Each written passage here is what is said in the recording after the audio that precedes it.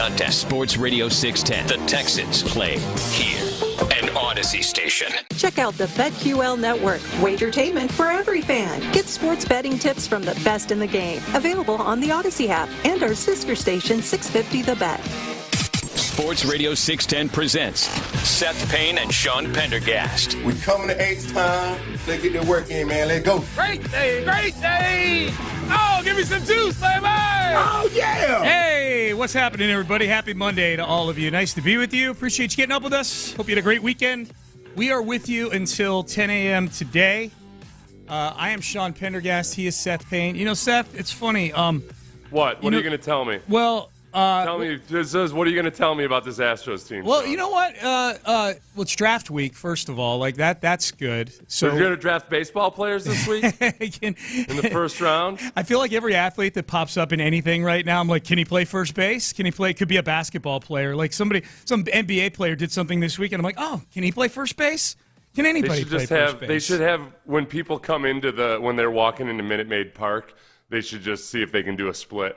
And if you can do a split, then you can go play first base for the Astros. Yeah. Whatever, man. Also, are you scared of shadows?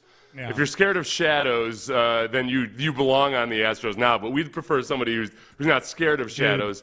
Since apparently playing in the mid-afternoon is all it takes to just turn the Astros into an even worse bunch of fielders. Yeah. Even as they are middling at best in fielding this year, let's make them even worse because they're scared of shadows. Yeah, it was a bad weekend, man. It was. It was I had a nice weekend. Like personally, it was a nice weekend. I didn't do very much. It was great. But as far as being an Astros fan, it was more of the same. This is officially a really bad baseball team. It was good for 17 innings. Like Verlander on Friday, that was pretty sweet. I felt like, all right, this is it, man. This is the shot in the arm they needed. Justin Verlander, 6 solid innings. You know, I would say by Verlander standards, like a solid B+ A- outing, right? Like right. 6 innings, efficient, no walks. It was great. He had to be extremely efficient because he was on a pitch count. They wanted to get him out of there in 85 or fewer pitches, and that was about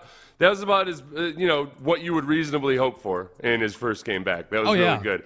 Unfortunately, he was the 23rd or the 24th pitcher to pitch this year? Yeah, he was the 23rd. That's right. 23 and me. Don't worry, with Verlander. They'll get to 24 soon enough, I'm sure. Well, Spencer Arrighetti's coming back up. Thank God. Just in time. I got that. Yeah, no, but hey, don't worry. It's not even it's like it's April 22nd. They've used 23 pitchers. It's crazy. So it was good for 17 innings. It was good. Hell, they were winning on Saturday going into the 9th inning, and then can't use Josh Hader because he needed, like 25, 30 pitches to close out the game on Friday.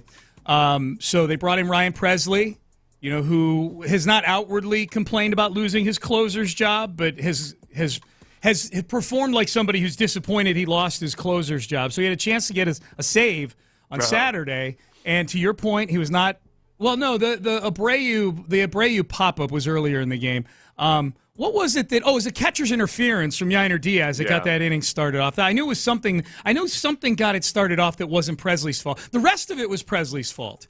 Not the complete rest of it. There was also Altuve trying to go home when the ball was about 3 feet away from the I'm talking about the half inning that Presley was in the game. Oh, that inning. Where they gave up the 2 runs. Yeah, so that was right. But then Altuve tagging up on a pop-up behind first base was intriguing on Saturday. There's been something. This happened a couple times in less than a week now where somebody's been thrown out at home with like the ball in mid right field, like in the little nook. Yeah. If your ballpark's got a nook, we'll run on you, everybody. Yep. Just put that ball right there where it's got free access from the first baseman or right field or anybody to just make a quick little toss to home. Yeah. Just go for it. Yep. So the Astros, and they lose again yesterday, 6-0, which isn't even a game worth talking about. They just didn't show up yesterday.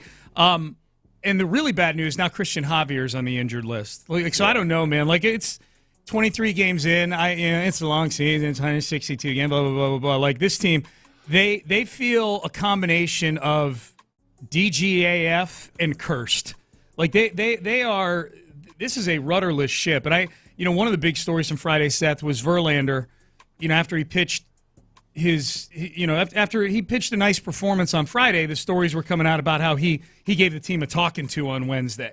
You got to pull your head out. And I said, well, this is good that somebody is taking the reins. Anybody takes the reins of this out of control, just caravan of horrificness they've got going on right now. The Verlander talking to lasted, the effect lasted 17 innings, it looks like. You can't talk to these kids, Sean. These kids, they're not listening. They're on their, Verlander's trying to talk to them. They're probably, texting. They're on their WhatsApp. All the things the kids do these days. Yeah, they're not. They were playing Candy Crush. Yeah, Sean. Old man Verlander comes in. These guys got no time or use for him. This is bad. Astros right now are 14th in the league in errors allowed or errors committed. Okay. They're just a sloppy mess of a baseball team. Middle of the pack. Better than I thought. The one excuse, the excuse that I'd love to give them if there weren't so many other things going wrong, is that the pitchers, as bad as they have been, they've created a boatload of soft contact, but it doesn't matter because the Astros are so hapless defensively, so out to lunch at various times. Sure, there's times where they've just been hit into gaps or what have you, but then there's other times where you can't figure out whether Dubon and Payne are going to collide into each other. Was it Jake Myers? It's so much. It's not fun to watch, man. This is not the baseball team that we've become. Oh no, I know what you're talking. It was Chaz and Dubon. It was right after. It was right around the same time that Abreu was dropping pop-ups, I think. Yeah. That was no, but there was also one between the center fielder and the shortstop and Pena. Yeah. So they sit at 7-16. Like there was a video that surfaced this weekend of the Chicago White Sox completely botching a very basic little league rundown. And I said, that's the only team that sits between the Astros and the bottom of the American League right now is that team. The team that can't execute a simple rundown between first and second base. It's them at the bottom and then the Astros next. At least last I checked. Maybe some other team has plummeted in between them. I have no idea. The first half of COVID, what was it haphazard a performance as this? As bad as they were in the first half? I don't remember. They finished. I don't remember being this frustrated. They finished 29-31, if I'm mistaken. So it was probably never really good. Yeah. It was, but I don't remember as much like complete Bush League stuff as what I've seen so far this year. Just completely like this is just these. Forget about but at least these guys are playing well, and this guy's making hard contact, and there are some guys, as you and I tried to be glass half full on Friday during a segment, like, okay, well, this guy's performing better. This is a bad baseball team. I don't care about the quality of the contact the Nationals were making yesterday to build their 5-0 lead. You got shut out. Like this is a bad baseball team with a really horrific back end of the bullpen. As of Saturday, after Ryan Presley blew that 4-2 lead, as of Saturday, the number has increased since then because they didn't score yesterday. But as of Saturday, this is the stat that I saw, that the Astros had been outscored 35-5 from the 7th inning on this year, following that game on Saturday where they blew that. 35-5. 35-5, and they've played 3 extra inning games this year and have yet to push a run across. Keep in mind, they gift you a runner at second base in each of these games. Like they're so bad at doing the little things right now. It would be easy to just brush that off as small sample size or something. Except the runners in scoring position stuff for everybody except Dubon continues to be. They were 1-8 last year in extra innings. Like the sample size over 2 years is getting to be pretty big now in extra innings. They've got a good chunk of dudes who with OPSs over 750. Yeah. Offensively, they should be better. I mean, they've got this chasm of a 0.68 hitter, Jose Abreu, that now is just gotten so lost and bad in the field as well that it's just really, really painful to watch. I don't know if, man, what percentage of What's the way out of this, Sean? Can you tell me what the way out is, other than just a return to health by your pitchers? Which you swapped the Javier for a Verlander this weekend, and that's about all the good news that you've got there. Health for the pitchers. I mean that's one of them. The back end of the bullpen has to start pitching the way you sign them up to pitch. Yeah. If Hader and Presley and Brian Abreu are going to have an ERA combined that's double digits, then it doesn't matter what the rest of these guys. If they're going to come in close games and give up 2 to 3 runs every time, even Hader, when he's come in lately to get saves, still gives up a run. You know, he's still not good. Oh, it'd be awesome if he'd come in and mowed a few dudes down 2 days ago so they could use him yesterday. Right. But no, then you got to get Presley. And then the other thing, too, and I think this is where a lot of us were guilty of overlooking this, is just the simple fact that, look, Hader was brought in for a reason to become the closer. Mm-hmm. It's because Presley took a step down last year at an age when some pitchers start to take a step down or backwards. And I don't know if this is the move that pushed him over the edge or if maybe that was just the smart and the wise thing that they did. But Hader so far has just not kept up his part of the bargain whatsoever. No, and Presley looks lost. It's almost you made that signing, and it's like you sacrificed Presley in the process. We signed Hader. Now, we might lose Presley here. Boy, he might get sideways a little bit. It's like, yeah, he did, and so is Hader. Like, they both are. So to answer your question, like, there could be a magic elixir along many different areas. To your point, it's hard for the lineup to be hitting better over the course of 23 games. This is, I would say, the back end of the bullpen, and this performance that they have offensively, Seth, needs to be more than just doing it in bunches. You know, like a lot of the reason why their stats are so good is they feast in certain games. You know, like they go out and they get 9 runs or 10 runs or 8 runs or whatever it is. They're not good this year in playing in close, I don't even say low-scoring games, like playing in those 4-3, 5-4 type of games. Call it what it is, too. I mean, they're just idiots on the base paths. The small ball and everything else that goes along with it. Almost got a Jordan bunt the other day. It's all a blur right now. Yep. That's just, they, like you said, they look like a youth baseball team at times. It's really frustrating. It's bad. All right, so that's where we are. Happy Monday, everybody. It is draft week. So let's circle over to that. Let's circle over to something a little bit happier. Is it official? Did C.J. Stroud kill this? We'll tell you what that is coming up next. But I want to tell you Prize Picks right now. I've got an open Prize Picks play right now. I took advantage of the Nikola Jokic free square they've got going on right now for the Nuggets and the Lakers tonight. Free square. He's just got to score a point. And I close out a Prize Picks entry. That's it. You can still get in on it.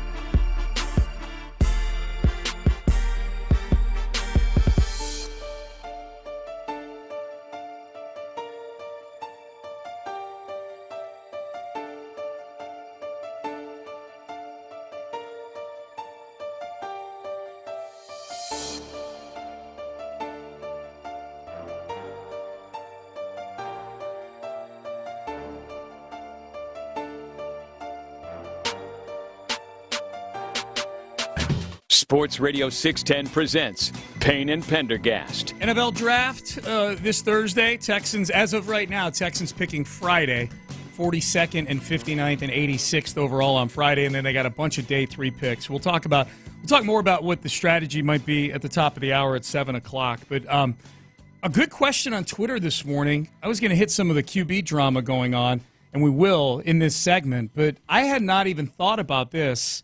But Good Thoughts Now on Twitter hit me with a question before the show today and basically said, hey, where are the S2 scores at? Right. Yeah. Right. Where are the leaked S2 scores? Yeah, no S2 scores released for any draftees this year with a hand on chin emoji, which I love the sassy emojis that go with it. But yeah, man, where are the S2 scores? You know where the S2 scores are? With a knife between their shoulder blades in the back of an alley somewhere. And you know who killed them? C.J. Stroud. That's who. C.J. Stroud, yeah. He murdered the S2. You'll never pin him with it. No, but that's Sean Pendergast is holding the weapon. That's who did it. I would. For C.J. Stroud, I would. Yeah. You did. That's the exact same thing you told me. You told me after you interviewed C.J., after you had at that charity event. Yes. You came back to me and you said with 100% seriousness, you looked into my eyes and said, I would cover up a murder for that dude. I would. I would. Of a standardized test. Yeah. Yes. Yeah, not a person. Right. No, so he beat the hell out of the S2, and it ain't coming back no more. I think that teams do value the S2 cognition test. What they're not going to do is act like all of a sudden some company had found the be-all, end-all for quarterback evaluation. Not anymore. Shut it down, because if you don't get a good S2 score, then you just simply can't be a good NFL quarterback. Bam. What'd you base that on? Several years of information in which actually no good quarterbacks were drafted anyways. I would be curious if the S2 people lost business over C.J. Stroud. Like if some teams looked at it and said, okay, this is a big. Now, granted, it's one big miss. We don't know what other misses there have been. This is just a really high profile, the biggest high profile one. No, I think the sum total of it was that I think most of the teams that use it as a tool. It's the same way as, just because, DK Metcalf had one of the worst 3-cone drills of all time. And yet he ended up being didn't really hurt him in the NFL. No, it's not like teams wholesale now don't care about the 3-cone drill. Right. It's one test that adds to the picture of what you may or may not be dealing with. Yeah. If I were the S2 people, I would this year at least, I would be like, hey, whatever team leaked the score, because I guarantee they know who leaked the scores last year because they loved that the scores got leaked last year. Bryce, they loved it. They were granting all kinds of interviews. Oh sure. Yeah, well, and once CJ turned out as really good, they granted even more interviews so they could try to clean up the mess that was left behind by his score. They were pointing out that, we can't divulge anything, but there were a couple that we had suggested the teams ignore. Yeah. We told them, ignore these tests for these players. Ignore these or retake them. Maybe you should have the guy retake the test or whatever. Yeah. So if I'm the S2 people, I would have been whichever teams were leaking them last year, I'm hey, don't leak them this year. It's because you know what's going to happen. Nobody's going to buy them because of C.J. Stroud. Nobody's going to buy the narrative because C.J. Stroud was so amazing. All they're going to do is go to us on social media and make fun of us and hit us with memes of blind mice or stupid people or things like that, That's what the blind mice S2 cognition people. Yeah. The old Gary Larson tattoo of the kid pushing on the door that says pull at the school for gifted children. Yes. That's the S2 cognition. Don't need that heat this year. We need another year to let this thing kind of cool off with C.J. Stroud. Yeah, they tried to use this year kind of like a soft reopening at a restaurant where it's friends and family are in, but we'll keep the critics out for a little bit. Let's get the operation back in order before we open for business again. Some Pop Warner quarterbacks from families that they knew take the S2 test. That was it. The owners of the S2 cognition test round about midway through last year had their binder where there was their Phase 2 world domination through screening people. Yeah. They were about to get fascists on our ass. Yes. And they realized, oh, crap, wait, we need to go back to the drawing board. We haven't quite figured out how to quantify human beings yet. Oh, my God, yeah. So, no, haven't heard anything on it yet. To answer your question, Good Thoughts Now on Twitter, not heard anything about the S2 test. So, there's still time. Draft is Thursday. Now, I guess the big drama I guess the big drama going on in the draft this year is at number 2. We all know Caleb Williams is going number 1 to Chicago. We'll see how that works out.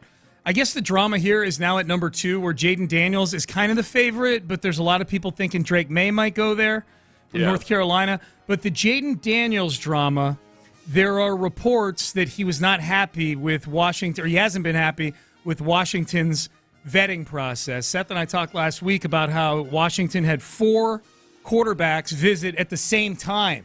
Just some weird experiment, I guess, where they're all going to interact with each other. But Jaden Daniels' agent, Ron Butler is his name, kind of passive-aggressively tweeted about it. He emoji tweeted about it to kind of express some displeasure over that. Here is ESPN's Jeremy Fowler with a positively Fowler-esque report on what exactly is going on with the Jaden Daniels situation. It does feel like that there is some smoke here. That's sort of undeniable at this point. I spoke to somebody who's involved in Daniels' process who does openly wonder, is Daniels looking at his options right now?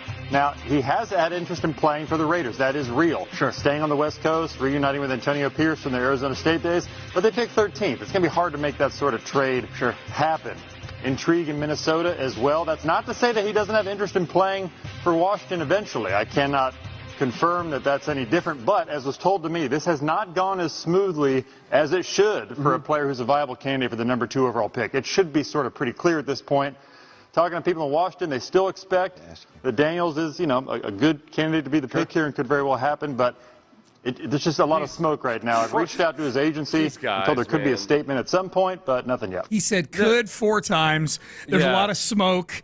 Somehow this whole thing that Jaden Daniels controls his destiny. He can wind up with the Raiders, who are picking 13. No, but also just that this process hasn't gone as smoothly as it should for a guy who's supposed to be a second-round pick. Okay, I'm going to need more clarity on that. Sometimes these guys just get hissy that people aren't feeding them information, I think. I swear. I mean, ultimately, what was the harm in the Texans keeping everything as quiet as possible before the draft? And these guys just flat out, guys like Jeremy Fowler last night were twisted in the wind when you realize that, okay, when their little moles can't feed them the information they just start pulling stuff out their own wazoo. I have no idea. I don't trust these guys one bit when it comes to I feel like I think sometimes they think the public's expectations are more of them than they actually are. Okay, you don't know. Just say you don't know. Yeah. Oh, it hasn't gone as smoothly as it should. What the hell does that mean? Well, what does that even mean? And in the end, the report was that, things are going sideways. He doesn't want to go with Washington. And then by the end, it's like he could wind up with Washington. There's no direction here on any of this. And so this is, we don't play that audio to sit here and poke fun at Jeremy Fowler.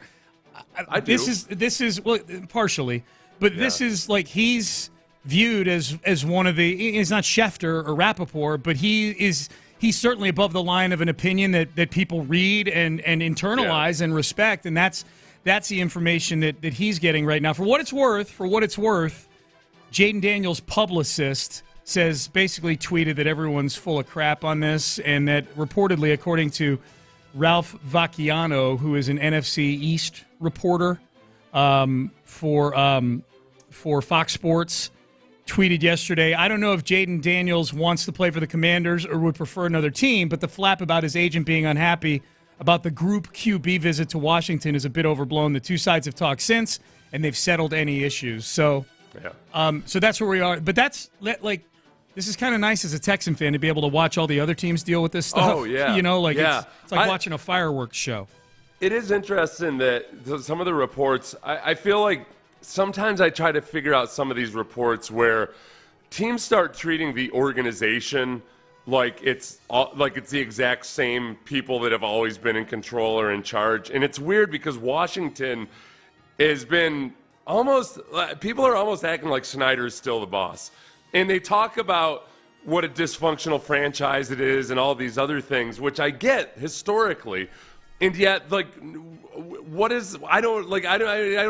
can't figure out what I'm missing in that they haven't really had a chance to demonstrate any dysfunction yet, other than perhaps this weird little 4 quarterbacks all visiting at once thing. I think that was I was kind of like poking around to see what people in Washington were saying about all this, and I do think the sense I got, Seth, is that there was a frustration among Washington fans that they thought this will finally be a draft where people aren't pointing at us, like a circus animal or something. And now here they are getting pointed at like they're a circus animal. Different ownership and different reasons. Obviously, the reasons they got pointed at with Snyder went far beyond football.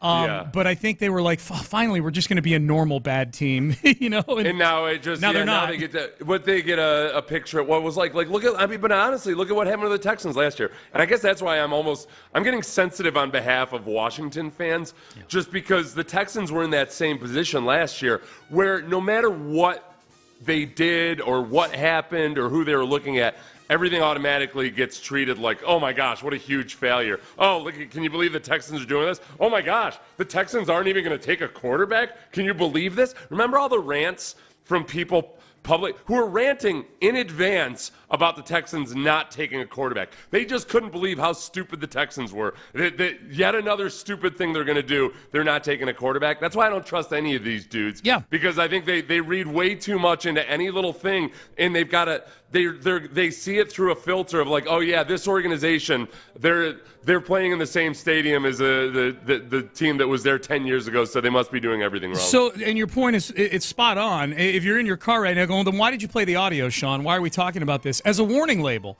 and you should know this, Texan fans, for all the things Seth just pointed out over the last minute or so, is that, as Bill Belichick said on the Pat McAfee show last week, none of this stuff really starts to take on shreds of truth until about 12 hours before the draft. Until about Thursday morning is when the truth starts to come out. We'll point out, as we did last week, that the one mock draft that had the Texans taking C.J. Stroud at 2 and trading up with the Cardinals from 12 to 3 to take Will Anderson was Daniel Jeremiah the day before the draft. The day before the draft. The day before the draft. Yeah. So a little bit more than 12 hours beforehand. Yeah, or at least give or take. By the time he actually published everything. We'll call it 12 to 24. Yeah. I think you're overthinking whether people care about why we played something or not. That's the. Okay. Yeah. Did somebody complain to you about us playing that? No. I'm just it was just a way of talking of me getting around to my point. I despise. I just Jeremy Fowler angers me ever since he did that. Remember, there was a report last year where somebody texted him or emailed him and said nobody knows what the Texans are doing, and Jeremy Fowler reported it as, yes, I received this text. Nobody knows what the Texans are doing. Yeah. Like, all right, settle down, cowboy. Yeah. All the guy was saying was like what the truth was. Nobody knows what the Texans were doing because they didn't. Did you see Russell Wilson throwing a first pitch out wearing a baseball glove over the weekend? Yeah, I did. I wondered. I'm glad you pointed out what was weird about it. I couldn't. I thought it was. I was looking at it. I was like, why is this different? And I thought maybe it was because he was wearing just athletic shorts. Yeah. And like he looked more like he was out there for batting practice or something. Yeah. But you pointed out that he was wearing a glove. He's wearing a glove, and I do what I do. Russell Wilson, he's corny, so I tweeted out like, "Have fun with this dork, Pittsburgh." Like classic Twitter stuff that I'm sure Russ looks at and takes a nasty plunge in his pile of cash that he has and says scoreboard, which he should. So it was interesting. So I put up a poll, and I said, Russell Wilson wore a mitt while throwing out a ceremonial first pitch this weekend. Is this acceptable? And I was a little surprised at well, do you want to take a guess, Seth? Did you look at this poll? I know you like to guess these things. I'm guessing. The two choices are sure, why not? Is it acceptable? Or, nope, total dork. Those are the two choices. If it were anybody but Russell Wilson, I think you'd get 78% sure, why not? Yeah. I think you probably got 55% sure, why not? 52.3. That was a good guess by you. 52.3. It's inside the margin for error. I've got my finger on the pulse of the people. Yeah. So 52.3. What was interesting was, one, just like how vocal the 52.3% were about sticking up for Russ, like of all the people to stick up for.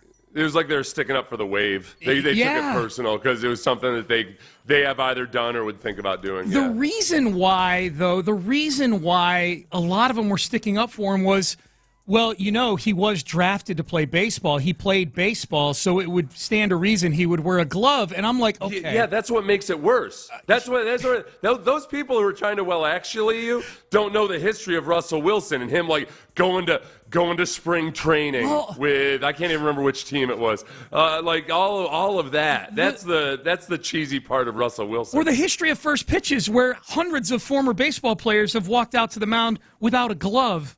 Right. And, I'm like, man, am I taking crazy pills here? Like, of course he'd wear a glove. He used to play baseball. Like, okay, so if you didn't used to play baseball, then you're a complete nerd if you wear the glove. But Russell Wilson, he played baseball, so it's okay that he wears a glove on a soft toss to home. Like, what do you? That's like just like how I wear a full football uniform on Sundays in the press box. Yeah. You'll be like, there's, or if I ever get chosen to. The coin toss. You ever got asked to do the coin toss before the game? Yeah. I'm going to be out there in a full uniform. Right. Because I got drafted once. That's what the one you quote tweeted said, well, he was drafted in the MLB. So, so was Nolan Ryan was drafted in the MLB. Yeah. And he whenever I've seen Nolan Ryan throw a first pitch, Hall of Famer, no less. Yeah. He doesn't wear a glove. It was these people are like, of course he'd wear a glove. He used to play baseball. I'm like, I've never seen a former baseball player. I don't know that I've ever seen anybody wear a glove throwing out a first pitch before that I can think of. And trust me, I spent way too much time Googling it yesterday. This is the problem, though. This is the problem.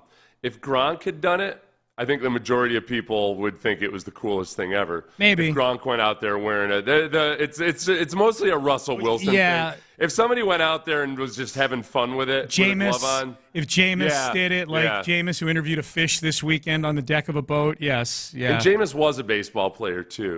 Yep. People would wait. You might be the one actuallying people on that one. Somebody would say, like, here's stupid Jameis again. And you'd say, well, I mean, he did play baseball at Florida State. That's Come on. True. Yep. All right, Payne and Pendergast with you on a Monday. Good to be with you. Reaction Monday. We're reacting to a lot of stuff. Draft this week. We're going to get to the Texans in the draft at the top of the hour. What could day 2 look like for the Texans? But up next, we've got headlines. Some of them bad, some of them good, but we've got them all for you coming up next. All good over at the Men's Tea Clinic. Every Friday, go there for my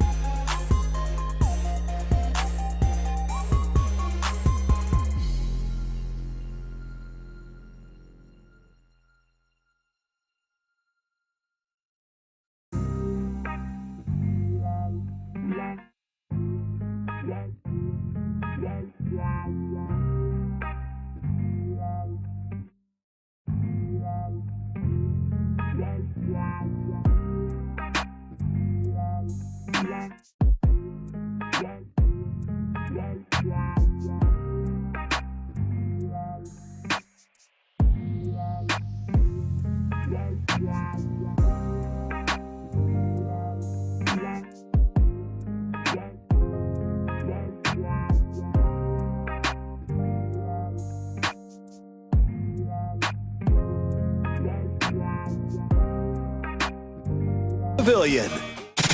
Payne and Pendergast with today's headlines. All right, good to be with you on a Monday. Let's start with the Astros. It was another rough weekend. Friday was good. Justin Verlander, 6 innings, got the win. That was cool. Yeah. That was good. We like that. Josh Hader was a little scary. Yeah. Saturday was good for about 8 innings, and then the 9th inning and extra innings were terrible. They lose that game. And then yesterday, and why even bother showing up yesterday? 6-0, they lose. Hunter Brown gave up 3 runs before he got an out, and then kind of settled in after that, I suppose. He wasn't even supposed to start.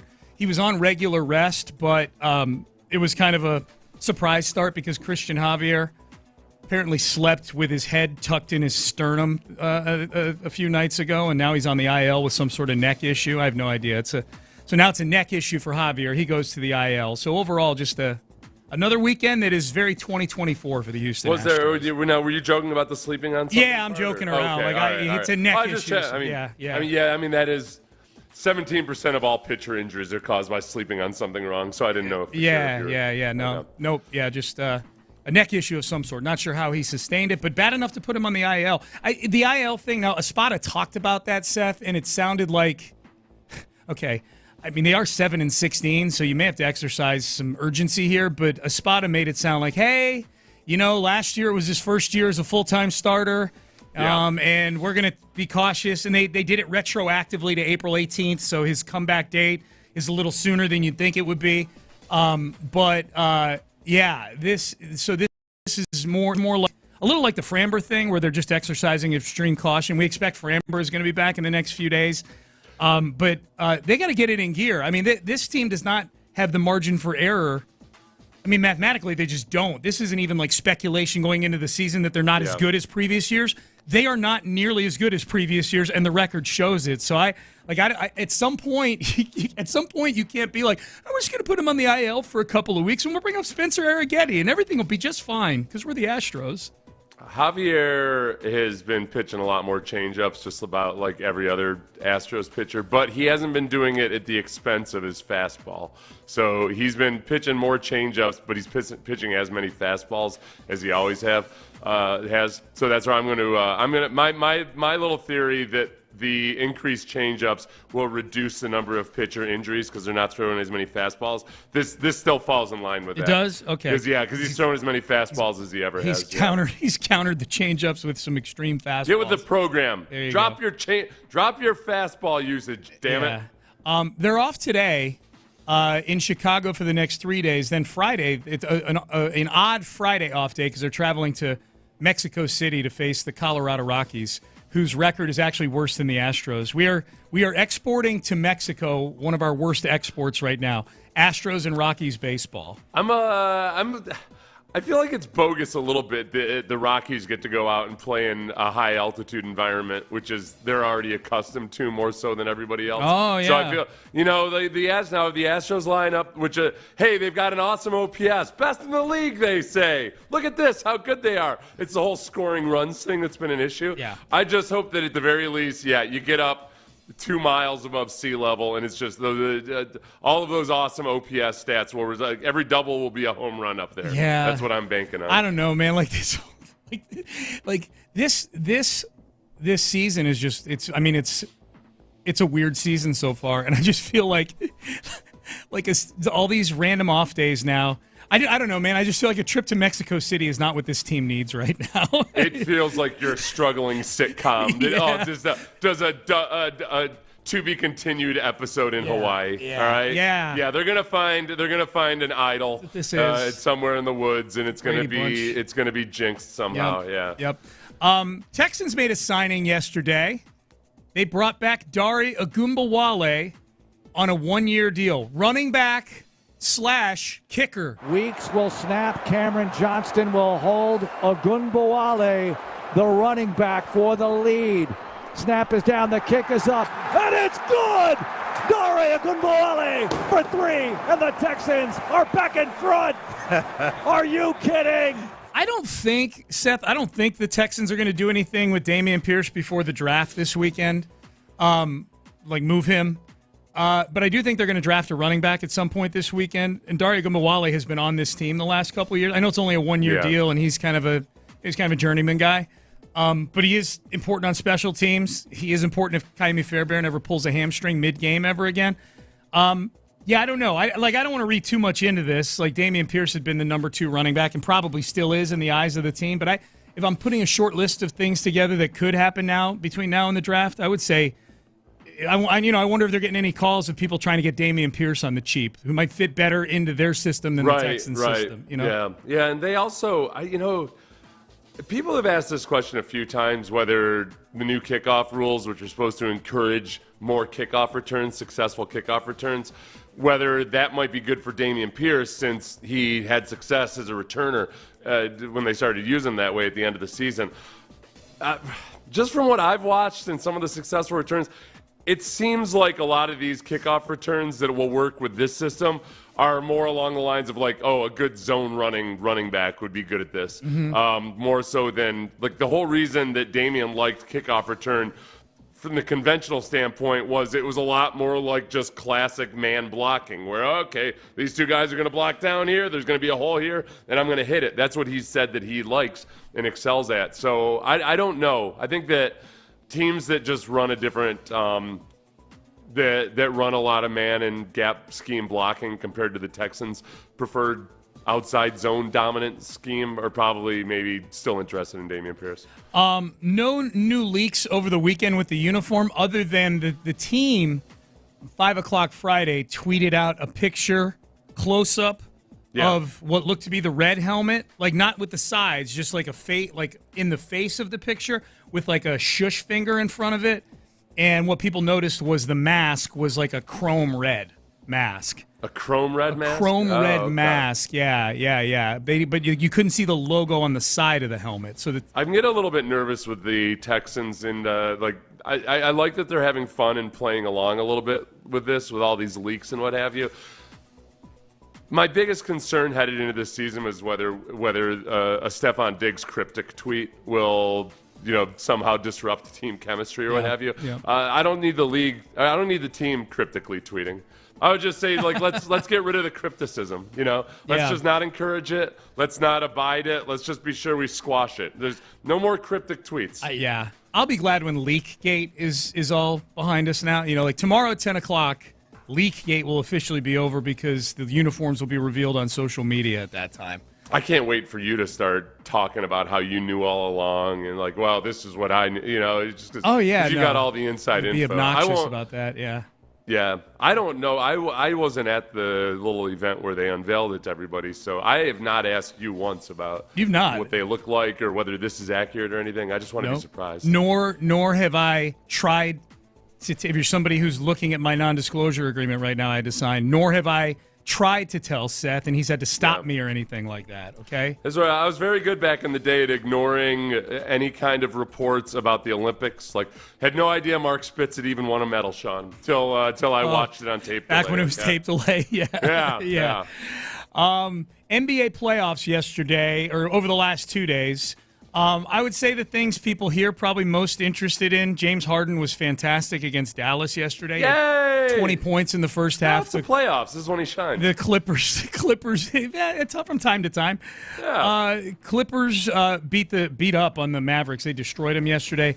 I think people are still interested slightly in the Sixers because Daryl Morey is there. They lose to the Knicks. Joel Embiid is running around like he's Fred Sanford out there. He is not moving well at all. Denver rolled the Lakers on Saturday night, 114 to 103. So there were 8 games yesterday. We are early now. We're just 1 game into the playoffs. NBA awards finalists, real quick. MVP finalists, the 3 finalists, Luka Doncic, Shai Gilgeous-Alexander, and Nikola Jokic, the reigning MVP. No nomination or no finalists for Ime Udoka for Coach of the Year, nor Amen Thompson for Rookie of the Year.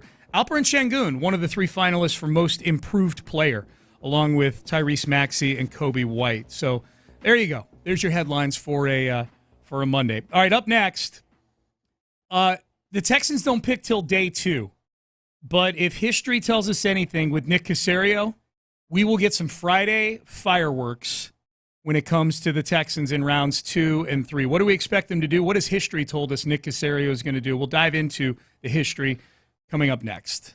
Kirk Holmes, spelled K-U-R-K. Kirk Holmes is the Southern Living Builder of the Year for 2024, and with good reason. Kirk Holmes is a third-generation family-owned home builder who does things the right way. They build with 2x6 walls. They give you a 20-year warranty. That's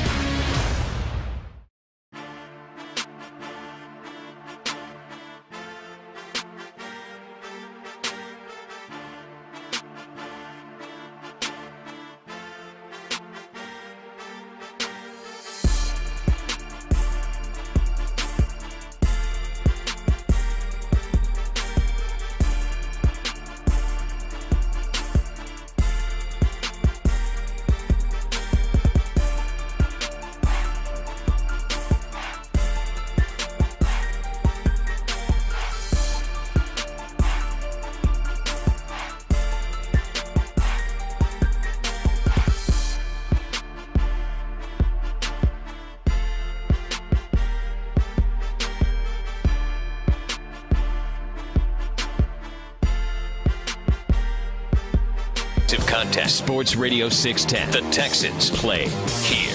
An Odyssey station. Sports Radio 610 presents Payne and Pendergast. All right, a couple things here real quick before we get into a little draft talk for Friday.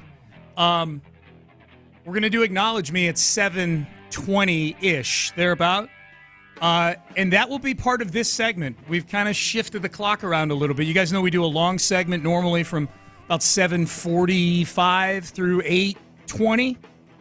We've kind of shifted the clock around. It turns out the numbers tell us there's more of you in your cars between 7 and 7:45, so we want to try to serve as big an audience as possible. So we are going to go straight through here till about 7:37 each day. During COVID, everything shifted later.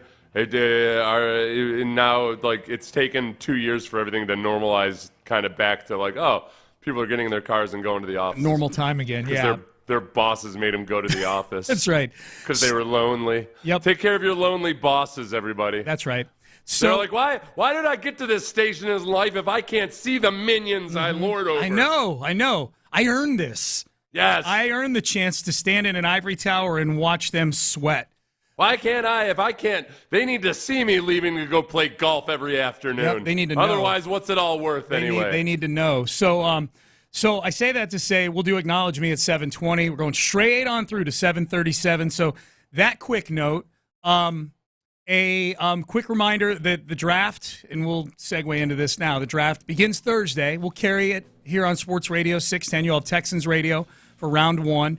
And then round 2, which is when things start popping for the Houston Texans, that'll be on Friday. Coverage will include one Seth C. Payne, along with Mark Vandermeer and John Harris on Friday. Out at the draft party. At the draft party. Yeah. It's going to be fun. Should be a good time. That's going to be, there's a lot of, the fun thing about the second and third rounds is that, especially by the time you get to the third round, got to jostle the old memory every now and then when a team takes somebody. Yeah, you got to be sure you get your bullet points right. But when we're out there at the party, there's distractions. There are. I don't know if I can be bothered jostling my memory when there's people to jostle out there. You've got John Harris with you. You'll be just fine. My little Wikipedia. That's lean on Johnny time. Hell yeah, it is. Yeah, and he loves it. Nobody better. All right, so here was Nick Caserio last Thursday on Texans All Access talking about what watching the first round will be like this year. I mean, we'll still kind of go through our process. So there's probably 15 or 20 players that are going to go. And then if you get to a point, if there's an opportunity that you feel makes sense that you want to get back into the first round, then we'd have to weigh the cost benefits of potentially doing that. But I think it goes back to just knowing as many players as possible, kind of a range of, where you think they may fall. And it's just relying on the information that you have. And there's a myriad of mocks that are available. Some are probably a little more accurate than others. But again, you're really just kind of adjusting and reacting to what's going on and kind of taking inventory. And then you're looking ahead to Friday if we don't pick on Thursday, which right now we're not scheduled to. But by the same token, if you get to a point where you feel like there's a player maybe that's standing out and you think that it's worth making the move, then if we were to do that, what's the cost associated with that? So we're in a decent position. If we don't do anything, we're hopeful that we'll get 2 or 3 quality players on Friday. If we do have an opportunity on Thursday that makes sense, it'd be something for us to consider and discuss and ultimately just try to make the right decision at the present time. Seth, we'll get to what Friday could look like in a second. The part there where Nick kind of alluded to the potential of moving into the first round on Thursday night. We know nobody's more fluid than Nick Caserio when it comes to this stuff. He's reacting to a lot of things that are happening in the draft. If you had to guess, do you think if there is a mindset they're going into Thursday night with, is it a mindset that we're probably going to lay back and pick in the second round, or do you think that there's a mindset that they're going to be kind of aggressively trying to get back up into the first round? Well, no, I think the mindset is they're going to like everything he just said right there. I think you can take at face value, including the part of the mock drafts. It might be a surprise to some people that NFL teams monitor the mock draft. And they don't do it because they think any given one is going to tell you exactly what happens. But the group consensus over time tends to be somewhat accurate. So, obviously it's never completely accurate. Data point, yeah. But they get a feel for, okay, the guys that are always going in the top 15, the guys that are always going in the top 20, the guys that are always going in the first round. And then every team has their own board. There's no one universal board. And a lot of times, guys that you might have ranked pretty high, it turns out, this year not as many teams seem to be all that eager to take that guy. So yeah, this guy's falling down our board. I think that where Nick is right now, he probably feels like, yeah, given the way we've looked at everything, it's likely that it's going to make the most sense for us to be in the second round. Yeah. But if all of a sudden, maybe for whatever reason, a bunch of wide receivers aren't being taken in the first 15 picks, or if all of a sudden some of the really good offensive linemen are falling, even though, the Texans don't need a tackle necessarily, but if there's somebody that they really like and they're all falling way down, then there's a chance perhaps that they move up. Yeah, I expect them to sit round one out, if I had to guess. Yeah. But I think you're spot on, and I think what Nick's saying is true. Like, if an opportunity presents itself, he's not just gonna not trade into the first round because they moved the draft party to Friday. Let's just put it that way, right? Yeah, and I think that I think the biggest thing it might be Brock Bowers would be the only guy that, for whatever reason, if he was falling, that's the one guy I think, yes, they have Dalton Schultz, but there's zero reason not to want more weapons at tight end, especially a younger guy. Yeah. So somebody like that falling, I think, might them. But it would be also, it'd be a pretty aggressive move to get back up into the first round for somebody that's probably not going to, that would be a move way up. Yeah. And it's unlikely, and yet these things happen. So the Texans they've got their 2 second-round picks, 42 and 59th overall. They've got the 86th pick overall in the third round. And then on day 3, which you can hear on Sports Radio 610 with me and John Harris for the first 4 hours, and I believe Vandy and Johnny after 3 o'clock, they've got 2 4ths, 2 6ths, and 2 7ths as of right now. Now, look, if history tells us anything with Nick Caserio, not only is he probably not going to stay put on day 2 in rounds 2 and 3, but he's probably going to use at least a few of those day 3 picks as his currency to move around in. Whatever list you're looking at right now, the Texans draft pick, don't fall in love with it. Because history tells us it is going to change on draft weekend. Sean, I did pretty well on my SAT math back in the day. I don't want to brag about it, but just as a matter of establishing some credibility. Yeah. For people who might otherwise only hear me try to do math at 6:15 a.m. when it's just when only the language centers in my brain are working. But this is what I know. Nick's first draft, 2 trades. Nick's second draft, 4 trades. Yep. Nick's third draft, 8 trades. Yes. I think it's pretty obvious we're going to have 16 trades in this 16 Oh, yeah. I can do the pattern, Sean. I know the times 2. Yeah. Times 2. Yeah. 16 trades. His history is he does move to get the guys he wants. He's drafted 23 players, and I think only 5 of the 23 have been with actual picks that the Texans had going into draft night. Yeah, we're living on just everything gets. This is just currency. Like, he looks at the trade picks like it's currency, and you're trading up, you're trading down. You got whatever the exchange rate is, and boom, there you go. He's not married to or emotionally attached to any of these picks. Right. Like, he is very open about the fact that the evaluations are far from perfect. Like, he would rather give up swings on day 3 to maximize the probability on day 2. Just real quick, he's drafted 7 players on day 2 in the 3 drafts that he's had so far. Okay, so he drafted 2 in 2021, 3 the next year, and then 2 last year. Of those 7 players, only 2 were picked with the Texans pick, like that they came into the night with. Yeah. Davis Mills, his very first pick as GM back in 2021. And then Jalen Petrie at the 37th overall pick in 2022. Nico Collins, he traded a couple picks to move up for. John Mechie, he traded 2 4th-round picks to move up spots to go get. Christian Harris traded a day 3 pick to move up 5 spots to go get. And then last season, both of his day 2 picks, Juice Scruggs and Tank Dell, he traded a few picks to move up some spots. He moved up 6 spots to get Juice Scruggs, traded a 6th and a 7th, moved up 4 spots to go get Tank Dell, traded a 5th and a 6th to do that. I would say most of them, other than the Mechie trade, still the jury's out on, but I would say most of these trades look like he went and got some pretty good players with them. Here's the irony, and here's the illustration of just like how you can't get too worked up about giving up 6th and 7th round picks. One of the 7th round picks, he gave up a 6th and a 7th last year to move up 6 spots to get Juice Scruggs. One of the 7th round picks was used to take current Houston Texan Nick Broker. So the guy that the Bills used that pick on, that they traded to get Juice Scruggs, wound up on the Texans anyways, because that's what happens with 7th round picks. They pick them up on waivers. They wind up on the waiver wire. Yeah. So yeah, I just thought that was kind of ironic. His rookie year? That was that was last year. That was last year. Yeah, that was his. Yeah, I think I know a lot of people want the Texans to draft a defensive lineman. Where they sit right now at 42, this is seemingly, as Nick says, they monitor the mock drafts and what have you. There's so many defensive tackles that are like these 295 to 303 pound dudes who have athletic ability and pass rushing ability, not necessarily be complete studs versus the run, but and potentially Johnny Newton falls into the 2nd round, but Braden Fisk, Chris Jenkins, Michael Hall Jr., Ruka Roho. Wait, it's a row. It's 3 rows, Sean.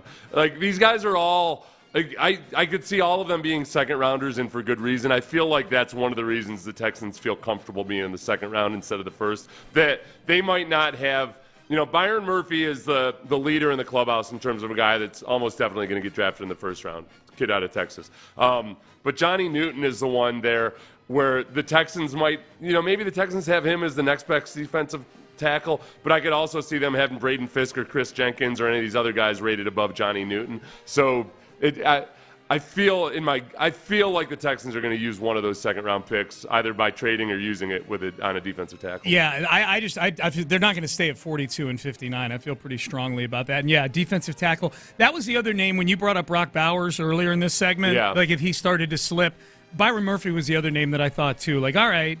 Because I think a lot of people thought he wouldn't be there at 23 if the Texans were at 23. If that guy slips into the mid-20s, right, depending on what their evaluation is on him, obviously. But that feels like a name that they might go get in the 1st round if he starts to slide. His average projection right now is to go 18th overall. And, originally people were thinking top 10 with him originally, except that it turned out to be such a strong offensive draft.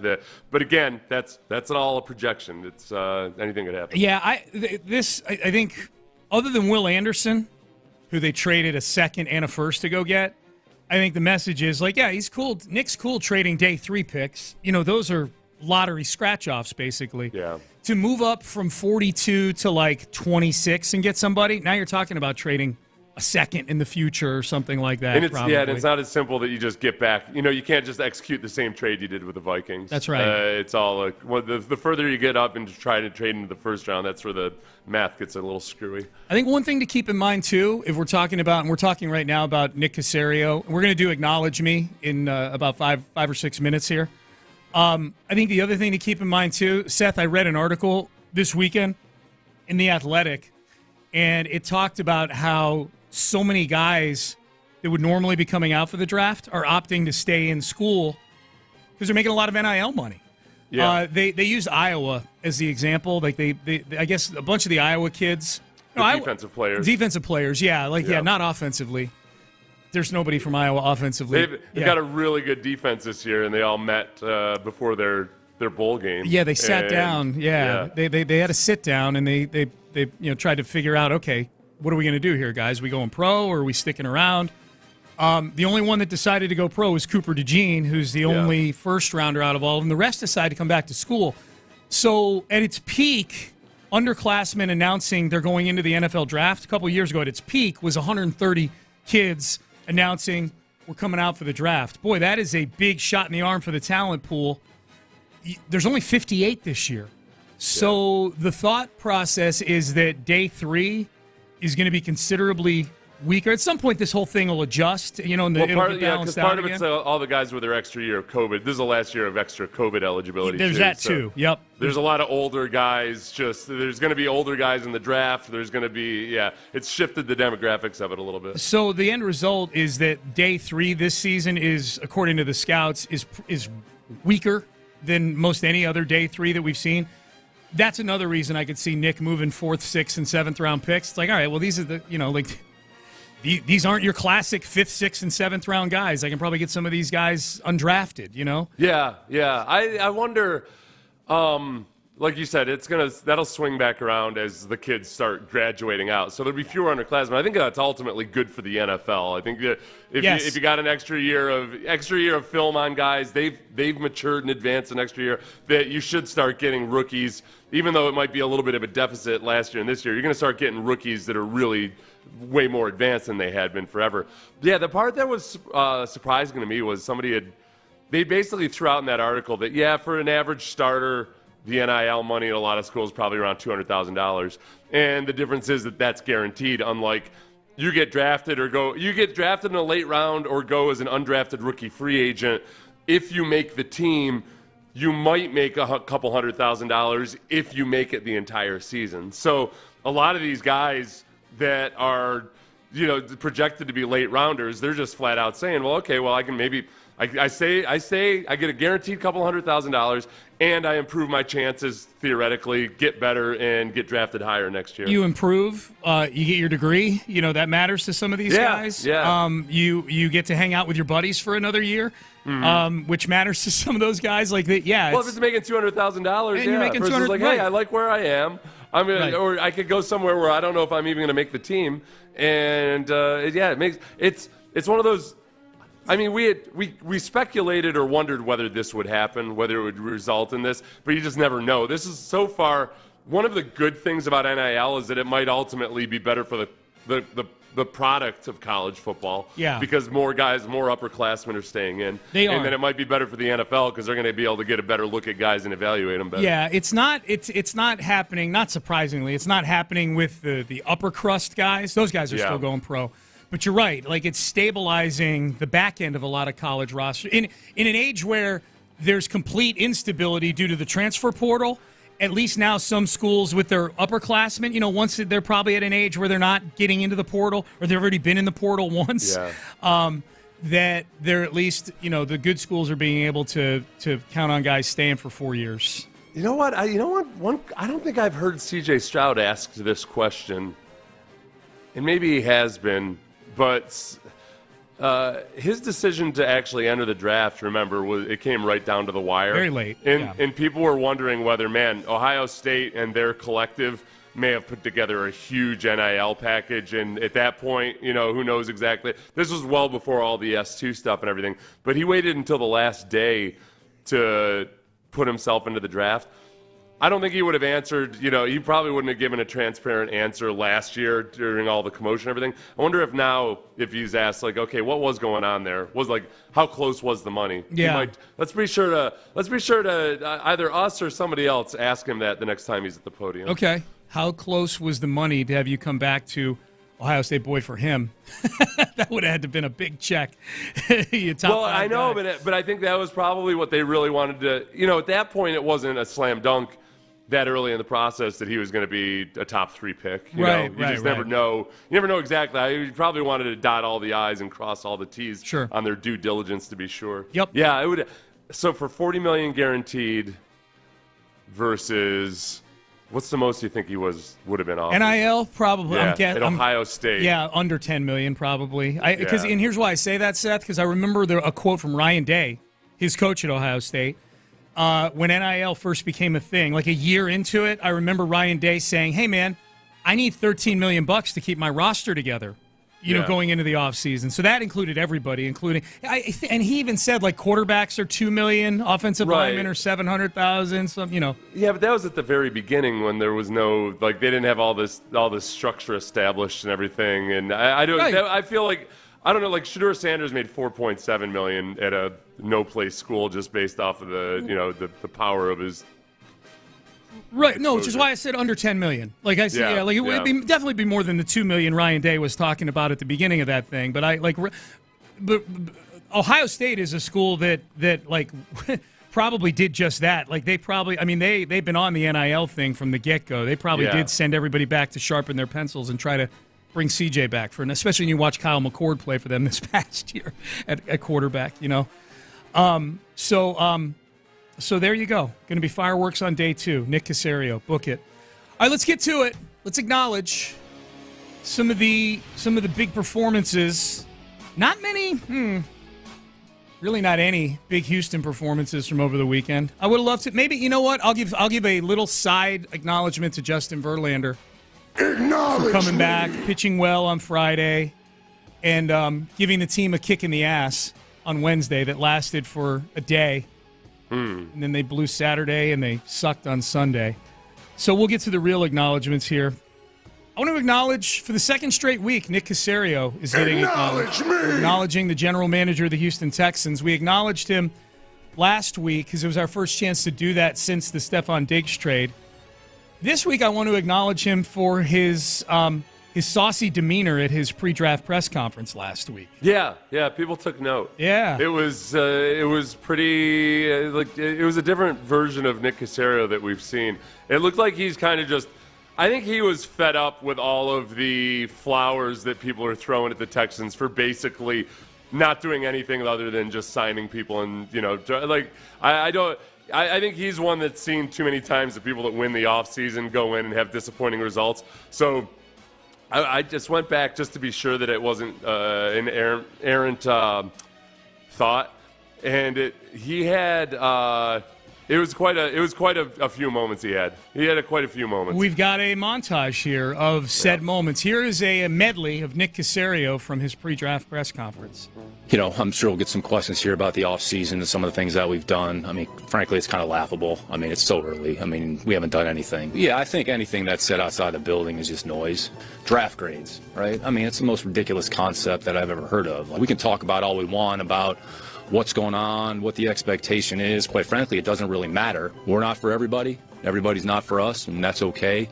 Yeah, I mean, look, I don't really know what that means. I mean, Devin Singletary, was that not like a big enough name last year, I guess? Yeah, number one, I don't even know what that definition means. So if someone can define that for me. Excited to have stuff here, and, when he gets here, I mean, certainly he's, he'll be available, there'll be ample time for you all to visit with him. So, we're not, sign a free agent, bring a jersey up here and, do a big powwow. That's not how we operate. We don't believe in that. Is there another way that we're supposed to do it? No, I'm asking. We're not trying to be difficult. I know that's what everybody thinks.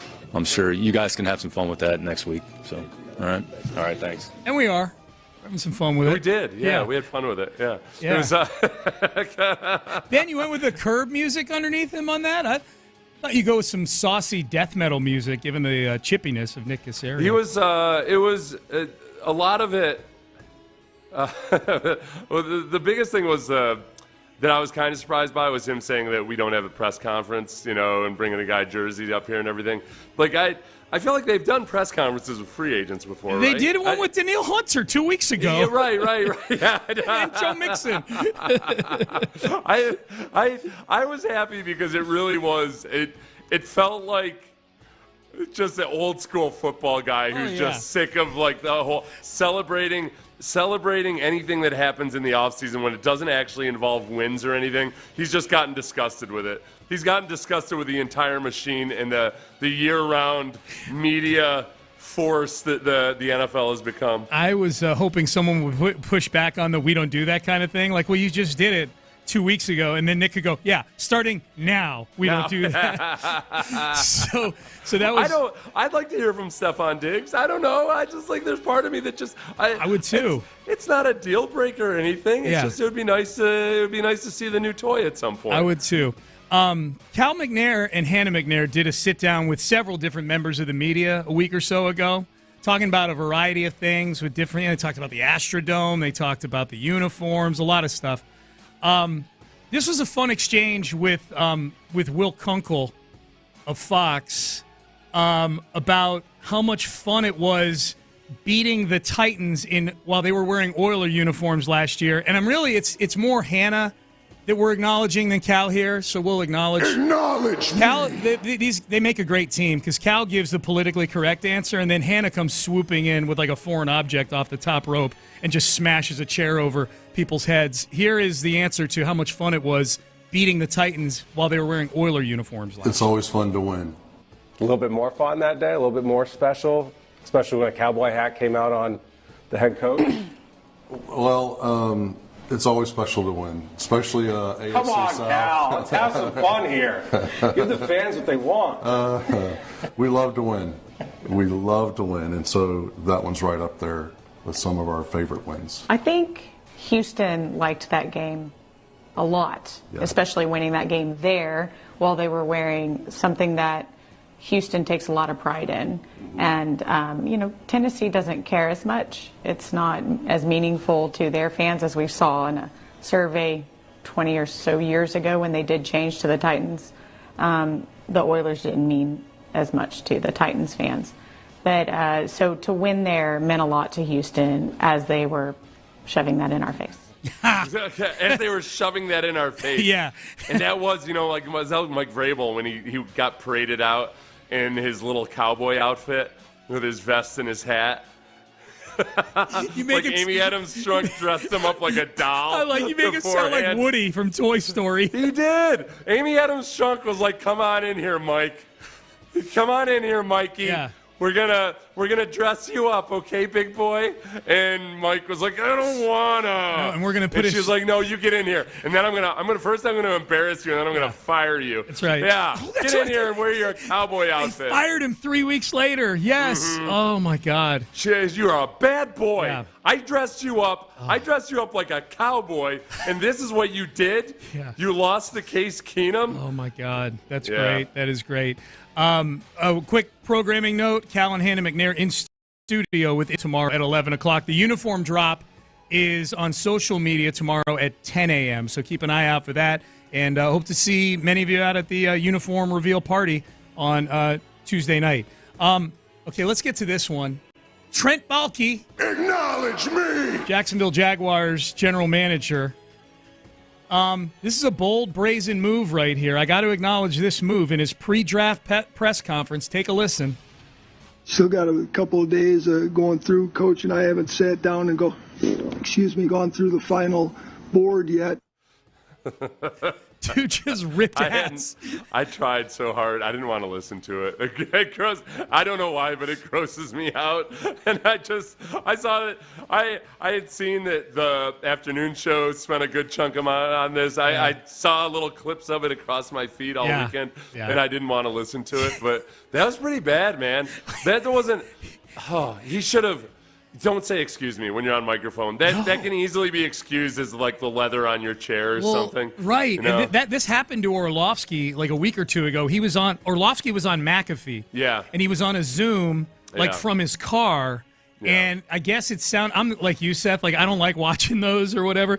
I'm only playing this because he acknowledged it and said, "Excuse me." It's hilarious to me. Well, yeah, because Orlovsky blamed a windshield wiper. Orlovsky blamed a windshield wiper. That's exactly right. But there was no evidence. Like I watched that one a few times, and like it never looked like the windshield wipers were on. No. So I did. So yeah, Trent Baalke, man, just I mean, draft's a tough time, man. He doesn't get to hit the restroom enough, No, he's probably eating Taco Bell. Yeah. Or something. They Uber Eats it. A lot of fast food. Ryan Garcia. Acknowledge me. I did not see this fight on Saturday. I just saw the reaction to it. Full confession, I'm not a huge boxing guy. I don't go out of my way to watch big fights on Saturday night. But we've had multiple people text in saying, "You're going to acknowledge Ryan Garcia." He was in the rundown. Don't worry. This is not me pandering to you, texters. Won the lightweight title in a huge upset on Saturday of Devin Haney. My two most fun takeaways from this fight, because I didn't see the fight, but apparently this is the fight that's going to put boxing back on the map. I have no idea. But C.J. Stroud had all the boys over for this fight. It was on Instagram. He Instagram lived him and all the fellas and kind of panned around the room. So that was good to see. Like CJ is still doing his thing where he's sort of the go-to house for all the big parties and stuff. I like that. Number two, this was a major upset. Like Ryan Garcia was like a 20 or 25-1 underdog and won this thing. Yeah. LaShawn McCoy, former NFL running back, decided to bet the favorite in this one. And the favorite, Devin Haney, was minus 1,000 to win the fight.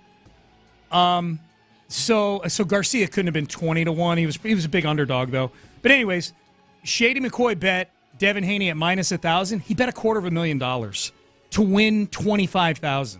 Oh, man. He lost. Yeah, man. Oh, he could have. Does he know what interest rates are right now? Like, no. like, bro, put it in a CD. What the hell? Yeah. Ryan Garcia's dad went off on Eddie Hearn, the promoter, after the. Did you see this? I saw the video. I didn't think it was worth playing the audio because you couldn't hear most of it, and the stuff you could hear would have been bleeped out. But he's like, Ryan Garcia's walking past Eddie Hearn and just starts laying into him about something Eddie Hearn had said before the fight or something, and Eddie Hearn was like, I just said nice stuff about Ryan, your son. And then his dad, Ryan Garcia's dad, to his credit, after dropping about 20 F-bombs in 17 grabbing seconds. his crotch. Yeah. Came back and apologized to Eddie Hearn on camera. Right there. They hugged it out. Yeah. That's where I saw. I didn't listen to it. I saw it because I saw that the people tweeting going, "This is how grown men should squash their beefs." This is. Yeah. That was cool. I saw the tweet, and I saw Ryan Garcia's dad walking past and gesticulating the way that he was. Mm-hmm. And it's only a 39-second video, and 18 seconds in, he's still grabbing his crotch. I'm like, this makeup is going to have to take place awfully quickly here. It was a very much. He squashed it quick. Extremely volatile. 20 seconds. Yeah. I think Ryan Garcia's dad was just in that moment, probably all pumped up. Whenever you watch a family member do anything like wrestling or anything, MMA, boxing, anything like that, it's a whole different level of emotion. Dude. It feels like it's weird. It feels like you're in the fight. Oh, yeah. The adrenaline, no doubt. Yeah. No doubt about that. Last one, Pete Fairbanks. Acknowledge me! He's the closer for the Tampa Bay Rays, and after he blew a save last week against the Angels, he gave up 2 runs in the 9th in a 5-4 loss. He coined a new phrase that I think we may need to put on the whiteboard here to use. We may need to use it for the Astros at some point here, but here was Pete Fairbanks acknowledging his own performance, his sucky performance against the Angels. Was it just a matter of command, location, selection, anything specific? No, I thought it generally sucked. I didn't think it was a specific suck. I thought it was like an all-encompassing type of suck. So, we're going to try and rectify that. But for right now, I'm going to be pretty pissed about it. Pete, where do you kind of go from here? Is it looking at tape? Is it going through mechanics? Where do you kind of go from here? You tell me. I've tried that. If you got an answer, I'd love to hear. Just, not going to let it beat me up for, I'll maybe give it till 10. It's 9:44 right now. We'll give it 16 minutes of sulk, and then we'll, get back on the bump and figure it out. All-encompassing suck. That's a great phrase. Wasn't any one kind of suck. It was an all-encompassing suck. I actually felt like that wasn't a completely passive-aggressive a request for advice. I think he actually would have. I think if anybody there in the press corps had a suggestion or something, I feel like he might have actually taken it. He looked like he was swimming a little bit. Yeah. Yeah, he just I don't know, mechanics, whatever. I don't know. You got a suggestion? You got anything, Jenkins? Yeah. I think he meant it passive-aggressively, and yet he probably would have taken the suggestion or advice. You're like, it's as good. If somebody had said something, I'm guessing he would have said, we'll take a look at it. I don't have a clue. We got a text message here. Glad I can hear you guys loud and clear in Lake Jackson, Texas now. You know what? I'm going to acknowledge our new tower here at Sports Radio 610, our new revamped tower. For those of you, our boss came on the afternoon show on Friday and acknowledged what some of you have been feeling the last few months, that the signal has been subpar for the last few months. Let's just put it that way. Yeah. And tower's all fixed as of Friday. Back at 100, fully erect, and it is %. Yes. Spewing out awesome radio content. That's right. Yes. That's right. Did we actually get a new? The tower is still the same. It's just all the transmitter and everything. They had to move it. Updated. Yeah, they had to move the tower. Yeah, they had to move it. I think. I believe so. Like a lot, like a long distance, or just know. A few feet or something. I don't know. You're asking the wrong guy those questions. I just know it works a whole lot better now. I know that a lot of people that work for us on the technical side of things have had to actually be out there, climbing stuff and everything for a long time. Yes.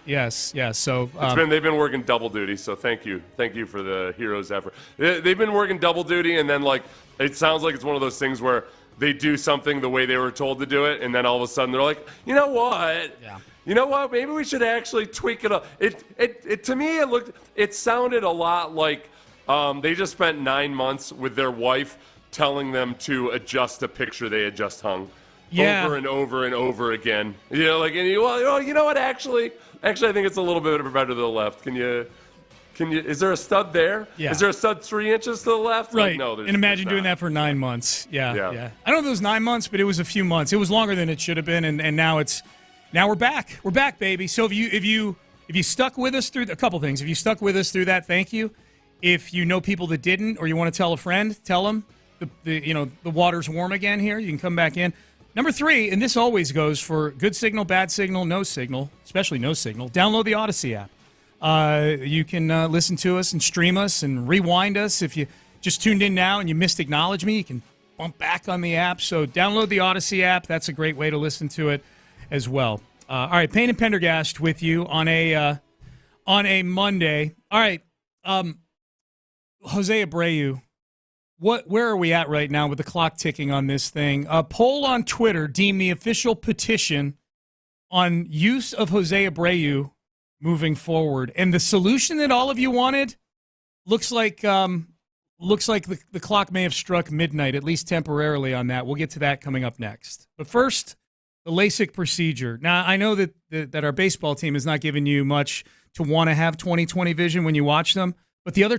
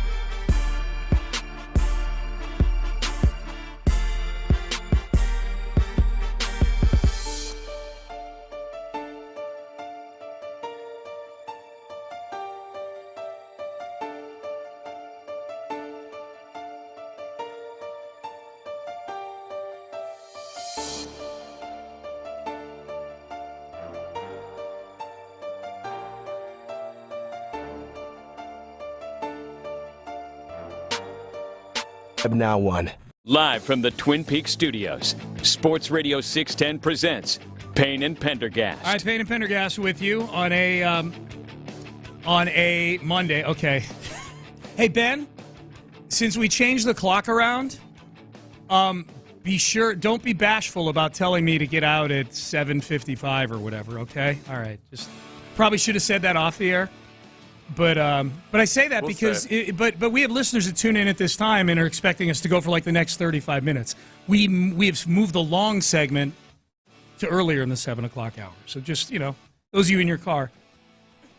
So Michael Schwab, who he's a good Astro follow on Twitter. He got some good information. He broke one of the recent stories. I'm trying to remember which one it was. Michael, if you're listening, I apologize. It's something to do with the pitching staff. I forget which one it was. But he posted, he's got 6,500 votes on this bad boy. Boy, Astro fans are passionate online, I tell you. He says, this is the official petition, and this is from Friday night. The official petition by Astro fans. He said he's going to keep it open for a week. Vote below. So it's still open if you want to go have your voice heard. Should Jose Abreu start for the Astros anymore?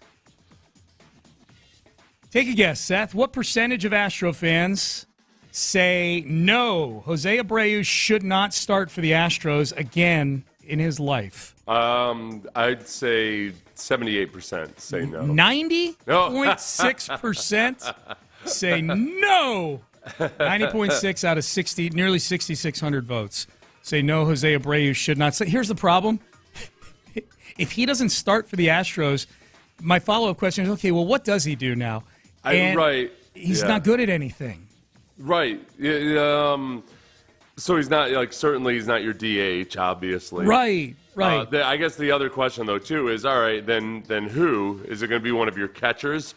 Are you going to rotate your catchers, but on their off nights they're playing first base? Possibly. I don't know. Is it Greg Kessinger? It's not John Singleton.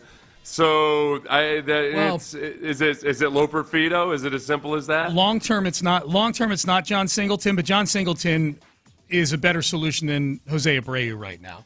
Like John Singleton. If these are who your first basemen are, unless to your point you're going to convert one of your catchers into a part-time first baseman, then John Singleton should be the one playing 2 nights and Abreu 1 night. If that's kind of the split that we're doing here right now. I can't even sit here and say, well, go lefty righty with the two of them. They're both bad. Like it's there's no metric where I'm like, oh yeah, that guy should definitely be starting in this situation. I just know Singleton is a better hitter than Jose Abreu because literally every other hitter in Major League Baseball is better than Jose Abreu. Right. Singleton's got like a 593 OPS right now. Like he's bad, but Abreu is worse than baseball. He's a corpse. Abreu's a corpse. Yeah.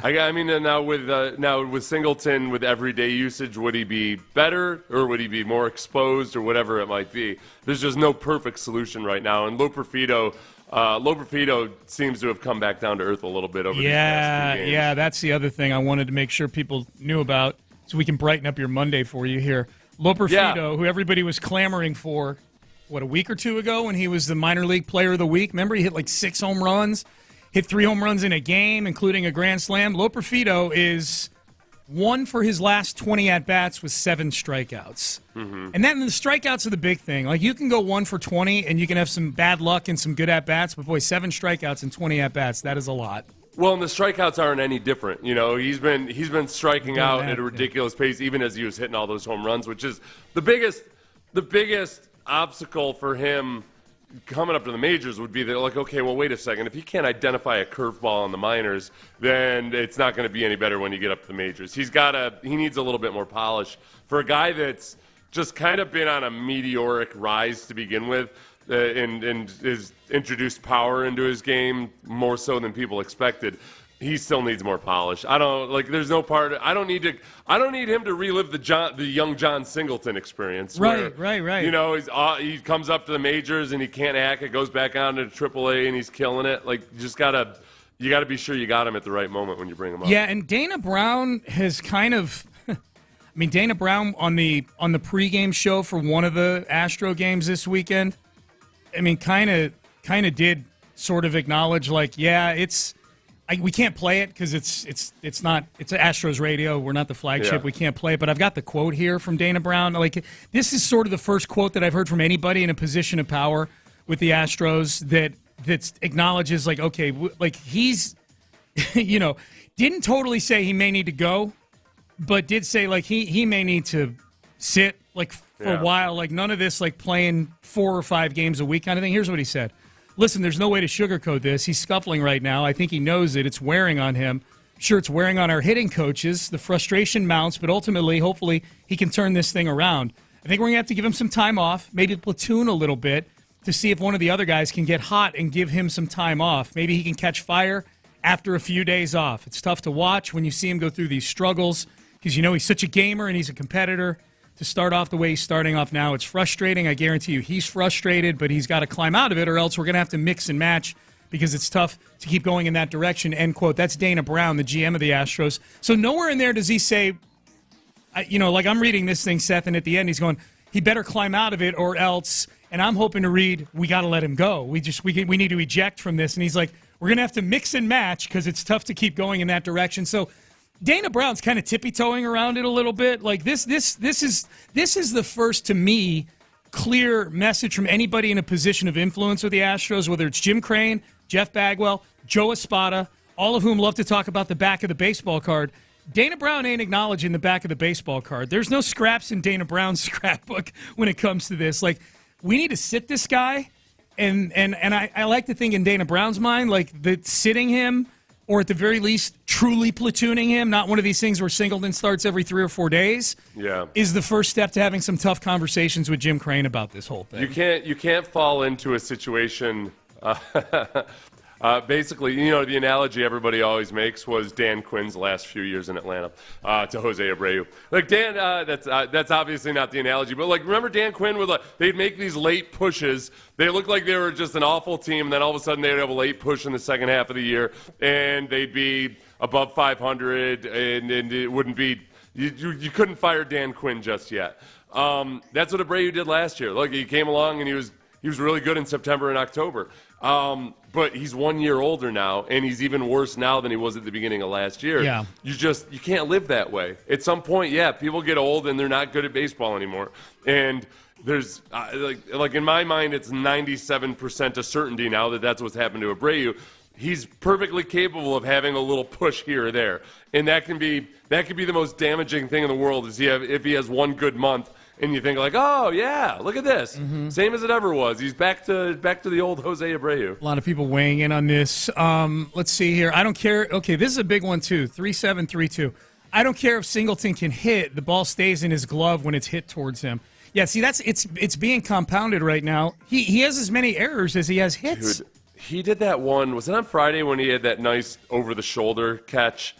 But it was a dicey looking one, and he looked kind of calm, cool, and casual. Yeah. He was turned away. The shadows were all weird in Washington every single game this series, and it just dropped in without him even looking at it. And you're like, oh, that would be kind of impressive if it were any other player but him, because later in the series he would just completely lose sight of the ball. Same exact play. Altuve nowhere to be seen on a blustery day to where maybe you could back him up a little bit or anything. Altuve not a mastermind on the base pass yet again over this past week, and then not necessarily always helping out that much in the field either. Like, there's so much stupid stuff out there right now. Yeah, it's really bad. And Abreu is amongst the most. Abreu making error after error after error, including I'm excusing him for that Thursday weird bounce that he took at first base. But you're talking about when Pena made the play and bounced it to first base on the throw, right? Is that the play? No, the line drive that took a weird bounce. The weird hop. Thursday, yeah. We were kind of crushing him for. Yeah. But that was Sorry, Wednesday. That was on Wednesday. I forgot. It was Wednesday. Then on Thursday we crushed him for, and then I came in Friday. I said, you know what? I watched it again, and that part wasn't as bad. But he's got plenty of other errors. Everybody, don't worry. I mean, yeah, he's got some plays that have not counted as errors for him that I just feel a better first baseman would have helped out his teammates on. If you're batting .068, you better be a combination of Keith Hernandez and Yuli Gurriel in the field. You know what I mean? Like you better be the greatest first baseman of all time fielding wise. he's the worst first baseman in baseball defensively as well. Like, he's horrible. You remember 3, 4, 5 years ago, whenever it was, when Altuve was having a little bit of a difficulty throwing to first? And remember, everybody breathed a sigh of relief when he made a couple of outs. Yeah. But do you remember? Oh, this is COVID. Do you remember? Remember that he actually had a couple dicey throws to first, and Pena bailed him out. Like, Pena or Gurriel, you mean? Gurriel, Yuli Gurriel, sorry. Yuli Gurriel bailed him out. And I'm doing the old Pena, La Pena. Yeah. So, like, if it hadn't been for Gurriel, it might have been a bigger story than it actually was. Yeah. But, like, the level of – so it was nice for Altuve to have the confidence that he could just throw it into the ocean surrounding Gurriel, and it would be all right. It's like throwing to DeAndre Hopkins, man. Like, just throw it somewhere in the catch radius, and you know he's going to come up with it, sort of thing. Yuli was D-Hop. He had a big catch radius over there at first base. La Pena and Jeremy Pena. All my Spanish has gone out the window ever since Gurriel left. Thanks a lot. Yeah. Thanks. It's another way Abreu has screwed me over. Someone asked, like, how's Yuli doing? Lou asked on the text page, how's Yuli doing? He hit a home run this weekend for a Atlanta minor league team. I know that. Because anything good Yuli does pops up on Twitter now amongst Astro fans. How would Abreu do in Double-A right now, do you think? He's washed. He'd be horrible at every level. That's my prediction. We won't find out, but that's my prediction. He should. What if Dana Brown really if Dana Brown's taken this opportunity to be like, hey, that was not my deal. Yeah. Like, just go ahead and send him on to Single-A. That's the part I feel worst about for Dana Brown. I'm like, Bagwell should be answering all these questions about Abreu, not Dana Brown. All right, Payne and Pendergast with you. Up next, the 8 at 8 headlines, the Ocho. We'll get you 8 of them coming up next. Stay there. Hey, if you've got trees in your front yard and your backyard that maybe when you moved into your house, they looked beautiful, you had this perfect canopy, or maybe you dreamed that's what it would become, there's a good chance, through no fault of your own, mind you, that hasn't happened, because that's just what happens in Houston. It's hard on these trees. Last summer was brutal. Some trees are still suffering from that. That's why you want Ability Trees on your side. Get that beautiful canopy of trees that frame your house better as well. It's not just the shade and the mixture of sunlight and shade that you can enjoy. It's the way it frames your house, the way the curb appeal is. It all depends on how your trees are, whether they're suffering or whether they're thriving. Get Ability Trees on your side, and they will be thriving. Lewis Flooring and Ability Trees have been Houston's tree care experts for decades. Just give them a call at 281-441-4179. He'll come out to your place, put your trees on a plan, and get them beautiful and healthy and stay that way all year long, and it can happen very, very quickly. Just give them a call at 281-441-4179. That's 281-441-4179, or visit the website at abilitytrees.com. It's Ability Trees.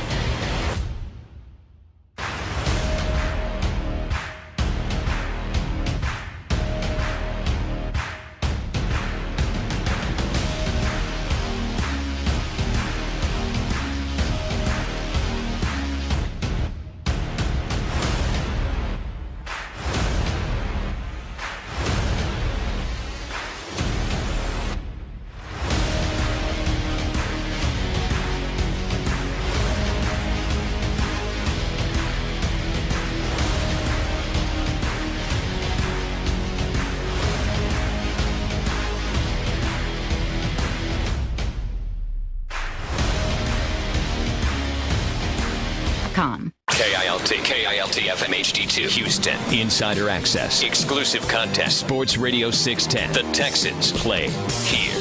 An Odyssey station. Sports Radio 610 presents Payne and Pendergast. All right, let's do it. Let's do it. The 8 at 8 o'clock. The 8 at 8, the Ocho. 8 stories for you to get your, on a Monday, get your week going. Here we go. All right, Astros. Mostly bad news from the weekend. The Astros, I would say that there's mostly bad news. They lost the series to the Nationals. One game in heartbreaking fashion, blowing a ninth-inning lead, losing an extra innings. The other in, I think, kind of infuriating fashion for me just because it doesn't – I mean, they lose 6-0. They were winning the contact battle early in that game. They were hitting a lot of balls hard, and Washington was getting a lot of luck. But you lose 6-0, you lose 6-0. You lose 6-0 when, okay, like Hunter Brown can be excused for being called upon on very short notice after Christian Javier lands on the IL with a neck issue. But, yeah, the bats completely disappear. I don't care what their team OPS is. I care about the fact that they can't seem to drive anybody in. Yep. They see somebody out of the peripheral of their vision on second or third base, and they seize up and pee themselves. Yep. They literally are peeing themselves every single time they see runners, except for Dubon. Dubon's the only one who's got a rock-solid bladder when it comes to that. That's it. So they lose this series to the Nationals. They're off today. I mean, this is where... This is probably the thing I feel most acutely, maybe Astro fans can relate to, is that literally for the last 7 years, I get bummed out during the regular season when there's an Astros off day.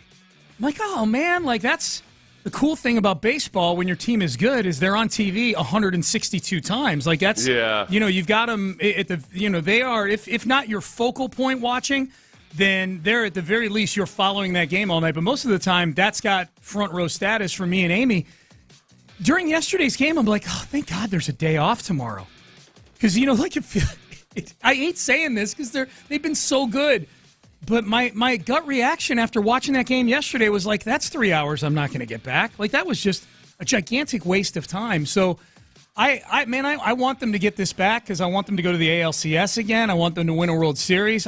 By and large, I really like the guys on this team. Like, it's a very likable group, but boy, they are playing some unlikable baseball right now. You know what it is too? This is where I start to get nervous and worry, and like even baseball savant is against me right now. Like they don't want the Astros to succeed apparently because I'm trying to look up the soft contact stats. The pitchers have been doing a really good job of getting soft contact, but when you can't do anything defensively to take advantage of it, it doesn't matter. Some of it's not all defense, like some of it's just flat out bad luck. There have been so many bloops for base hits between the infield and the outfield, just hitting into gaps on soft contact. But I do. A lot of it has been that where there's nothing to be done. I do wonder sometimes where the Astros for so long had done better at having ground ball pitchers in an era where everything was either strikeouts or busts. Like the Astros had a bunch of ground ball pitchers, and they used the shift more aggressively than anybody else in the league. I wonder if this is starting to be some of the culmination of not having the shift out there, and that, you're inducing a lot of soft contact, but it's not actually producing any results for you. That's interesting. It's very frustrating. Yep, that's interesting. 2. All right, Texans, not much from over the weekend. They did sign Dari Ogunbowale, running back, and emergency kicker for the Weeks Texans. Will snap. Cameron Johnston will hold Ogunbowale, the running back, for the lead. Snap is down, the kick is up, and it's good! Dari Ogunbowale for 3, and the Texans are back in front! Are you kidding? Yeah, that was during the season. That was a Tampa Bay game in Week 9, a game the Texans won by 2 points. Dari Ogunbowale kicked a field goal in that game, if you recall. A game that... Yeah, I mean, it was very, very close and came down to the wire, and you kicked a field goal. I would say kind of gutsy by Nico to even allow that, to really trust Ogunbowale in an actual game-time situation like that. There's a lot that can go wrong that's more than just the kicker. That's true. There's a lot of timing involved here. Well, and you kick it low, it gets blocked, you go the other way. Yeah. I mean, remember that first Browns game? The Browns didn't have their kicker, and they went for it all the time. Fourth down. Yep. And it worked out really well for the Browns in that regard. It actually kind of worked out well for the Texans, and it allowed them to kind of get back in the game. Remember that? Like, the Browns had to start going for it on fourth. Remember, I mean, the Texans were getting destroyed that whole day. Yeah. And, like, with 7 minutes left in the game, they had a chance to go down by 2 scores. You know, like, it was – I mean, they ended up getting blown out. But it ended up being as more of a The kicker not being in the game didn't affect the game the way you would have expected, I guess, necessarily. Like, the Browns went for it, and it worked out for them a couple times to get a huge lead. But you're right. Then the Texans were able to claw back in because the Browns, when they failed on fourth down, instead of going for an insurance field goal, yeah. Yep. So Dare Ogunbowale back on a 1-year deal. Uniform release tomorrow, 10 a.m., Cal McNair, Hannah McNair in studio with Landry Locker and John Lopez at 11 a.m. tomorrow. 3. NBA playoffs, all 8 series underway. I would say probably the stories that are most important. We don't have to go through all 8 series here, but James Harden was fantastic yesterday against the Dallas Mavericks. He had 20 points in the first half. He couldn't miss. Finished with 28 points. The Clippers blow out the Mavericks. Philadelphia and Daryl Morey loses to the Knicks. Joel Embiid went out right before halftime of this game with what looked like a re-aggravation of the knee injury that kept him out for a while this season, and then he was back for the second half. But it hurts to watch Joel Embiid run right now. It's tough to watch. I thought the fun part of the weekend for me was the Lakers after trying to avenge their blowout from last year in the Western Conference Finals. D'Angelo Russell was 13 for 16 on the day. Does not look like he's ready to avenge his pathetic performance last year either. So all good stuff. Yeah. Denver. The Lakers built up a big lead in that game. They were up by like 15 in the first half, and next thing you knew, Denver rolled them up. It'll be interesting. LeBron did not look happy sitting on the bench in the fourth quarter of that game. I'll be anxious to see what the offseason looks like for LeBron. 4. The NBA awards finalists, the league has named their finalists. Here's what you need to know. The MVP, 3 MVP finalists, Luka Doncic, Shai Gilgeous-Alexander, Nikola Jokic. I earlier referred to Jokic as the reigning MVP. That was 2 years ago. In fact, Joel Embiid is the reigning MVP. My apologies. No Ime Udoka is a finalist for Coach of the Year, and no Amen Thompson is finalist for Rookie of the Year. Amen Thompson gets squeezed a little bit because the NBA, if you miss your whole rookie season, you're still a rookie the next year. So Chet Holmgren actually is one of the finalists, even though he was drafted 2 years ago. But Seth, Alperen Şengün, one of the 3 finalists for Most Improved. He's not going to win because he missed the last 20 games of the season thereabouts, but Tyrese Maxey, Kobe White, the other 2 finalists. So Alpy is the one Rocket getting a little bit of love in awards season. Yeah, and that was the NBA press and media did start to catch on to just how much attention Şengün was attracting and commanding. The interesting offseason for the Rockets here coming up in a lot of ways. Big time. I think Harden. Gosh, doesn't it seem like forever ago that Harden was congratulating Embiid on that MVP? Remember, they were all sitting together watching in a room, and Harden did all the right things. Like, hey, like this is the guy. Everything was all everything would always be awesome with the 76ers, and James Harden was cool in his role and everything. We're less than a year removed from him blowing Game 7 against the Boston Celtics. It was not all that long ago. For old Harden. Then it was less than a year where. Gosh, how long ago was it that everybody was clamoring for Harden to come to Houston? Oh. Yeah, last summer. That was this. Yeah, it feels like 7 years ago. Yeah, it's weird. 5. Lots of gushing this weekend on social media over Arch Manning and his performance in the University of Texas spring game. 17 of 21, 343 yards, 3 touchdowns. I only saw the 2 of the touchdowns, which. Didn't really have to zip them into tight windows. These are guys just running past DBs on the whatever team, the orange and white game or whatever it is they call it at the University of Tennessee. Now, I double-checked this because I don't even follow spring football from my alma mater, let alone the University of Texas. I did check with our resident Texas expert, Landry Locker, last night as I was, kind of coming up with stories for the 8 at 8 here. I'm like, oh, yeah, Arch Manning, people will be interested in that. And I asked Landry, is this just social media going crazy over a spring game performance, or was he was he actually really good throughout the spring? And Landry said, no, he's looked really good throughout the spring. Like he would, like if Quinn Ewers weren't the anointed starter next year, if it were a true QB competition, Arch Manning might have a real shot at winning the QB competition. He looked really good, I guess. So, but where do spring games in college football fall on the you can't really tell Jack bleep scale, Seth? I think it's kind of like the Senior Bowl and when it comes to the NFL draft, which is the practices matter as much as the actual game itself. There you go. Yeah. So I think it's like what, as you alluded to with Landry's assessment of the entire spring. Yeah. If it's a one-off performance in the spring game that it hasn't shown up in any of the practices, then you don't make that much of it. But this seems like it was a little bit of a capping off of a really good effort. Yep. But you're right. I mean, it's a blend of starters versus backups versus just some complete jackasses. Yes. So you never know for sure. I just know the guys I've seen named MVP of the Blue Gold game in South Bend when I went to it. And like more often than not, it's somebody who doesn't even get on the field the next year. Right. Yeah. 6. Cormani McClain, if you don't know the name, he is a former 5-star cornerback who decided to go play for Deion Sanders at Colorado last year. And he is one of several Colorado players who are hitting the transfer portal, going out. Deion built that team last year, a team that ultimately finished 4-8 on the season, using the transfer portal to import a lot of guys to Colorado. Yeah. Now he's watching the reverse effect. He's seeing a lot of guys leaving Colorado, including Cormani McClain. Here was Cormani McClain. This looks like it was on one of his social media feeds, like he was doing like an Ask Me Anything on Instagram or something like that. Mm-hmm. And here's just the quick cut-up of some of his thoughts behind leaving CU. Change the narrative of everyone's thinking on my name, be a part of a real and a great program that's going to impact me at my best ability. And ready to get to a new place and get to work. Yeah, I feel like I just don't want to play for the Clicks. I actually want to be involved with a great leading program that's going to develop players. Okay, so he's not in it for clicks.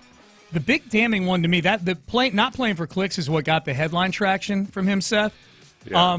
I want to go play for a real program. A real program, which I like. I mean, he's a 6'2", 165-pound cornerback who started 4 games last year.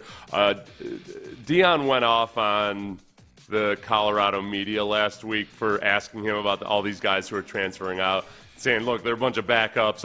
It wasn't the best look for Deion in acting like all these guys were bums who were leaving anyway. He was punching down for sure. Yeah. But, I mean, there is some truth to it. Mm-hmm. So that, I don't know, the way he's come in, and there's parts of Deion where he's got some old school elements to him that are just typical old school, but then there's some parts to him that really just kind of seem mean and snide. Mm-hmm. Like when he came in and acted, like basically told everybody who was there that they were trash. Like some of this stuff, it might start to wear on some guys. Yeah. But I don't know if Cormani McClain. It's hard for me to look at it objectively and say, okay, well, there might just be some sour grapes involved there too. Do you think they are better or worse than their 4-8 record last season? This coming season, keep in mind they're in the Big 12 now, not the Pac-12 anymore.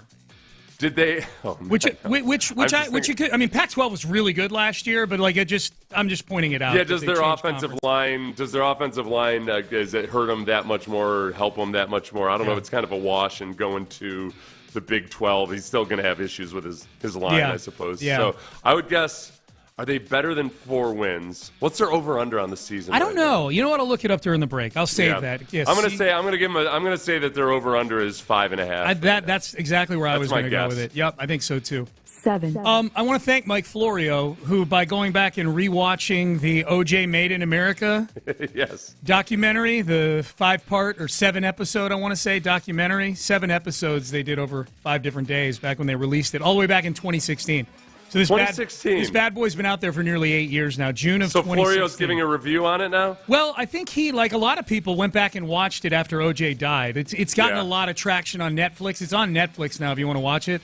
It's an ESPN production. It's a 30 for 30, but it's multiple parts. It's really good. But Florio went back and watched it, and he has declared that O.J. Simpson definitely did it. That he definitely, after rewatching the documentary, he can say with 100% positivity that O.J. killed Nicole Brown and Ronald Goldman. And the smoking gun, according to Florio, are the Bruno Mali shoes. That's a smoking gun. The smoking gun is the Bruno Mali shoes that OJ in court said I would never wear shoes so ugly. Yeah. And there were pictures that Florio pointed out of him doing sideline reporting on NBC in which he was wearing those very ugly shoes. It's funny. You know, it's interesting to hear that from a lawyer's perspective because I guess because that is more, I don't know, you're just caught in a lie there, I suppose, or what have you. I guess for me, the slam dunk confirmation of it all, where like you realize, wow, people are just going way too hard in various directions. Some of them understandable, given some of the things the LAPD did in that investigation. Like there were some roads that they could go down. The fact that that was in an era when police could be called to a house for domestic violence multiple times and basically just ignore it. Like, that was what really came out of that documentary by my memory was, oh, wow, I didn't realize that it was so obvious that OJ had been an abusive SOB to Nicole Simpson. Like, that was something my teenage self didn't realize, didn't understand or didn't realize the significance of. Like, it's pretty simple. Most cases of, like, when a woman dies and gets murdered, the first thing you're doing is like, all right, is there a history of violence with the spouse or ex? Oh, boy, yes, was there. Yep. Okay. Yep. It was pretty daming, the history and what those guys, was it Brentwood where they grew up? The Brentwood police Brentwood, just ignored. Yep, Brentwood. 8. Last one, R.I.P. to an ESPN legend and the central figure on the very underrated game show Stump the Schwab. I love Stump the Schwab. Howie Schwab, the host of Stump the Schwab, longtime staffer at ESPN, outpouring of emotion for him this weekend. He's viewed as one of those. He passed away this weekend at the age of 63. He's viewed as one of those guys, Seth, that kind of was like real behind-the-scenes sort of key to that late 80s into the 90s ascension of ESPN because he was a go-to for all sorts of things behind the scenes there. I think he was Google before people were using Google for a lot of stuff. Yeah. He just had one of these old school encyclopedic, probably a photographic memory, and ended up on camera in a way that he probably never anticipated, I'm guessing, with the Stump the Schwab game, where people would go up and try to compete against Schwab for sports trivia. Yep. Which is something we used to do more. We used to do a lot more of back before you could just look it up on your phone. That's true. It is true, yeah. I met him on a tour of ESPN that me and my dad won it in an auction, like a charity auction. This is back in 2008. I just started my radio career. So me and my dad and my kids went on a tour of ESPN, and Howie Schwab was our tour guide. He took us around the building. Yeah. Oh, wow. Could not have been a nicer guy. And he also, I hadn't realized, somebody had told me this a couple years ago, and I just kind of made some offhand comment about him, that when he left, I always assumed when he left ESPN, it was because he'd been phased out because computers had taken over. But he actually, if my memory serves me correctly, he had to care for his wife who had health issues. He did, yeah. And then she passed, and then he remarried. Oh, really? Yeah, oh. Yep. And he remarried, and 63. Man, that's tough. So Howie Schwab, man, R.I.P. R.I.P. to Stump the Schwab. All right, Payne and Pendergast with you. Circle back to the Astros for a minute. I've got two analogies. One that I'm going to steal from a friend of the show, and another that really dawned on me as I was watching the NBA playoffs this weekend. Who exactly are these 2024 Houston Astros that we're watching right now? That is next. Nick Caserio isn't buying into the outside.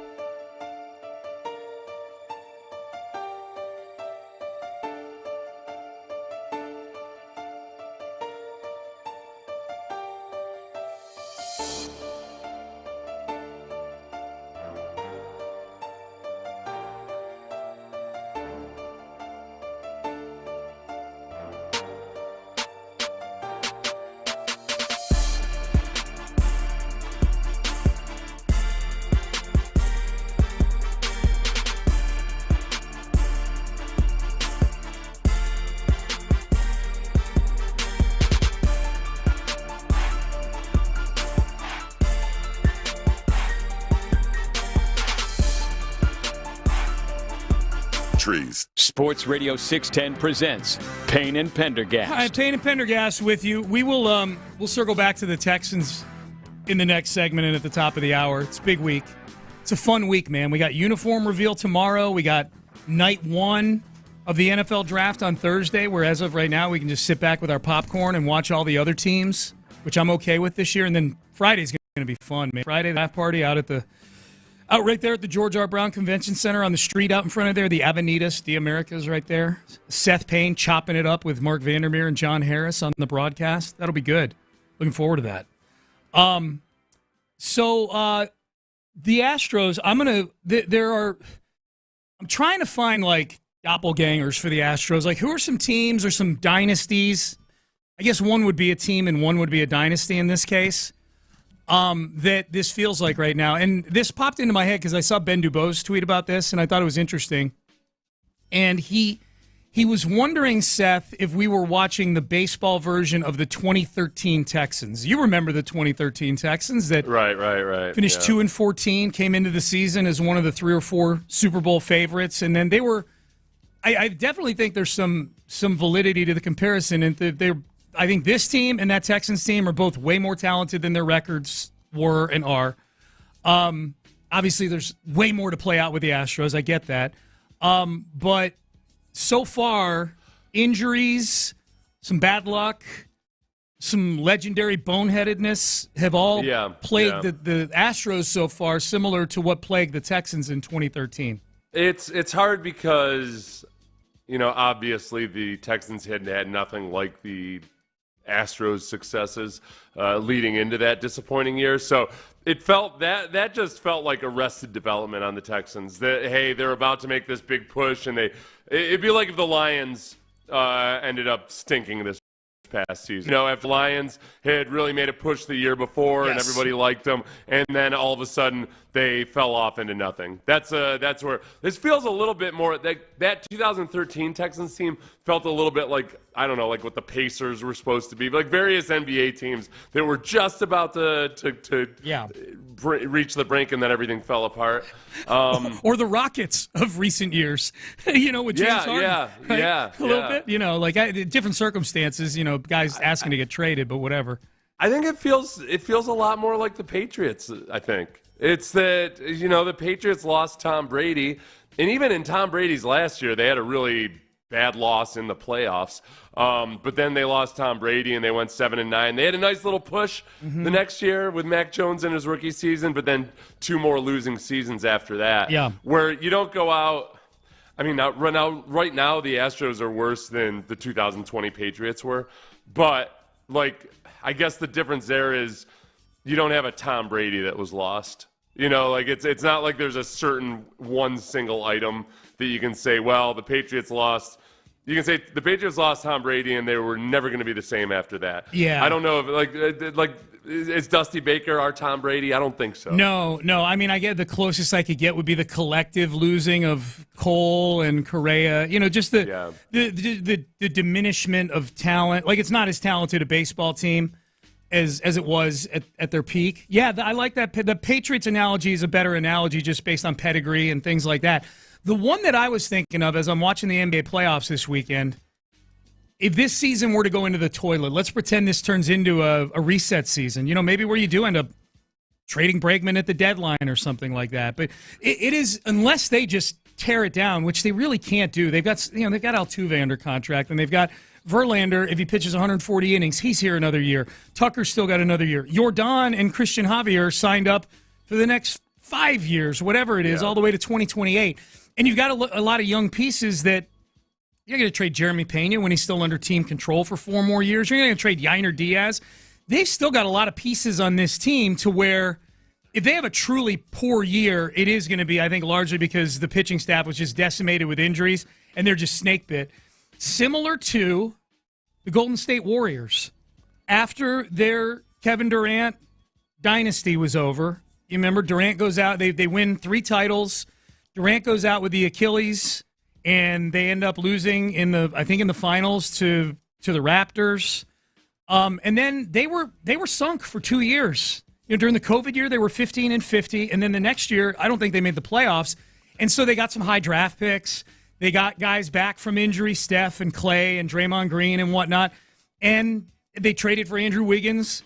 And they went and they one last gasp, and they were able to get one more title out of it. Very unexpectedly. They didn't even win their division that year, but they were able to squeeze one more championship out of it because they were the one team that had the pedigree and the experience and the combination of that along with enough talent and enough know-how and enough moxie to go win another title. That might be the best case of where we are with the Astros right now, is that you're heading into a year, maybe two, where it's almost impossible for you to fully reset. You do a soft reset that's maybe thrust upon you by circumstances, and you choose to do a few things, and then you come back and you live to try to fight another day in 2025 or 2026, and by doing things that you know are probably not long-term type stuff, but you're just pushing to keep that window open one more time.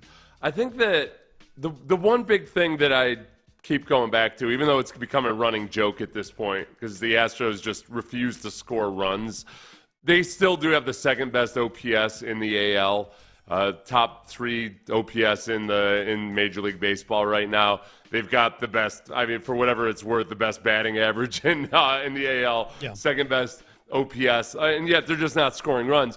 That tends to swing back around. Like the pendulum tends to swing back there. So I think they're going to start scoring more runs at some point. It's the pitching and the health thereof. The fact that Javier is now on the IL. Like, hey, awesome, we got Verlander back in less than 48 hours. Yeah. But not Javier. No, dude, it's like whack-a-mole. Like, this mole just came up. I got to hit this one. I got to hit this one. Dude, they're leading the league in batting average and OPS with basically an automatic out at first base. Right. You know, like, that's incredible. It tells you I guess that's the biggest. I mean, that's the hole that is in the lineup does not make things fun at times. Obviously, it makes it that much worse. The sloppiness, I think, is what's most alarming to people when it comes to, like, it's one thing. Like, we've been through various stretches, even with awesome offenses, where you struggle with runners in scoring position. That's going to happen. The sloppiness fielding and the sloppiness on the base paths are the things that I think are most alarming to people because it just looks so ugly. Yeah. It looks so. This team was always a team where I would be able to look at the Astros and watch the way they operated in a lot of respects defensively and say, man, look, you can look at their opponent when they're playing a bad team, especially. Like, look at just like how careless and haphazard these other dudes are. And the Astros are now those careless and haphazard dudes. That's the hard thing to watch and really stomach. I just had this article sent to me, Seth, off of Barrett Sports Media. They did a short article about the Media Alliance of Houston Star Award that I won last week. The one that you won when you were named the best sports media person in Houston and probably the world. Yeah. You added the last part, but they probably the world. Probably the world. It. They did that thing on Barrett Sports Media, and I always appreciate the recognition. It's nice of them to do the article, but they did that thing where someone was clearly listening to a segment of our show. Yeah, and then recap it. Transcribe the quotes from it. Yeah, without any context. They don't necessarily always explain like when somebody's joking or not, right? Right. Yeah. Hey, Ben, buckle up. You get a mention here. Ooh. The first paragraph congratulates me for winning the award, Sports and Entertainment Specialist Award for his work on Payne and Pendergast in Morning Drive, along with partner Seth Payne. The two hosts began their show talking about the award. Payne said the award makes Pendergast, quote, basically the czar of sports and entertainment for the year, end quote. This is the best part. It's accurate, yeah. He then got to the heart of the matter, wondering if he and producer Ben would benefit from the award. Quote, is this going to get Ben and I some chicks? End quote. The happily married Payne went on to then wonder about how clean are these chicks going to be. That's exactly right. Thanks for putting my joke out there like I was serious about getting all these notorious sports groupies out there. Yeah. None of these sports talk groupies that are just, hey, listen, Barrett Sports Media, we don't need the rest of the world to know about the truth of all these sports radio media groupies that there are hanging outside 24 Greenway. Oh, yeah. We call them radio rats. They're just hanging out outside the building, yeah. I think whoever wrote this, and my apologies, it is just says BSM staff wrote it. Yeah. I think whoever wrote it, captures the fact that you were joking when they said he then got to the heart of the matter, wondering if he and producer Ben. So I think we're in the clear. Plus, Brandy's a listener, so she knew that you asked that question anyways. It's all good. Oh, no, she's good. Yeah, she was listening when I said that. She's good. Yep. What is it, the BDM staff? BSM, like Barrett Sports Media. BSM? Barrett that sounds like an acronym that I'm not supposed to know or something. Is that an acronym for something? Barrett Sports Media. Yeah. It's an acronym. Business for their website. Service Management is the other one. Okay, good. Yeah. I thought it might have some kind of connotation. Oh, like a connotation? I got like you. on a website or something. It might be, yeah. Text message, Maldonado is our Brady. And the person put sarcasm after that. We know. We know. We're not. He knows. Well, he doesn't want us to do a write-up where we credit him. That's true. Yeah. The texter went on to explain that Maldonado was the keystone to the whole operation. Mm-hmm. Maldonado, if it helps anybody feel any better, Maldonado is not being well received up in Chicago. No, not at all. People are. I followed a thread the other day where somebody said, "How did the people in Houston deal with Maldonado all these years?" And I saw somebody reply to him and say, well, they didn't care because the fans didn't care because they were scoring so many runs. And a bunch of Houston fans clarified for him. It's like, oh, no. Oh, we cared. Yeah, it was. We definitely cared. But it's somewhere in between. We cared, but even I would say up until 2022 that Maldonado could not get any hits and he'd still be in the circle of trust. Right. But then he stopped being able to throw guys out and stopped being able to catch the baseball, and then kind of like Jose Abreu, when you can't do anything right, You know that one graphic that was up, I can't remember what point last week, but it showed the number of potential passed balls that catchers had wild pitches. Like balls in the dirt, yeah. How many stops, yeah. That's one thing where I think Yainer has excelled kind of quietly in that you haven't had to notice it, whereas with Maldonado, he just let way too many pitches past him that didn't need to be passed. That I could have caught. Yeah. They weren't in the dirt. They weren't anything. He just went to catch it and it sailed past his glove. It's just. But Yainer had more blocks of potential wild pitches than anybody in the league. Yep. C.J. Stroud accomplished a lot his rookie year. The latest thing might be that he killed something. C.J. Stroud may have killed something. We will tell you what it is coming up next. But first, Crash Champions. Did you get into an accident over the weekend? I sure hope not.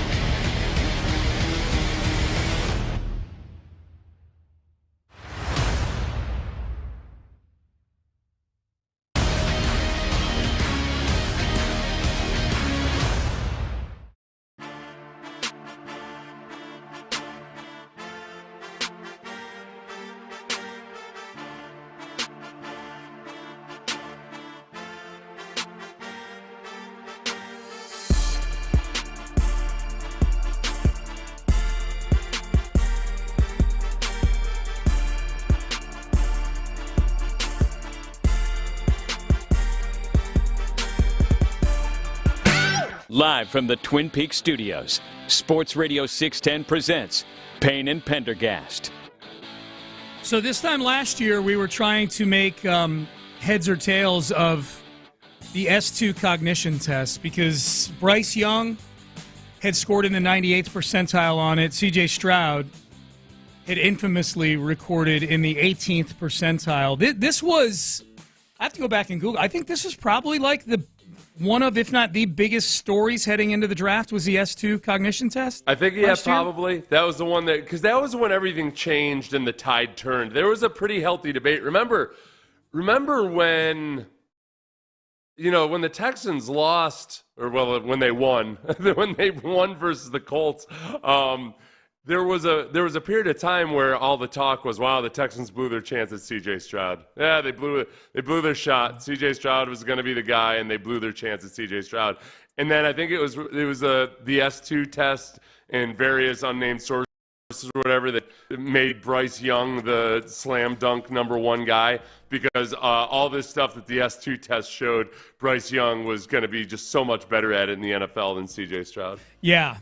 I don't remember – I remember for me personally, I remember liking Bryce better than CJ from the get-go. But you're right, there were a lot of, there was definitely more. It was definitely more split before the S2 test for sure, and then that S2 test came out, and then CJ himself said to me at the the event we did like a month ago, the sit down I had with him like a month ago for charity, that while the Texans were on the clock, he didn't know if the Texans were going to take him. He didn't think the Texans liked him. He said, right. He told me that. He said, I didn't know. I said, I didn't think the Texans really liked me. He said, he thought he could go anywhere from 1 to 10 in the draft. And he winds up coming here, and the rest is history. I bring this up now because I've heard neither hide nor hair of the S2 testers. Did they go out of business, Seth? Did they just put a bunch of boards on the building there and just not do it anymore? I think that their main business wasn't in sports, as far as I understand. I think the lion's share of their actual business might have been with businesses that use this as a screening test. And yet,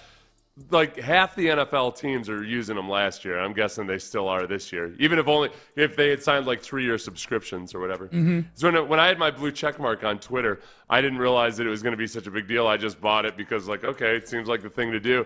And then immediately it was the dorkiest thing you could do. And I was like, oh, I bought a year of it. I'm like, oh, I don't want to be a dork. I don't want my blue check mark, but I had the year subscription, so I kept having a blue check mark all that time. Are you going to renew your blue check mark when the time comes? I don't know. I lost it a couple weeks ago. Oh, you did? I just realized. I was like, oh, I guess, no, I don't miss it that much. Okay. I feel like missing my appendix. I don't know. Doesn't it allow you, a content creator, to do some things that you couldn't normally do in the way of videos you can put up and stuff like that? Yeah, it does, but I don't do any of that stuff, so it didn't matter. Yeah. Okay, gotcha.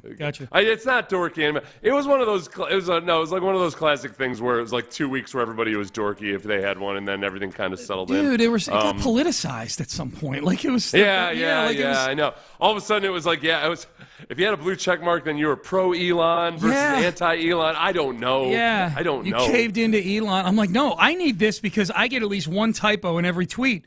It's worth it for me to pay $89 a year just to be able to edit my tweets because I'm like, I spelled of F-O again. It says fo, not of. I do that every tweet.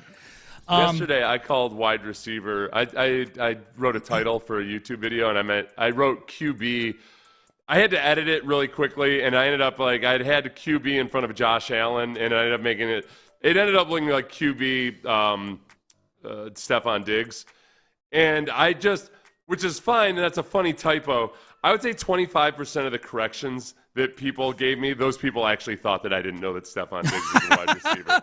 Those were the ones that annoyed me most. 75% of them were pretty funny, funny. Just ribbing me and everything. I think 25% were very earnestly, almost politely saying hey Seth, just so you know, right. So yeah, the ability to edit does spare you those. It helps me, I know that. So if the S2 scores were the big drama this time last year, I guess the closest thing we have now, and I'm basing this on articles, social media, and the TV in our studio at this time of day. Okay, what are they leading in with here? Quarterback, again, is the big topic, and I think it seems like Look, Caleb Williams is going number 1 to Chicago. I think much the same way Bryce Young, everybody knew, was going to Carolina probably last year. Yeah. So the drama sits at number 2 with the Texans. Now, the Texans, there was drama last year, but none of it was created by the Texans. It got created because they were keeping their mouths shut and not talking to anybody. Well, this is where Michael Beckman here says, I think from the get-go everybody was mentioning Bryce Young. I don't remember anyone was saying C.J. Stroud over Bryce Young.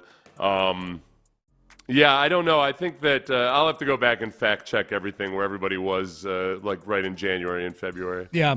So this year, the drama spot is at number 2 again. This time it's with Washington, and it's with Jaden Daniels, the quarterback out of LSU, who I would take, if Caleb Williams were off the board, I would take Jaden Daniels with the number 2 pick. I like Jaden Daniels' game a whole lot. Here was Jeremy Fowler on ESPN this weekend, and this is how murky things are right now with the number 2 pick overall. It does feel like that there is some smoke here. That's sort of undeniable at this point. I spoke to somebody who's involved in Daniels' process who does openly wonder, is Daniels looking at his options right now? Now, he has had interest in playing for the Raiders. That is real. Sure. Staying on the West Coast, reuniting with Antonio Pierce from the Arizona State days, but they picked 13th. It's going to be hard to make that sort of trade happen.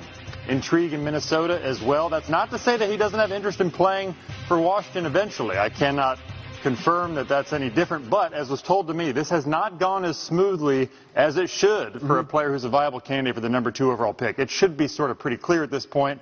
Talking to people in Washington, they still expect that Daniels is, a good candidate to be the pick here and could very well happen, but there's just a lot of smoke right now. I've reached out to his agency. I'm told there could be a statement at some point, but nothing yet. Okay. It should be clear at this point. What are you talking about? I don't understand why it should be like it was less than a year ago that you didn't know who the hell the Texans were going to take number 2 overall, and people thought that they might not take a quarterback at all. Like, guys, what is supposed to be clear with a number 2 overall pick right now? Why? I don't get this. And then, yes, I'm glad you pointed this out earlier. Like, the thought that Jaden Daniels might be cool with playing with Washington eventually, what the hell does that even mean? Draft, look like? Dude. Yeah. Yeah, like eventually, like what they're gonna draft Jaden Daniels, and then 2 years from now, Jaden Daniels will come down from a mountain retreat and say, "I've decided that I'm cool with playing with Washington now." Eventually is now. What the hell? Yeah. So that's the part of the calendar we're in right now. Is Washington. And here's the other thing, is that it should be clear right now. It should be clear we're like 2 days removed from them literally bringing 4 quarterbacks in. Like that's the glitch right now that has Jaden Daniels upset reportedly, is that and his representation upset, is that instead of bringing him in for a 30 visit, a top 30 player visit, by himself, which is what happens more often than not. Like CJ came in for his top 30 visit, and there was a running back there and an offensive lineman there. We've never seen anything, to my knowledge, where somebody brings in 4 of the top 6 quarterbacks at the same time. And really 4 of the top 5 available quarterbacks for Washington, because there's no reason to bring Caleb Williams in. He's going to the Bears. Yeah. So 4 out of the top 5 available ones they brought in. Like, how can you say anything's clear when literally the team with the number 2 pick is bringing 5 guys in the week before the draft? Yeah. Right. Should be clear. Yeah. Okay. The speculation has been that this was some kind of an alpha test to see who the alpha was. If that is what they're doing, I think that's one of the dumbest things I've ever heard in my entire life.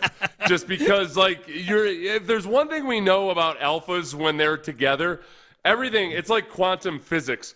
Nothing makes sense, They both, a lot of times 2 alphas will meet, and sometimes they'll get along smashingly. Other times they'll hate each other from the get-go, and I don't think it matters one bit or the other. It all depends on, the dude that knows that, right now I got to bide my time no matter how much I despise these other guys and want to squash them, might look just as good as the guy that, just sits back and kind of lets everybody do it. So I hope for Washington's sake that this wasn't an alpha test. Yeah. I think it's the dumbest idea in the history in a long, long history of stupid things that teams do when they decide that they're somehow psychiatrists this time of year. I think it's dumb, but I think it's the only explanation. Unless they're like, the explanation they gave was that the owner just was going to be available to meet all of them that same day? Yeah, I guess. But it sounds like they willingly had them all spending time with each other. You know what I mean? Like, it could have been both. I guess could be both.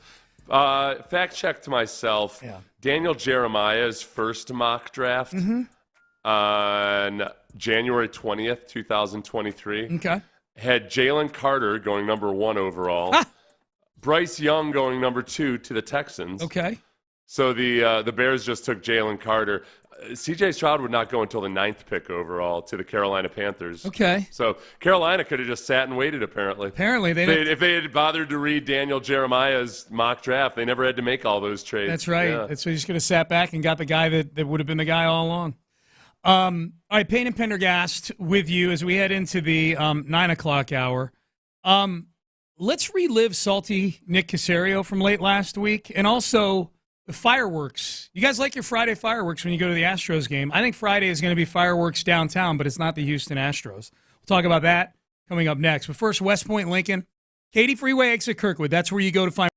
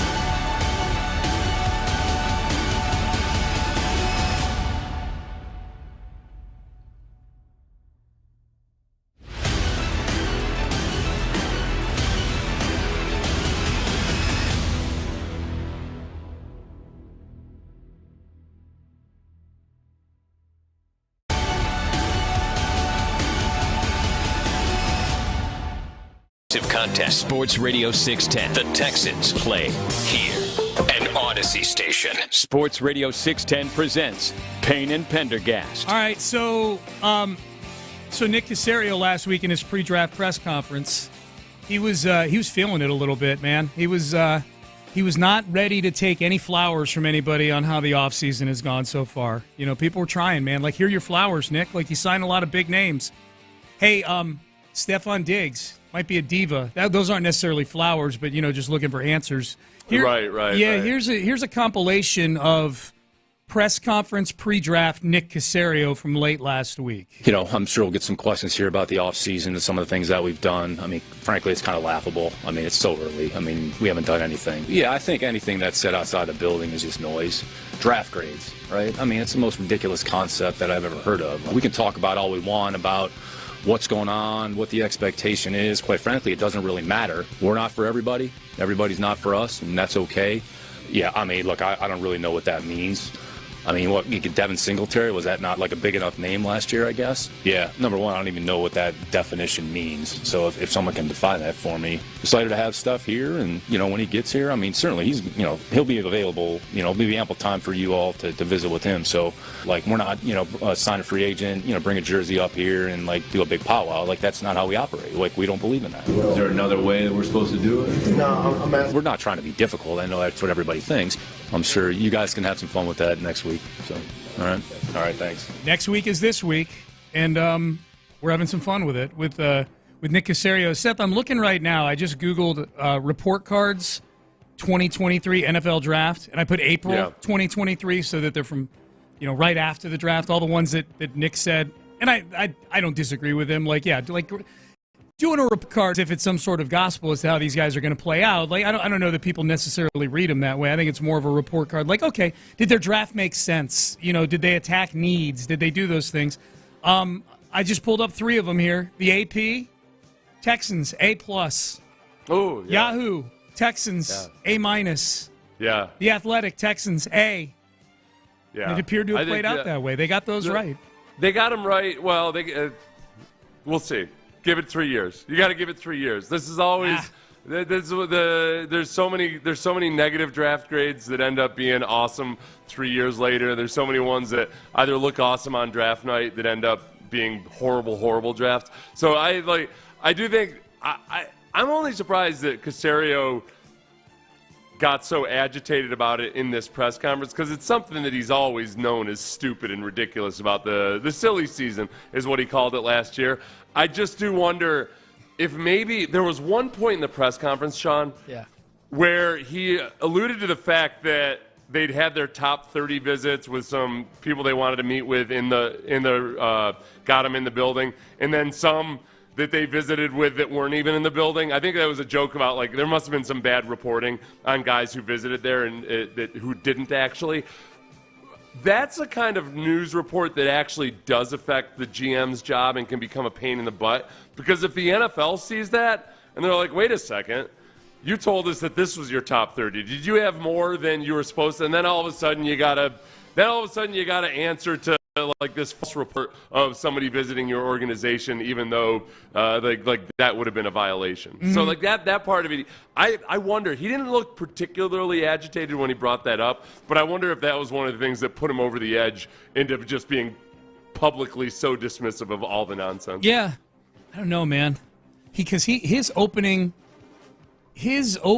statement, which was like 6 minutes long. Yeah, had like 3 of the your montage you put together there. I'm assuming had like 8 different cuts in it, right? It was a combination. There were quite a few, and at least a couple of them came from that opening montage. Yeah, that was what I was going to say. Because that's where he said it was just like silly or stupid or whatever. Yes, yeah. Like all of the attention they've been getting when, frankly, they haven't done anything yet. Yeah. Other than sign a few people. I think he chose violence, man. I don't think anything triggered him. I think he showed up ready to fight. Right. No, I'm saying that scenario is what had him in that mood. Yeah, like that scenario. The reporting from before. I got you. Yeah, he had mentioned that top 30 about the people who were supposed in the building who weren't even in the building. That was one of the things he brought up in that opening part as well. Got you. Yeah, it was. I was misinterpreting. There was a question somebody was asking about that set him off. So. Oh yeah, no, he just brought that up on his own. Yeah. No, he came in ready to go. He did. He gave some good information. One of them was Chris Ballard does this too. I watched him this weekend. Chris Ballard will give you a few little nuggets that are interesting. But I was glad that he pointed this out, that the top 30 visits, it's a misnomer in that it's not like those are your top 30 dudes. I think sometimes people see that a player visited a team on a top 30 visit, and they think that means that team shows a favoritism to that player. Every pundit has him as a fifth rounder. What's going on? Right? Yeah. And Nick just flat out said that no, sometimes you're bringing him in to get one last look, and as he's on the way out, you're like, yeah, definitely not this guy. Yeah, you might want to be sure that you didn't like this guy. Which I'd love.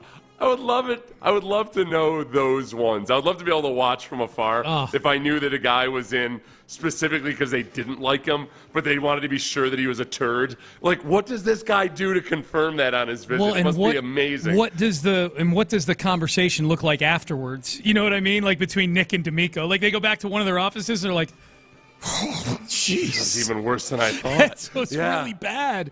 Yeah. That is, you know what? That's one thing I was thinking about. I had a long drive, and I was thinking about all this random draft stuff that, rethinking where sometimes sometimes I'm critical of the pre-draft interviews because, like, in any job search, like, people value their own ability to interview way more than typically they should, and like they make a lot of assumptions about interview, like the value of an interview and everything.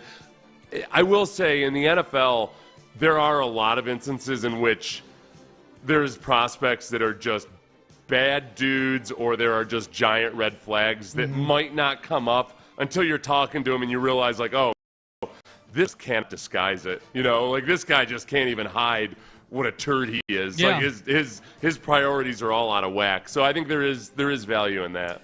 Texter points this out, weirdly saying, quote, they don't believe in the intro presser versus doing it with Danielle Hunter a couple weeks ago. Was weird, LOL. We acknowledged that earlier in the show. Yeah, that was strange. We joked that Nick, if there was a follow-up to that with someone bringing up Danielle Hunter, Nick's correct answer would have been, starting now we don't do the Big Dog and Pony show. Here's Nick Caserio on Texans All Access last week with Mark Vandermeer and John Harris. For this Thursday, sitting back, watching the first round, what's that going to be like? I mean, we'll still kind of go through our process. So there's probably 15 or 20 players that are going to go. And then if you get to a point, if there's an opportunity that you feel makes sense, that you want to get back into the first round, then we'd have to weigh the cost benefits of potentially doing that. But I think it goes back to just knowing as many players as possible, kind of a range of, where you think they may fall. And it's just relying on the information that you have. And there's a myriad of mocks that are available. Some are probably a little more accurate than others. But again, you're really just kind of adjusting and reacting to what's going on and kind of taking inventory. And then you're looking ahead to Friday if we don't pick on Thursday, which right now we're not scheduled to. But by the same token, if you get to a point where you feel like there's a player maybe that's standing out and you think that it's worth making the move, then if we were to do that, what's the cost associated with that? So we're in a decent position. If we don't do anything, we're hopeful that we'll get 2 or 3 quality players on Friday. If we do have an opportunity on Thursday that makes sense, it'll be something for us to consider and discuss, and ultimately just try to make the right decision at the present time. I would bet there's a 90% chance that they're going to stay in round 2, that they're not going to move into round 1. I think part of doing that deal with Minnesota, certainly part of it was getting that extra 2 so you could go get an impact player, and they accomplished that by trading for Stephon Diggs. I think when you make a move like that, you got to be totally comfortable with what could be there at 42. It's not automatic you can move back into the first round. Teams like having first-round picks for a reason. You get that extra fifth-year option, and that's a hot spot, too, the back end of the first round for teams looking to get back in. Nick doesn't strike me as somebody who's going to want to maybe overpay for the right to do that for a fifth year down the road. Like, that trade made sense by the trade value chart to move back, and yet it doesn't work out that way on draft weekend necessarily. You can't just say, but I've got receipts. Can I just get back up there for the same price that I went? Right. Yeah. If there were guys that they were genuinely excited about, and I think there might be obviously a couple guys that they'd be interested in if they fall, but I think the guys that they felt best about are probably all projected to be in the top 15, and then after that, they don't feel so strongly about a group of guys. Nick cares about bands and everything. Yes. You move back into the second round, and I think, frankly, I think he probably looks at defensive tackles, for instance, as a position that there's going to be a band of those guys in the second round that are all kind of the same, and that you don't without falling in love too deeply with any one of them, you might feel good ending up with any one of 3 or 4 of them. He mentions, the whole thing about 15 to 20 guys. There's 15 to 20 guys. That's what most teams have first round. They don't have first round grades on 32 guys every year. They've got 15 to 20 guys they think are worth a first-round pick. My guess is if it's one of those guys that's starting to slip, that's where the conversations start to take place. But if it's anybody outside of those guys they feel has a first-round grade, then that's where you start. Yeah, that's where you start to get into the groups and the bands of players. And I think I could see them moving up from 42 to 37 to ensure they get a guy, like they did last year with Juice Scruggs. They moved up from 68 to 62. Because they, and they gave up a 6th and a 7th round pick to do that. Tank Dell, they moved up 4 spots to go get Tank Dell from 73 to 69, and they traded a 5th and a 6th to go do that. He being Nick, views those day 3 picks as pocket change, as currency, but it's tip money, and basically for the right to move up 4, 6, 10 spots, I'm willing to forego the 195th and 213th player in this draft because I feel like Tank Dell has a chance to be a really, really good football player. I think Juice Scruggs has a chance to be a really, really good football player. And the fact of the matter is you can get 5th and 6th round picks back. That's the easier thing to do is to get picks like that back than it is to move up 10 spots up to the 29th pick in the draft and move back into the first round. He got a 5th and a 6th back in the Stephon Diggs trade. You know what I mean? Just as a throw-in with Diggs. Well, yeah, right. And they're not throw-ins, though. I mean, they make the value work out. That ended up being the trade for Diggs, the way it all calculates out, it works out to a late 2nd or early 3rd rounder. And whenever I say that, people get up in arms because the same fan base that last year was hearing from everybody that the Texans were going to have the worst record in the league and the draft pick was going to be so valuable. People are just damn right assured that the Vikings are going to have the worst pick available next year. So or the best pick available next year. Yep. My advice to people going to the draft party on Friday would be have fun, be safe, and keep your head on a swivel when it comes to keeping an eye on the big screen, because in day 2, which is the 2nd and 3rd round, Nick Caserio's history says he is going to maneuver to go get guys. He's made 7 day 2 picks since becoming the GM. 2 in 2021, 3 in 2022, and then 2 more last year.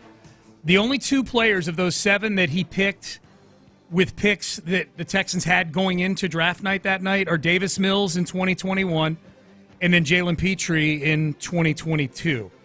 All 5 of the other ones were moves up the board to go get guys. They moved up 20 spots to get Nico Collins in 2021. They gave up a 5th and a 4th. They moved up 24 spots to get John Mechie. They gave up a couple of 4ths in 2022. They moved up just 5 spots to go get Christian Harris. They duked a 5th-round pick, I think, to Denver. And then last year, as we pointed out, Juice Scruggs moved up. They moved up 6 spots to get Scruggs. They moved up 4 spots to get Tank Dell, giving a couple of day 3 picks in each of those trades. So they've moved up in the 2nd and 3rd round to get 5 of the 7 guys that they've drafted. And I always say, Seth, when you move up to go get a guy, I know that, as you pointed out, when Nick's moving up to go get somebody, that it's usually not just that guy they're going to get. It could be Nico, it could be this guy or that guy or another guy. Still, when you're moving up, you are giving up draft capital because you feel your evaluation, at least of that group of players, is accurate enough to forego some draft capital. So when you move up to go get guys, I always feel like those are the ones that probably need to work out. I feel like 20% stronger, those need to work out than the ones where you just stay put and whoever falls to you, falls to you. Because you're making a move to go get somebody. the 5 guys they moved up to go get, I would say they've done a pretty good job with that in rounds 2 and 3. Nico Collins looks like a Pro Bowler. John Mechie is probably the one that has the most question marks. Christian Harris is an ascending linebacker. Juice Scruggs, I think, did some decent things his rookie year. We'll see how he does if he's the full-time center. And Tank Dell was an incredible pick at pick 69 if he can stay healthy. So I would say they've done, that strategy in day 2 has paid off pretty well for them in these 3 drafts. Yeah, I think so on day 2. Yeah. Did you do the day 3 stuff? The Garrett Wallows and the like? No, just day 2. Yeah, just day 2. Which might end up being the sweet spot. Not that I'm going to, I don't get overly concerned about it. It just turns into more and more of a crapshoot when you get into the 4th round and later. Yeah. But yeah, I think that we discussed that last week. The 3rd round picks used to be kind of a sore spot for the Texans. There were a lot of wasted 3rd round picks on guys that had upside but had some kind of an issue or what have you. I think that whereas previously there were times where it seemed like the Texans would take guys in the 3rd round who were physically gifted, but their one flaw was that you're not sure if they actually enjoyed football or not. Yes. Whereas with Nick, okay, whatever the flaw is, it certainly isn't that these guys don't like football. There's reasons they're going in the 3rd round. Maybe it's not ideal size. Maybe it's a injury history, whatever it might be. But you get the sense that all these guys are very much football junkies. Oh, at least. yeah. And that goes a long, long way in overcoming a lot of the other physical stuff. Yep. All right, Payne and Pendergast with you as we roll on here on a Monday. Good to have you with us. I would say, if I'm a brand new head coach in the NFL, if I'm a first-time head coach, especially the youngest head coach in the NFL, I don't know that I would necessarily channel things that Bill O'Brien was doing here in Houston when he arrived in Houston. This particular head coach, wait to hear what he's doing and what team he's doing it with. You'll hear about it coming up next. Texans GM.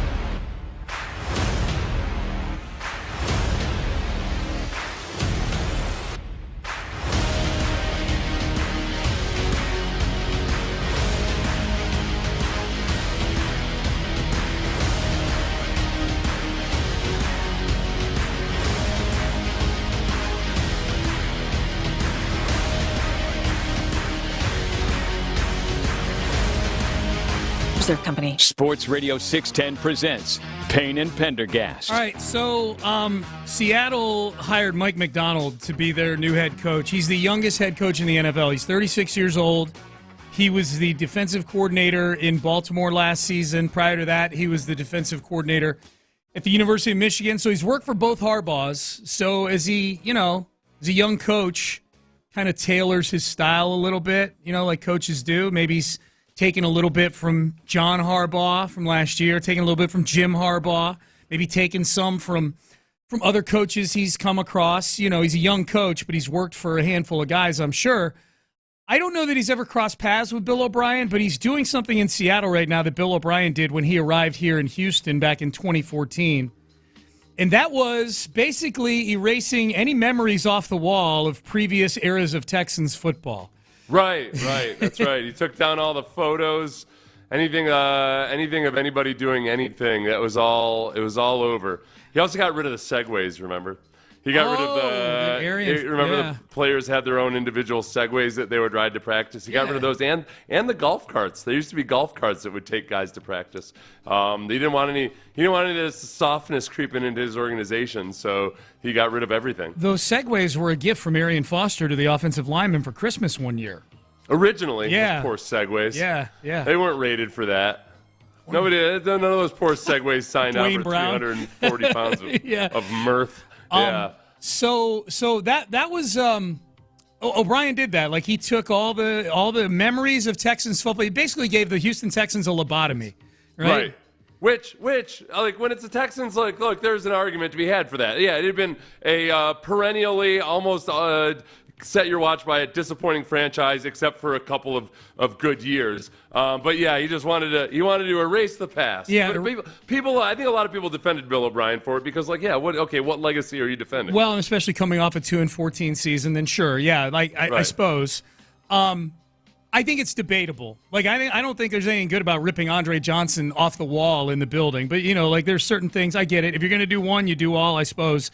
Mike Macdonald doing it in Seattle, to me, is a little silly. And this is a report from the Seattle Times that new Seahawks head coach Mike Macdonald has removed photos of past Seattle teams, including Pete Carroll holding the Super Bowl trophy, Marshawn Lynch's legendary run, that was in 2010, the Beastquake against the Saints in a playoff game where they measured the Richter scale in the stadium there, was off the charts, etc. He's removed anything having to do with the Legion of Boom and those runs off the walls, Seth. Removed them all, and it is a new era of Seattle football. Is it possible that it's simply just a redecorating of the place, and these pictures are going to emerge? The thing that I thought of immediately was, remember when Jim Crane got rid of the wives charity? And people flipped the hell out because he was just destroying the history of the Astros. And the Astros explanation was, remember at the time, these guys are all like 20 years old. None of them have wives. There are no wives to run a charity. There were like 3 wives on the team, and they were all journeyman types of players. They were young guys dating somebody for like 3 weeks. They're like, so how's that relationship going? We broke up. She didn't want to help organize the gala. She freaked out when I asked her to join the wives charity. It was almost like getting a girl's name, or like getting a girl's tattoo, a girl's name's tattoo on you when you've only dated her a few times. Okay, here's an article from Yahoo about this whole Seattle thing, that Mike Macdonald has removed iconic murals from the team facility, images of some of the greatest moments in Seahawks history, including the Beastquake, Richard Sherman's tip, which is that's all they say is Richard Sherman's tip. I think they're meaning a deflected ball in the 2014 NFC title game. Russell Wilson being emotional after the win over the Packers in the NFC title game. Cam Chancellor forcing a fumble of Calvin Johnson Jr. Cam Chancellor tweeted about this yesterday. The hoisting of the Lombardi Trophy. The article goes on to say, why are these iconic moments gone? Why are the walls at the Virginia Mason Athletic Center left bare? Why are all the remnants of the Pete Carroll era seemingly erased? 2 words, new legacy. That's right. Macdonald is sending a clear message to his new team. He wants them to forge a new way forward, create new moments and memories, something to define this era. In the words of Star Wars villain Kylo Ren, quote, let the past die, end quote. Yeah, this is where to me, it's a little bit of a reminder just to appreciate what you have in D'Amico Ryans, just because, not that this is the most important thing in the world, but it is unique. Most NFL head coaches don't give a damn about the organization, their history. Like, they are mercenaries, and they're going to go where they have an opportunity to do something, and then they're just going to kind of sometimes trample all over stuff that other people care about. John Schneider, the GM, pointed out on the radio that those pictures are all in the building elsewhere. It's just that where the players congregate, they want to be sure that they're looking forward and not back. Okay. Yeah, I think there's this is the height of Landry would use the word hardo, I think, like hardo football coach stuff of coming in and like, no, it's going to be new. Like, all right, dude, yeah, I get that. But like they did win a Super Bowl. Yeah. They were one of the best teams. They were one of the best defenses ever. Is it any coincidence that you're a defensive-minded head coach? I don't know.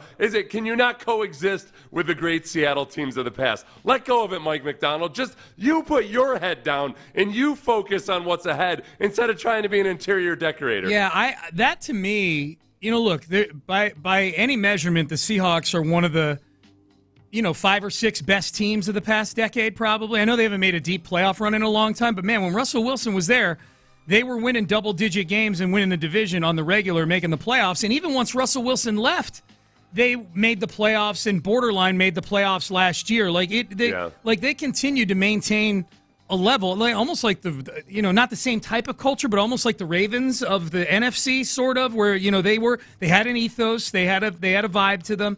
They had a head coach that was there throughout, in Pete Carroll. And to me, I don't know, man, if I'm one of those teams and I've got a recent history like that with recognizable players on the wall, this isn't walking through Notre Dame and you're seeing a bunch of black and white pictures of guys winning the Heisman in 1952. This is very recent guys that are very recognizable. A lot of them are on TV now and things like that. That to me would be a reminder of what the bar is around here. That's like right. That this is the expectation. Yeah. I don't know. Sometimes that can work the opposite way. I suppose you could look at the Cowboys and say maybe Jerry Jones himself should stop reminding himself of all the things that happened in the past, because I think sometimes it feels like Jerry Jones thinks that they're going to coast their way to a few championships the way he did when he first took over. Maybe he needs to hit the reset a little bit harder. You think he's aware that they haven't been to a championship game since the late 90s? I'm sure he's told multiple times a week. I don't know. It seems at some point. You think people, like Steven every now and then? Yeah. I was like, hey, Dad, by the way, you realize we haven't done much, right? And by the way, you said we're all in, and you haven't done anything this offseason. Right. You said a month ago we're all in, and all we've done is sign a long snapper.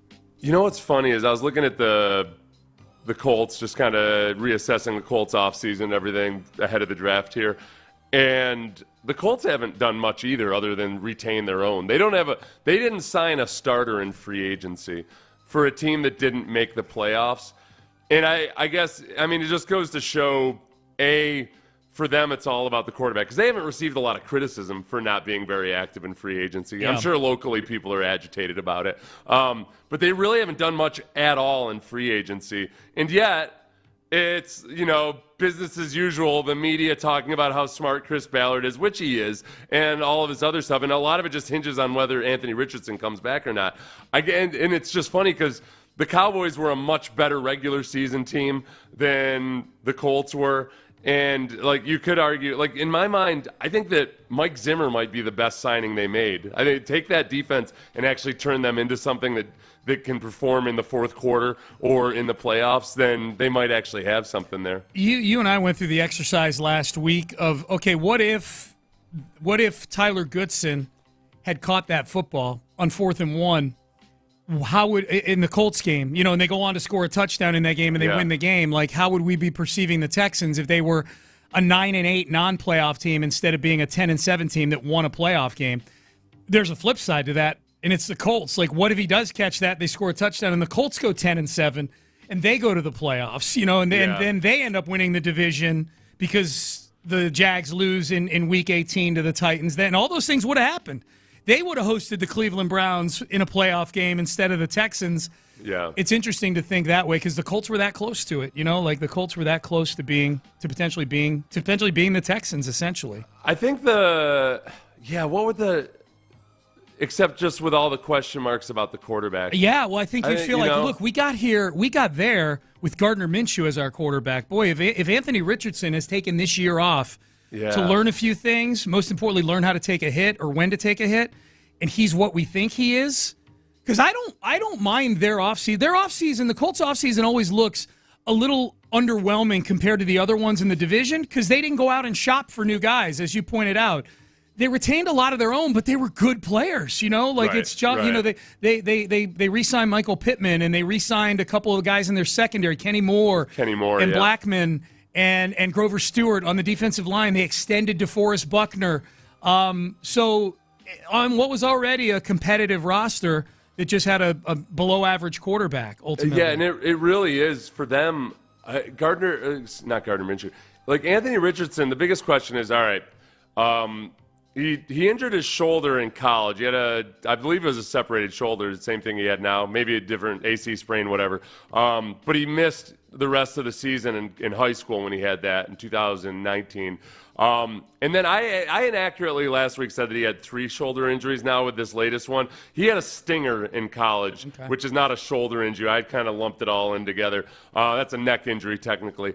But this is his second shoulder injury, but he's just had a flat-out, like some pretty notable injuries from high school on through the NFL. His ability to stay healthy, his ability to avoid contact, all of that, in addition to his ability to be more consistent passing the ball, there's still a lot of big question marks about Anthony Richardson. Obviously, he looked awesome versus the Texans in the quarter or so that he was in. But that's going to be the make it or break it part for Chris Ballard and that team. All right, we're 24 hours out from the Texans dropping the new unis. Do we see any more leaks today from the team? And I'm a little surprised that so many of you are taking up for one of the corniest guys in the NFL. I'm a little disappointed in you, actually. We'll discuss coming up next. But first, not corny, Dr. Ben Salento, Texas Sinus.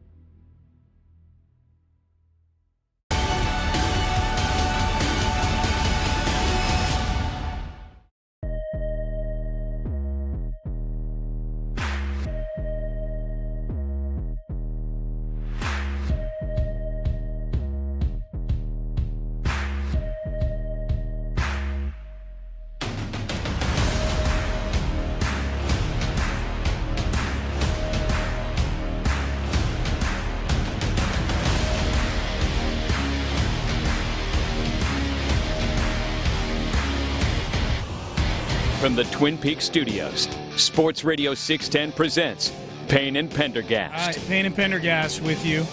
We just got the media schedule for this week, and there will be currently there will be no media availability on Thursday night unless the Texans make a selection.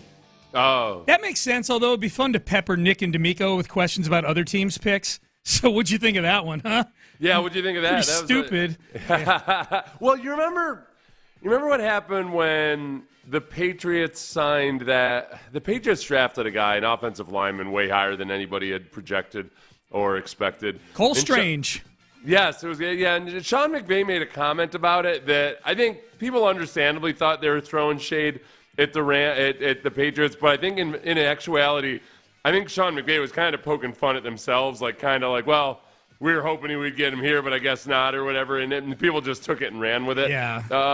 There are some coaches that I wonder, they probably forget that they're on camera a lot, and maybe if you read their lips, they probably have some choice words about how stupid a decision was here or there. Yeah, dude, those cameras are in there. Yeah. Well, I mean, and Bill O'Brien had choice words for one of his own team's picks that one year. Yeah, that's your pick, Jack. That's your pick, Jack. Ended up being one of the better ones. It was one of the best. Which remind you, it wasn't confirmation that somehow Jack Easterby had nailed the pick or what have you. It's that they, as an organization, they were trying to maneuver up and they failed to. So it works out looking extra dumb that O'Brien was pissed off about what was a really good pick ultimately. You know that if Easterby's trying to get back in with other NFL teams, that among the things he's putting on his resume is that he spearheaded the pick for Jonathan Grenard. See, look at this video right here. Look, read his lips. Bill O'Brien says right there, that's your pick, Jack. He'll tell you he was just messing with the Zoom, but that was my pick. That's right. So no media on Thursday unless the Texans pick, and then Nick and D'Amico will meet with the Nick will meet with the media on Friday, and Nick and D'Amico will meet with the media on Saturday. Seth Payne will be on the broadcast on Friday for round 2 of the NFL draft. It'll be a good time, yeah. Go to that draft party on Friday night. That'll be more bang for your buck, Probably, I would guess you're insured of at least 2 draft picks. Maybe it ends up being 3. Maybe it's 4 or 5. But I don't. Even if they trade, I think they're still going to end up with at least 2 picks in the second. All right, I'm gonna make a prediction. Okay, you ready? Okay. I'm gonna make a prediction here. My prediction is that the people on Friday will be in attendance for 4 selections. I think they make 2 picks in the second round. I don't know if they'll be 42 and 59. They might be like 38 and 54 or something. They might do what they did last year, move up just a little bit. They may stay put. You never know. And then I think they make 2 in the third, I should say. 2 in the second, 2 in the third. I think they're going to move up. I think one of those 4th-round picks, they're going to move up into the 3rd round. So right now they have 2 seconds and 1 3rd-round pick. You think that they use all their picks plus – well, they use 3 picks plus they move up from the 4th round. That's my prediction. Because I think this is a draft where there's a big drop-off after the 4th or 5th round in the talent level. You know what I mean? I think because of NIL and guys staying in school and COVID years, as you pointed out earlier, Seth, I think that from everything I've been reading, this thing could fall off a cliff talent-wise in the 4th or 5th round. So I think there's a better chance they walk away with fewer players they feel really good about than just 10 players. You know what I mean? I also wonder, though, too, that usually the smart teams value next year's picks more than the average team does. So especially maybe this year, I could see Nick maybe thinking, next year, all these guys who had the extra COVID year, plus all the guys who stayed in because of NIL, there's actually going to be a really strong surge of mid and later round picks, and that maybe he'd rather the Texans, after being so aggressive with some of the starters in free agency, they might.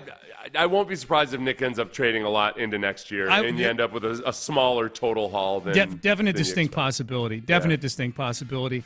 So thus far, what have we seen leak with the uniform so far? We saw the full white top and the blue pant uniform a few weeks ago on a picture taken by some rogue mole that was inside the private reveal. It was that was not a team leak, by the way. There's no way the team would stick one of their models standing in what looks like a vacant warehouse modeling the uniform. What the team ultimately ended up doing to respond to that Nico Collins and Tank Dell posing all badass in the uniforms. That's what you would do if you're going to leak it. You would do that. So we've seen the white top and the blue pant uniform. We saw the Color Rush helmet last week that looks like it was leaked by some shipping company. There's like 100 boxes with helmets in a room. It's got that H-Town blue, and it's a different type of Gothic. The font doesn't seem to be as popular as that previous Gothic font that the Texans had some of the apparel. Yeah. I like that previous one, too. I like this one, but the previous one, I was watching that video last night, that like 15-minute video, like the making of the uniforms kind of thing. And I like that H, the one that's on kind of the hoodies they gave us and stuff like that. I think it'll grow on people if the team has extreme success. Yeah. So that's leaked. All it takes. Yeah. Just do that. Just go get some extreme success. Go win. Yeah, go win. It's just that easy. What did people think? What did you get? So one of the ones that leaked was the all red bull theme with like a red helmet with a swoosh on it, like a. Well, that didn't. Yeah. Okay. That didn't leak. That was okay. The team put out. There's a couple things. You're not wrong. The team put out a picture on their Twitter feed of the red helmet, but it was like facing the red helmet. It was almost like you were looking the person in the eyes who's wearing the helmet. So you can't see what's on the side of it. There's just what you were able to see is, oh, wow, that's a shiny red face mask, like a red aluminum face mask. Looked pretty cool. So they voluntarily leaked that. There's been a lot of leaks of all four of the varieties of uniform, including a red helmet with the horns on the side of it. Yeah, but that had a blue face mask. That was so that was the speculation was, okay, maybe one of these leaks that had it had a red helmet with a horn on the side that looks like a swoosh, and it's got a blue face mask. That maybe the team was subtly hinting like, no, some of these leaks aren't 100% correct. That could be. I don't know. Yeah. Okay, so that came. Okay, so I didn't know that. I didn't know about the blue face mask leak because we've seen a lot of artists. It's hard to keep up with all these leaks. It's hard to keep up with everything. I've noticed there's a lot of conversations going on about various uniform stuff that it's I'm lost as soon as I get into it because it's hard to keep track of all the different leaks. So you're anxious, or not even leaks, but like I think some people have done artist renditions that might be close. I don't know. Yeah. So you're anxious for Leakgate to end tomorrow at 10 a.m. It hasn't bothered me much at all because I'm not invested in it. Right. It's kind of like it's like me watching various world conflicts. It's like I watch with passing interest, and yet if it doesn't directly involve me, I'm okay with that. Yeah. Yeah. So we'll know this time tomorrow, 10 a.m. or this time plus 8 minutes tomorrow. We're going to know what they look like. Is this going to be? Is it like? Is this going to be something that?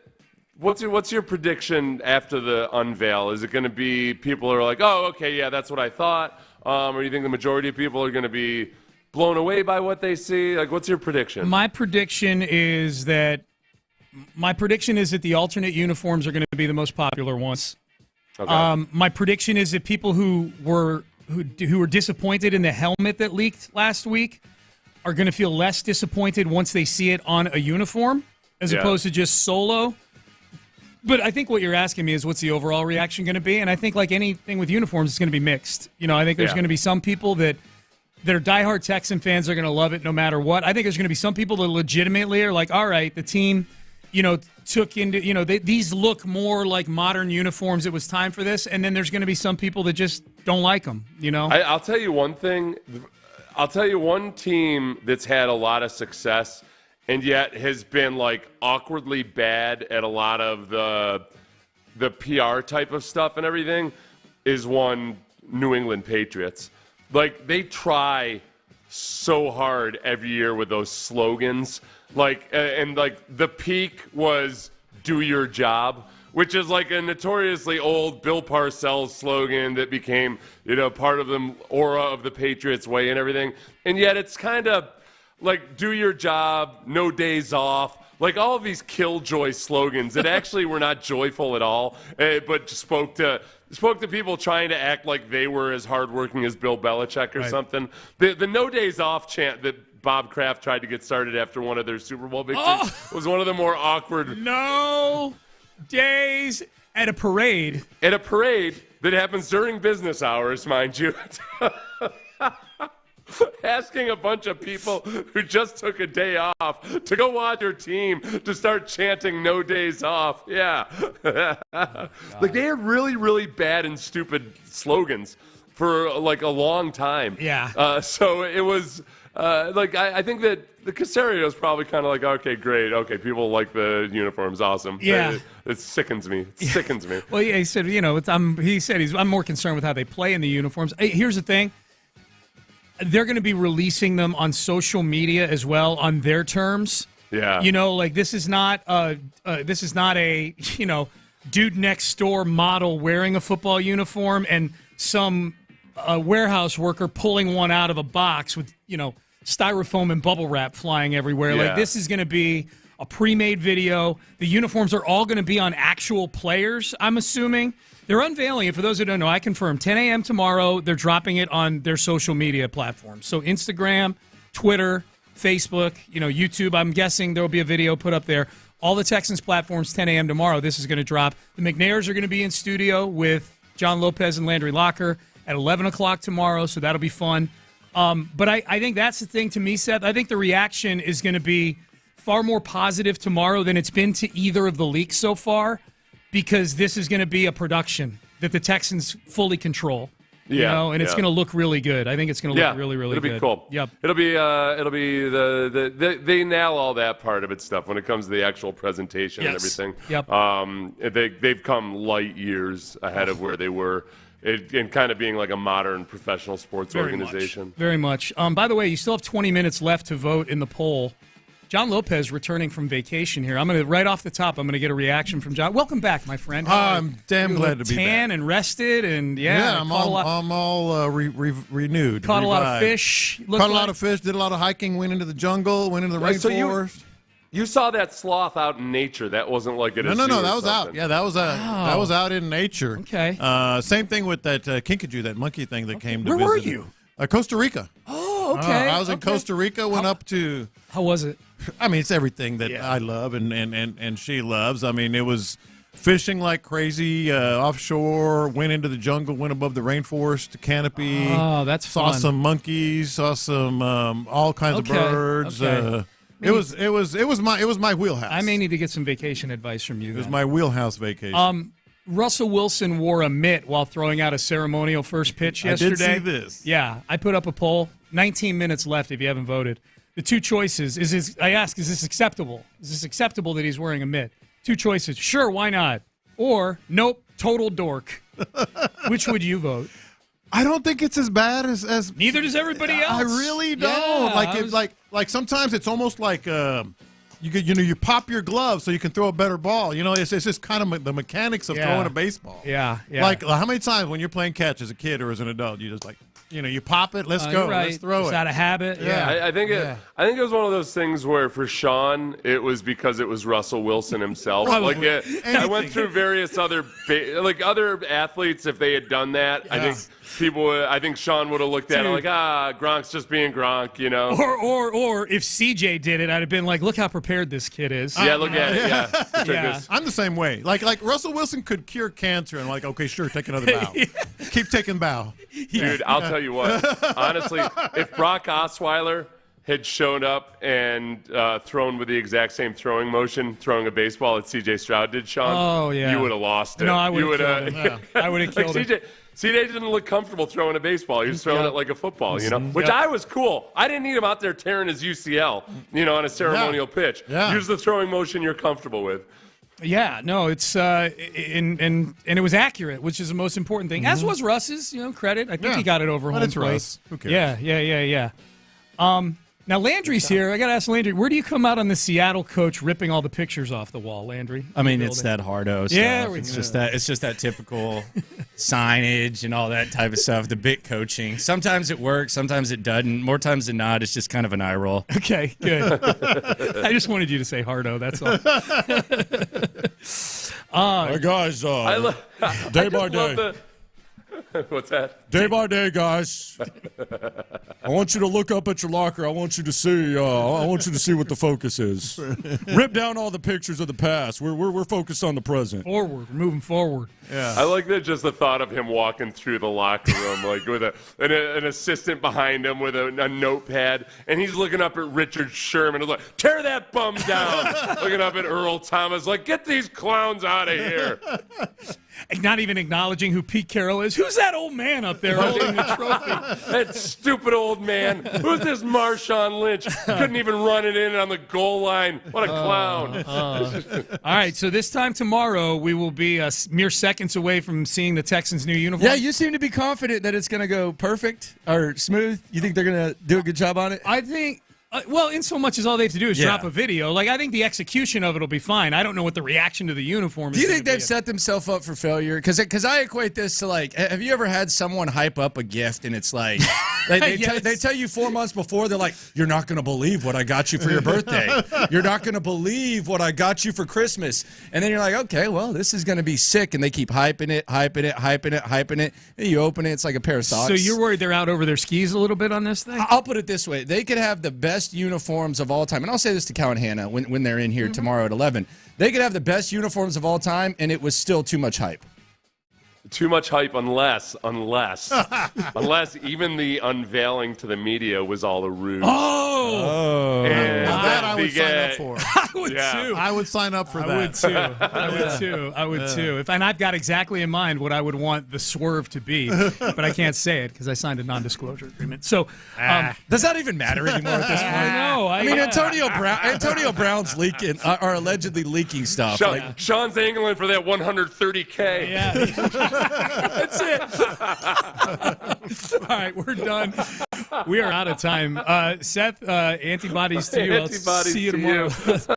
See you tomorrow. All right. John Lopez is back. Landy Locker is here. Figgy Fig is here. You're listening to KILT and KILT HD2 on Odyssey Station. In the Loop starts now. All right. Non-disclosures. Yeah. My ass. You don't buy them? It's over. It's done. It's out there. Is there like a fine print where if there's 5 leaks that the non-disclosure What are they going to do now? Oh, wow. You said something about the uniforms? God, Woo! Good thing FedEx didn't do that. Hey, man, some of us follow the rules, okay? I'm following the rules, but it's like, oh, wow. So FedEx went ahead and told the world, or whoever it was. And Antonio Brown. And the little Lilliputian fella. Yeah. You know, the number 24. The model. Yeah. That little fella told the world, but heaven forbid I say this about the uniforms. Yeah. Oh, my. That's where I'm at, man. I'm looking forward to this, man. This is going to be a nice little appetizer. This is like what kind of appetizer? If I was to tell you, we got draft week this week. Shout out to all the loopholes if you listen. You are one fun weekend. What the hell happened to your nose? I know. Let me hit the confession now. Let me hit the confession now. What on earth is wrong with you, buddy? Hold on. All right. So there's a level of gross, like that. You should I wear a Band-Aid on my nose or should I not? Yeah, you should wear a Jerry Rice Breathe Right strip. I made the decision this morning. You know what? I'm got a nose job. I'm not going to wear the Band-Aid. As I saw it this morning in the bathroom right here, I was like, yeah, probably should have worn Was it sunscreen? No, we went up. We did like a 4-hour ride into the mountains on ATVs. To the Costa Rican jungle, and it was badass, which I can get into, but I'm not that guy. Yeah, that's going to recap my entire vacation for 4 hours. I feel like you're attacking Sean. No, I am. I feel like you're attacking Sean. No, but there are a couple things about that I need to know. So we were up in the mountains and we were bouncing everywhere. So the goggles, you have to wear a face mask with all the dust and the goggles. So the goggles kept rubbing, but I didn't want to take them off because I couldn't see. Okay. So it just kept rubbing right here. Okay. And so it kind of cut it. But it was 4 hours in the jungle, man. It was badass. It looks like crap. It looks horrible. I probably should have worn a Band-Aid. Put some like ointment on it. I've been putting stuff on it, but I for y'all's sake, I was going to wear a Band-Aid. Yeah, it's all good. But I did not. Yeah, I think the Band-Aid. Yeah, I think you need a Jerry Rice. I saw a monkey up there, man. Right. I came right up to us. It was pretty cool. That's awesome. Some man. macaws. There you go. It was badass. So, what appetizer would these uniforms be? Like, if we're talking about, like, if the main course is the draft, what appetizer has this uniform unveiling been for you? So far, and what I expect. So far, It has been edamame. It's like, what are you doing? Is that good or bad? It's very, like, kind of not fulfilling, maybe not even appreciated like it probably should be. That doesn't mean that you can have a bad meal, though. You know, that doesn't mean it's going to be bad. The whole thing with these uniforms kind of came into focus for me this past week. They never should have worried about us. They never should have worried about the media. Just do your own thing. Never should have worried about fans. Never should have worried about the fan council. Never should have worried about, hey, we're listening. No. Maybe they do it on the down low and listen and get some input, but don't start including all these people. I mean, and because the more people that kind of have an idea of what you're doing, the worse things can go until you reveal it. But if you have a badass squad, it doesn't matter. That's the good thing. No, that's for them. what Nick was saying yesterday. Good thing for them is they have a good squad. I checked in on you guys occasionally. Yeah, that's the good thing, right? Yeah. If you have a good squad, it doesn't matter. The uniforms will look better on a good squad. But I think they've tried to please too many different people and include too many different people. The Lions did it right. They just dropped them. He said, "Look at these badass Just uniforms," dropped and then everybody said, "You know what? They are badass." And it wasn't real hyped up. Wasn't real, down low. All this other stuff. I do think they need to just completely change the uniforms at the bare minimum from now on. What do you mean? Like just go basically Oregon, where if it's 3 years, if it's 5 years, they need to change their uniforms as often as possible now at this point. I think the NFL has some say in that. No, but I think there's a minimum that you can do it. I think it's like 3 to 5, whatever the least amount of time that you can wait. They just need to go all in, because I think the merch will be fine. But it has been a lot. It's not costly leaks, and it's not like the leaks are coming within the organization. So we have fun with the leaks. But, it's not like a draft pick or something getting leaked. It's outside of the organization. But it is going to be interesting to see and hear the reaction, because I think it's going to be split. I think there's a way there's one way the Texans cannot win at this point, but there's also a way they cannot lose. And let me explain. They can't win because there's already been too many leaks, too many bad models.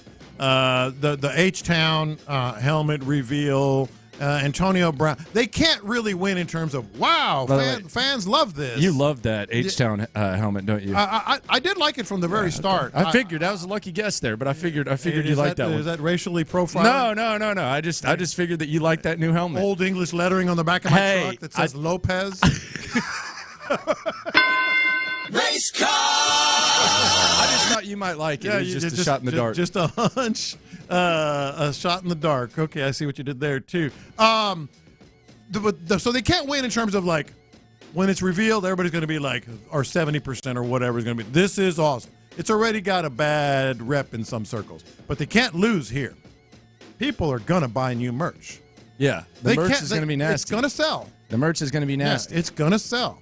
And it's going to sell in ways that maybe not even reflect the uniform themselves. Because you added these colors, and this is something we've talked about occasionally, you can sell even the tiniest bit of color on your uniform as the primary color on merchandise. So, like, let's say I don't know how much H-Town blue, there's some clearly that's going to be on the helmet that was revealed. But I don't know how much is going to be on all the uniforms. But that doesn't mean they can't sell a jersey with that as the prominent. Are you over H-Town blue yet? No, I think it's going to be cool. Are you over this stuff yet? No, I think it's going to be nice. Can we not maybe move past the H-Town blue? We're not there. We're still there. That's what people haven't even seen it yet. Yeah, I'm just saying. No. What do you mean they haven't seen it? The uniform hadn't been revealed yet. Oh, it hadn't? Well, most of them. I mean, maybe. maybe most of them. That was pretty sweet. He put all that stuff up there.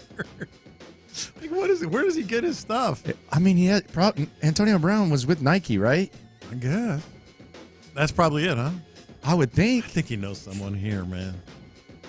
Nah. Is it time to start taking him a little serious with his new? Dude, he's been kicking butt. Yeah, but he been talking about Justin Herbert getting traded. Yeah, but he's also kind of a parody. No. Is he? Antonio Brown, CT, ESPN. I mean, he's kind of having fun with everything too. Yeah, little bit. Yeah, no, you got to take him serious. But you know how I know, like, it's not going to be universally liked, and maybe more people will dislike him. Well, I don't think it's bad to have disagreement about the uniforms. No, I think it's actually a good thing for them. Look, all they really care about is selling merch. and they're going to sell merch. So they're going to be happy. The Texans are going to be happy. But I've seen so many people who have had the sneak peek say variations of, well, maybe they'll grow on you. Maybe they'll grow on you. Well, That's not once a you great see 'em. endorsement. Yeah, once you see them, though. That's a good endorsement, isn't it? No, it is not. Well, maybe you'll get used to them. Maybe it'll grow on you. I don't know. There's some that I like, flat out. I guess I can't really talk too much about the details, but you can't. I know everything's been pretty much out there. But 10 a.m. tomorrow, huh? Is when they're going to actually 10 a.m. drop they're them. going to drop. 11 a.m. we're going to talk to Count What are they going to do? They put out last week. Video? You weren't here. God, you would have had a field day with this. I think this was an accident. B. Scott said it might have been an accident, but I was really confused because they dropped a 15-minute video around 10, basically explaining everything that went into it.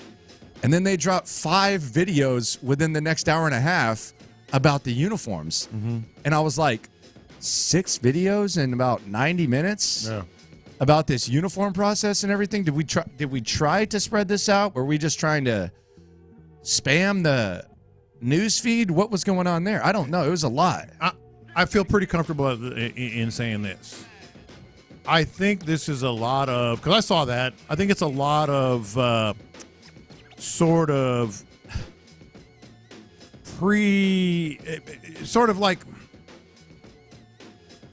heading people off at the pass before things go bad. What does that mean? Like basically trying to control the narrative that they know is coming. But it's not that serious. It's not that serious. That's what I'm getting at with this uniform thing. I am actually the Texans are in a situation where they could literally take a dump on a design and people would support it because people are that excited about what they got going team. Yep. And there's been all this proactive explanation and all that. It's not that serious. It's fun to talk about. It's fun to debate talking about uniforms, but it's not. You don't have to explain yourself too much. It's uniforms. But I feel like they, the old saying of undersell and over deliver. I think they've kind of oversold and they feel like they might be under delivering, and so they have to kind of take that care of. Just do the best they can to prevent that from happening, because it's not going to be a great universal acceptance of what these uniforms. I think it'll are. be better than you think. No, I don't. I don't know what it's going to be. Nobody does. But I can tell you this. I can tell you one person we're going to be talking about tomorrow. Who's that? Amy Adams Strunk. Why? I feel like she had a direct impact on the product we will see tomorrow. Well, I mean, that's what happens when you're obsessing over an old color. Yes. But, I mean, I think they also kind of tipped their hand a little bit to where it kind of got her attention a little bit more. I think it goes up to the hype. Yeah. No, but I'm fine. I'm actually fine if there is not a lot of H-Town Blue. I'm fine with it at this point. Well, whether you're fine with it or not, they kind of talked about this was going to be part of the uniform. I think we're going to see just how much of a part of the uniform it is. And ultimately, we'll probably be talking about. There's a little bit on that helmet. Amy Adams, there is a little bit on that helmet. That's I liked it. I did. I know. And I knew before you told me. Old English lettering notwithstanding, I liked it. Yes, I did. Yeah. Lopez. Big white letters across the back of the back window of my truck. I saw it, man. I like that influence. Yeah. So there you go. Uniforms dropping tomorrow. We got the McNairs coming in studio at 11. You laugh about that. I mean, you're giving me a hard time about that. I bet you it really is going to be big time. John, I'm not just pulling this out of nowhere. You think I'm saying the Hispanics like that hat, but because I'm just making it up? No, it's gonna. You should have seen the text line last week. All the and it's not just the Hispanics. Hispanics love that new helmet. Yeah, man. it's gonna be. My people are gonna love that. They love it. Yeah. That new hat is hard though. I like the hat. Oh, the one that he was posing in with his dog. Yeah. That's his real dog, right? Oh yeah. Okay. Yeah, it is. How old is that dog? I want to say. Dog looks like he. I actually met that dog. Dog looks fast. I went by their house a while back. Look at you. And saw that dog, and it's a leaper, but he's a real friendly dog. He's probably pretty well trained, right?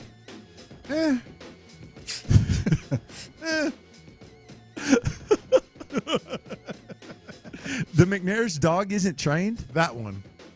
Was he young? Yeah, he likes to jump around. But was he a baby? Really Was he a friendly. baby? Is he potty trained? No, he's trained. No, he's that kind of trained. Yeah, But he wasn't as trained as you would expect? he was. The McNair's coming to the studio tomorrow at 11, right after the uniform. So you're going to, Well, the uniforms will be dropped and we will be taking a test. First thing that I was asked, are y'all going to be nice?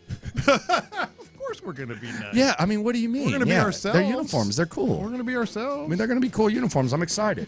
Can we get on with Landry and Lopez? Are they going to be nice? Of course they're going to be nice. I mean, we got that reputation where somebody got to say, are y'all going to be nice? No, but they know we'll just, they say nice. We're honest. Yeah, we want to talk about these unis, man. Clearly, it must be some type of reputation if they got to ask. Nice is not a euphemism for sucking up to people. Look, it's the reality is just honest with the people. They're uniforms. Exactly. They're uniforms. It's okay. It's new gear. It'll be fun. Yeah. Gonna be a party at night. 6:30, 9:30. So how is this working? Are they just gonna be selling weird, merch? isn't it? Did they change the whole idea? Because they're releasing them at 10 a.m. then having the reveal party that evening? I mean, what are they doing? Are they gonna just have a concert and people are gonna be wearing the jerseys or what? Yeah. I think it's just a party. Or the players need to be there. They're gonna sell merch, right? Yeah. 30% off. On the new jerseys. Of what? On the new jersey. Wait, 30% off the new or the old? I think the new. The new No one. way. If you there at the party, They're going to give you 30% off the new jerseys. Figgy, Let me all right, check. let's hold Figgy to that. That would be if I'm right, you owe me a jersey. No, I'm not a business guy. Is but, it? All right, don't But hold I'm me just saying I ain't giving you accountable 30% off my brand new jerseys. Is it 30? Is it really 30% At off? the party. Hold on. At the party. Is it really 30% off if you've never sold them before? 30% off of what? Yeah, what are we basing it off of? Yeah. It's like 30% off. Well, yeah, that's like having a grand opening at a restaurant and saying it's 30% off and then just setting the price. Yeah, that's not 30% off anything. That's the price. You know? Yeah, what's going on? Are they going to go up? I feel like it should be 30% off old merchandise if it's me, but I actually think it should be probably a little bit more, but yeah. I don't know. Old merchandise, 70% off. Yeah. Yeah. So the new merch, 30%. I'm not going to quote Figgy on that. Kind of feel like he's... if I'm right, you owe me a jersey. I don't owe you nothing. Well, shut the hell up then. Season ticket holder weighing in saying 30% off all merchandise. Okay, but which is that which new merchandise? jerseys? Which Yeah. merchandise? Yeah, is that New Jersey? Are they going to have the new merchandise? That's my question. Yeah. Why would they have the old one there? What do you mean? Because they got to get rid of it. If only we knew two people. So we having a new uniform party, but only the old stuff is there? Yeah, it's on sale. Throwbacks. All right. Salute. If only we knew two people that were going to be in studio tomorrow at 11 that could answer this. Don't get in the way of me trying to solve this mystery myself. If only. Yeah, I don't know. The party's going to be the party. The party is gonna be the party. Is gonna Post has some good grub too, by the way. Some really good food yeah. at the Post. Yeah, it's No not doubt. your basic. Yeah, it ain't no middle of the mall. Yeah, it's like a mall food court on steroids. Exactly. Balco. Performance enhancing drugs. Exactly. What a big week this is, man. We got the draft. We got the uniform unveil. Figgy's just offering up sales to people. I mean, it is a hell of a time to be alive. Am I right about that 30%? I don't know. Are you? That's what I seen. Okay. Y'all want to get semantic? Is it the new jerseys or the old jerseys? How is that? I said 30%. I heard it was 30% off. How is that semantic? I said they offering 30% off. How is it the new jerseys or the old jerseys is it semantic? the new That's jerseys? factual. Is this the that old? It got to be the old jerseys. That ain't semantic. I just don't want people going there and saying, well, I heard on Sports Radio 610, Figgy said. Y'all said what's going on. I said it's a party there. 30% off the new jersey. Y'all said what was going on there. I said it's a party, people performing. There you go. And they got 30% off of the jerseys. Which ones? I don't know. Look, there you go. Which ones? By the way, the Denver Broncos just dropped new uniforms. Yeah, they did. They just kind of made it. They're keeping the main thing. This is crazy. They got a draft to worry about. They don't have So time do for the Texans. this. Yeah. I really think, man, They just built it up too much for too long. It's a lot, man. Yeah, it's a lot. No way that these leaks were not going to happen. I know Doug talked about it with the afternoon guys last week. But Doug Vosick, the man who oversaw this process. Yeah, I mean, I know he worked hard, but yeah, there's no way this was going to work. Coming up, the draft. Why the Texans may not do the one thing you think they'll do with one of their first 2 picks. In the Loop continues on draft week next. Coach D'Amico isn't.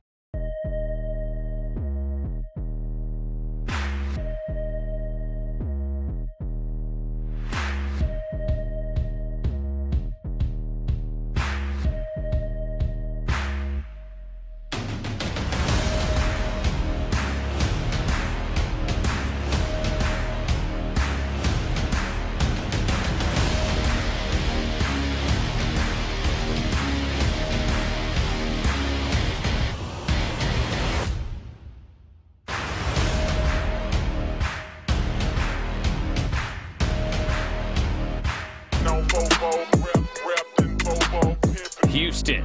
Let's get in the loop. Oh, the jokes are coming fast and furious every time y'all talk about this guy. With Landry Locker. Landry, I mean, you're going to be in midday forever now. And John Lopez. On occasion, Lopez makes a statement that's so ludicrous, it makes me pick my phone up and call you guys. You're in the loop on Houston's sports leader. Your champ, 610. Sports Radio 610.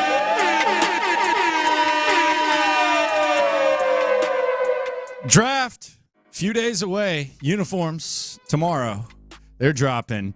Nick Caserio, he's got a different dynamic with D'Amico Ryans this year as opposed to last year. They've been through it together. They've had success. They've surpassed expectations. Now expectations have jumped. Does that change the communication? Here's Nick Caserio talking about that. We're not trying to get to a point where we just agree on everything, but we're trying to get to a point where we see players similarly. We envision the role similarly. We're never going to force a player on a coach because it's unfair to really anybody involved. So we're not going to make decisions in a vacuum. We're going to take all the information in. We're going to aggregate as much information as possible. And ultimately, D'Amico and I will sit down and go through it and then figure out like what decision makes the most sense. So maybe it's okay if we have a group of 4 players, we're comfortable with one of the 4 players. Okay, so then ultimately we're going to have to make a decision there. But there's a lot of dialogue and a lot of discussion back and forth. It's ongoing. We've actually had a couple follow-up meetings once we kind of got through the first wave. Hey, take a look at this group, 6 or 8 players. Hey, can you do a informal Zoom call with them? We're just trying to get more information. Then we'll come back. Hey, how'd it go?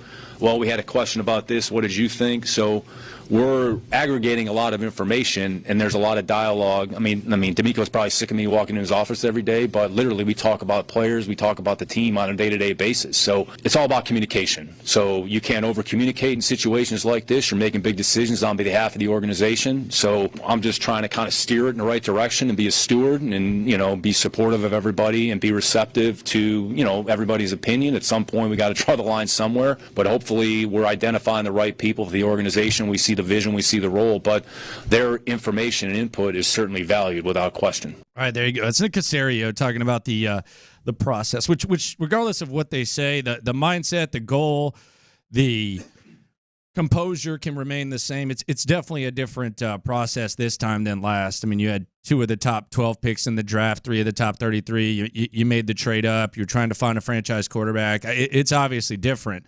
But there are some things that we expect the Texans to do, or many expect the Texans to do. But you say, J-Lo, that the Texans may not do the one thing that you'd bet on them doing on Friday. Yeah, one thing we know about Nick Caserio, he does, he's done it a year, is he's going to trade and make a lot of moves. He more so than just about any other general manager in the league with his draft picks. And Adam Schefter referenced that in a post that he had this morning. It might have been last night. I saw it this morning about certain things that are going to happen in the draft. And I'm like, I'm not so sure about that. Like, I think they are so – you mentioned like how different it is now. You know, they traded up and they had all these premium picks, very, very high premium picks. They still have some. Last year, well, there was not a lot of margin for error. They were going to have to go get the quarterback and go get a very top-line player. Now they've had more time to kind of – look at at the breadth of the picks that are available, the number Nicky buckets, the buckets that he likes to talk about. So now I think all the legwork, all the draft trades that we have come to expect, unless something just slaps him in the face, they're pretty much done. Like he's made the moves to get 2 second-round picks. That's normally something that he would do on draft day, right? And has done. I think they're kind of so you're looking at the Diggs trade as, okay, like if they did this on draft day, the internet would break, but essentially they did it a few weeks before. It's done. So all this will he, won't he trade, he's already made a pretty damn big trade. So you're saying that if we're looking for some sort of splash, the splash has already been made just because it didn't happen on draft day. It'd be like if the Titans traded A.J. Brown 3 weeks before instead of the day of. Correct. I mean, I think that's a good way to look at it. I actually think that's a really, really good point. The other thing about it is this. I think because of where they're drafting, and I'm just piling on to what you're saying, I don't think they know what they're going to. I think the first round is going to decide, and then I think as soon as they meet after the first round, that's where it's really going to intensify, and the discussions are going to intensify, because right now they're at the mercy of 41 picks and they're at the mercy of 32 picks in the first round. before they either have a night to fall asleep and fall in love with somebody or whatever. So like all this talk, and it's kind of weird because if they had the 22nd pick, I would be sitting here and we'd be starting the show saying, all right, this is going to happen, that's going to happen, that's going to happen. But I don't even think they have any clue. They have a decent idea, but I don't think they have any clue of what they want to do, what the possibilities are, and they're, for lack of a better term, at the mercy of day one. Yes, and I think, like you said, if they still had the 23rd pick, I would fully expect all those Nick Caserio deals to happen. I think they've kind of happened. Now, he might tweak it a little bit, like he sees a player at 38 and maybe move up a couple spots, whatever. But the big moves, I think they've done. And here's the other thing. You heard him in that audio we just played talking about, we got to make it we have these meetings and we have these Zoom meetings and we have to make sure everybody's on the same page. Here's something that you need to know if you're a Texans fan. Two people are going to know who they're going to pick, D'Amico and Nick. And if Cal and Hannah are in the room, they'll find out soon enough. But even people in that building aren't exactly sure who they like yet. They're not sure who they like yet. They know who they might have, a strong feeling about a certain group of players or something, but not until Friday are people going to start to realize that the Texans are going after these types of players. And I think you look at last year where the Texans originally had the 33rd overall pick, and the Texans traded that 33rd pick in the Will Anderson trade. Meanwhile, up in Tennessee, and the old Oilers are a popular topic, and it's probably going to remain into the uniform veil. They didn't like Will Levis. They passed on him at 12. The Titans needed a quarterback. They passed on Will Levis at 12, right? Yeah. So they were obviously not even thinking about Will Levis. They said if they would have loved Will Levis, they would have taken him right there as franchise quarterback. Mm-hmm. That's happened. He falls out of the first round, and next thing you know, the Titans are trading up to 33 to get Will Levis. Mm-hmm. That happens all the time when it comes to guys sliding to the second round. So there could be a player right now that the Texans are looking at, and they're saying, well, I don't know that there's really a chance we're going to get this guy, Yeah. and he falls there. So it's just really like the sleep between night 1 to 2 and then night 2 to 3. A lot of times you become a lot more aggressive based on what happens. And I do like your point in that we talk about this draft day trade that the stuff just because it didn't happen the day of doesn't mean it's not the same as a draft day splash and a draft day trade. They've already done it. And you can even go down further, with some of the picks that they've accumulated later. But I can tell you this, we're going to go to bed Thursday night still not having a guy drafted by the Houston Texans. That has already been done. I don't think they're going to be moving back up into the first round. They're going to be seeing who's falling into the second. Going to be interesting. Landry Locker, John Lopez, Figgy Fig with you. Cal and Hannah McNair tomorrow, 11 a.m. But coming up next, the death of America's pastime and the reemergence of another one of America's pastimes. And C.J. Stroud was embracing both last week. In the Loop continues next. All right, here's a great success story.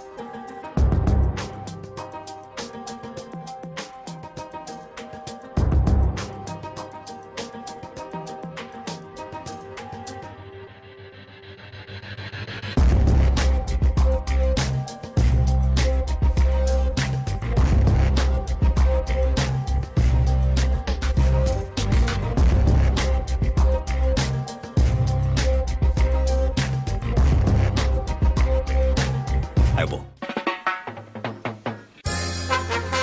We're making the stories from outside the loop matter to you. This is Localize It. Don't you know I'm local? You're in the loop on Houston's sports leader. Sports Radio 610. Two of America's pastimes, both embraced by C.J. Stroud. We start with baseball. The Astros, the Whoopee. Best team in town for a long time, the Houston Astros. They have C.J. Stroud at the stadium. He throws out the first pitch, and unfortunately for the Astros, over the weekend, another series lost to the Washington Nationals. The return of Verlander, get off to a good start, then a blown ninth-inning lead and an extra inning L, and then Christian Javier gets scratched yesterday because of his neck. Wouldn't have mattered, though, because they didn't score a single run. And the Astros, third-worst team in the American League, if I'm not mistaken, they're kind of faltering as one of America's pastimes. Not looking so great around here. Kind of got me last week, minding my own business, having a good time, doing whatever it was I was doing. And this whole back of the baseball card thing. Yeah, Joe Spot is saying it now. I'm like, what are we doing? Why don't you look at the back of your own baseball card? Because the Astros, at right now, 7-16, correct? Yes. That, if you look at the back of any organization's baseball card, including the Astros, you start like that, you're not going anywhere. And it is early, but it's not early anymore. It got late early for the Astros. So yeah, just a horrible start. Do you feel that there is any getting away from this right now? By the way, I know it's early. 14% through the season. We're 14% through the season right now. They're done. What? No, the Astros are done. Come on, man. It's early, man. It's early. You're crazy. The lead in the division is 500 right now. It's not a good division. The Rangers are 500. I believe they're 12-11. Okay, they're one game above 500. Yeah. No, the Astros are done. Can we at least get the Memorial Day? Astros are done. Let me explain it. Now, of course I could be wrong. Of course, this crazy moves happen. Unbelievable medical, advancements happen in the next 2 weeks, and pitchers start to pitch. But here's the thing that I alluded to it like week before last, and I think it's stronger now than ever. Jose Altuve, Jeremy Pena, Kyle Tucker, and Yordan Alvarez are having fantastic starts. They're having fantastic starts. Altuve, better than last year. Pena, definitely better than last year. Tucker and Alvarez were tearing the cover off the ball last year. So they're done. And they're having the exact same start. So 4 of your best players are actually playing really, really well. You're getting pitchers back, though, now. Which is something Can you that be need. more specific? You got Verlander back. You're getting Fromber. Look, I'm not sitting here saying that there's not warning signs. I'm not sitting here saying that I'm betting on the Astros, but done. We're 14% through the season, sir. Well, if your standard is contending for a wild card at the end of the season. No. That's not happening. They have to win the division because the wild card is going to come from somewhere else. Then they're done. Yeah, they have to win the division. They're not. There is a very good chance that the wild card teams have better records than the West winners. So there ain't no wild card. It's win the division. Then they're done. No, they are. I don't mean to be harsh. We're just talking about how we have to be honest on the show, and that's one of the things. One of our calling cards. Jose Abreu should not exist on this roster. Well, Dana Brown did say that they're going to platoon him now, and they're going to figure out what to do there. They're talking about platooning him, so he's at least openly acknowledging that Jose Abreu has been a disappointment. I heard that, and then I thought, what is that going to get you? You can't pinch run him. You can't pinch hit him. He's taking up a space on your bench. You're platooning him. He can't be a defensive replacement because all he can do is play first base. So he's, like I said, that's why I said he's taking up a spot, wasting a spot on the roster if you're going to platoon him. You either got to get rid of him or play him every day and with that 0.68 batting average. No, he should not exist on this roster. Like there is no platooning Jose Abreu because he doesn't offer you anything anywhere. So that one, that is shot. That's a done deal. He should not exist. I looked up his numbers. This is the things you do on an airplane.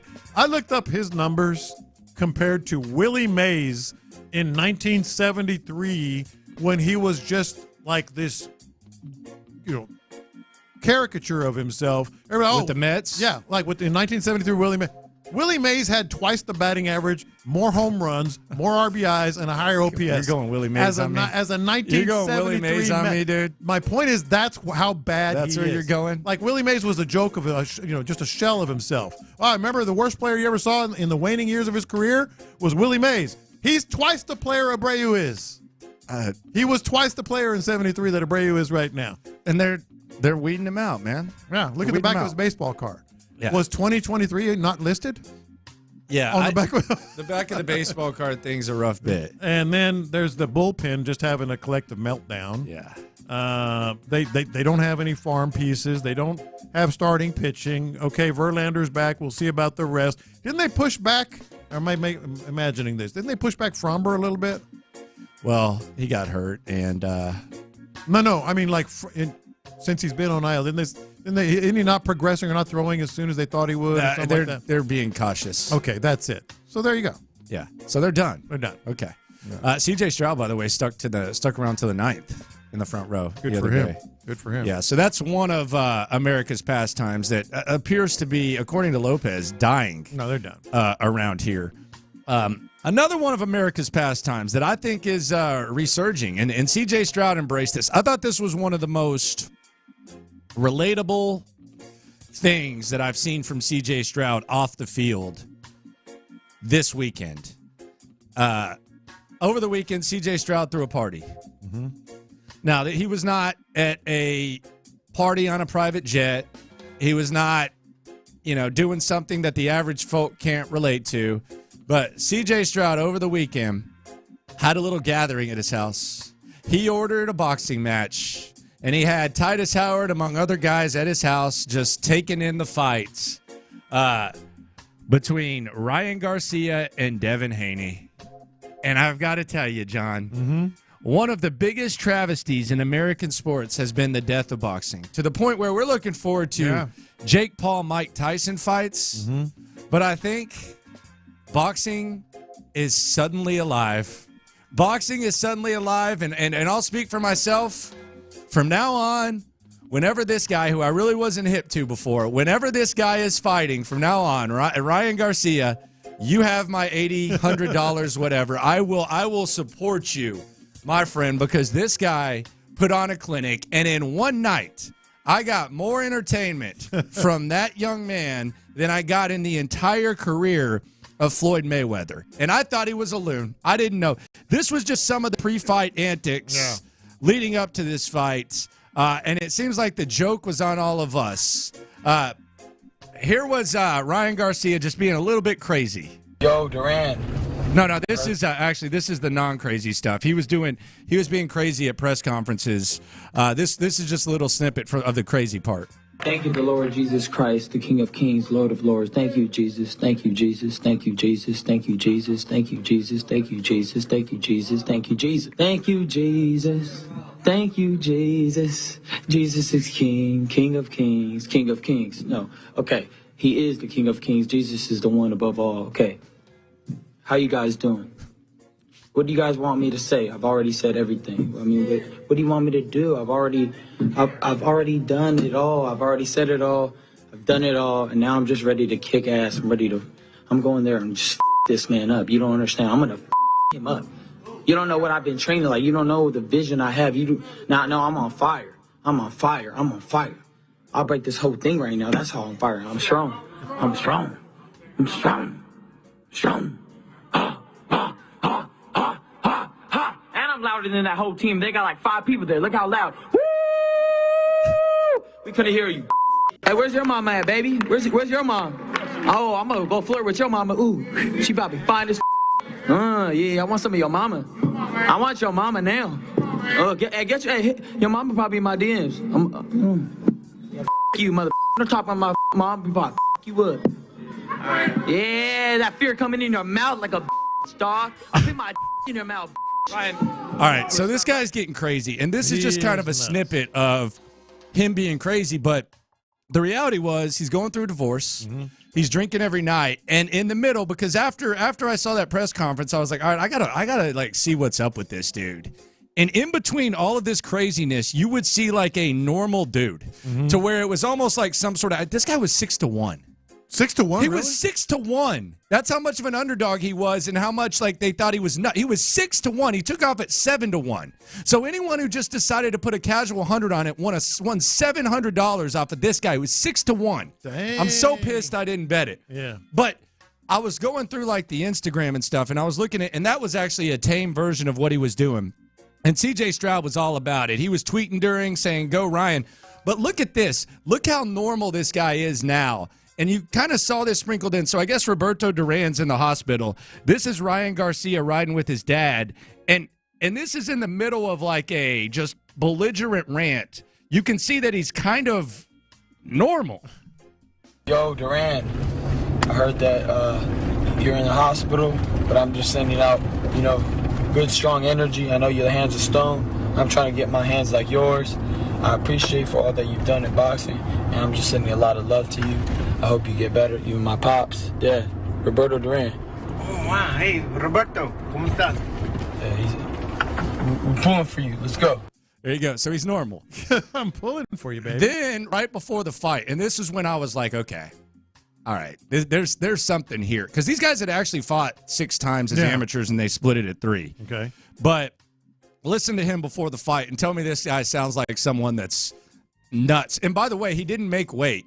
And he lost $1.5 million because he gave him $500,000 per pound. He chugged a beer during his thing. Apparently, he cut weight in a fight against Tank, and there was like a rehydration clause, and he just can't physically do it. So he couldn't win the championship. But listen to this before the fight. And this is when you knew he was wired up and ready to go. This ball play out in your mind right now. What are you feeling as you're about to enter the ring? I just don't leave this ring without his head. That's it. I don't care what happens in this ring tonight. This is the one fight I'm really willing to die for. So that's how I'm coming. He went in Good there. luck. Thank you. Should have beat him multiple times. Knocked him down 3. Yeah, he did. Beast mode. So the reemergence of boxing and CJ Stroud throwing the party. We can all relate to the pay-per-view party. Oh, that's old school. CJ Stroud doing it in the living room. People lined up on the couch. People having a standing room only. Boxing, I don't know if it's back, but hey, you got my 80 to 100. I can promise you that. Well, he bet on himself, Ryan Garcia. Well, good for him. $2 million. He won 12. You can bet on yourself in boxing? That's according to Boxing Kingdom. Ryan Garcia cashed out a $12 million winning ticket. That's why he had no problem giving up the 1.5. Yeah, he's like, I'm going to win the it back. funniest thing is he's talking about the weight. He's like, $500,000. His dad's like, son, no. It's like, no, it's good. It's good. We're good. And he did it, and he supposedly actually paid. Yeah. This dude's an entertainer, and he left it all out there.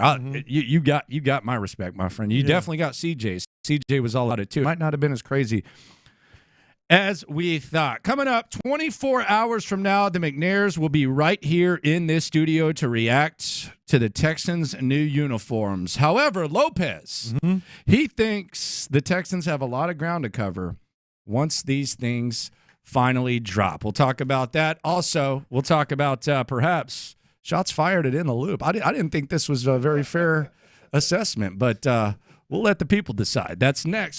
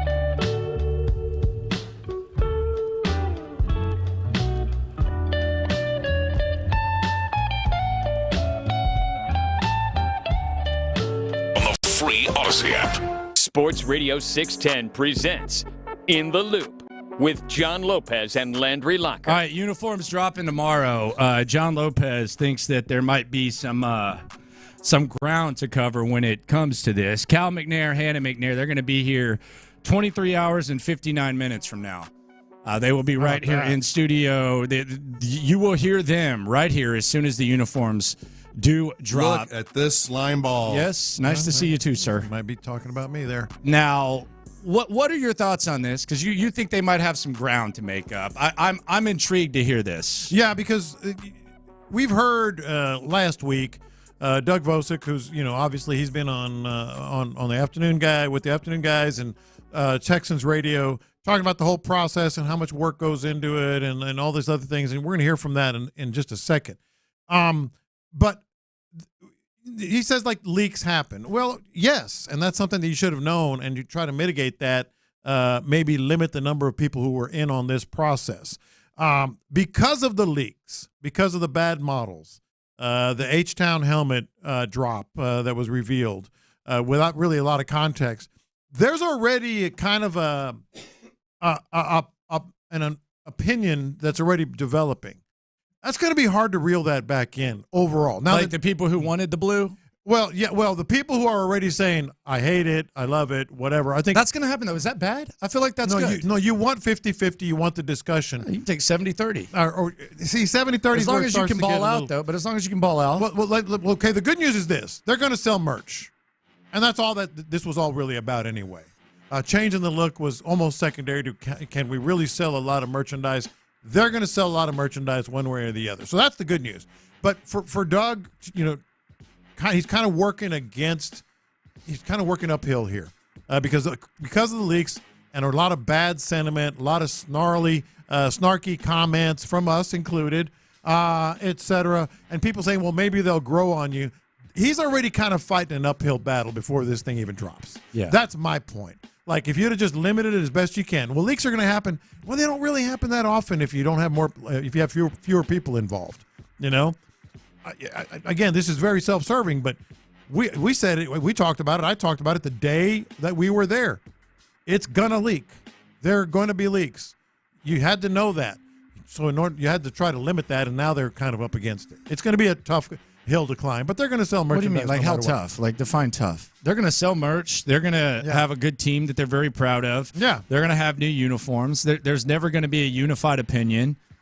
I don't think it's the word. I don't think anything is. And as much as we've had fun with the process and everything like that, I mean, it's not that big of a deal. Like, it's not like they got organizational flaws. Like the leaks haven't been. They haven't been. From people in the organization. It's not like the bad days of the past. Yeah, I'm talking about just the uniforms themselves. Like, the ultimate goal is to win a lot of games and sell a lot of merchandise. They're going to do that. They're going to win a lot of games and they're going to sell a lot of merchandise. So they're happy there. All I'm saying to me, if you're talking specifically about the uniforms and how they're received, he didn't do the best job he could have. I'm just going to put it right out there. It was his job. It was his job to do the best possible in terms of just the uniforms. He being Doug Vosick. The good news is they're going to win a lot of games and they're going to sell a lot of merchandise, so he's going to be fine. Yeah. But the way it was handled, the way it was done, kind of the nonchalant, there's going to be leaks, and trying to appease everybody. Oh, we have a fan council. Who cares? Oh, we have the media involved. We weren't allowed to say anything anyway. Why'd you show us? Like, I'm glad you did. Selfishly, I'm glad you did. Like, it was cool. Your curiosity, all that stuff. But why the hell did you show us if we were signing NDAs? What can we do? What can we do for you? Oh, really pump them up. What if I don't want to? There's not a whole lot I can say about that. Like, they said we went in. No, I'm being completely No, I know honest. You're being serious. Like, we went in there and they said, you can't say anything. Give me your wallet. Give me your phone. Or what they didn't say wallet. Give me your phone. Sign this NDA. Been a heavy set of hands between Sean and Lopez. No. Sign this NDA. Pump them up. Be sure to pump up that we're going to announce on April 23rd. How? What could we have said? Hey, they're really awesome. Well, why do you say they're awesome? Oh, I don't know. I'm serious. Like that's where he messed up. Keep it in-house. Keep it a close, tight circle like they did in Denver like they did Denver in had Detroit. leaks too, though. No, but that was the Antonio Brown, whatever. But like there wasn't stuff like this model. Yeah. And, and the FedEx dude, and all this other stuff. Look, I appreciate being involved. I appreciate the invite. But in terms of the uniforms themselves, all they wanted us to do was pump them up. Yeah. Well, we'd be insincere. The thing that I've noticed about the uniforms, just me personally, and it seems like people that were the most excited about it are even kind of worn out by it now. Mm-hmm.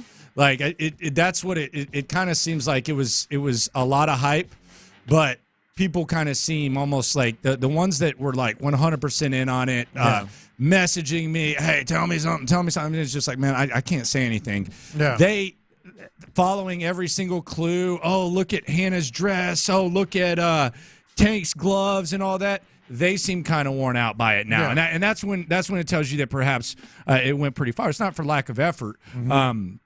But yeah, here was I think Doug was on Texans All Access last week. I don't know if he was talking about me. I did have a leaked model customized T-shirt and whatnot. So I mean, maybe it was you. Not sure. Maybe it was me. But here was Doug Vosick on Texans All Access talking about the leak that Lopez just mentioned. Can I give a little background on Sure, the please leak? do. So, I think our friends on various media outlets had a little fun with the leak, right? And how the model looked and, the bad photo and all those kinds of things. And, part is like, shame on us. We had so many security measures. We took everyone's phones. We put them in Ziploc bags. Like, right. Someone must have snuck someone in somewhere, right? Yep. So, it does happen. But what a lot of, people don't realize, or maybe didn't give us a little grace on, is that during those days, those are our shoot days. That's when the players come in, right, see the uniforms the first time, and you get 6 to 7 of the guys to come in and spend 8 hours with you over 2 days shooting. Before the shoot, though, there's hours of work. Meaning there's, stand-in models so you can get the lighting right and get the smoke right when you see the one video, right? There's stand-in models when you want to do just like employee previews, right? And things like that. So yes, the leaked photo was a stand-in model, but in no way like check out the uniform guy, right? So, we didn't get so much grace on that one, but I get it. Everyone had to have some fun. But yeah, it's a stand-in models to get stuff ready. Yeah, leave it at that. That's not true. I'll just say it. That's not true, Doug. Feel free to call in, because that dude, that number 24, you said he was not the guy that said check out our new uniforms. He was the guy that they carted out in front of us. He was one of them, and said check out our new uniforms. He may have also been a stand-in for lighting purposes, but when you were showing the fan council and media the new uniforms, that guy was one of them. Right? Right. That's not true what he said. It's just not true. Maybe he misspoke. I'm telling you right now, it's not true.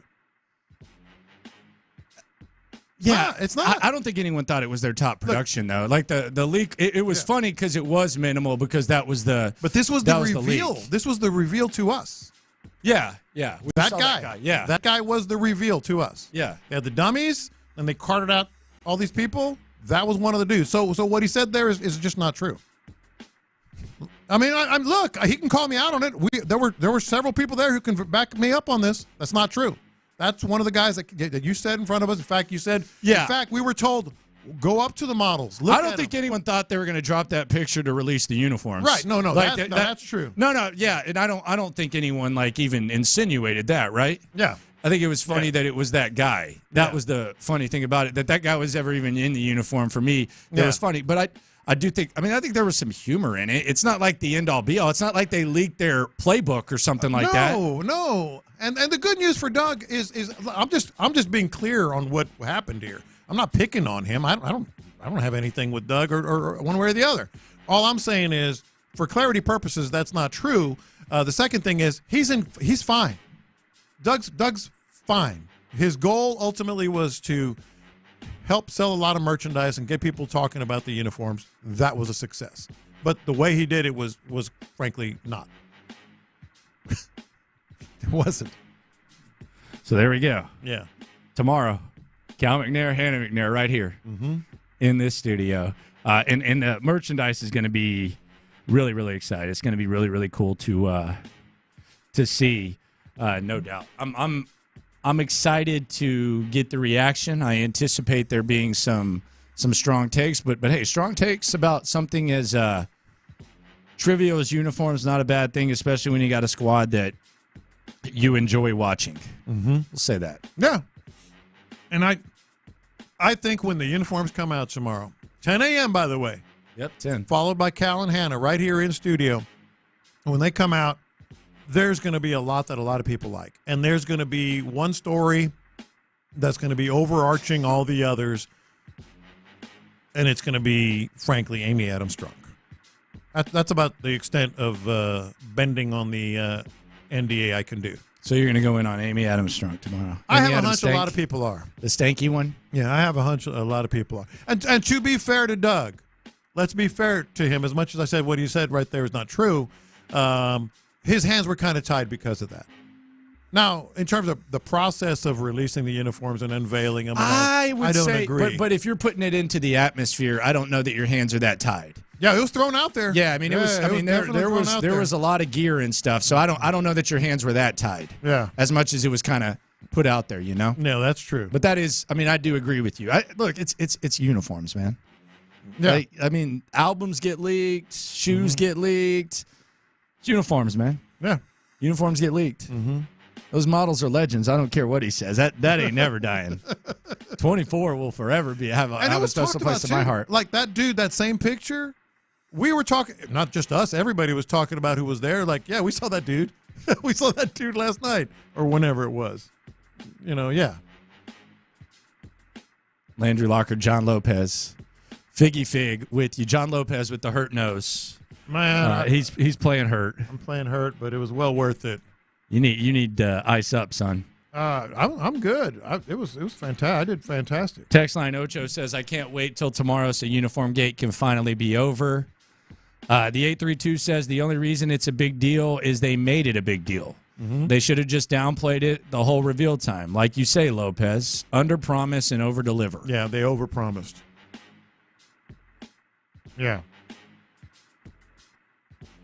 A lot of people were excited about the colors more than the leak, and that includes the colors we're familiar with, not any new H-Town blue colors. Which ones? What the non H-Town blue colors are ones from the road, like road the and home uniforms, and home, those colors, those colors. Okay. Mm-hmm. All right. The 713. Honestly, really, they started this process when we were trash. Mm-hmm. Trying to give us something, I guess, to distract us. We're good now. Personally, I don't care how they roll them out. And that's fair. No, that's fair. But I will say this, though, and this would be my question, because I agree with that. If they still were trash, don't you think there would be a little bit more criticism of the way in which this has gone? If the majority like of people... if this team was in the state that they were in 2020, 2021, and 2022, and this process had gone out, don't you think there would be a little bit more criticism? Absolutely. I think the fact that they're good kind of decreases it. Yeah, absolutely. Like, look what they did. Now they're screwing up the uniforms. They can't even reveal uniforms right. I'm sure Jack Easterby had something to do with it. We'd be blaming Jack. What the hell is Jack doing? What is that, a friend of his? This is Jack Easterby. Number 24, a friend of Jack? What is going on here? What is that, a former Patriot ball boy? Yeah, exactly. What the hell is going on here? Someone's asking if they can have your passes for the release party. I didn't put in. Yeah, I mean, I would if I could. But I knew everything was going to be, end up being revealed, or we were going to have Cal and Hannah in studio and all that. It is a little weird that they're actually dropping the uniforms at 10. Nah, they need to, because you do it on the website. You don't do it with like hey, watch our release party. You can control that a little bit. Yeah. And then you have, I'm assuming that they're going to have boxes upon boxes upon boxes of merchandise to sell, right? Yeah, ready to go. Yeah. And it's going to be flying like hotcakes. Yeah. So I would assume that's how it goes down. Yeah. No, I think that's what's going to happen, and I think ultimately everybody's going to be happy. Ultimately, they're going to have the uniforms. They're going to be a good team. They're going to sell a lot of merchandise.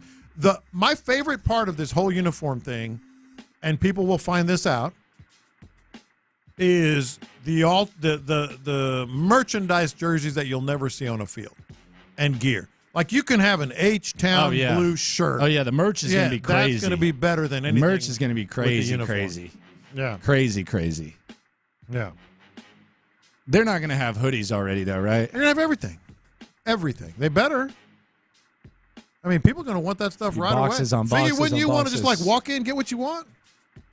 Yeah, You got especially if it's like an exclusive party. Yeah, you got to. They're going to have everything. Hats, hoodies, shirts, jerseys. Personalize. You're going to be able to personalize right away? I don't know about that. Is that true? I heard they're doing tattoos or something, and Tyler was going to get to the front of the line. Really? They think Tyler was going to get another tattoo. Is that right? They have a tattoo artist there or something? Like a real tattoo? I wasn't sure if it was like real or... I don't know. I wasn't sure. Tyler, I think he sent me a message saying that he perhaps might be getting another tattoo tomorrow. I got to ask Tyler a question. Okay. What's that? How good at golf is he really? Not good. Who's the best golfer here? The best golfer here? I got a space that opened up for this Father's Day scramble that I'm in. I want a good golfer. Because we're all average. Nobody. I need a ringer. Nobody here is good. 713-572-4610. Are you a golf ringer? Bajani seems like he might be good at golf. He might be good. I could see that. Or he could be really bad. I don't know. But I could see. I'm dead serious. Yeah. Like, I do this thing every year. It's a Father's Day kind of scramble. Yeah. And we're all like, okay, you know, decent, bad, and good occasionally. I need a ringer for our team. Yeah, no doubt. See how it goes. Your game is past you, right? Garbage. Yeah. Garbage. Coming up next, fanhood. Fanhood. There's a lot of passionate fans this week. John Lopez wants to pay respects to perhaps one of the best there ever was. Next. All right, guys, you've been feeling tired and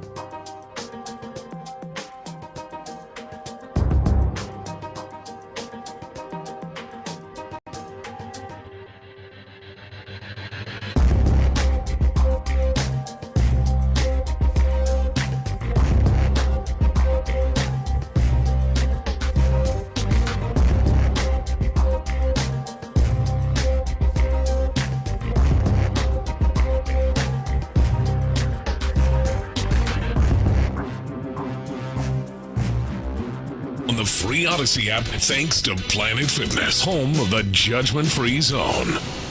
Sports Radio 610 presents In the Loop with John Lopez and Landry Locker. All right, Lopez pouring one out for the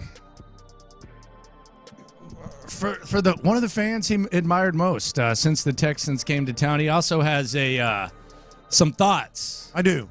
On the greatness that is fanhood. I think fanhood's a beautiful thing. I think fanhood, I don't think sports should be minimized. I don't think fanhood should be minimized. I don't think there's a right way. I don't think there's a wrong way. I think the disagreement between fans is healthy. And you'll never hear me minimize fanhood no matter what form it comes in. But I understand J-Lo, someone that you've known since the beginning of this organization, someone who, man... listen to us every day. Listen to us every day from Austin on the Odyssey app. Yeah. He passed away, and you want to pay your respects, and you kind of want to get into the art of fanhood. Yeah, the art of fanhood. That's what because I agree with you. Fans are going to fan however they want, but I'm interested to know what your thoughts and Figgy's thoughts are. Because here, my guy, Mark Bowman. Now, a lot of people never really have heard of Mark Bowman. He was an Oilers season ticket holder. Like, going back, his family, his dad, back to the 70s Love You Blue Day. So he's been going to Oilers and Texans games for more than 40 years. And so why don't more people know about him? Well, you've probably seen him, but pretty much only by accident. He passed away Saturday very suddenly and surprisingly. He was in really good shape and just passed away. And so it got me to thinking about, like, he was the truest, in my view, type of fan. Like, never really did anything but buy season tickets, buy merchandise, and support the team. Live and die with the team, but wasn't real, crazy about it, flamboyant about it.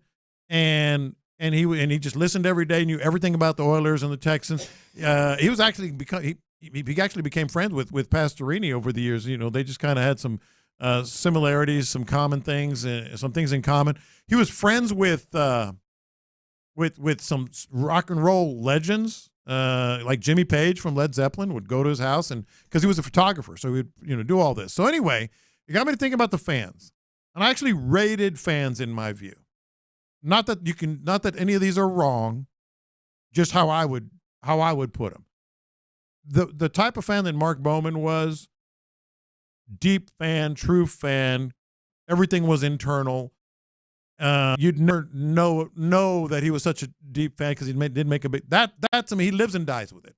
Like, that's kind of how a lot of people are that I know, just like, and you're like that. You internalize, you want to watch the game by yourself unless you're at the game.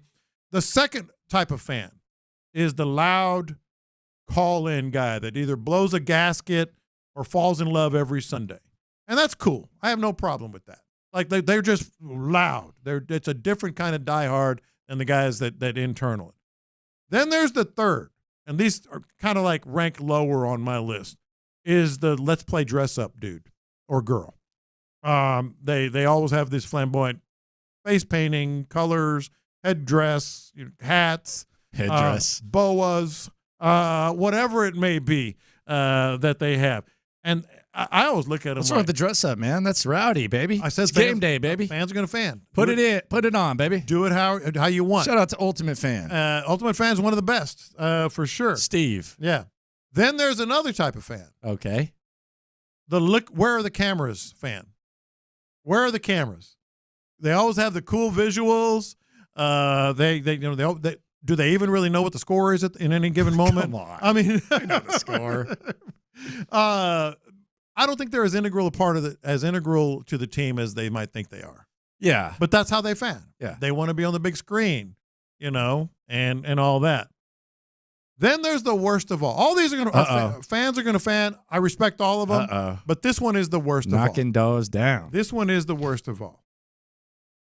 The media guy or girl.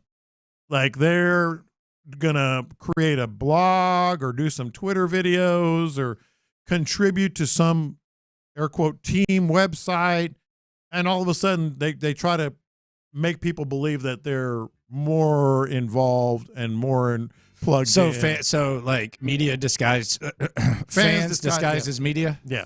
Yeah, I mean that happens a lot more. The NBA has it a lot. NFL has it a little bit more too. But there's some people who are really putting stuff out there and really grinding. Like Mike Underhill in New Orleans. I think Stutz is doing the same thing here. Those are daily. Not fans. It's those daily. It's TV. Yeah. It's responsibility. All that type of stuff. Those are media. Yeah, I'm talking about the ones that like, hey, I wrote a blog 3 times a year.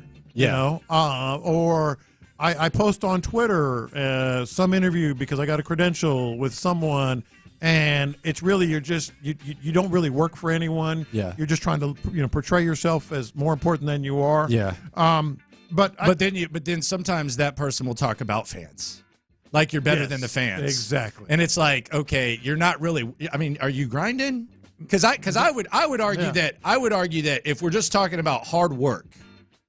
I would say that if you're just going and you're not really working hard and you're just eating free food and all that type of stuff, there's a lot. I would say that Ultimate Fan puts in more effort on game day than that person. I agree. I would say that Ultimate Fan puts in 100 totally times agree. more effort. It's way harder to do what Ultimate Fan does than just show up and play media. No, I totally agree, because basically you're taking advantage of something and trying to be something that you're not.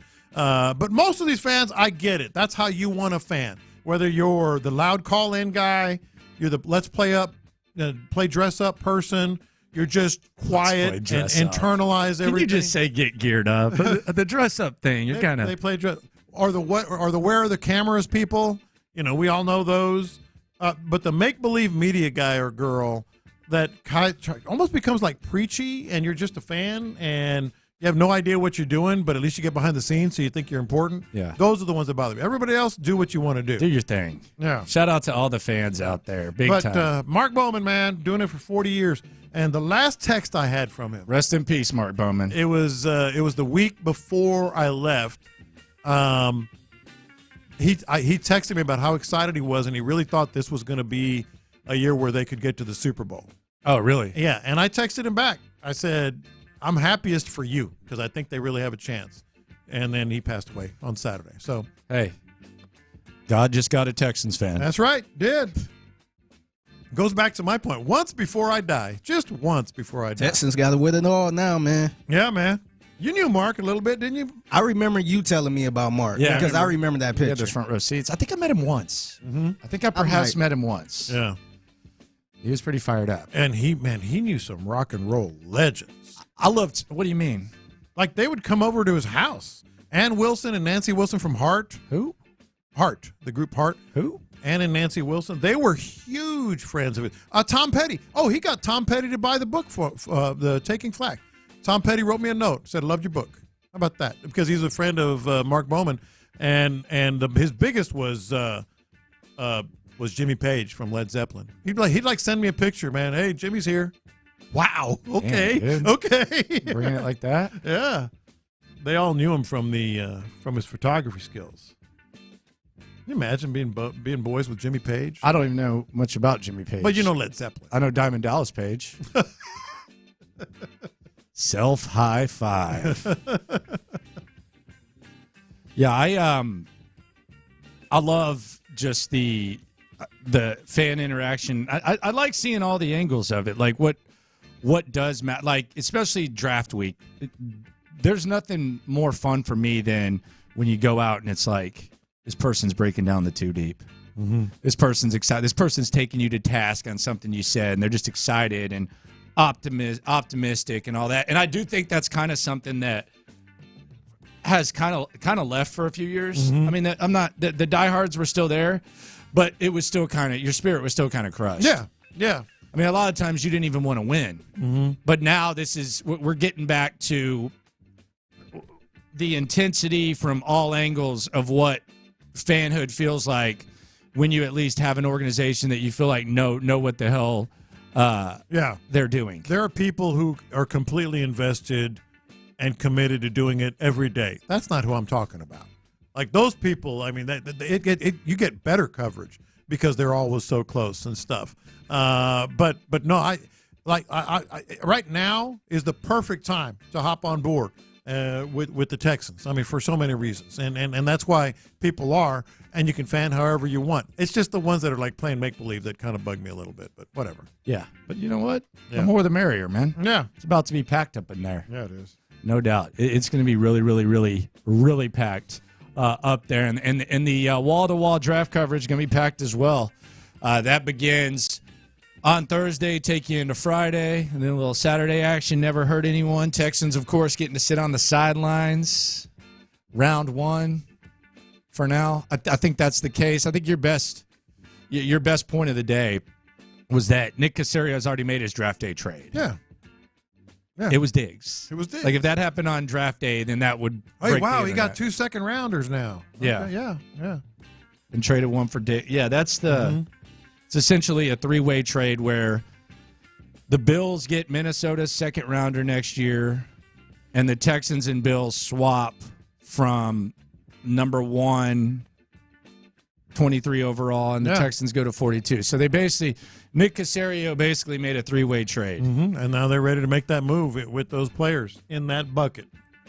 That's it. it. You ready for Saturday? Oh, yeah, Saturday. Hey, Daily Sports Club, going to be out there. Myself, Figgy, Stutz, we're going to be out there. John Lopez is, I think he's going to come through. I'm not going to hold him to it. No, I'm going to come through. I could expect like a phone call. What time? What time are you going to be going? 11? Right at 11. All right. We're going to have the sound on the draft. This is a Figgy Media production, man. How about that? Yeah, a lot of people packing up. And a locker room production, man. Yeah, and a locker room and Age Football, Cody Stutz production. So come through, come by, say hi. It's going to be fun. 11. Because my 2 favorite things in life, going back to childhood, sitting at the cafeteria table before the bell would ring and talking about sporting event the night before and then taking in the actual draft. We get to do both of that with the people out there on them streets. Daily Sports Club. By the way, they got a full parking garage out there, so you can park. Oh, it's easy. Yeah, it ain't like going downtown and having a park. No, they got a full parking garage. You walk right through there, you're in there. No, it's straight. So we're good to go. I'll come through, probably lunchtime. Oh, okay. Yeah. Don't call you. You'll call me. Is that the? I'm telling you, I'll be there. All right. I'm just making sure. I'll be there. Coming up next, a big next few days. I'm not going to be there too early, but I'll be there. The Astros. I think I might have to be its early guy. I'm going to be its early guy. I don't know if I'm going to get that same energy from the other man in this room. Plus, Nick Caserio speaks on you know what next. Coach D'Amico.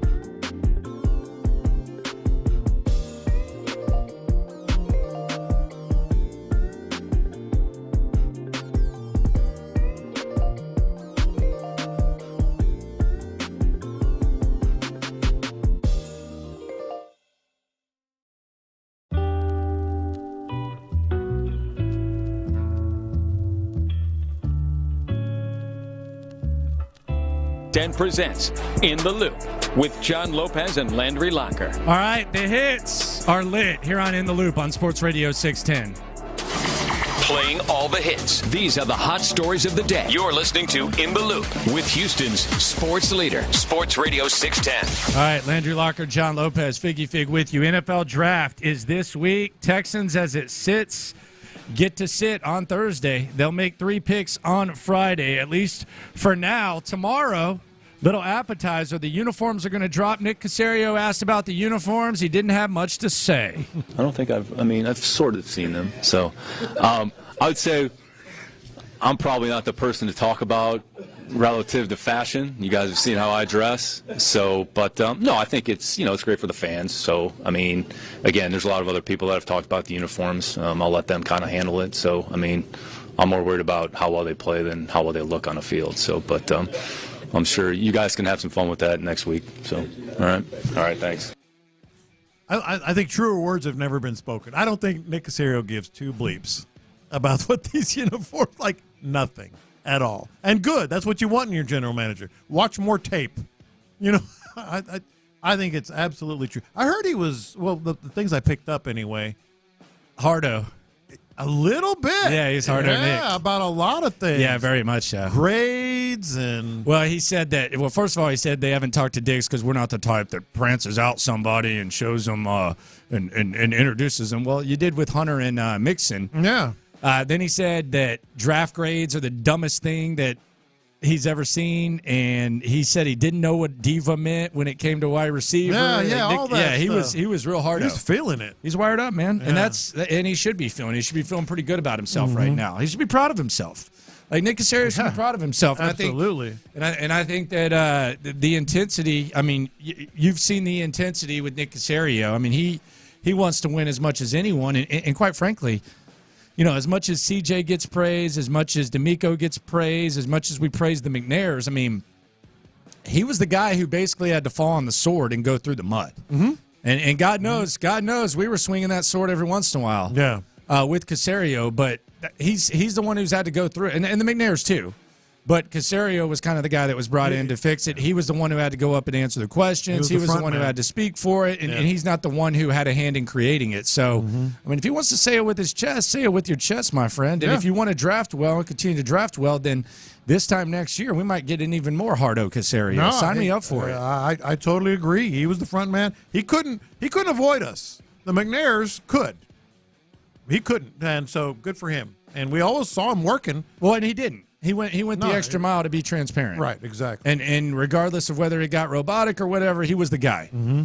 And now Nick Caserio saying it with his chest. Complete hard ass last week. Speaking of hard asses, Justin Verlander made his debut on Friday. What a much-needed boost for the Astros. He allows 2 runs in 6 innings. Astros get the dub. They take the first of 3 against the Washington Nationals. Are they finally going to win a series? Well, then Saturday happened. 2-run lead blown in the 9th. Ryan Presley allows 2 runs on 2 hits. Then Seth Martinez comes in the 10th. The Astros take the L. Rubber game last night. Christian Javier, he went up to Joe Espada, and this is what he said. He asked him where it hurt. Here's where Christian Javier said it hurt. My neck. His neck was hurt.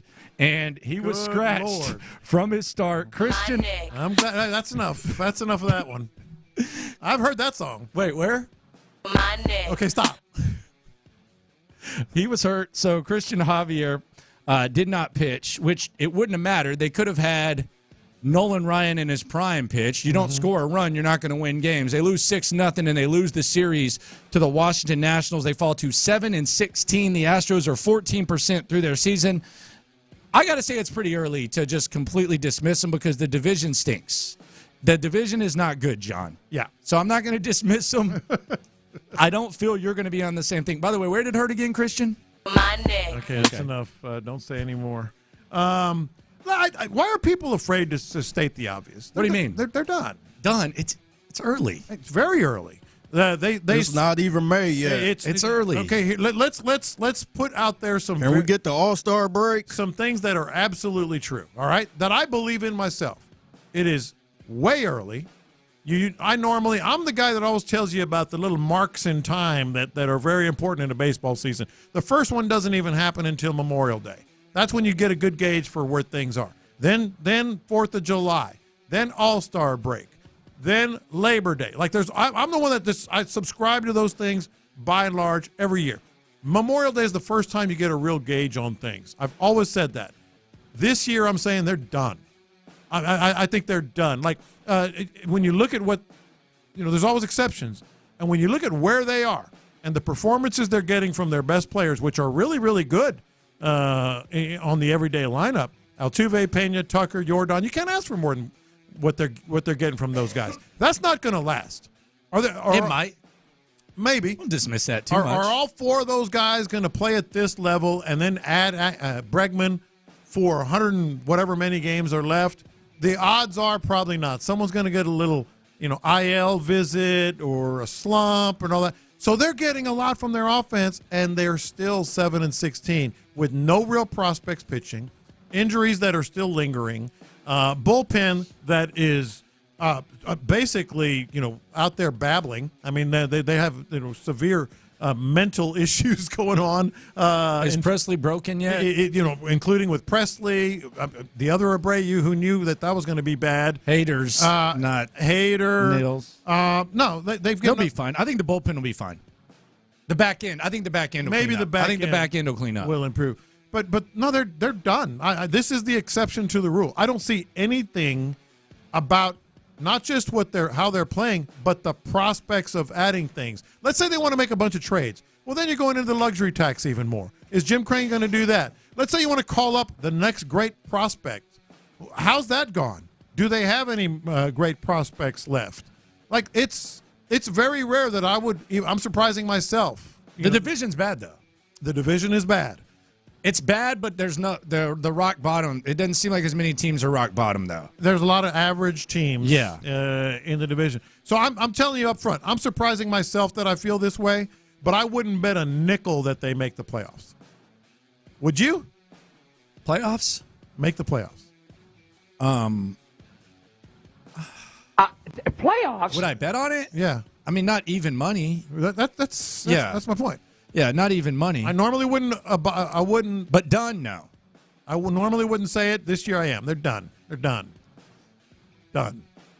They do find ways to lose games. Yes. They find ways. Now, one of the main reasons, though, I think gets cleaned up. I think the back end of the bullpen cleans up. What are you going to do about starting? They've given up 123 runs. Yeah, man. but we know that those. But that's pretty easy to see. They've had, and I don't know what Valdez is when he comes back, and I don't know how long Verlander's going to maintain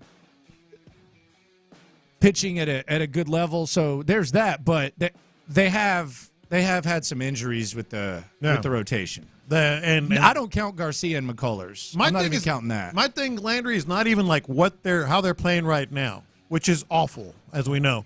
It's like, how do you fix it? There's nothing really coming up to fix it, whether veterans, pitching staff that are injured, prospect. There's nothing. Trades. Jim Crane's not going to add to the luxury tax on this squad. Well, I mean, he doesn't have anything to give up. Yeah. That's the other thing. That's why I'm saying they're done. Normally I'd be like, of course they're not done. No, they're done. By the way, Spencer Arrighetti is back in the rotation. He's going to get his third start because Christian Javier has a hurt what? My neck. Okay. He's got a hurt neck. Okay. Yeah. There you go. Some more Arrighetti and meatballs? He bounced back nicely. He did okay. He bounced back nicely. He did okay the second time out. We'll see how that goes. Yeah. Boxing over the weekend really kind of controlled the internet. C.J. Stroud had a party. He invited Titus Howard, other teammates there, Ryan Garcia. He got the dub. Didn't get the title because he went overweight. Actually paid that $1.5 million that he bet per pound. This was his post-fight presser where everybody thought he was crazy. Everybody thought he was nuts.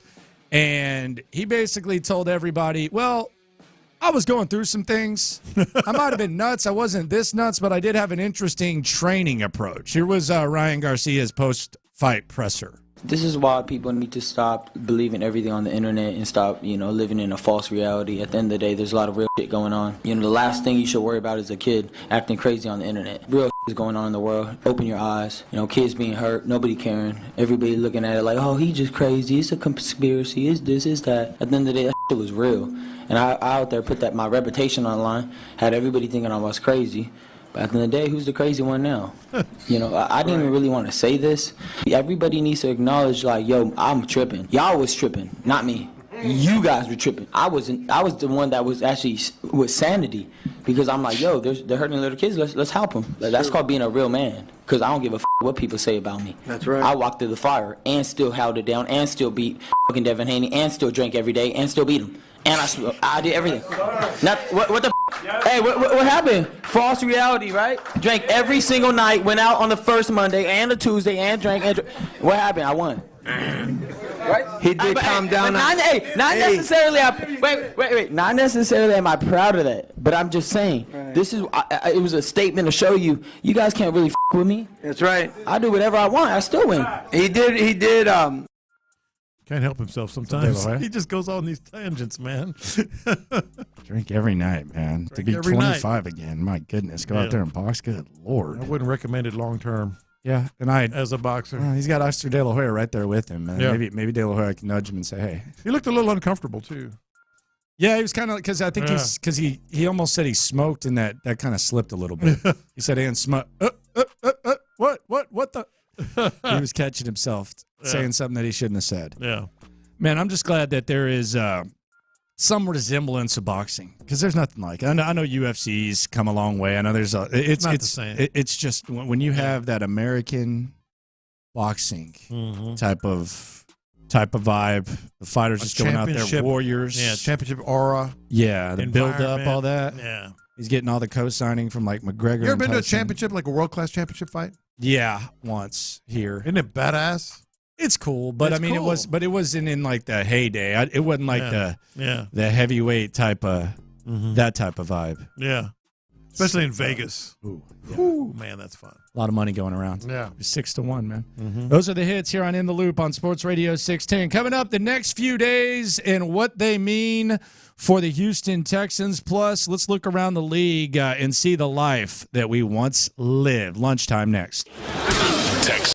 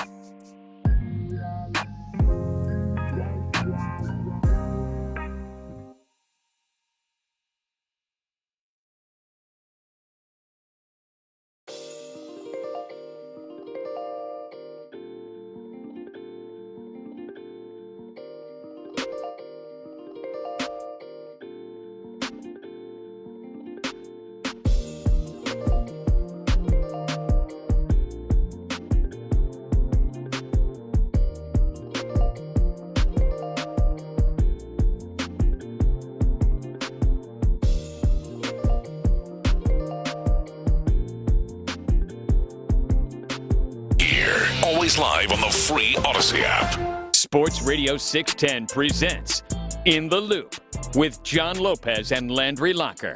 All right, so I think people are expecting Nick Caserio to do something this week, and I mean, based on what we've seen from him, I'm not saying it's a crazy thing, but I think you brought up a really good point about the Texans' approach and why what we're anticipating perhaps has already happened, and we need to take that into account when it comes to observing, watching, viewing the Texans this week in the draft. Yeah, sometimes they tell you something, and you're always going to have kind of like a raised eyebrow. You're going to be curious about it. Are they really telling us these things for another reason? Is, kind of taking us off the scent? No, I think in this case they told us exactly what they really believe and what's really going to happen. They like the picks in the second and third round, the players in the second and third rounds, and they also told us with their actions. They already made their draft day deal. It just wasn't on draft day. Like they got 2 second-round picks, 42 and 59. That's something you would normally see them do on draft night or day one, early day two, whatever. They have 2 fourth-round picks. So they've already done the deals. Adam Schefter was talking about it in a piece he did for ESPN. All the news that he's been able to call from different teams all over. One thing I know the Texans are going to do, he said, is Nick Caserio is going to make some deals. Made 4 deals last year, 3 the year before. No, he's already done that. That we're set. It's going to be 42 and 59 unless they just tweak it a little bit and move up 1 or 2 spots. I mean, it would be like if we went into this draft and the Texans had the 23rd overall selection, and all of a sudden at 22, Roger Goodell goes up there, or 23, I should say. He goes up there and he says, all right, we have a 3-way trade. The Houston Texans have traded the 23rd pick in exchange for Minnesota's 42nd pick. Yeah. And the Texans receive Stephon Diggs while the Bills get the Minnesota second-round pick next year. Mm-hmm. That if that 3-way trade happened, we'd be saying, damn, that Nick Caserio is crazy right there. Yeah. Kind of did it early now. Mm-hmm. Like you got it out of the way. So I do think that's a good way to approach it. I think it's actually it puts it in perspective where we're at. Like it's not it's almost unrealistic to expect him to do anything much crazier than that. Like how much more wild of a draft day trade do you get there? Yeah, think about this. The Texans right now have 9 draft picks in the upcoming draft. 6 of them have already come from other teams. Like 6 of their 9 draft picks have come from other teams already. So Minnesota, Philadelphia, Cleveland, so he's already done. Like this is like they're telling us what they're going to do. Sometimes you got to believe them. Now, they might surprise us a little bit and something happens and they change their minds on a player or whatever. But no, they've been saying, love those picks. We're going to be able to move around. We like our guys already. Might be able to have this bucket of players that we're going to have access to. So they've already made their deals. They're set. They're like on Friday and Saturday, we're going to see picks fall at or around where they already are. There's not going to be a lot of movement like he usually does because that's already been done. Here's the other thing that I'm kind of, and maybe this is an unfair connection. Mm-hmm. I want you to tell me. Mm-hmm. But part of the reason why this is such an enjoyable time is because it's not like what we were previously involved in. Oh. And I'm going back to King Bill, all the way through D'Amico. Like it's not the same way. But I do feel like I'm getting a little bit of deja vu here. How's that?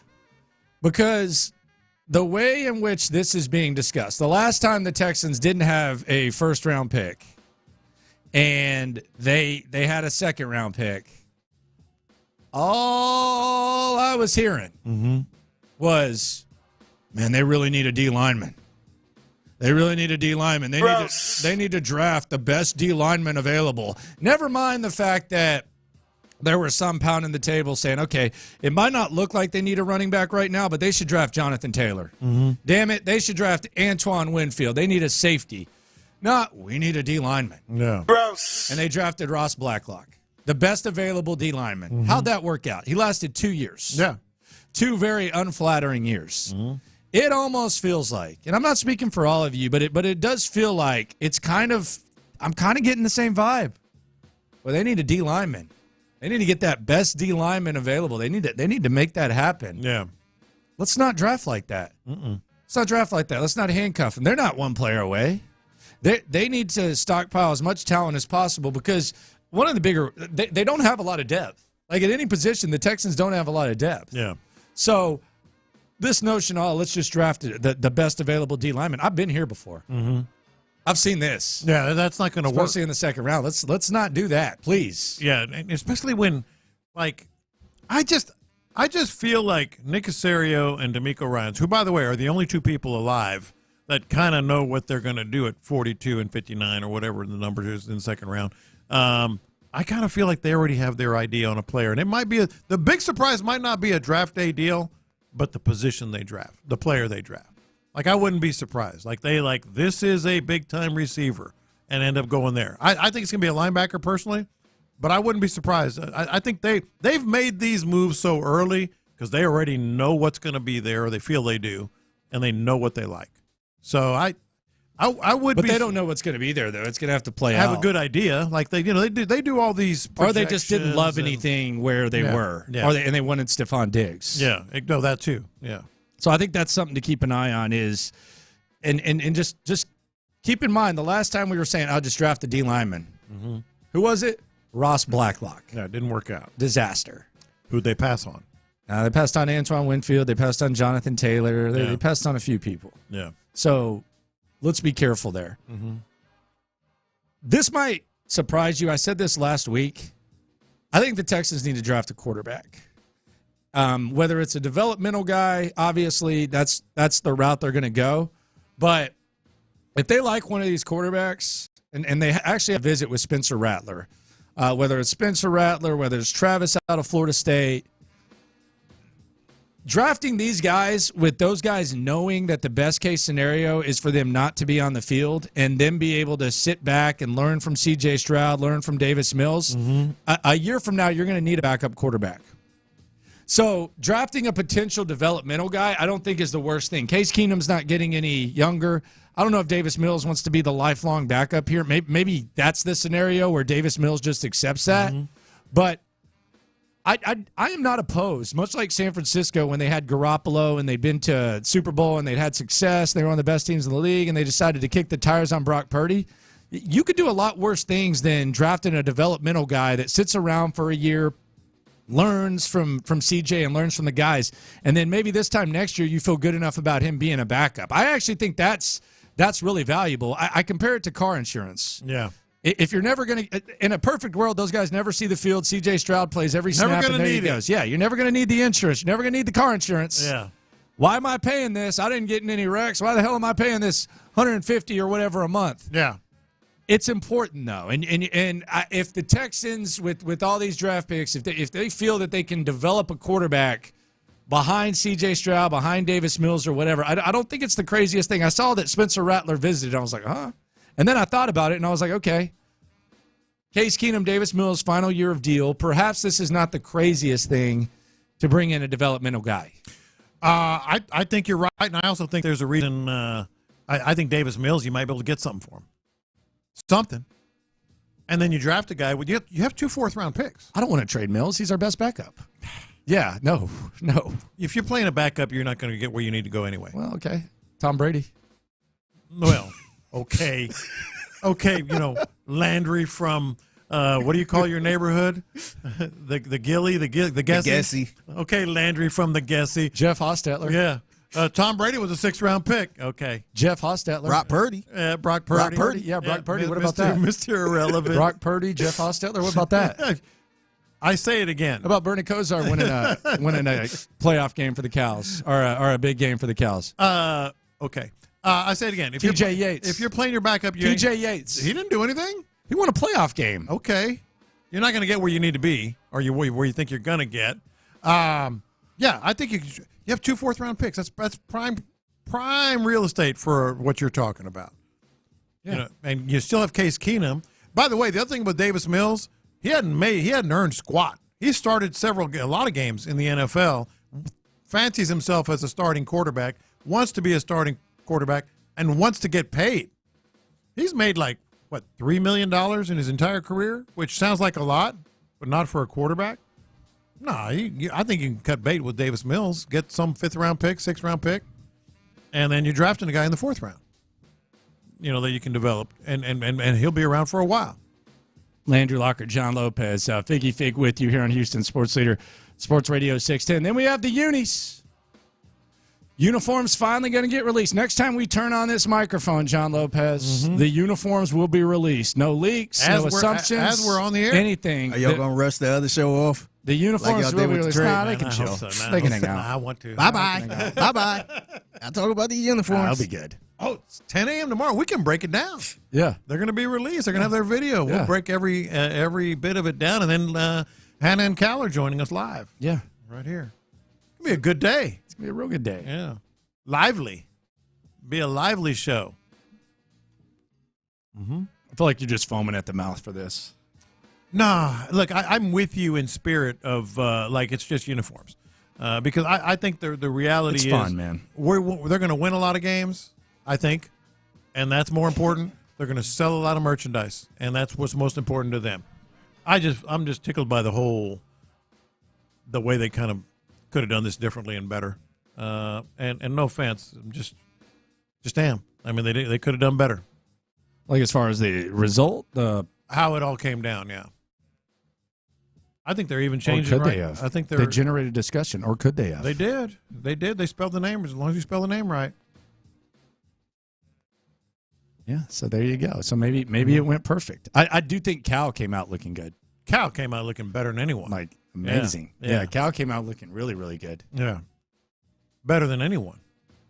Are they going to be rocking gear tomorrow? Oh, for sure. Cal and Hannah going to be wearing the hat. He's going to wear that hat that actually looked really good on him in that post with his dog that jumps up on you. But sweet dog.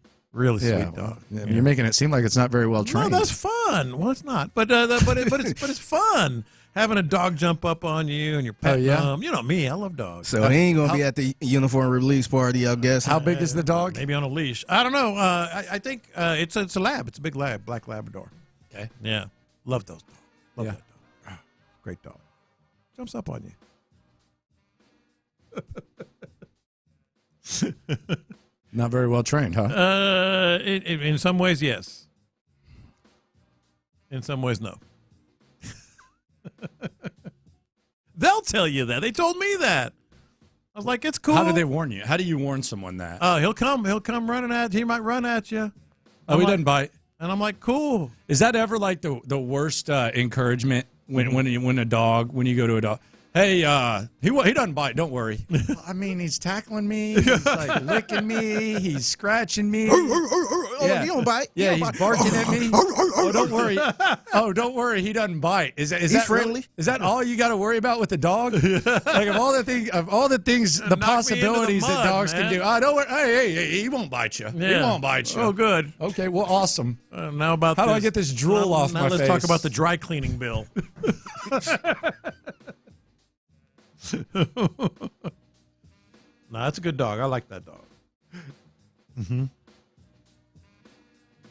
I don't think you do. I do. No, I love that dog. It was really fun. I was wrestling with him and petting him and everything. Oh, wrestling with him. You know how they get you kind of rough him up. Yeah, you kind of rough him up. Like a defense wrestle, or was it like a fun like wrestle? you're just kind of messing around. Who was making the first wrestling move? Was it him or you? I don't know. Who started it? Yeah, who was the were you? Was it more like a defense? Because sometimes you got to defense wrestle a dog. Sometimes it's mutual. So this one was mutual? Sometimes they jump up on you and you want them to jump up on you. How long was the match? About 30 seconds. Now, did he stop on his own or did they have to say his name? Probably had to say his name.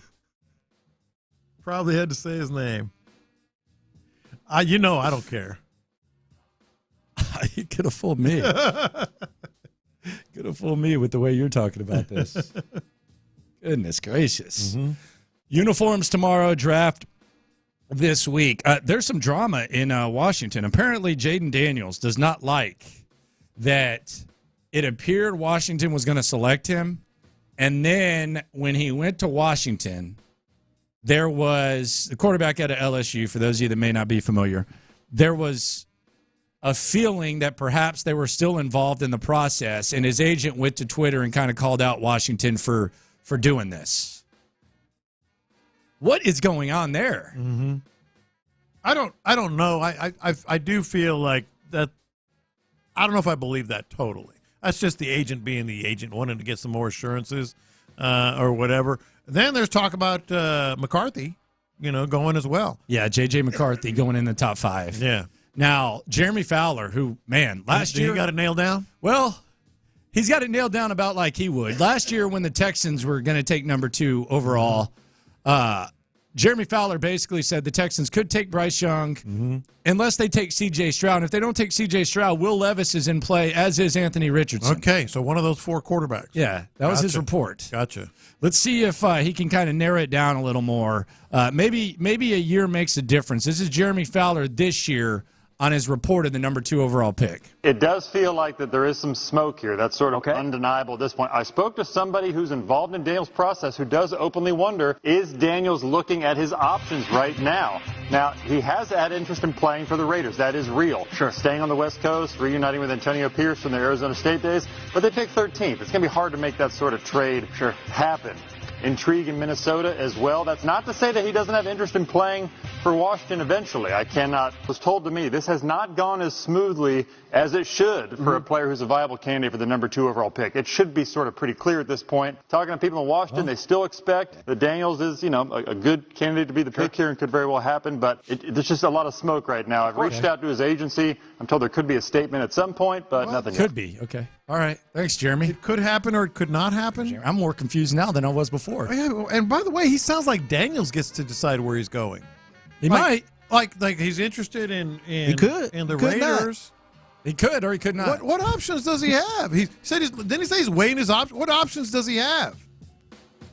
Well, he's going to go Eli Manning here? Well, do you want me to answer that like Jeremy Fowler? Yes. Okay, he could agree to go to Washington if they draft him. Sure. Or he could not agree to go to Washington if they draft him. Now, if they don't draft him, then he could end up with the New England Patriots, or he could end up somewhere else, or Raiders? Someone could trade up to the Patriots pick, and they could take Daniels, or they could not, and he could go to 4, or he could maybe fall to 5, or he could fall to the first round, or he could be a first-round pick. Okay, so you never know. We got that cleared up. Jeremy Fowler here, ESPN. Good Lord. Dude's all over the place, man. Yeah, he is. You think? Goodness gracious. Coming up. Lunchtime Confessions here on In the Loop on Sports Radio 610. We got a lot of stuff to confess. And I got to say, I've kind of been told that I'm a slime ball, but I actually think I played it the right way. We'll let you decide next. The Drive.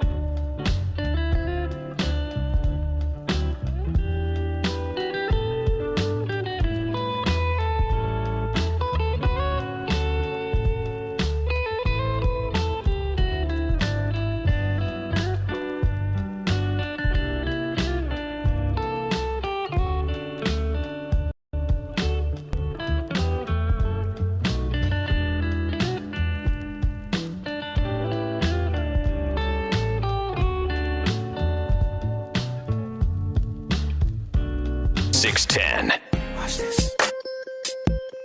These are my confessions. Lunchtime confessions. We confess our sins to you, the loophole. Shout out to the loopholes. If you listen, you are one. Some of these confessions have to do with sports. Some have nothing to do with sports. But we're transparent with you 24/7. Let it hang a little bit lower during lunchtime confessions. It is time to confess. Watch this. These are my confessions. I did not declare 25 Cuban cigars at customs yesterday afternoon, but it wasn't my fault. Okay. All right. So just coming clean. I had my box of Cuban cigars, which you can buy in Costa Rica. Go up to customs.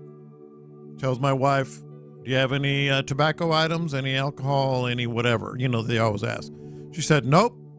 He looked at me, said, you're good. So I had them in my bag. I went through the whole thing, the facial recognition that they do now and all that. And so he asked her if she had any. She did not have them. I had them in my bag. What were you going to say? If he asked me, I was going to say, yeah, I've got a couple of Cuban cigars. Well, I actually had 25. But so that's not bad, is it? So you're a smuggler. No, that's not bad, is it? He didn't ask me. He asked her. So you're a drug mule. I'm a mule, Figgy? There's nothing wrong with that, right? It doesn't bother me. Yeah, Figgy? Nah, they ain't asked me. They didn't ask me? If they ain't asked, they asked I ain't her? going to tell. Yeah, I'm not going to just offer up that they dig into my bag for some Cuban cigar. That's all good. They're delicious, by the way. Yeah, no problem. Yeah. With it at all. How much do those cost you each? I got them on the street in Jaco, Costa Rica, so it was a little cheaper. They fake? No, they're not. They're not. No, they stepped on? I've smoked them. They stepped on. No, they're stepped on. They're not. I've already Those smoked. cigs you got are stepped on, dog. I've already had... they black and milds. No, they are not black and mild. Whack and milds. They are not black and mild. They are delicious Cohibas from Cuba. Watch this. These are my confessions. So I went to the vet this week. Dog ended up in the hospital. I heard she about ate that, so we came home. We saw a big gas string of carpet gone. We just figured the vacuum maybe got it or something like that. Didn't think much of it. During the whole time, the dog started acting not like itself. It wasn't eating. It was throwing up. It was sad. All that. Took it to the vet. Took it back. Figured out that it had eaten something, and sure enough, it was the big ass string. It wrapped around the esophagus, to the stomach, to the tongue. We're treating the dog for pneumonia now, but she's starting to become a little bit normal. Here's my confession, though. We went and visited the dog a few times during this week-long-ish holiday, and as we were in the room where they bring the dog to visit. I started realizing that the dog was going to be okay. She was going to be better. She was a little bit lethargic. She had a cut on her belly and all that, and we were kind of happy about the good news that we were given. Yeah, and the baby was in a good mood as well. Oh, good. But as I went outside to use the restroom, I walked out, and it was a crowded pet hospital, and it didn't seem like the people in there had as much luck as we had. It seemed like there was probably some goodbye to some pets and all that type of stuff. So when I went back in the room, I told the wife, I said, hey, you gotta act upset when you walk out of here. You can't be walking out of here smiling because these people are upset. So you gotta. So I told her we gotta get the baby to quit laughing and stuff and give it the pacifier. And when we walk through here to the car, you gotta act upset. Act like you lost your dog. But you gotta act upset so that you're not sitting here gloating as these people are losing their dogs. But that's what I said, and she thought it was the stupidest thing ever. It is. And and I might have taken it a step further because even as soon as I walked out, I sniffled like a couple times, like as I was walking by. I sniffled too much, and she said that I was taking it too far, and that I should have just walked out and been my normal self. Well, you should have. But these people were upset. They were there with their pets, and they were concerned. Like they were putting down some of these. Yes, pets. Perhaps I don't know. They didn't look happy, so I felt guilty for being happy. So I told the wife to stop being happy. I told the baby to stop being happy, and then once we got out, we could get back to being happy and normal. But I thought that the walk out of the waiting room at least required so you're actually sad energy. trying to be considerate But that's dishonest. That's. I'm just trying People not want to. a happy ending at the pet. But at they're the vet. not getting it. Yeah. So I don't want to sit there and act like I'm just on my merry way. I've been on both those ends of that. I've been with the dog that's gone down and the dog that you end up getting good news. But no, man, I'm with your wife on this one. But good news all around, because that could have killed you. That could have killed Payson. I was like, yeah, she would have died. Yeah, she would have died. 2 days. I did was like. I did like the head nod to the lady. Thank you. I did the head nod to the two ladies. Wish it would have ended up better. But there were two ladies sitting there. I was like, "How you doing, ma'am?" Got to the car. Woo! Woo, baby, dodged the bullet. Shoot, I didn't even get to the car. The door shut. The door shut. Dodged the bullet with that one. So what's for dinner? I feel like my nose looks really bad and gross. Yeah, it's bad. Figgy? It's nasty. Let me look right at the camera at YouTube. Pretty and Twitch. gross. I debated this morning. Should I put a Band-Aid on there and just kind of keep it from looking worse? But you got to have the air on it, man. You got to have it scab up. I was up in the and I'm not that guy that's going to end up talking about his vacation all the time. But if you've seen my gross looking nose on YouTube and Twitch, there's a reason for it. We went up in 4 hours on ATVs up the mountain above the Costa Rican jungle into the jungle. And the goggles for 4 hours. What, you want to do a vacation segment next? I said I'm not that gracious. guy. I said I'm not that guy. Damn. But if you're looking at my nose, that's the reason why. The goggles just kept hitting and wearing it out. I'll wear a Band-Aid tomorrow if it doesn't look any better. I feel like everybody's looking at my nose. Get a small Band-Aid, like just cover right here. Yeah, just a little small one. Probably should have done it today. Done like that. Yeah. Hey, one more confession since we're on the topic of where I was last week. Are we? Yeah. Okay. Watch this. I brought us there. Oh, okay. There's one thing about Costa Rica that you would absolutely love. What's that? They don't do daylight savings. Well, they shouldn't. They don't do daylight. They're right on the equator. So it gets light at 5 a.m., it's dark at 5:15. They shouldn't. And they never change. No daylight saving. It's awesome. Like, it is awesome. 5 a.m., it's light outside. And they're basically with us. They're obviously in Central America, but they're on the equator. So it gets pretty bad. Watch this. This might be controversial, but this is just kind of the way I feel. I know that this is draft season. I know that during the Super Bowl and draft and football season and events like this, many people partake in snacks, chips, dips, grill, all that. It's one of the great things that accompany football. But I just... There's a dip that I think just gets too much A-list treatment that I don't think belongs on the A-list, and I don't think it belongs to be as frequently seen as it is. Spinach artichoke dip, like, what are we doing? Like, I like it. I mean, really, though, does it really have to be like the third dip? Like, it's like queso, salsa, spinach artichoke dip? I wouldn't put it third. What are we doing? No, I wouldn't put it third. Come on. Get that off the damn appetizer. It's on like 75% of appetizer menus. There's no way that's valid. Get it off. I have a theory on that. I think crap out of here. I think people think it's cool to eat.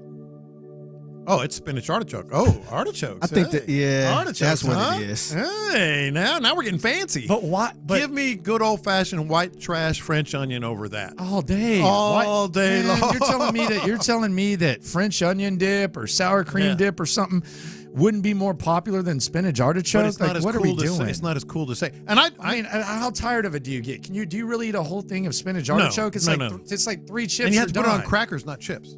And you're done. Right? And because the chip will crack. I just don't get the spinach artichoke. To be fair, type of thing. I like it. It's not top 3. I eat some and somebody else get it. Yeah, I'm not paying for it. Yes, exactly. I wouldn't put it in my top 3 by any. It's way too seen. Mm-hmm. Way too seen. Yeah. Watch this. Some places have it and don't even have queso. Yeah, exactly. I kind of feel bad about this, but I'm not going to change my mind. I think the Astros are done.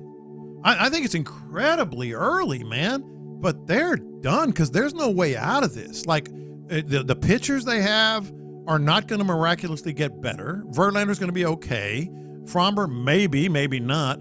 the farm system, the prospects they have near the majors, there's none. We had a Forrest Whitley sighting while I was gone, man. Forrest Chump. I mean, I was like, what's going on here? And they're not going to go over the spend more on the luxury tax. Like, I normally am the guy that says, oh, no. You got to wait till Memorial Day, then July 4th, and All-Star break, and then Labor Day. Those are your points in time. Nah, man, I really feel they're done. Like, they're done. It ain't going to get better because there's nowhere for Division's not good, though. That's the only thing.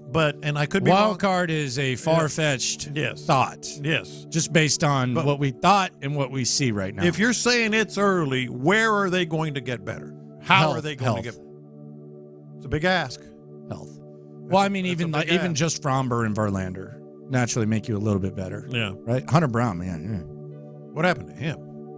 I don't know. Yeah. No, what's going on with him? Mm-hmm. Yeah. Done? Maybe. Who knows? Yeah. Watch this. These are my confessions. I'm $100 poor at least a couple times a year now. I am in on the Ryan Garcia is saving boxing train. So from now on, whenever that dude is fighting, I will buy the pay-per-view. It's very nice to be here.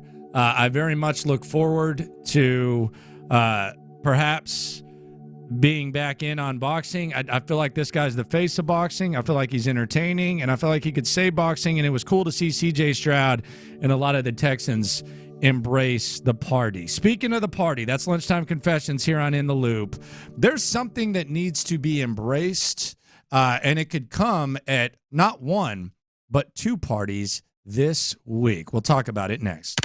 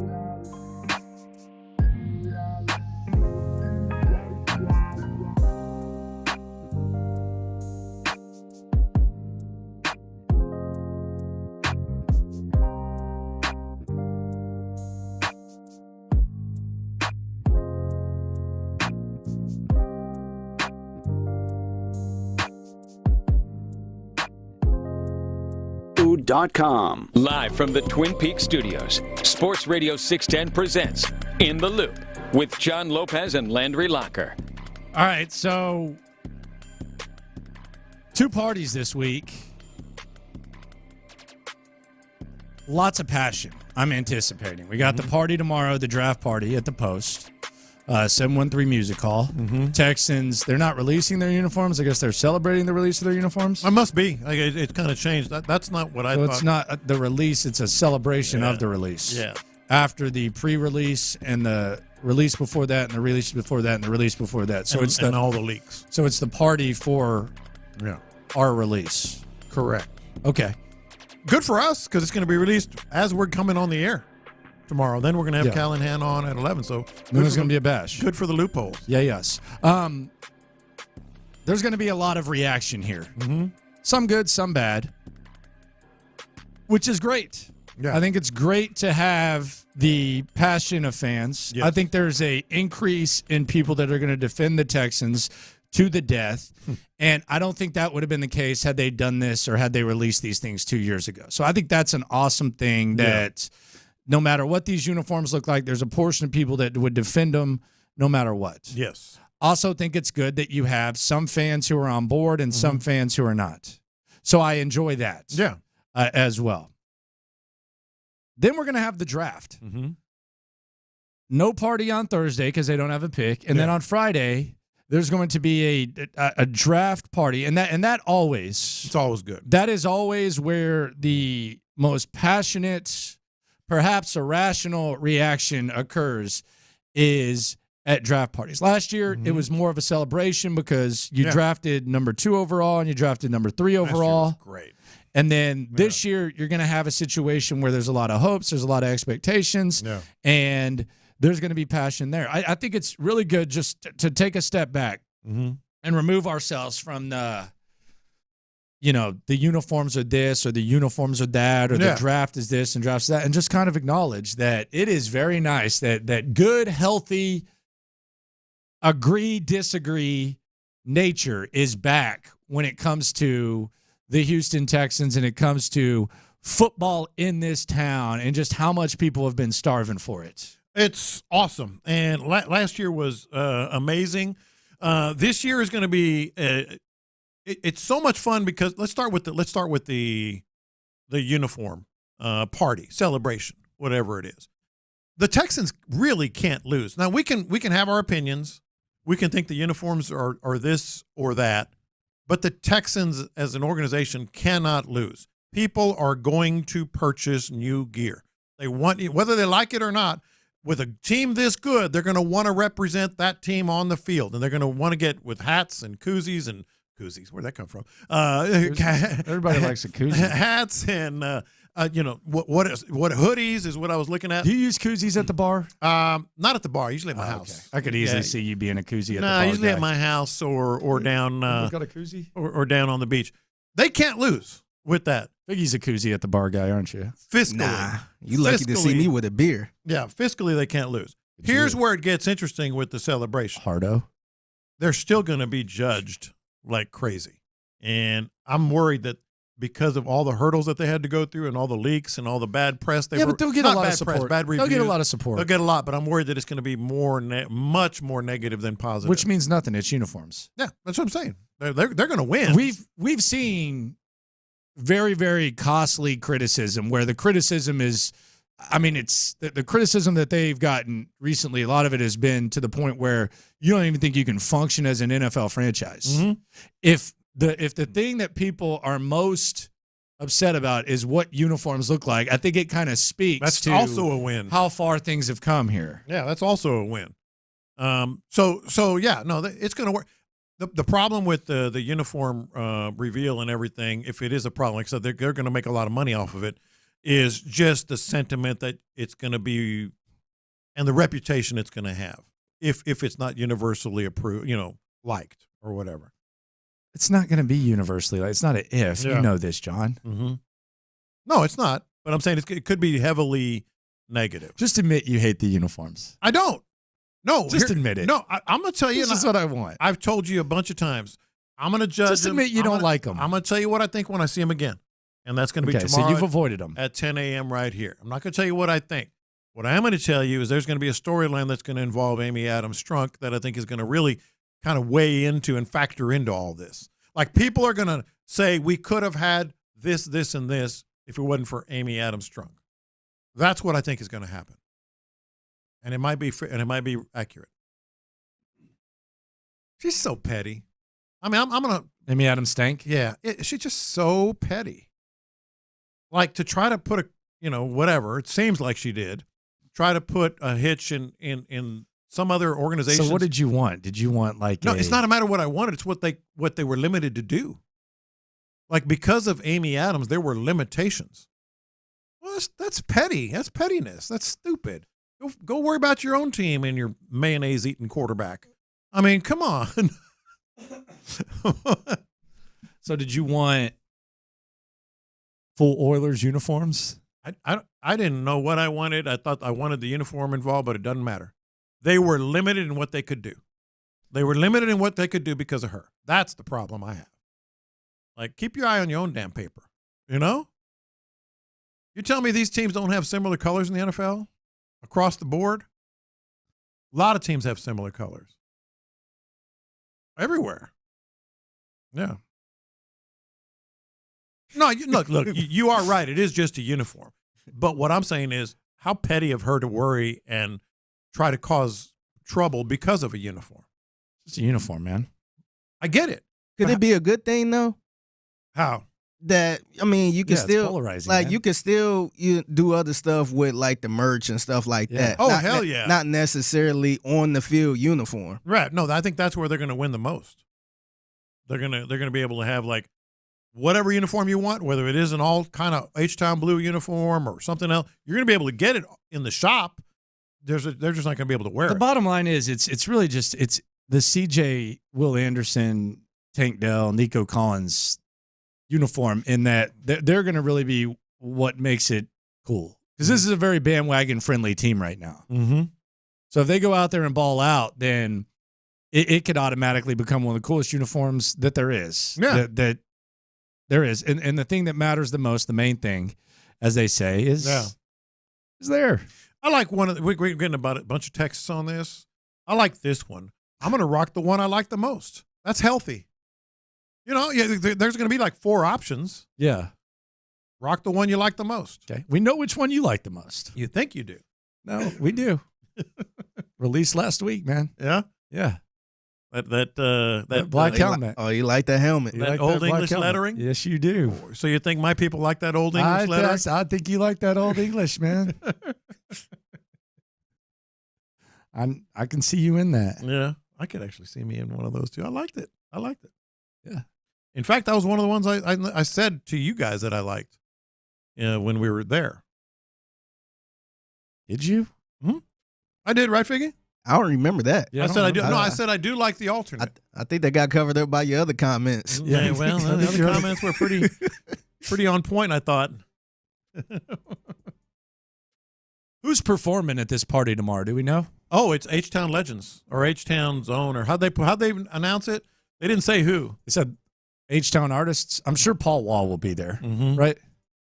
Paul Wall, Slim Thug. Yeah. That's it? I don't know. That's just me guessing. No, it's not. Oh, okay. They just covered it up, said H-Town artists. Okay. Because Paul Wall just tweeted out that he wants to know when he can buy the merchandise. He's got his credit card ready. I saw that. He's got his credit card ready. I don't think he's going to have to pay. I think you're going to get it for free there, bud. I don't think he's going to have to pay for a lot. I don't think you're going to have to pay a nickel. Yeah. So it says surprise H-Town artists. Surprise. That's what it was. Surprise. Yeah, surprise H-Town artists. Okay. Mm-hmm. There we go. What if it's like huge? I mean, I think Paul Wall and Slim Thug is huge. What are you trying to say? You're just really trying to take the people off today. Even bigger.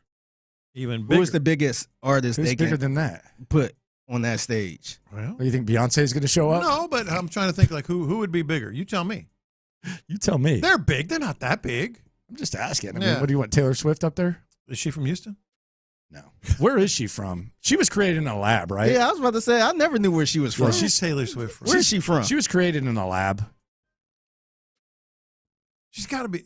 Did you see that stupid crap she was doing last week? You want to talk about too much hype? About what? We're giving the Texans a hard on time. Her new drop? Dude, she had she had like a little like exhibit that was like the size of a bedroom, and it had clues in it. So, I did see that. So there was like a mailbox that had 6 things open. So they were saying that was like 6 tracks. There was like a typewriter and all that. There was a 5-hour line for people to go see this leading up to her album just for clues about what was going on with this album. And then the album drops. I think she's going to sell 2 million this week. If I'm not mistaken, she on pace to sell 2 million the first week. Yeah, I don't think she's real.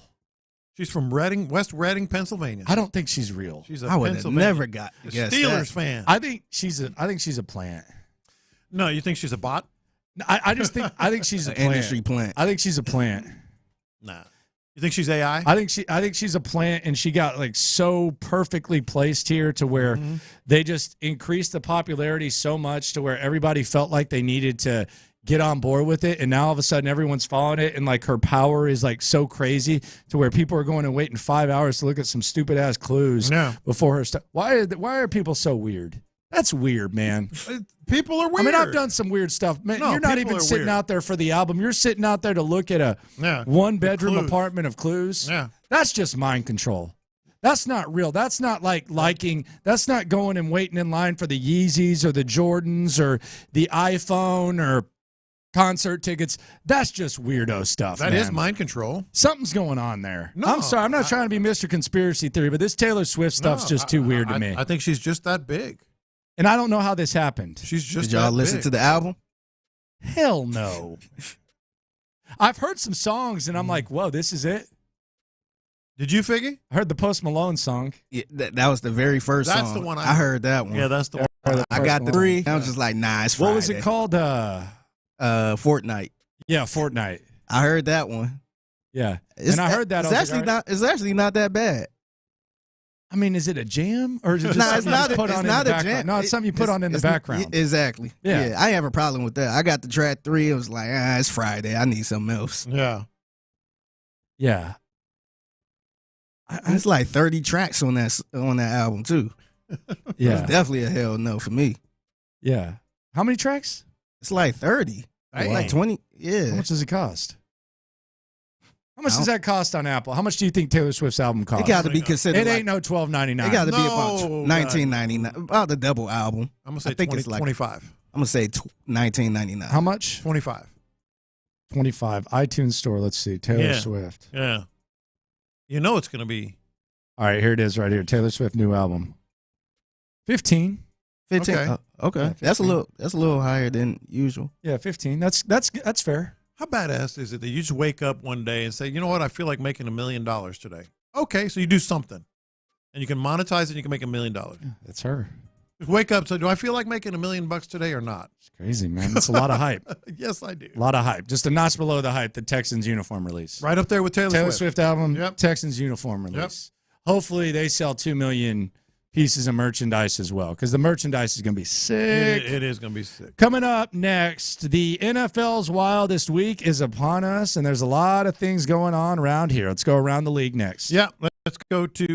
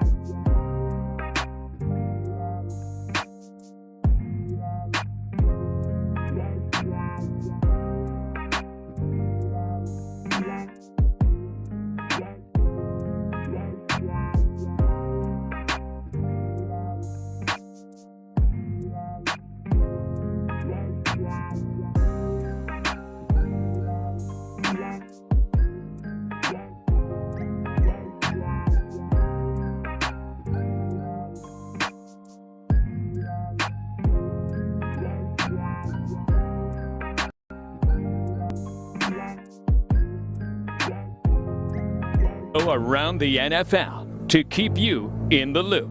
This is Houston's sports leader, Sports Radio 610. All right, this was Doug Vosick, the man in charge of the uniforms. You might have seen him from one of 6 videos that they put out last week. How about that? When the one helmet was leaked.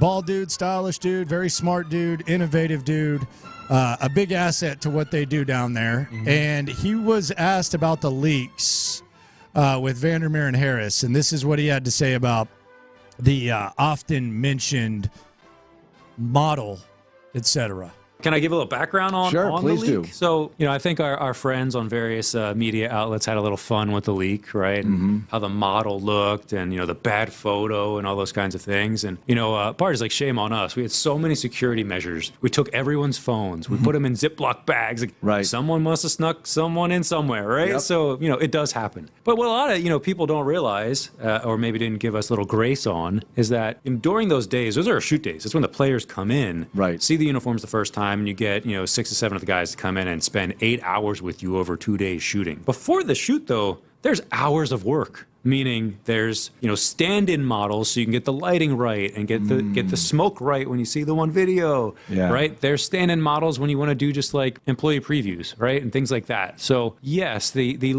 leaked photo stand-in model, but in no way like check out the uniform guy, right? So, we didn't get so much grace on that one, but I get it. Everyone had to have some fun. But yeah, it's the stand-in models that get stuff ready. Yeah, leave it at that. That's not true. That last What do you part, mean? No, that last part's not true. If we're going to be accurate, we're going to be fair. And you and I, especially, I've gone out of my way from the day I saw this whole thing go down. I really hesitate to be too critical because I know how hard they've worked at this. I told you that. I told Figgy that flat out. The difference that day, I've said it on the air. I've said it. It's a next to impossible job that they had, and they really busted their asses to do it. But don't tell us something that's not true. Like it was very, very difficult. Like the whole thing of in no way is, I wrote it down, and I'm mostly paraphrasing. In no way is he check out the uniform guy. He was absolutely check out the uniform guy. That particular guy that was in the leaked photo was brought out in front of us, all the media that was invited, all the fan council that was invited. That guy was brought out to model the uniform. Perhaps his point is that we were just getting the early look on that, and that wasn't like. But he wasn't like there to check the lighting. Like, we were there. The people that you wanted to, quote, hype up the uniform release, which I would be perfectly willing to do if I could say something. See, that was where it was also kind of lost in the sauce, too.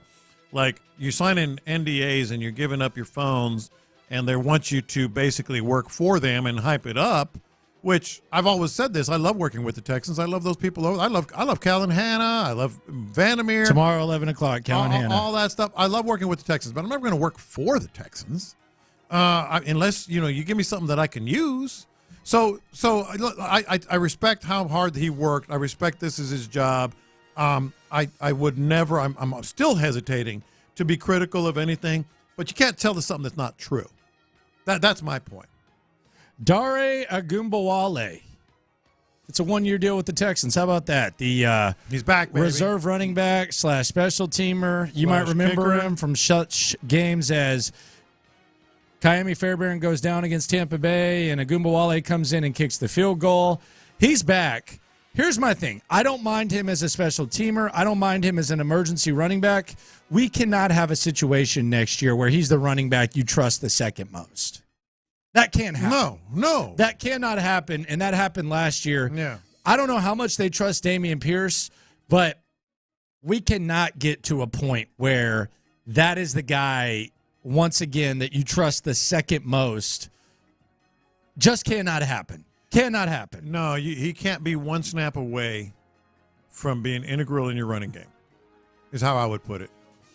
You got to have somebody else. Washington Commanders are on the clock. We know Caleb Williams is going to be the number 1 pick in Chicago. Apparently, according to Adam Schefter, it appeared that Jaden Daniels, at least he believed, he was going to be the quarterback for the Commanders, but then something went wrong. The agent for Jaden Daniels, Ron Butler, sounded off on social media last night that he didn't seem particularly pleased with the process. I think Jaden Daniels thought it would be a visit with just him, meeting with the Commanders. Many people think that Jaden Daniels will wind up being the number 2 overall pick, but the Commanders essentially opened up the process. I don't see where this is agent speak. They're trying to do their job, to get the guy drafted as high as possible, et cetera. But what do you expect Washington to do? Like, you're our guy, let's start talking contract? No, I mean, they're trying to figure it out. Jeremy Fowler, he might have brought some clarity to this. Did he? From ESPN, Jeremy Fowler. He's been known to cover all ground when it comes to reports. Yeah. Here's Jeremy Fowler talking about the Jaden Daniels stuff. It does feel like that there is some smoke here. That's sort of undeniable at this point. I spoke to somebody who's involved in Daniels' process who does openly wonder, is Daniels looking at his options right now? Now, he has had interest in playing for the Raiders. That is real. Sure. Staying on the West Coast, reuniting with Antonio Pierce from the Arizona State days, but they picked 13th. It's going to be hard to make that sort of trade happen. Intrigue in Minnesota as well. That's not to say that he doesn't have interest in playing for Washington eventually. It was told to me this has not gone as smoothly as it should for a player who's a viable candidate for the number 2 overall pick. It should be sort of pretty clear at this point. Talking to people in Washington, they still expect that Daniels is, a good candidate to be the pick here and could very well happen, but there's just a lot of smoke right now. I've reached out to his agency. I'm told there could be a statement at some point, but nothing yet. There will be, not there could. He has never said anything definitively. What did he say there? I don't know. Like Jeremy Fowler, I didn't even notice this until my boy, who's been in media for a very, very, very long time, said, man, this guy never says anything. He doesn't say anything. Shout out to Jean-Jacques Taylor. Just wrote a book about Deion Sanders. I saw that. Might be dry snitching, but that's my boy. Nah, but JJT told me, he was like, dude, Jeremy Fowler never says anything. And it was last year during the Texans thing. He's like, man, notice this. And now it's almost like he's ruined it for me. You can't avoid it. I never noticed. Yeah, you can't avoid it. But if you watch Jeremy Fowler, it's everything. And then right after that, it was the Panthers could draft Bryce Young, or they could draft CJ, or they could draft Will Levis, or they could draft Anthony Richardson. And I was like, what are we doing here, sir? Tyreek Hill, he was on $1 million worth of game. And he had an interesting story and an interesting outlook about Mike McDaniel apparently calling him out and how that made him feel. Here was Tyreek Hill on $1 million worth of game. The meeting room with the coaches calling you out in front of other guys. A lot of guys aren't used to sitting inside of a meeting room, being the best player on their team their whole entire life, and then a coach saying, bro, you suck this play. You ever had somebody say that to you? Oh, yeah, this year, Miami Dolphins. Chiefs, everybody see this play against the Chiefs with motherfucker him to the floor. He called me out. He like, Reek, bro, you supposed to be the best player in the league, and you got this guy putting hands all over you like that. Man, we pay you all this money for what? And for me, I love that because I'm going to take that to heart, and I'm gonna get better from it. That'll never happen again to me in my life, man. If a not hold me accountable, I'm not going to be able to get better. Obviously, the coaches can bypass that, just be like, he'll get better from it. But if he's not saying nothing, the other guys in the locker room, they're going to look at it as, if Reek can do it, I can do it. And that's not getting the team better. I need everybody to get better, bro. I mean, the great thing about him, and we don't really hear a lot from him that, on these types of interviews, which was kind of cool. He's all over the place. Yeah, but now he is. Podcast now. Now he is. But he's right. He's absolutely right. I watched this. This got me thinking because Tyreek Hill, he's a big streamer. I watched him play one of the sketch guys for $600. Like Sketch's partner, Zach. Yeah. I watched the whole You know who's like really good at Madden? And if you want to get in a wormhole, watch this. I might. Vontez Burfict. He's good. The former crazy ass. I think he got $5 million in fines in his career. Yeah. So he played sketch online. Have you seen this, Figgy? I have. I did. I'm Dude, going to write this down. It is the most hilarious interaction ever. So they're going back and forth, and Vontez Burfict is like talking to him. Vontez Burfict is like, man, you motivated me to start streaming and get in my community. And then Sketch is like, you motivated me to hit people after the play. Just kidding.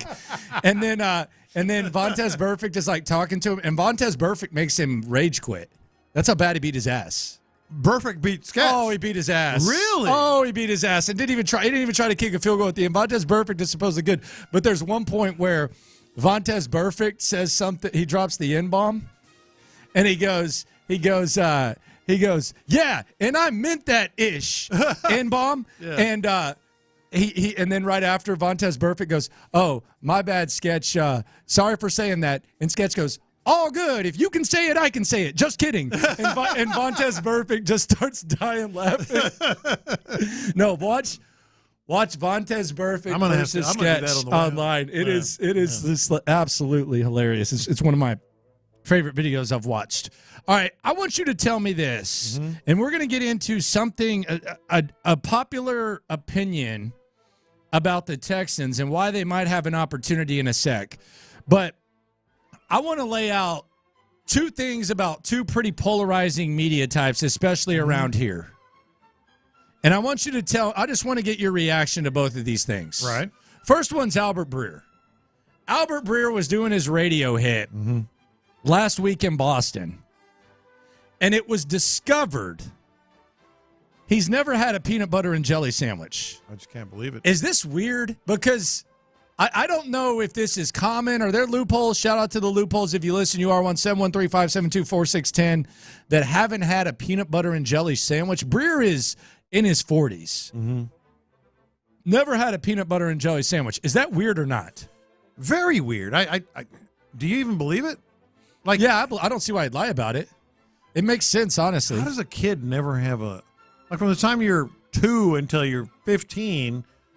You always are going to have a peanut. Was he that rich? Was he a rich kid that they made whatever he wanted? That's what I was thinking. I'm sure some rich kids had a peanut butter and jelly sandwich at one point. But I mean, you never had one, bro? I just find that hard to believe. I mean, it's crazy. It's hard to. That'll last you 2 weeks. It's hard to. Yes. You're ever in that broke college life. You never been in college? Peanut butter? Yeah, you've never been in college? Yeah, he was at Ohio State. Yeah, well, I mean, maybe he was just privileged. Because I can't imagine anybody like no peanut butter and jelly. First of all, I can't imagine him just making that still up. Eat them today. No, he's telling the truth. Yeah, I know. Yeah, as it goes, peanut butter and jelly goes in. You go. How do you go? You go one side jelly, one side peanut butter. Yeah, I go 2 sides peanut butter and jelly in the middle. The squirt jelly. That's bizarre. Okay. Yeah.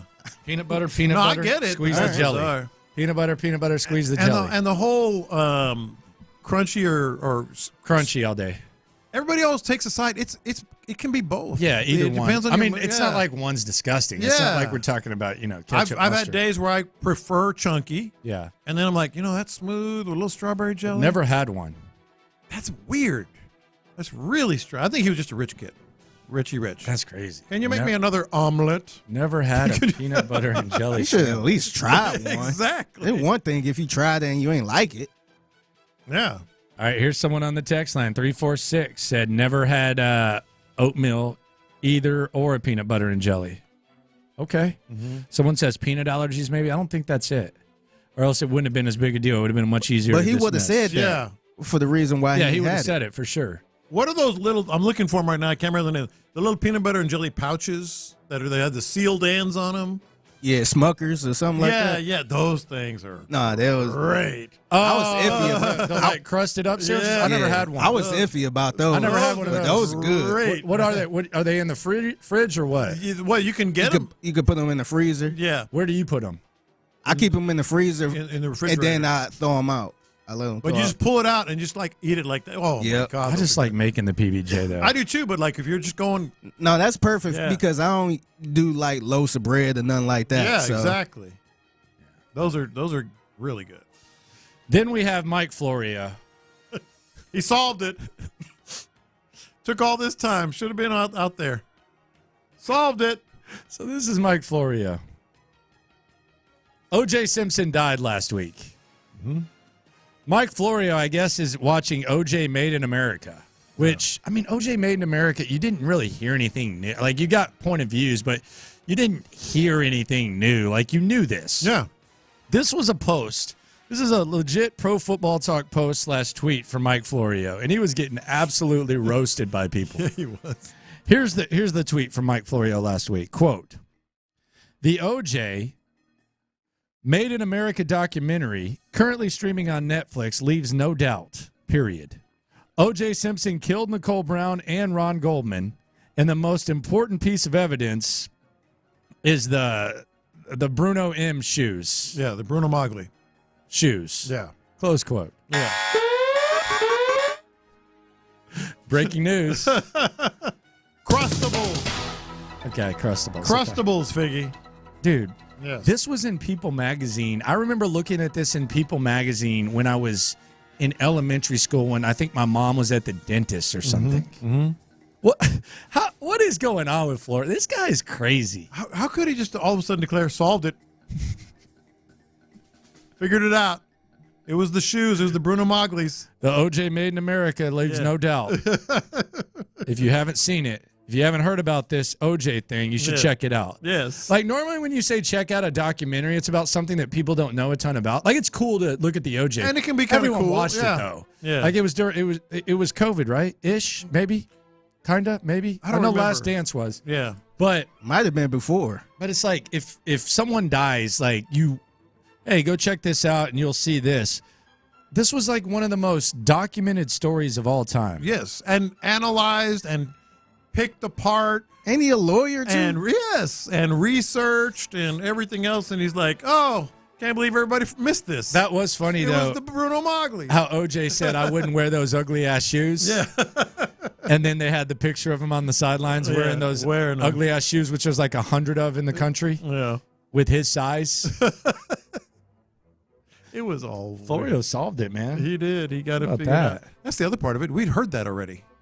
Like during the case, they were talking about it. Florio. Crazy, crazy guy, that Mike Florio. Daniel Jeremiah, he says that the third round is going to be a sweet spot for running backs and tight ends this year. Okay. Texans draft twice in the second, and they got a third-round pick. Mm-hmm. Daniel Jeremiah says that's a money spot. Running back, tight end. Good. And we're not surprised. They've been talking about it, the Texans, and it could be, we could just be sitting here Friday, no real fireworks, just two real good players. Just pick 42, pick 59. They know who they have. They have them all lined up, and could end up being really good players. That's what I want. I think we talked about it earlier. I think that's why they made those moves. Let's go to Dom in Jersey. Let's go to the east side. Dom, what up? Gentlemen, no matter what these uniforms look like, it's about the product on the field. We all know that. As long as I'm watching C.J. Stroud sling it to Nico, Tank, and Stephon, as long as I'm watching Will Anderson and Daniil Hunter bull rush the QB, it doesn't matter. These jerseys could be hot pink. I don't care. If these boys go out and do what we all know they're capable of doing, they're going to be fire. Look at the Seahawks jerseys. When they first changed to that green and the blue, everybody thought they were hot. That's because it was the Legion of Boom. The team was lit. Now the team is mid, and now the jerseys are kind of mid. I think they're changing up theirs too. As for the draft, I think Nick has something up his sleeve, but if we stay where we are, I want Keon Coleman at 42, and I want the Michigan cornerback at 59, all right?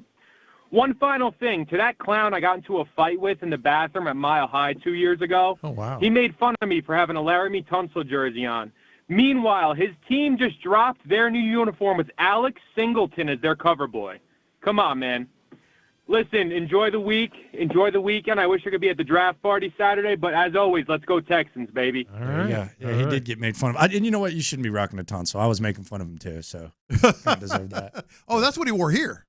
Yeah, he's he all wore about that the here time. too. Yeah, you got to do better than that, Dom. Yeah, got to do better than that. Well, he's got plenty of options. Yeah, he's got options. No now. options You back should then. see. You should see Dominic in the stands in New York though for the Texans. Yeah. Oh, he wasn't messing around. Just wait till this year. He's going to do it again. Oh, this year he'll probably be a little bit more confident. But there was guys being crazy, and he was like, "Yeah, you're being too much, man. Like, this is y'all aren't that good. Let's chill out. That's a little much right there." Well, he's not wrong. Serious. Although it was a beatdown. Yeah. Was a beatdown. Shout out to Dom in Jersey. And yeah, Daily Sports Club. Me, Figgy, Stoots. Lopez is gonna perhaps be there. I'm not gonna put it in solid. We'll put it in pencil. I'll come by. I'll come through. Yeah, we'll see. Yeah. You know, put it in pencil. 1 o'clock. Something like that. Coming up next, the internet goes nuts. CJ Stroud is embracing the return of it. We'll tell you what it is, plus 2 of the biggest stars in the world in the middle of a lawsuit. Internet going nuts next. All right.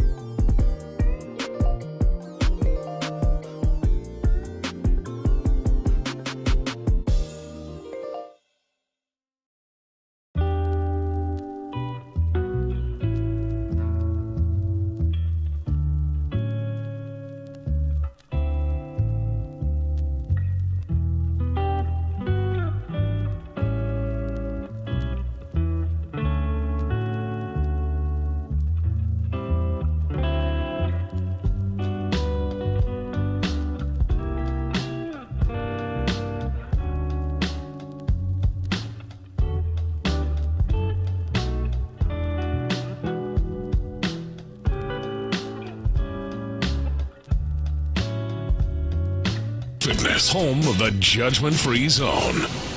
I got the internet going nuts.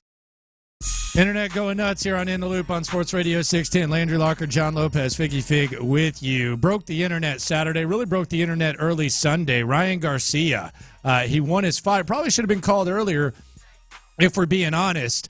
He was acting insane leading up to the fight, but in the middle of all this insanity, you could see some signs that maybe this guy had a little better head on his shoulders than we anticipated. This was Ryan Garcia. I think he was driving up to the fight with his dad in the back seat, and he had a message for boxing legend Roberto Duran. Yo, Duran, I heard that you're in the hospital, but I'm just sending out, good, strong energy. I know your hands of stone. I'm trying to get my hands like yours. I appreciate for all that you've done in boxing, and I'm just sending a lot of love to you. I hope you get better. You and my pops, Dad, Roberto Duran. Oh, wow. Hey, Roberto, ¿cómo estás? We're pulling for you. Let's go. Hey, Roberto, ¿cómo estás? ¿Cómo estás? And then right before the fight, this is where you kind of realize this guy had a killer. CJ Stroud tweeted out along the same time, "Come on, King Ryan," with the flex emoji. Here was him before the fight, a man of few words. This ball play out in your mind right now. What are you feeling as you're about to enter the ring? I just don't leave this ring without his head. That's it. I don't care what happens in this ring tonight. This is the one fight I'm really willing to die for. So that's how I'm coming. These boxers are Good luck. warriors. Thank you. And this dude cut a crap ton of weight the one time he lost, and there was a no hydration clause, all that. I've become his biggest fan. And this was him post-fight talking about, I wouldn't recommend working out this way. But this was him post-fight calling out the people who thought that he was crazy. This is why people need to stop believing everything on the internet and stop, living in a false reality. At the end of the day, there's a lot of real shit going on. The last thing you should worry about is a kid acting crazy on the internet. Real shit is going on in the world. Open your eyes. Kids being hurt, nobody caring. Everybody looking at it like, oh, he's just crazy. It's a conspiracy. It's this, it's that. At the end of the day, that shit was real. And I out there put my reputation online, had everybody thinking I was crazy. But at the end of the day, who's the crazy one now? I didn't even really want to say this.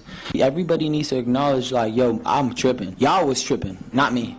You guys were tripping. I was the one that was actually with sanity, because I'm like, yo, they're hurting little kids. Let's help them. That's called being a real man. Because I don't give a what people say about me. That's right. I walked through the fire and still held it down and still beat fucking Devin Haney and still drank every day and still beat him. And I did everything. Wait, what? Hey, what happened? False reality, right? Drank every single night, went out on the first Monday and the Tuesday and drank. What happened? I won. Right? He did calm down. Not necessarily. Wait. Not necessarily am I proud of that, but I'm just saying this is. It was a statement to show you guys can't really with me. That's right. I do whatever I want. I still win. He did. He kind of goes. He's all over the place. Well, he's 25 years old, and then his dad, man. His dad. Goodness gracious, his dad had to get the last word in. So I guess all the people that doubted. By the way, 6-1 was the bet. And bet on himself. How did I not take this? He bet $2 million on himself. I'll be honest, I didn't take it because he looked crazy. I didn't think it was fit. It's a good reason for that.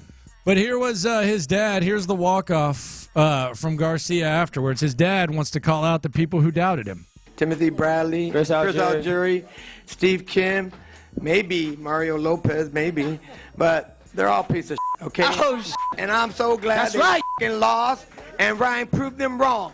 Yeah, Timothy Bradley, my. Good gracious. You know what? That's a good way to make money, though, because the people are going to be watching. Oh, people loved him. CJ was rooting for him. Titus, they put a video up of Titus. Titus was like, knock his ass out. Everybody was rooting for him. Yeah. Everybody. Yeah. He had the internet going nuts. I got the internet going nuts. The internet's going way nuts right now, just in the last hour at the most. So Aaron Boone got thrown out of a game. Not a lot of news there, right? Except he literally did not say a word. So I guess it was Hunter Wendelstedt was behind the plate. Said, say one more word. Well, you'll hear it. He said, say one more word, you're out here. He didn't say another word. It was the fan. It was a fan. They actually first showcased base it. umpire you saw making that call. You're not yelling at me. I did what I was supposed to do in check. I'm looking for him to get hit by the pitch. You got anything else to say? You're gone. Okay? Oh, okay, Hunter. Oh, wow. You know what? We're not going to need a John Boy breakdown of that one. We got a very clear. Aaron, you're done. There you go. You're gone. Now Aaron's saying I didn't say anything. You're gone. Aaron saying, hold on a second, I didn't say a word. Dude, Literally didn't say a word. literally never even opened his mouth. Did not. It was a fan of a couple of rows behind him. What are we going to what are we going to do about all this? That's why I hate these Yeah, umpires, what are we going to do man. about all that? You know, so damn sensitive. Focus on the damn game. Angel and Hunter Wendelstedt and all this. I mean, come on. I got the internet going nuts. Broncos got a quarterback who made a trade. Denver is trading a 2024 sixth-round pick to the New York Jets for Zach Wilson and a seventh-rounder. So a seventh and sixth-round pick swap, and in comes Zach Wilson. I don't know whether or not this prevents them from drafting a quarterback or not. But it does not. Well, I mean, maybe this is their project. I hope it do. Maybe this is their project. But Zach Wilson is going to go learn from Sean Payton. Yeah. Give him the keys to the franchise. Hide your moms. I got the internet going nuts. Speaking of Denver, new uniforms are popping everywhere right now. Yeah, Denver released them. Denver released their new uniforms. Detroit Nice video. had released theirs. Some people, we had a texter say, I'm a Broncos fan. First I heard of the new uniforms was when they announced it today. I just feel like those two teams in particular, even though there were some, Antonio Brown leaks, were the ones that probably did it best in terms of how to handle things. But you know what? Looking forward to tomorrow. See how it goes out.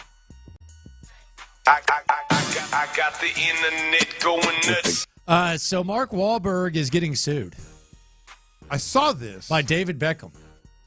David Beckham is suing Mark Wahlberg's company over a fitness deal. Apparently, Beckham alleges that F45 training, which Mark Wahlberg was all about, in which he has 36% interest, duped him into a deal. Beckham became F45's global ambassador. The selling point, David has millions of social media followers, so it would greatly expand the reach of the company. However, Beckham says he never got the $10 million he was promised, and this was after the company's stock tanked. T.O. Terrell Owens filed the same type of suit against F45 way back in 2017, claiming the company stiffed him to the tune of $700,000. So there you go. David Beckham suing Mark Wahlberg. How about that? Who you got? Who you rooting for? Beckham. It's hard. It's not Remember fair. when Mark Wahlberg said play ball for the Astros? Oh, yeah. That's right. Because he was a big fan. It's kind of hard. It's harsh to just automatically believe the accuser in something like this. But there's two of them. And why would Wahlberg not pay these cats? There's F45s everywhere, by the way, now. You see them all in your neighborhood? They're all over my neighborhood. I got like 3 of them. Well, the fitness? Yeah. What happened to Orange Theory? It's kind of like a similar thing. It's more like cross training and all that. But it's not apples to apples to Orange Theory. It's kind of like Orange Theory, actually. That's exactly what it's like. Just different brand. Are you more an Orange Theory guy? Never been an Orange Theory guy. You? Have not. Yeah. By the way, I'm kind of craving some eggnog right now. Eggnog? Yeah. Why? I'm doing a show with Rudolph the Red-Nosed Reindeer. Yeah, look at me. See, it's all your fault. It's all your fault. You set that one up good. Yeah. How is it my fault? Brother, how did you leave the house like that?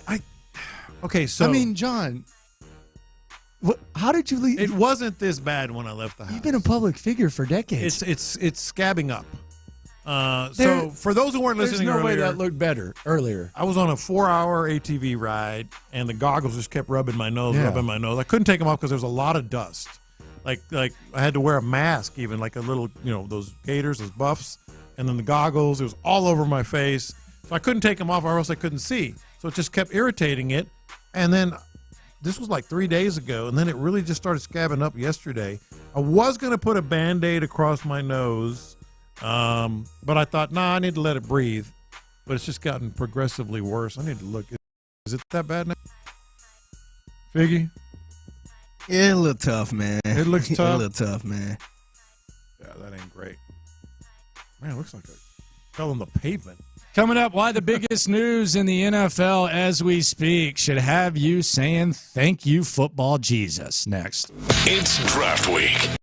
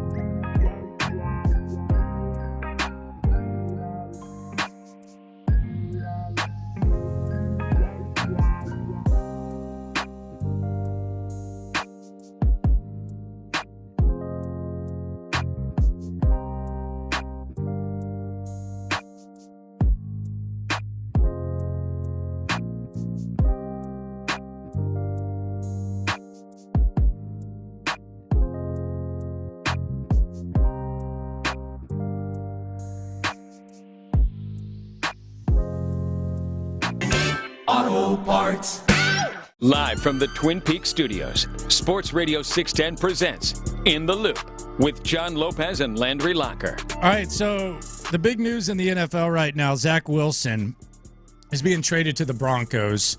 Him and a 7th-round pick for a 6th, and the Jets also are paying some of the salary. It's easy to point and laugh, especially when you feel good about your quarterback. But there are a couple things, as we like to localize it, that kind of cross my mind as this happens. Number one, it's amazing that you can whiff that badly on a quarterback this day and age and it not set your franchise back. Back in the day, you take a quarterback at 1 or 2, you're paying him like he's one of the top quarterbacks in the league. Mm-hmm. It can really set your franchise back. The Jets drafted Zach Wilson. It was a disaster, and I guess you can say no harm, no foul because they built a roster, and we'll see what happens with Aaron Rodgers. That's number one.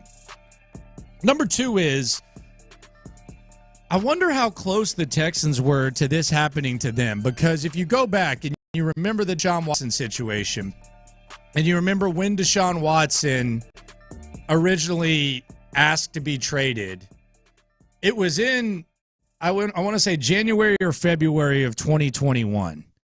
And it was shortly after Nick Caserio was introduced as GM of the Houston Texans.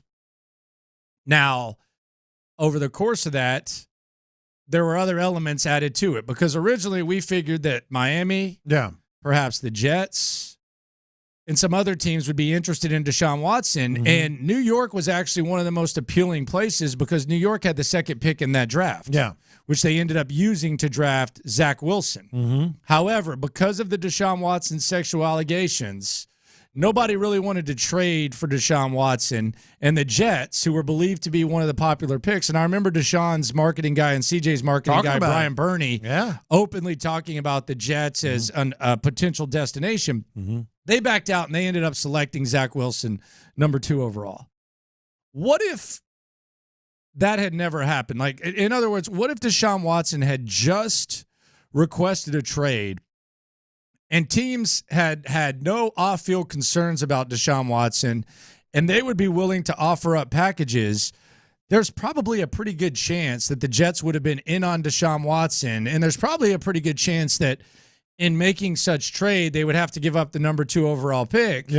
And there's probably a good chance that the possibility of drafting Zach Wilson or Trey Lance or Justin Fields would have emerged with the Houston Texans. So it's just kind of crazy how that stuff kind of goes full circle. And in a way, the Texans going through the mud in 2021 and 2022, instead of being able to trade Deshaun Watson immediately, Deshaun Watson coming out, playing safety at camp, all that, being on the roster, getting paid not to play, all that crap that you're laughing at now that we can laugh at now. Safety. It's kind of it's kind of crazy how perhaps close the Texans could have been to at least having to make the decision as to whether or not they wanted to take Zach Wilson with that number 2 overall pick. The Texans could be in quarterback hell still, right? They could still be in It could have been worse. Yeah, or because even at worse. least the Jets had a pretty decent roster. The Texans didn't have a decent roster at all. That too. So that would have gave him more time. Yeah, that would have given him more time. But also, if it weren't for the allegations and all that, I mean, that was not a great quarterback draft class. And so who knew? Who knows where the Texans would have been and picked them? And they, you got to be lucky, man. I mean, you got to be. Sometimes it's better. You got to be really, really lucky in a weird way, and the luck involves Deshaun Watson getting involved in some craziness. Yeah. Yeah. And I mean, the dysfunction leading to him to want to be traded, because even if he hadn't gotten involved in the craziness, you can make a case that with where he is right now, where it kind of felt like he was going off the cuff anyways and kind of losing the intangibles that made him so appealing. Yeah. Even if he had just traditionally demanded a trade, you could perhaps make a case that they're kind of lucky that happened too. Yeah. Is that fair? Well, he did demand a trade before we knew about all the other, or it was reported that he was, and all that. No, this is really lucky there. Really lucky with the Colts game. That ended up with you picking CJ, and then very smart, and that's where we are. Coincidentally, but sometimes it be like that. Draft is this week. I mean, what happens if Drew Bledsoe never gets hurt? Yeah, I mean, when does Brady end up being Brady? He gets to inherit a championship-ready team and go do his thing and all that. What happens if that doesn't go down? By the way, Matt Ryan retired too. What? Matt Ryan officially retired. He was calling games last year. No, but they officially made his. I'm so sick of these guys announcing their retirement when they haven't played in a few years. He was calling games last year. Malcolm, you were in the Fox booth in a suit. You officially retired. He made his officially. Look, made his official Atlanta Falcons retirement right there. He did a retirement video? Oh, my goodness. Brother, you were on Fox last year. You sure that will say 2023? It says 47 minutes ago. It's 47 minutes ago. Was anyone talking about Matt Ryan playing this year? Yeah. What are we doing? Look, there you go. Look. It's official. What? You reminded me because you said Patriots. So that's what is that? That's what it is, man. That's what it is. He already retired. Crazy. Yeah. These guys that retire, you're done. Has JJ's announced his retirement, right? JJ has announced Has he? retirement. Are we sure? I'm pretty sure he did. Are we sure? Roger Clemens still hasn't, though, which is weird. Matt Ryan announces his retirement. Officially from Atlanta. Next time we're on the air, J-Lo, we will be reacting to the uniforms. All this uniform talk, all that, we'll be reacting to the uniforms next time we're on the air. How about that? How about that? Finally spill the beans. I'm very excited. I'm very excited. I've been so relatively, I've been relatively disciplined about not really expressing any thoughts one way or the other. I want to wait. I want to see it. 10 a.m. tomorrow, it's going to start happening. And I'm actually kind of wondering about this strategy as well, of releasing them via the video first before the party. Nah, that's smart.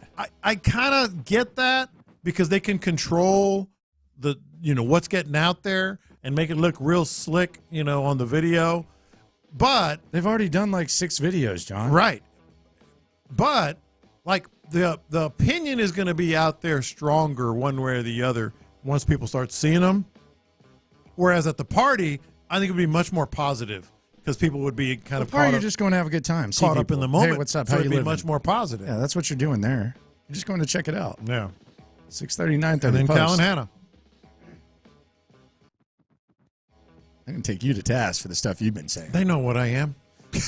You've been very, very rude about these uniforms. I have not John. been rude. And you better bring that same energy. I have not been rude. You better bring that same damn energy. She's going to poke you in the nose. She may well poke me in the nose. Look.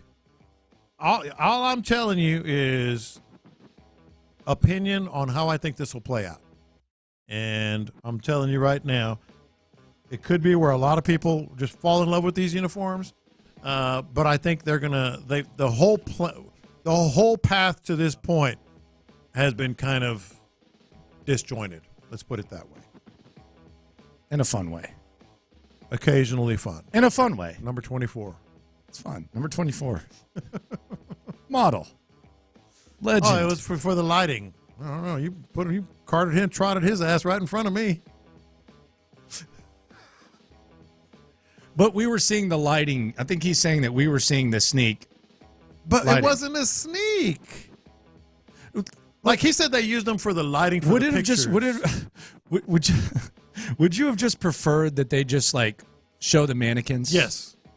Instead of the models. Is that what you're saying? It would have been much better with the mannequins. Yes. Okay. Yeah. So yeah, that's fair. Right? Yeah, that's fair. Mm-hmm. I think it's not that big a deal. The Texans are going to win. They're going to win games, and they're going to win marketing merchandise. Oh, that merchandise goes sell like crazy. So it's going to be. I'm going to probably get in on some of that stuff.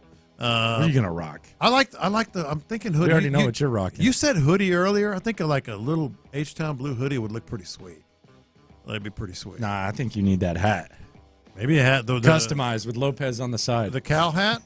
Yeah. That was pretty. Yeah.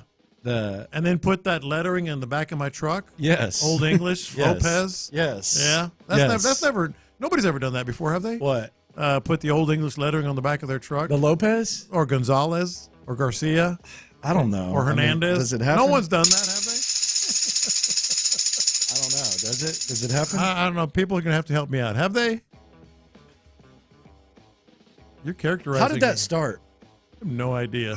How did that become a Mexican thing? I have no idea. Because I think you can trace back a lot of like racial stereotypes, like pumpkin spice, basic white bees like Starbucks, pumpkin spice, and they also like holiday season and all that crap. Yeah. So there's that. Like you can go back a lot, like racial stereotypes. I don't know where that one came from. Where did the lettering, the Gothic or whatever? Where did Old English? Where did all of our Hispanics? Shout out to all the Hispanics.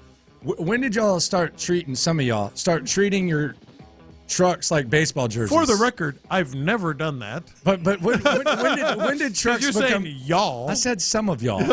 When did trucks become baseball jerseys? I think it's tight. I don't know if Locker would look as cool like in the lettering. It seems like there's got to be at least one Z.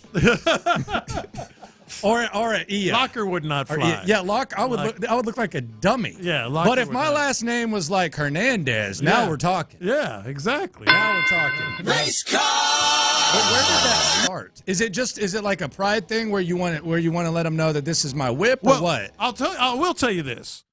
Very much, not that other cultures are not, but the Hispanic culture is very much about that last name, man. About that last name. Yeah. They're just proud of it. Which I think is great. But why that font? You got me. I don't know. You got me. It looks smooth too, bro. Y'all probably don't even know what this is unless you're familiar. You ever seen on those same trucks, it has like COAH? Yeah, all the family? Or like little letters, 3 or 4 letters. That's the states that they're from. Like Coahuila. Oh, damn. So they're real proud of their states. Damn. Yeah. And so that's what those letters. A lot of people don't know what that is, unless you obviously familiar with some of the states in Mexico. About the customized plate, I've always wanted to do that, like back in the day, but not necessarily as much now. But you get like the customized plate. Yeah. Let them know what the hell's up. You mean like a real plate? Yeah, license plate. Nah, man. I guarantee. You gonna? I seen Landry. I seen what you was doing over there in that area. I could see Figgy getting Figgy Fig on this. This is the one that Figgy Fig. That's 7. You can get it. Figgy Fig, dude. I'm good. You know it's available. I don't care if it is. You know it's available. All good. 7. I'm good. Is that your final answer? Yes. All right. So from now until I know you, you will not have Figgy Fig as your license plate. Correct. Okay, I'm gonna hold you to that. I don't need nobody to be like, oh, I saw Figgy up in Numble. I saw your car. See, that's the thing. I don't like that, man. Yeah. Okay, I'm good. I'm not dismissing the possibility.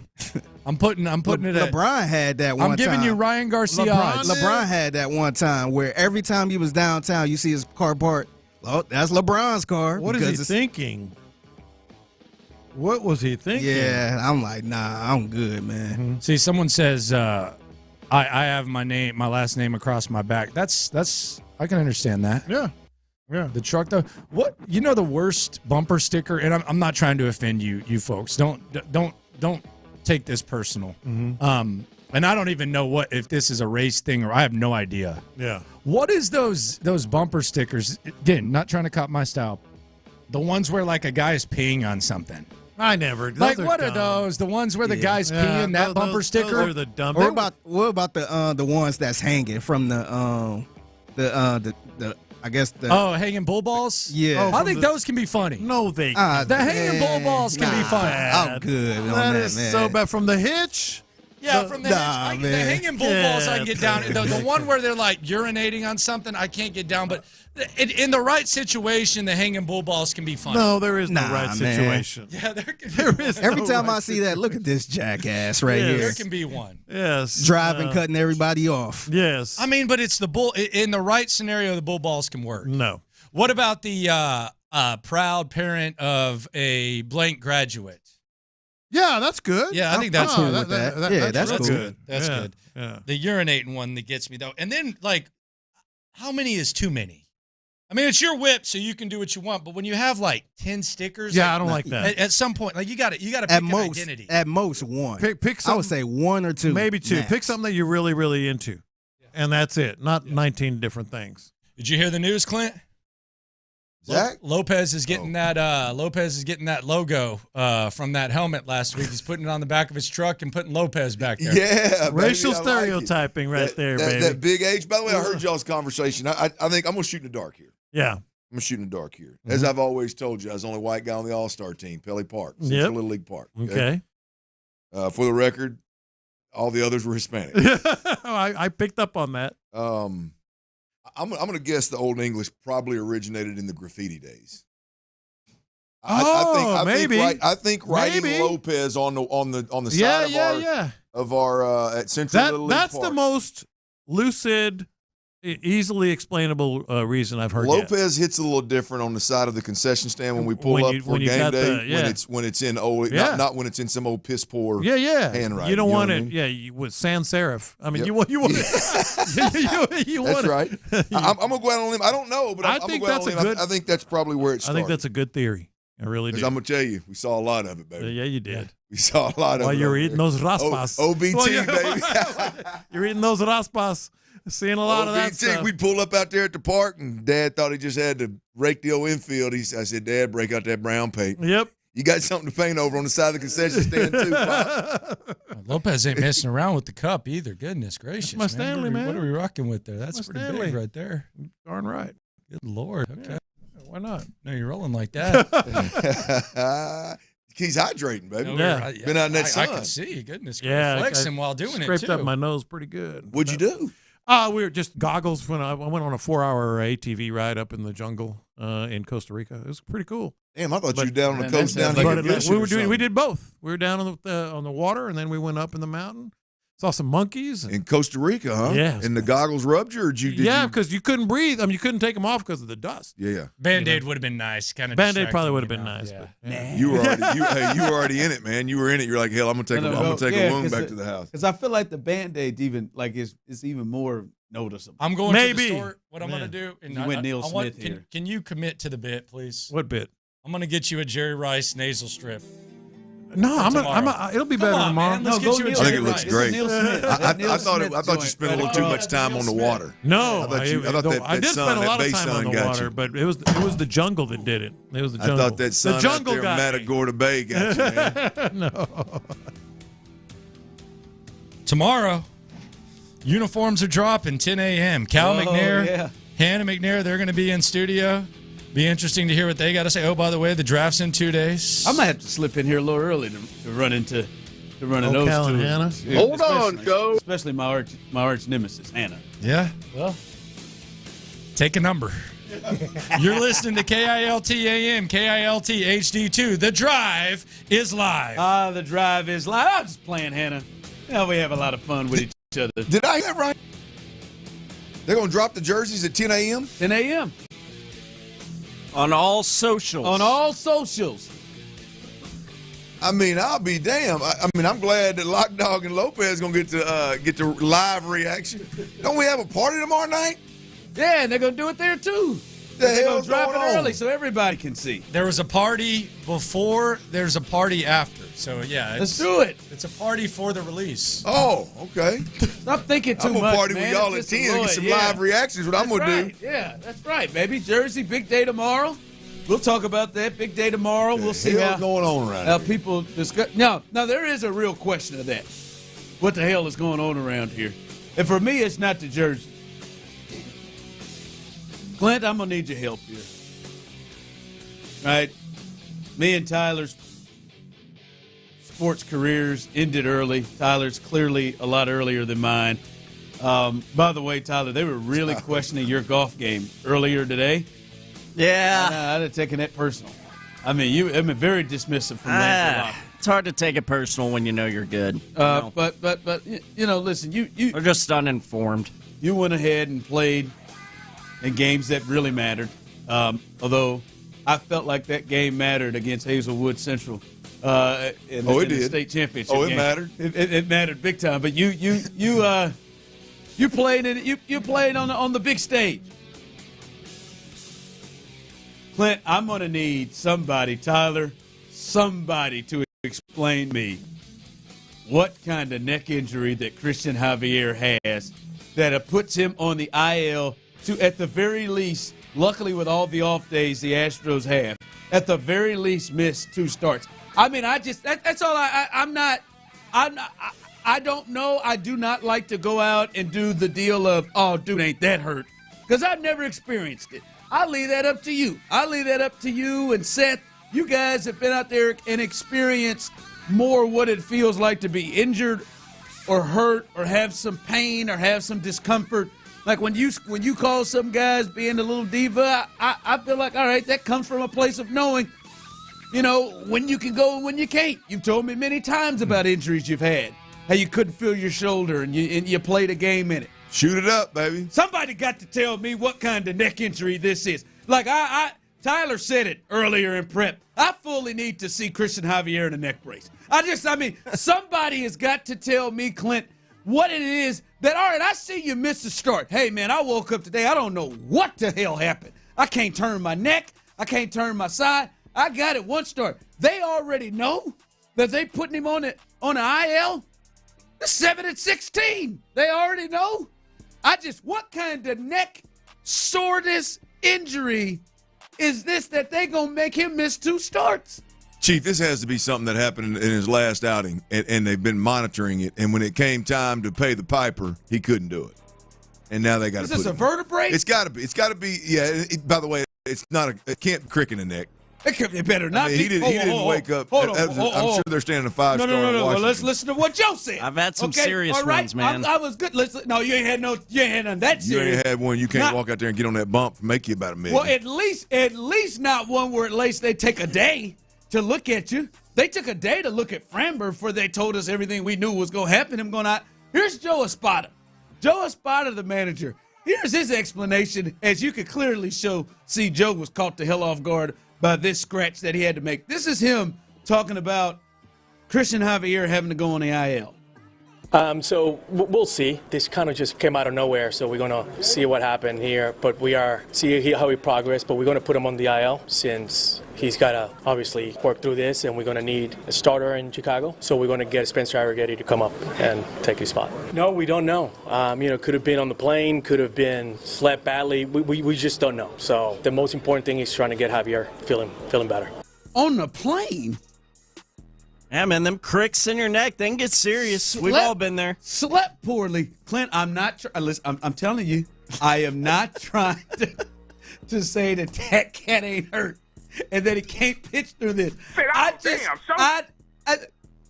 does not sound like it came out of nowhere, maybe on the plane or he slept wrong. That doesn't sound like we evaluated him today and immediately jumped. Those of you on YouTube and Twitch, you can see the little step I did. I'll do it again for you. And immediately jump right to, and we got to sit him down for 15 days. This has to be worse.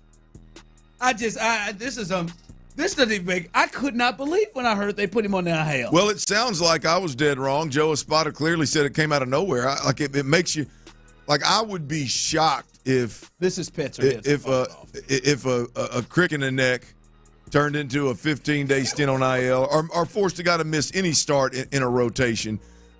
After hearing that, it sure seems like something happened that they don't want to disclose at this point in time.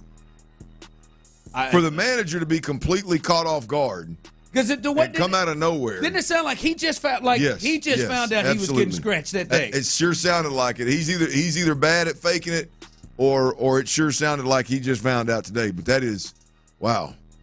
Add that to the list of what WTF moments in Houston. You're right. Like I guess it could be really that bad to just say, man, let's go ahead and put him on. Well, this wouldn't surprise me at all if it were something that they were, again, happened last outing. That would make more sense. Happened when he threw his bullpen and they were monitoring it, and boom. I would think the manager would be fully aware of those situations if something had popped up. So, sounds like something happened last night, boys. What was it, Sunday night? Well, Sunday night in where they headed?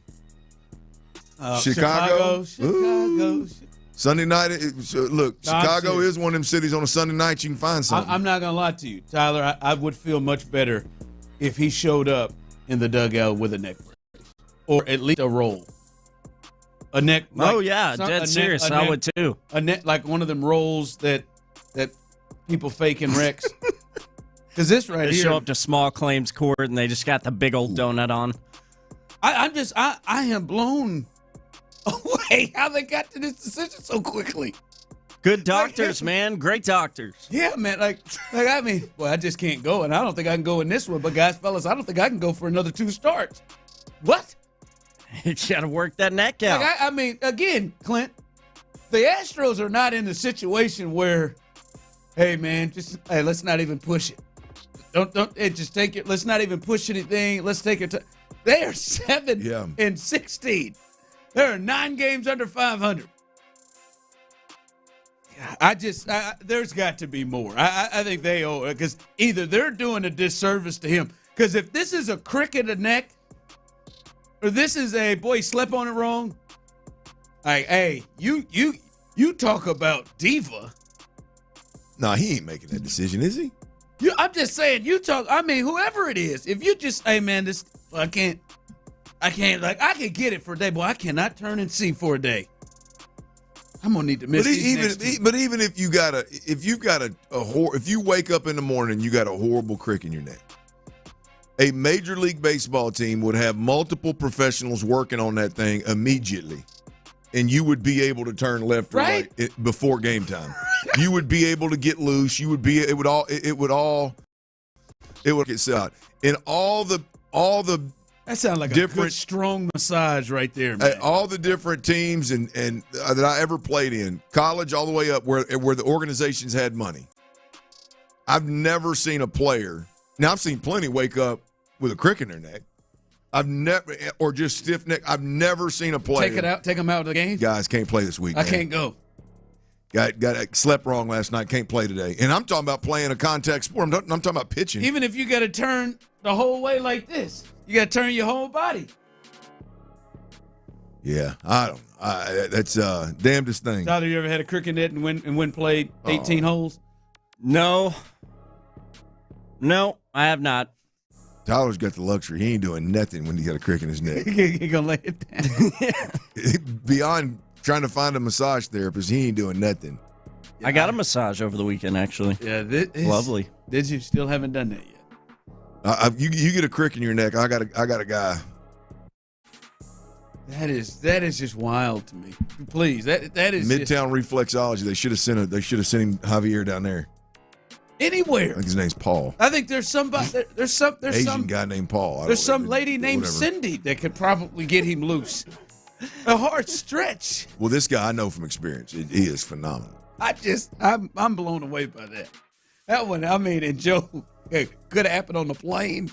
Could have happened in a hotel. Could have happened in a plane. Could have happened in a threesome. I don't know when. Now you may be onto something. Maybe onto something. You know what the most common sex injury is? What? Fractured penis. Well, he didn't fracture his penis that we know of. I bet you there's been more hamstrings pulled than fractured. Oh, absolutely. That might be just amongst the serious sex injuries. I think you just wanted to say the P word. Yeah, I think. No, I'm dead serious on that. I've never heard of that. Is that true that it's the most? I'm with you. Like hamstring, because I mean, I have fought through a cramp and just kept going and hoping it was a cramp, then to realize afterward it was. I would think there's probably been a couple of hip popped bags. Yeah. I would imagine there's probably hip, hamstrings, back, groins. Back injury. I mean, unless I don't know, man. I don't have experience, but with one of those things Tyler mentioned, so I don't know. Yeah. Someone said, guys, it could be a pinch nerve. You just can't.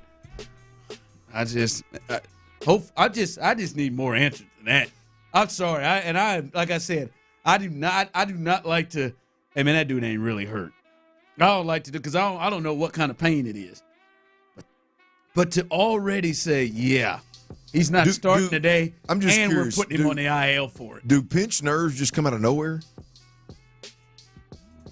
I don't recall. Like I'm seriously asking. I don't know. Like is a pinch nerve just like 1 degree beyond a crick in the neck? I mean, do you sleep wrong and get a pinch nerve? I don't know. Yeah, I don't know the answer. I would think something would have to happen, right? Yeah. Especially if you're a fine-tuned athlete. Yeah. I mean, hell, he's in the best shape of his life. Yeah. Yeah, I guess. And he was coming in, right? Pitching well, and now Spencer Arrigetti's back up. So Christian Javier, 15-day IL with a neck discomfort. Spence. Get it, baby. And everybody, they ought to have their asses some good-ass pillows. Everybody in every single one. Every one of them rooms need to be checked on how they're sleeping. My pillow, whatever it is. That's a great point. If I were a spotter and I lose a guy, because if right now if we say on the count of 3, who's the person you think comes up with that damn scratch because they got to go on the aisle because of neck discomfort? 1, 2, 3, Jordan. Oh. Jordan's going to figure out he can get a 2-week vacation. I like how me and Clint were just watching. We're like, I don't know. I thought you were talking about it in the studio. I didn't know. I didn't know you were on the team. That's what I said. They need to get good pillows. They need to find out what bed he slept on, where he slept on the plane, how he did. We need some smart numbers up in here. I'm telling you, man. Tell you, Ryan. Or no, I ain't gonna say that. I was about to say, I can see most fans saying, "Give Abreu that bed." Yeah. Let Jose Abreu hold that bed. See, maybe that might bounce him out. Maybe he needs to get a crick in his neck. Let him switch rooms. Whatever room Javier was in, put Abreu in that joint tonight. You see your boy Dana Brown came out there? What is that? Talking about Jose Abreu? Oh, he's on the defense now too? Oh, no. They kind of quit playing around a little bit. My man said, listen, there's no way to sugarcoat this. He's scuffling right now. And I think he knows it. It's been wearing on him. I'm sure it's been wearing on our hitting coaches. The frustration mounts. But ultimately, hopefully, he can turn things around. I think we're going to have to give him some time off, maybe platoon a little bit just to see if one of the other guys can get hot and give him some time off. Maybe he can catch fire in a few days off. It's tough to watch when you see him go through these struggles because he's such a gamer. You could have just said it's tough to watch. And he's a competitor. You would say just stop it. It's tough to watch. Just put a period right after that. It's been tough to watch, period. And you look at what he did towards the end of last year. All of that was exciting. To start off the way he's starting off right now, it's frustrating for him. I guarantee you he's frustrated.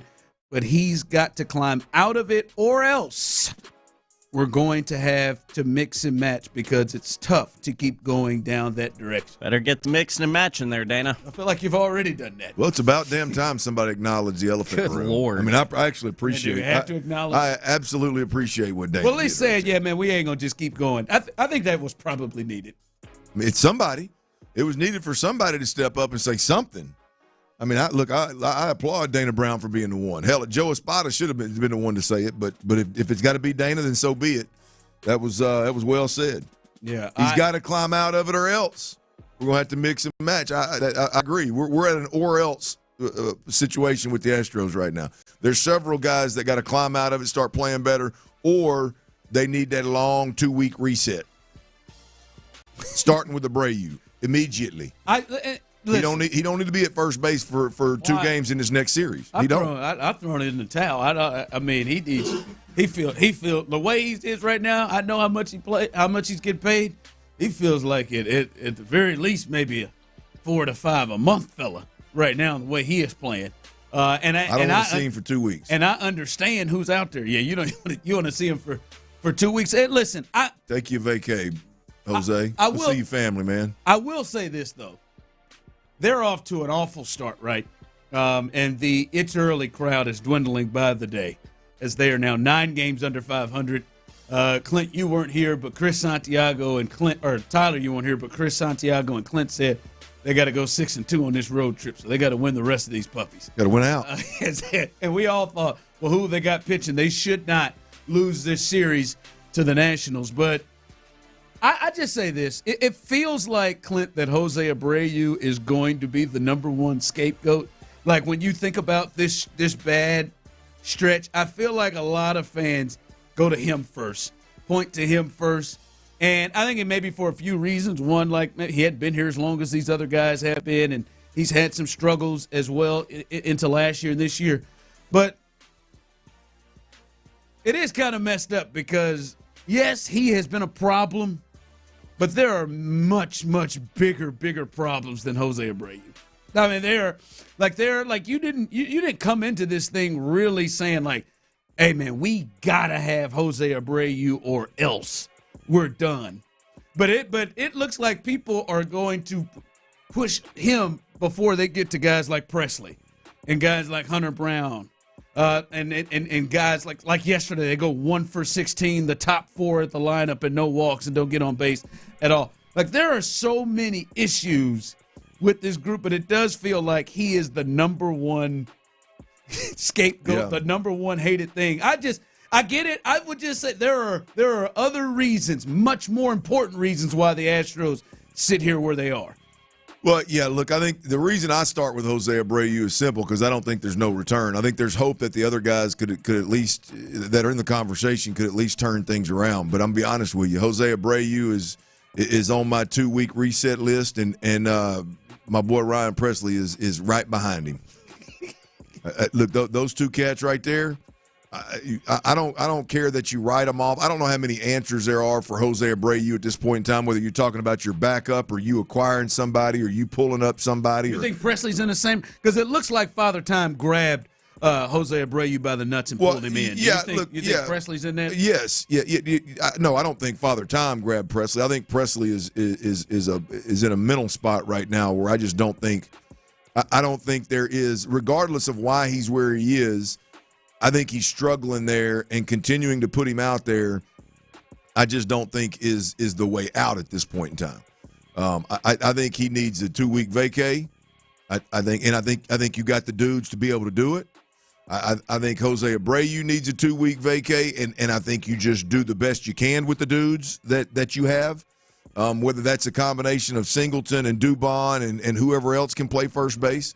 I don't know if Caratini can play first base potentially. But you figure that thing out as you go. But right now, those 2 guys aren't helping you dig out of this hole. And right now, if those 2 guys keep on down the path that they're going right now, they're not going to be able to help you if you do right the ship down the stretch. Yeah. All right, big series coming up for the Astros against the Cubs. We've got the starters. We'll give you those on the other side. And the OG, he came back from vacation firing. Wait till you hear what he said about the Astros, and we got to have a discussion if he's right or wrong. We'll discuss that coming up next right here live on The Drive. Coach D'Amico's preaching humility and hard work.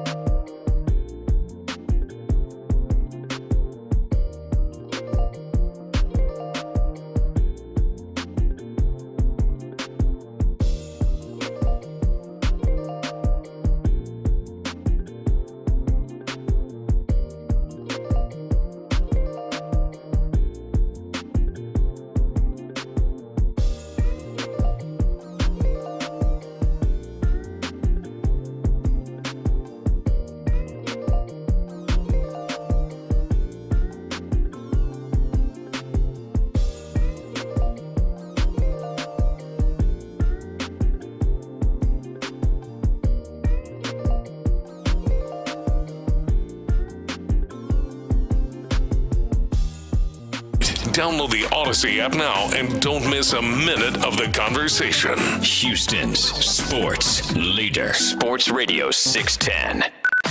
Sports Radio 610 presents The Drive with Stoerner and Hughley.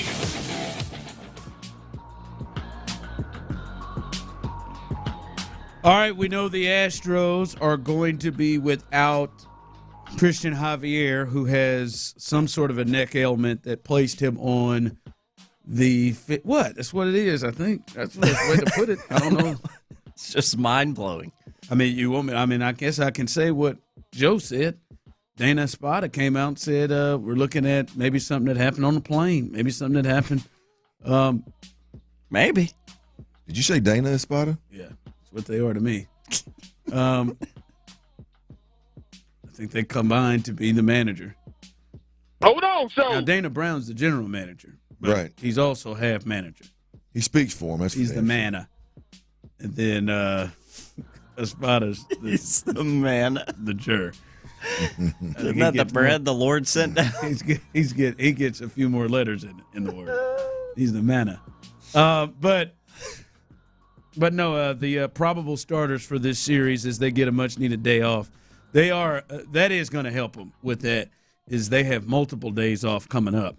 They get off Friday as well.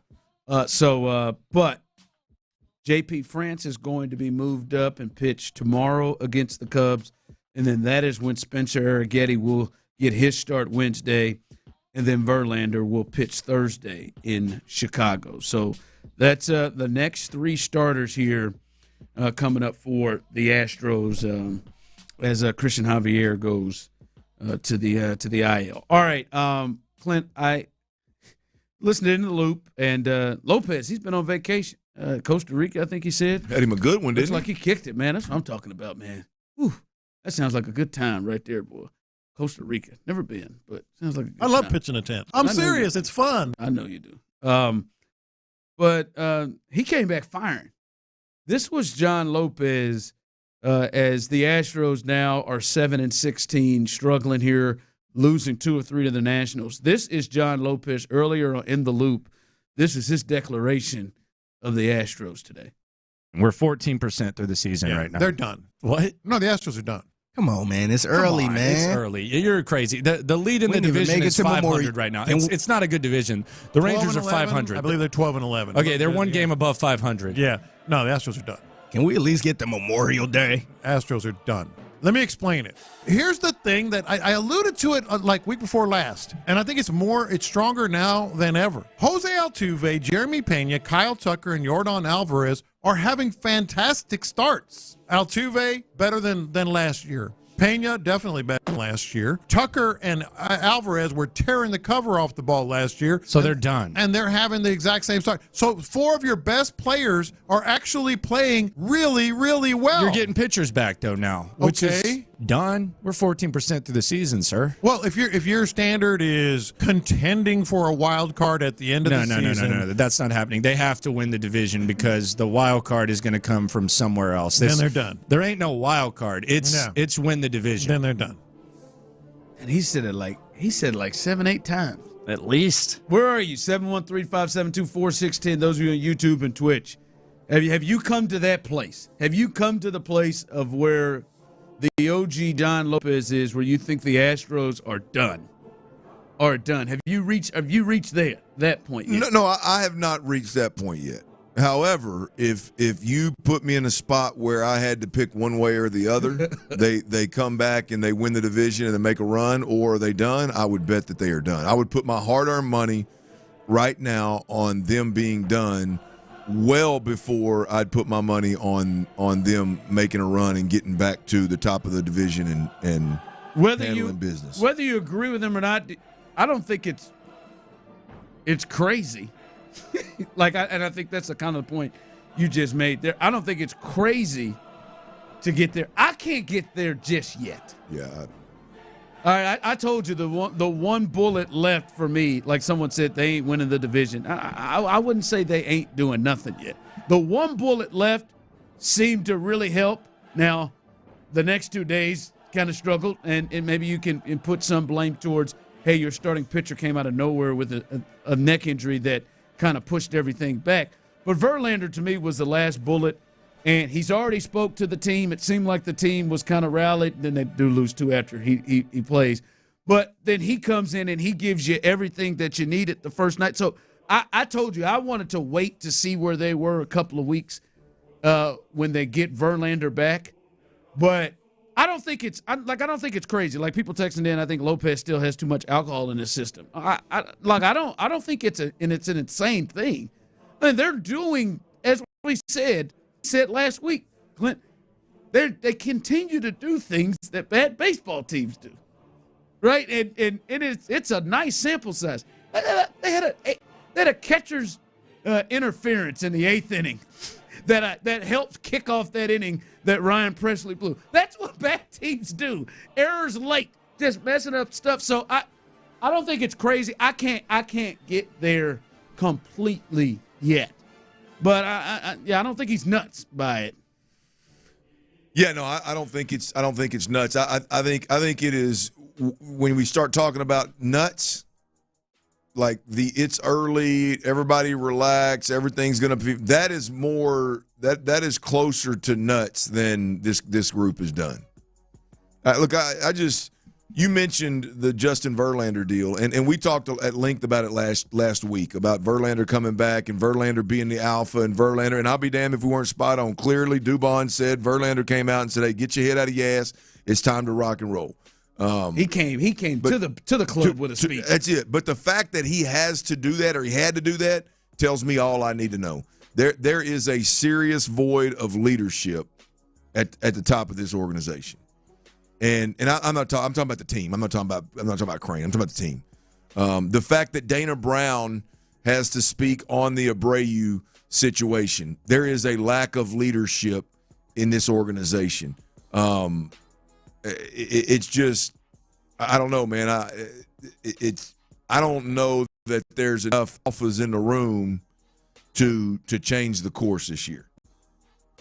I don't know if there is. There's no doubt about it. You know, you lose Dusty last year, you lose Correa the year before, and people minimized it, and people almost laughed at the thought of, the notion that Correa's leadership is going to be missed is silly. No, it's dead ass on. Maldonado leaves. Maldonado, good point, great point last year. And the Dusty effect. Love or hate Dusty, I don't care what you think about Dusty as a manager. It's undisputable that he is a player's manager and is great in these moments when the waters are rough of keeping everybody steady and keeping everybody smooth and giving guys the best chance to go out there and perform. And you're missing that. So my hard-earned money, I would bet that Lopez is right well before I would bet that they right this ship. Yeah, a couple of texts coming in. Astros are done. Ernesto in Pearland. Lopez needs to calm down. Astros are still a great team. The pitchers are coming back. The hitters are going to get to where they need to be. Astros will be back. It's early. Stop it, Stoerner. They spell it right? Yeah, I did. Right. Hello. Come on. Appreciate you. Ron, Astros are done. They will not make the playoffs. It will take 90 wins. RIP Dynasty. Stop quitting. They're not done. Can we wait till they get Framber back? Listen, honest to God, I know some may look at this as a cop-out, but I mean, I can completely understand why everyone feels the way they feel. If you've been here in Houston and watching this run, I can understand why you are still holding out, why you're still waiting, or I can understand where maybe if you're in the Lopez camp where you're like, hey, man, it's the one big thing is, and I think it's the point that you just kind of brought up there is it's just different. They're operating different, and now you're starting to lose a lot of the voices that kind of slow things down and stop things. Your horses on a day-to-day basis are not alphas in this organization. Yes, and so you've lost that, and it looks like they are changing the way they do things too, right? Like they're changing, like going to go get Josh Hader, maybe a little something that's maybe against how they would do things in the past, and going to go get, Abreu, older players that they could be. They're kind of doing things kind of against what got them to this golden era anyway. So it's not nuts, but we're about a week or two away from people having to start to get serious if you're not there. All right, we got to get in tomorrow's big day. We'll set the scene for you, and I can't wait to see how the fan base reacts to this. We'll discuss that coming up next right here on The Drive. But guys out there, pay attention here. Hopefully you do better than some of us do. Some of us guys, it takes us a while.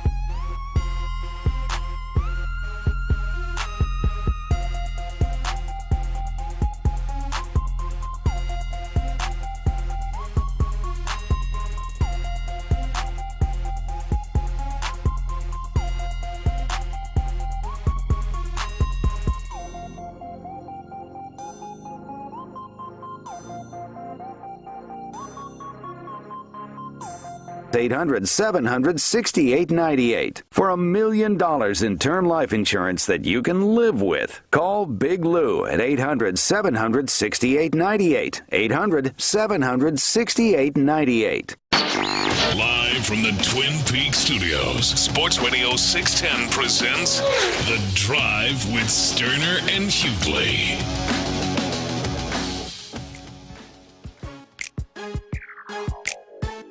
Hang in there. Big day tomorrow. Big day tomorrow right here at Sports Radio 610. And a big day for the sports fans in this city as well. As tomorrow, was it 10 o'clock? The McNairs will be here as they will unveil a lot of the uniform stuff. Or not just a lot of it, they will unveil the uniform stuff. You can listen to it right here. Hear them live on In the Loop, 10 o'clock, as that will come out. We've seen some some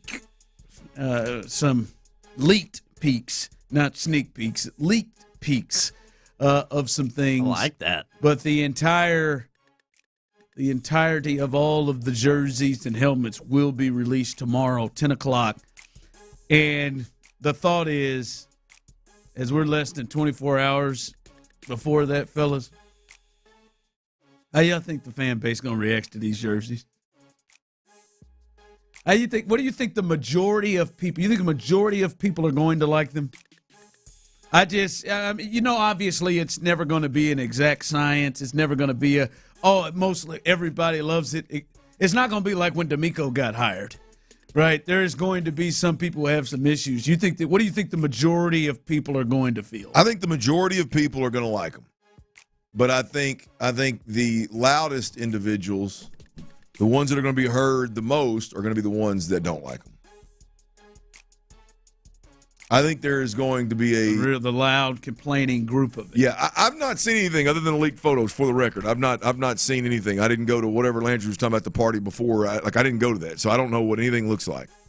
But I think there's going to be a portion of the fan base that's highly disappointed in how much of the color blue that the Titans stole. That's the way you place that. I think there's going to be the people that really wanted to, like Sean Bajani, that really wanted to shoot double rods at the Adams family and at the Titans by what the jersey looked like. I think that crew is expecting that group's going to be disappointed, I think. Yeah, I'm going to tell you what. I love what I've seen so far. The H I could care less about. I'm not that didn't do anything for me. I'll be honest.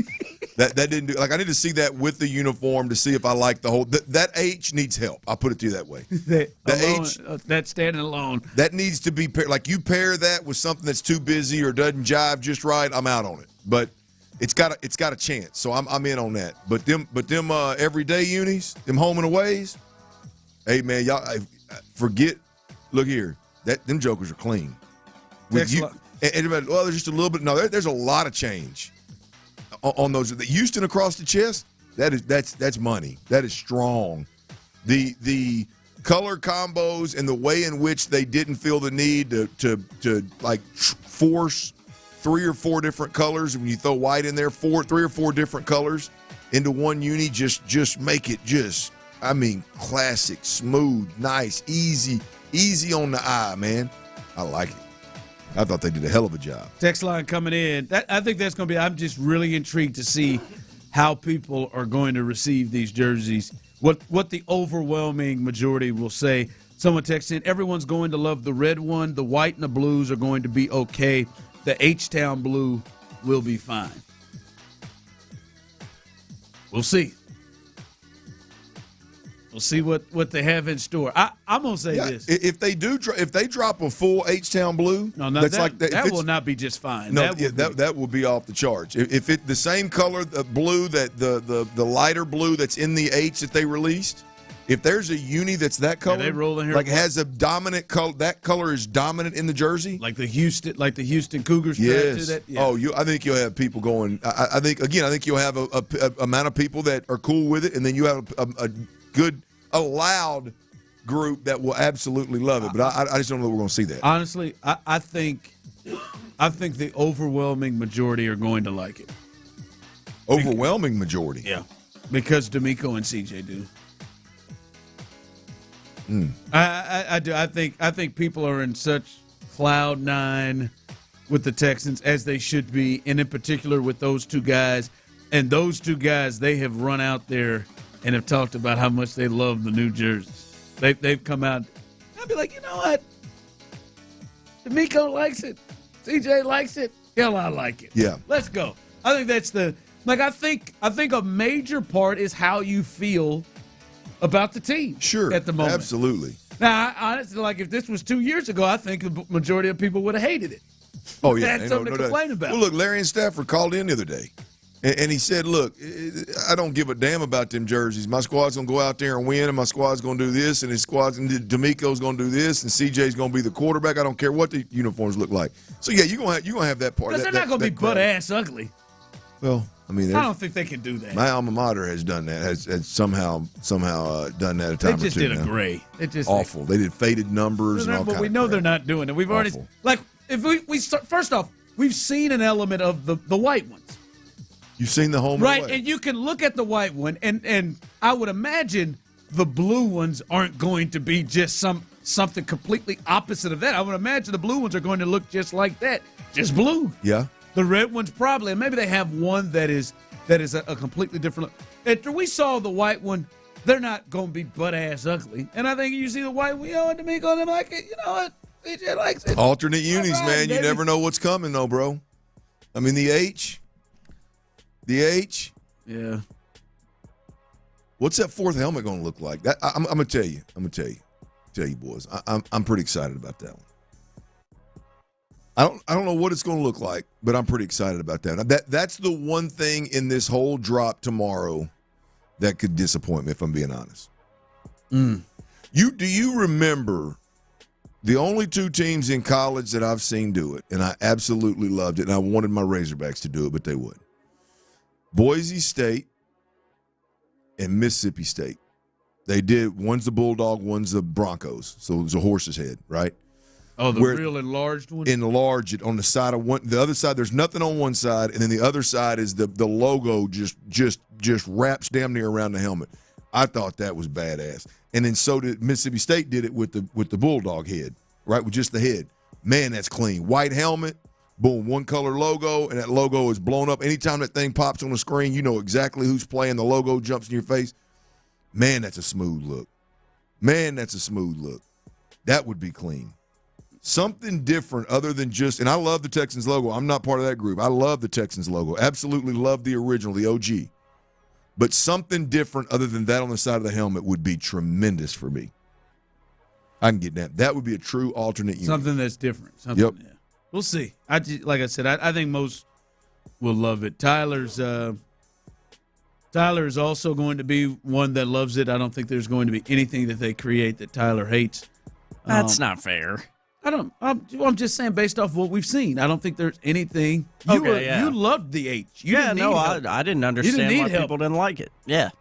Tyler, Clint, he didn't understand why people didn't like it or were on the fence. Well, I need help. And that's fine for you. It's got a lot going on. It's a busy H, man.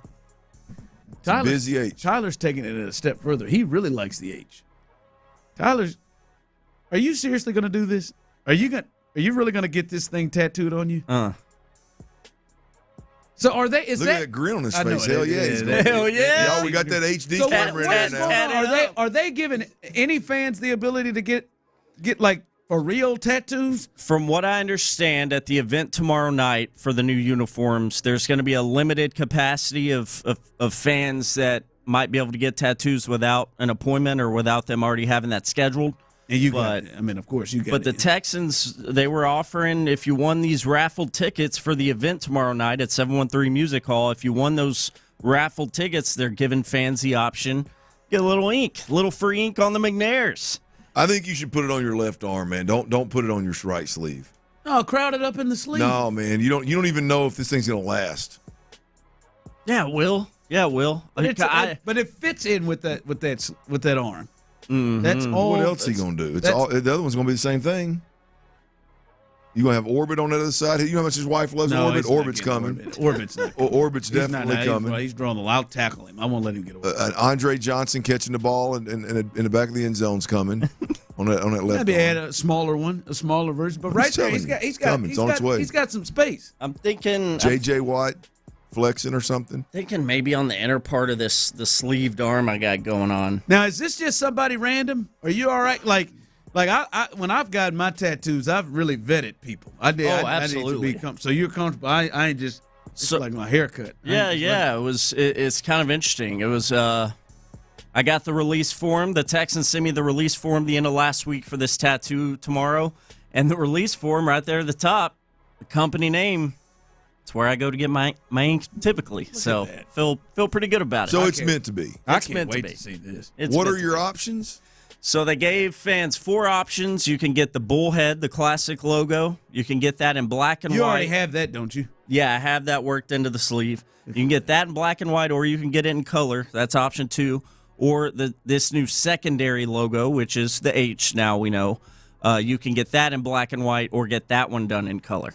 I'm not sure on the size yet of these options. They better be big. They got to make it big. They can't be too big if they're going to do a lot, though. As a joke, I think you should just yank your shirt off and say, "I want it from my neck to my waist. I want a big H." Big H. Wow! See how much ink they'll use. Just my whole torso. No, do it on your back. It'd look odd on your nipples. You got little nipples. Everybody else go on. We're going to be busy. I want it on the front. Sorry, guys, but I want this H, and I want it from my shoulder blades down to my top of my butt cheeks. If you don't mind. That's a 6-day right there. I mean, that'd be a multiple day, double-digit hours of work. See what Omar says about that. Damn, come in unshaven too. But yeah, I just got my confirmation for my appointment, man. I can't wait to see this. Yeah, I got to get out of here quick tomorrow. I don't know if that's my journey. I don't know if I could do that. I overthink everything. There ain't no way in hell I couldn't be like, oh, you giving away tats? Yeah, let me get one. Let me get that bad boy. No, it took me forever. For him, it makes sense. Like his whole he's his whole arm is well, not just a tattoo guy, but his whole arm is actually this. All of the sports teams, like that one.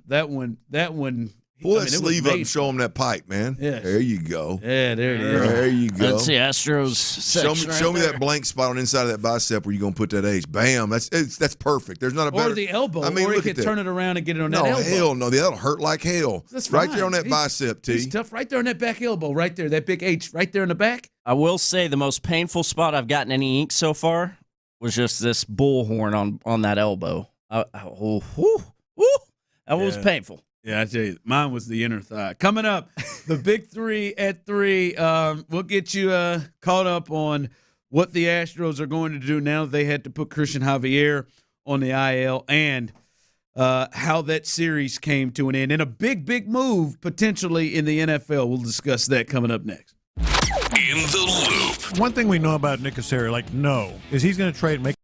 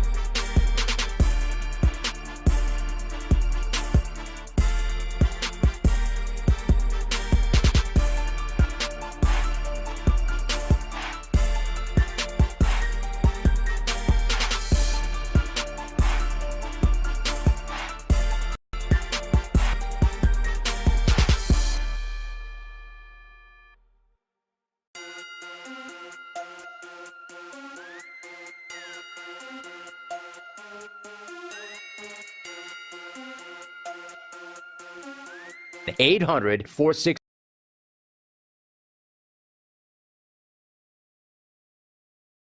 Access exclusive content. The Texans play here. Always live on the free Odyssey app.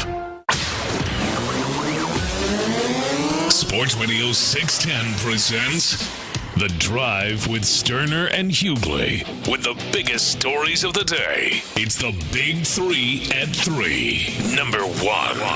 All right, number 1, before we get into the weekend series and yesterday's game in particular, the big news coming before the game started, Clint, is Christian Javier. He's been placed on the IL with a neck situation. If you missed it, this was Joe Espada, the manager of the Houston Astros, before the game, as this was a late scratch before the game, discussing what happened with Javier.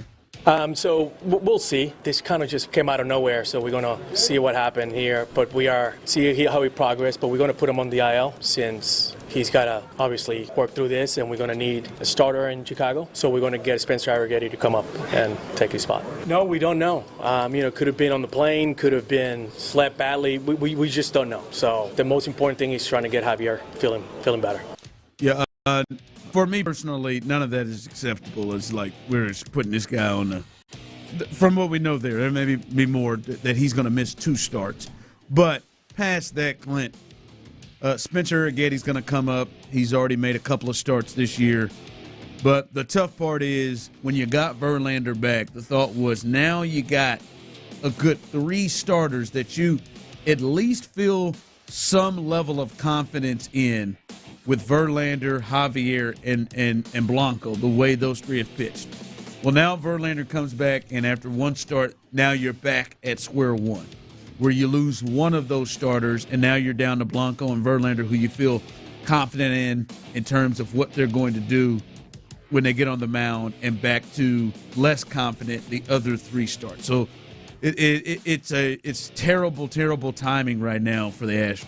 Well, look, you're 23 games in, and you somehow all 3 of your top 3 starters have missed time already, and you've not had all 3 of them at all. You've been, and you're the bottom half of your rotation, whatever that may look like. The 5 options have either been injured or bad, and so it's been a rough start. There's no doubt about it. But let's go back to Joe Espada's comments, Ron.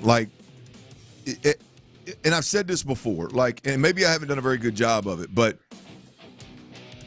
Dusty Baker would risk sounding silly or not making sense, and everybody knew Dusty's doing everything he can to guard his players, right, to protect his players. He does this. He's always done it. He doesn't have a problem risking sounding silly or foolish because you know what he's trying to do.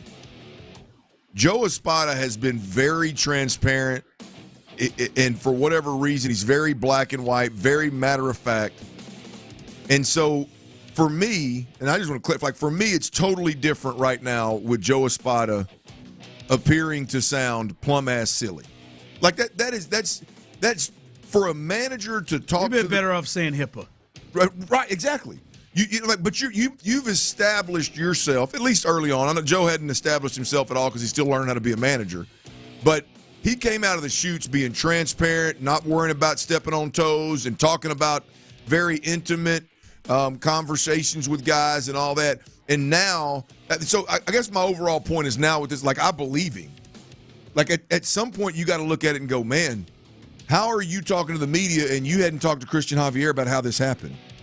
You hadn't talked to Christian Javier about how serious. How is he going on IL? How do you know that he's going to miss extended time and he's going on IL, but you ain't real sure what the hell happened or what exactly is going on? How has nobody talked to him on the plane or sleeping room? It's and on top of that, you're obviously the team struggling, and you just as a manager, you just sound plumb ass silly with that response when the starting pitcher that night, has been your second best pitcher all year because either Verlander or Fromber's been hurt.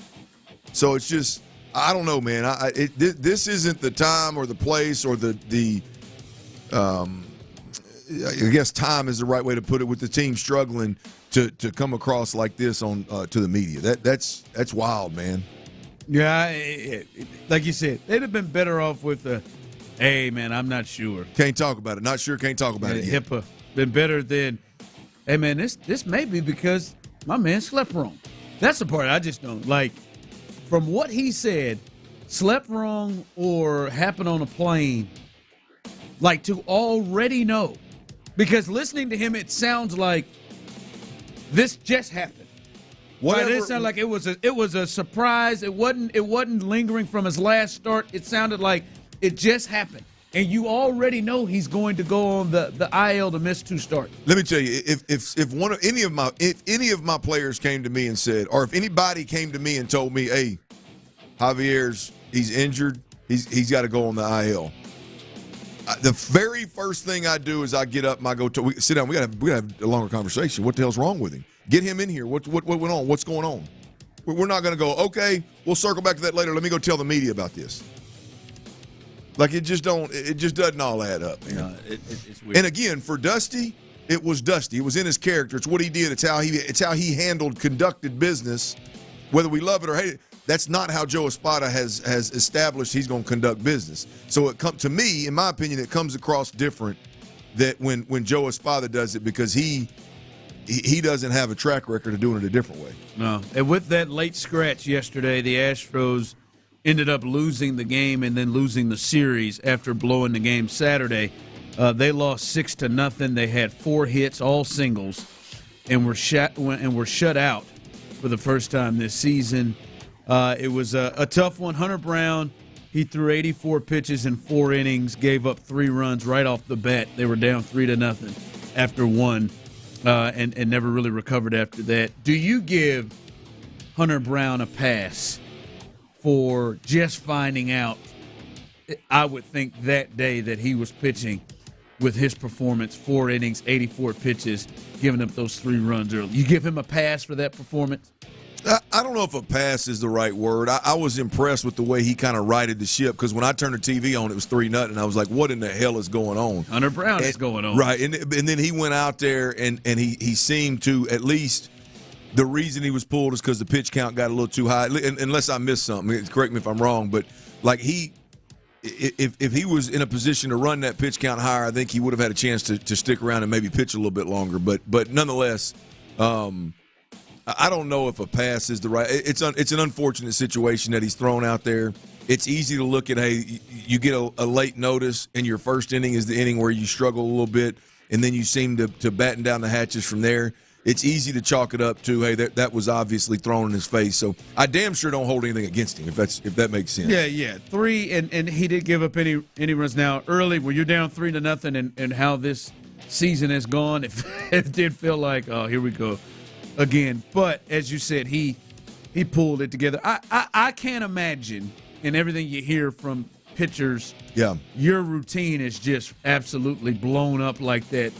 That can have a major effect. He thought he was going to be pitching tomorrow. Yeah, 2 days early. Yeah. So here's the thing, though, Ron. I'm going to tell you, man, and I know the dude's down and out right now, and he struggled.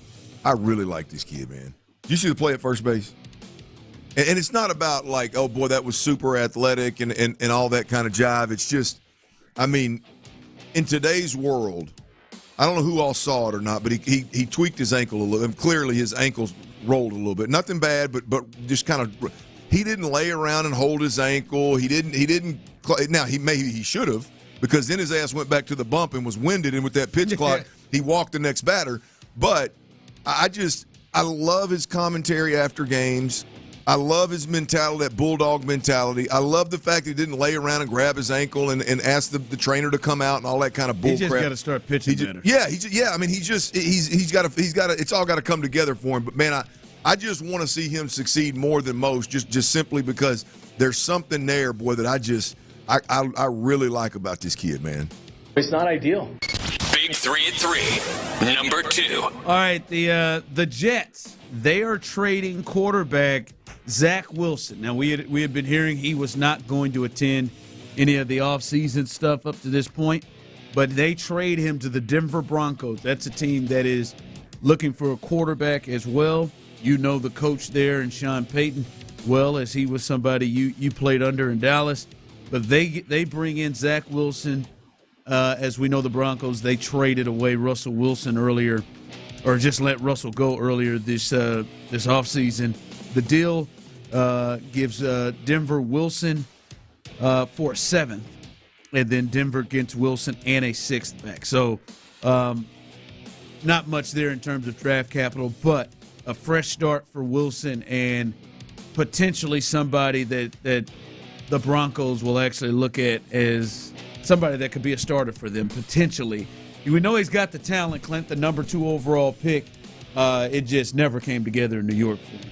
Yeah, and look, it never came together. As you mentioned earlier, multiple offensive coordinators, clearly dysfunction throughout. I watched Hard Knocks. It seems like a defensive-minded head coach that wants to stick his nose in the offense from time to time, and not when it's good, always when it's bad, which it's always been bad in New York. Who we kidding?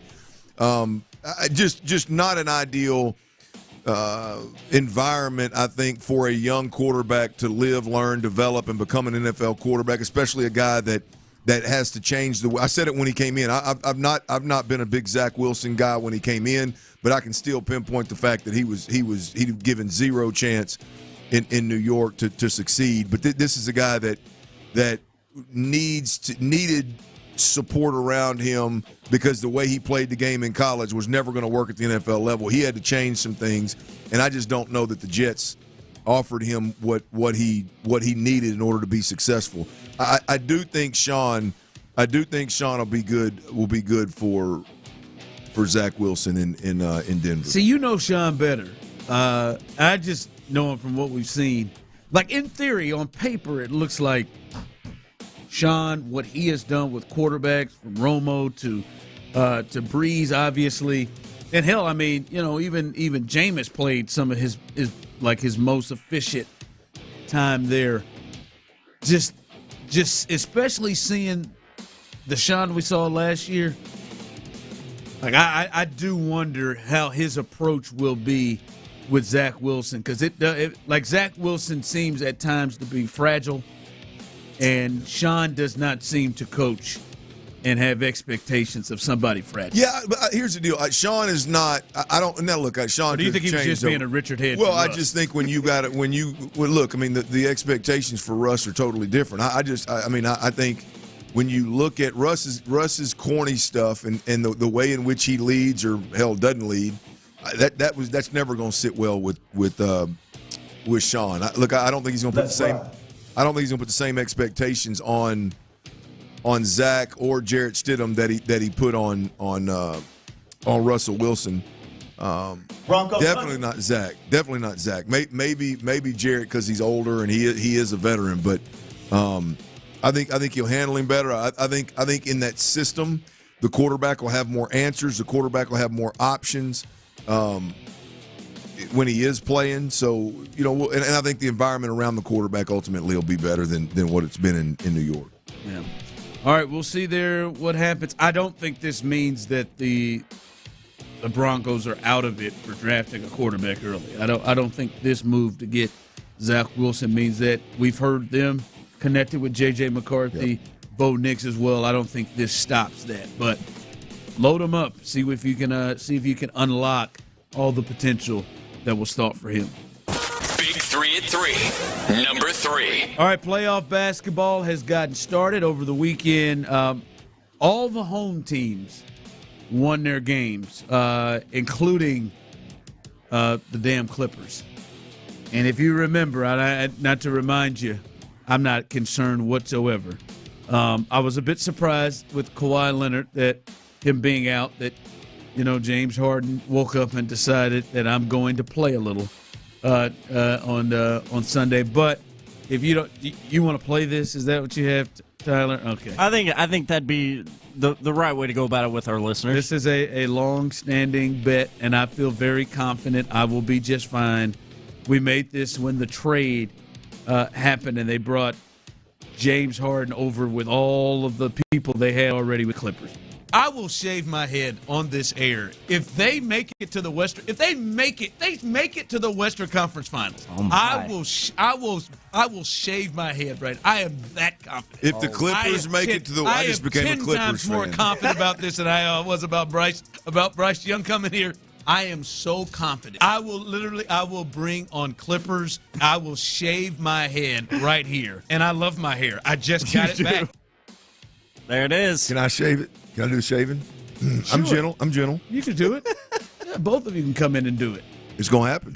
It's not going to happen. I think we should have Frank do it. It's not going to happen. Who you think gets them? The Mavericks.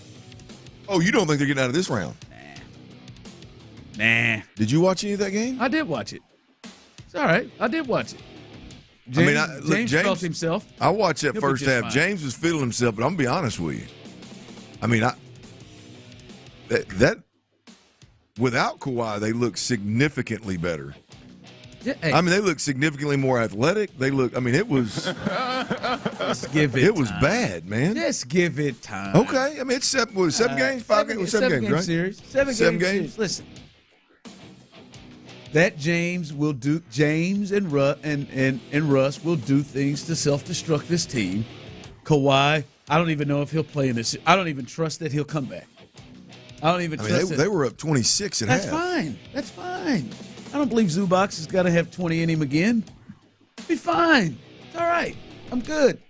They definitely ain't getting. They ain't winning 2 rounds. They ain't winning 2 rounds. As I've told you, I like the Texas team to win. So I'm pulling for the Mavs here. But what game I watched yesterday? Woo. Text line, go Clips.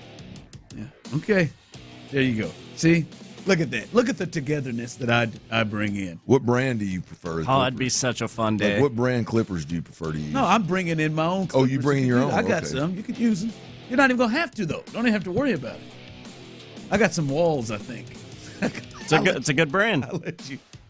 It's not even going. You don't even got to use it. They're not winning 2 rounds. Damn sure not. They're not going to get past Dallas. I think we should part of the deal needs to be we use Tyler's clippers that he manscapes with. Why would you do that? On your head. No, I'm not doing those things have seen some days now. It's disgusting, man. Man, I'll let you. We'll clean them up. Do you clean them up? Do you clean them? I clean them best I can. I mean, you see what the hair factory I'm dealing with over here. I clean them best I can. I've been using the same ones for about a year or 2. Woo! All right, coming up, why this weekend really, really annoyed me. I thought I had a chance to come in here Monday and really be right. Really be right. And they messed it up. We'll discuss that coming up. All right, if you're ready to build your dream home, man, Our Vision Homes is where it's at. I'm talking about Houston's premier turnkey custom home builder, 17 years in the business. And check it out. They built in 200 different communities, so whatever it is you're looking for, they definitely have the answers. Ryan and Gretchen Rogers, born and raised Texans, born and raised Houstonians up on the north side. They're our kind of people, y'all. So whether you want to build on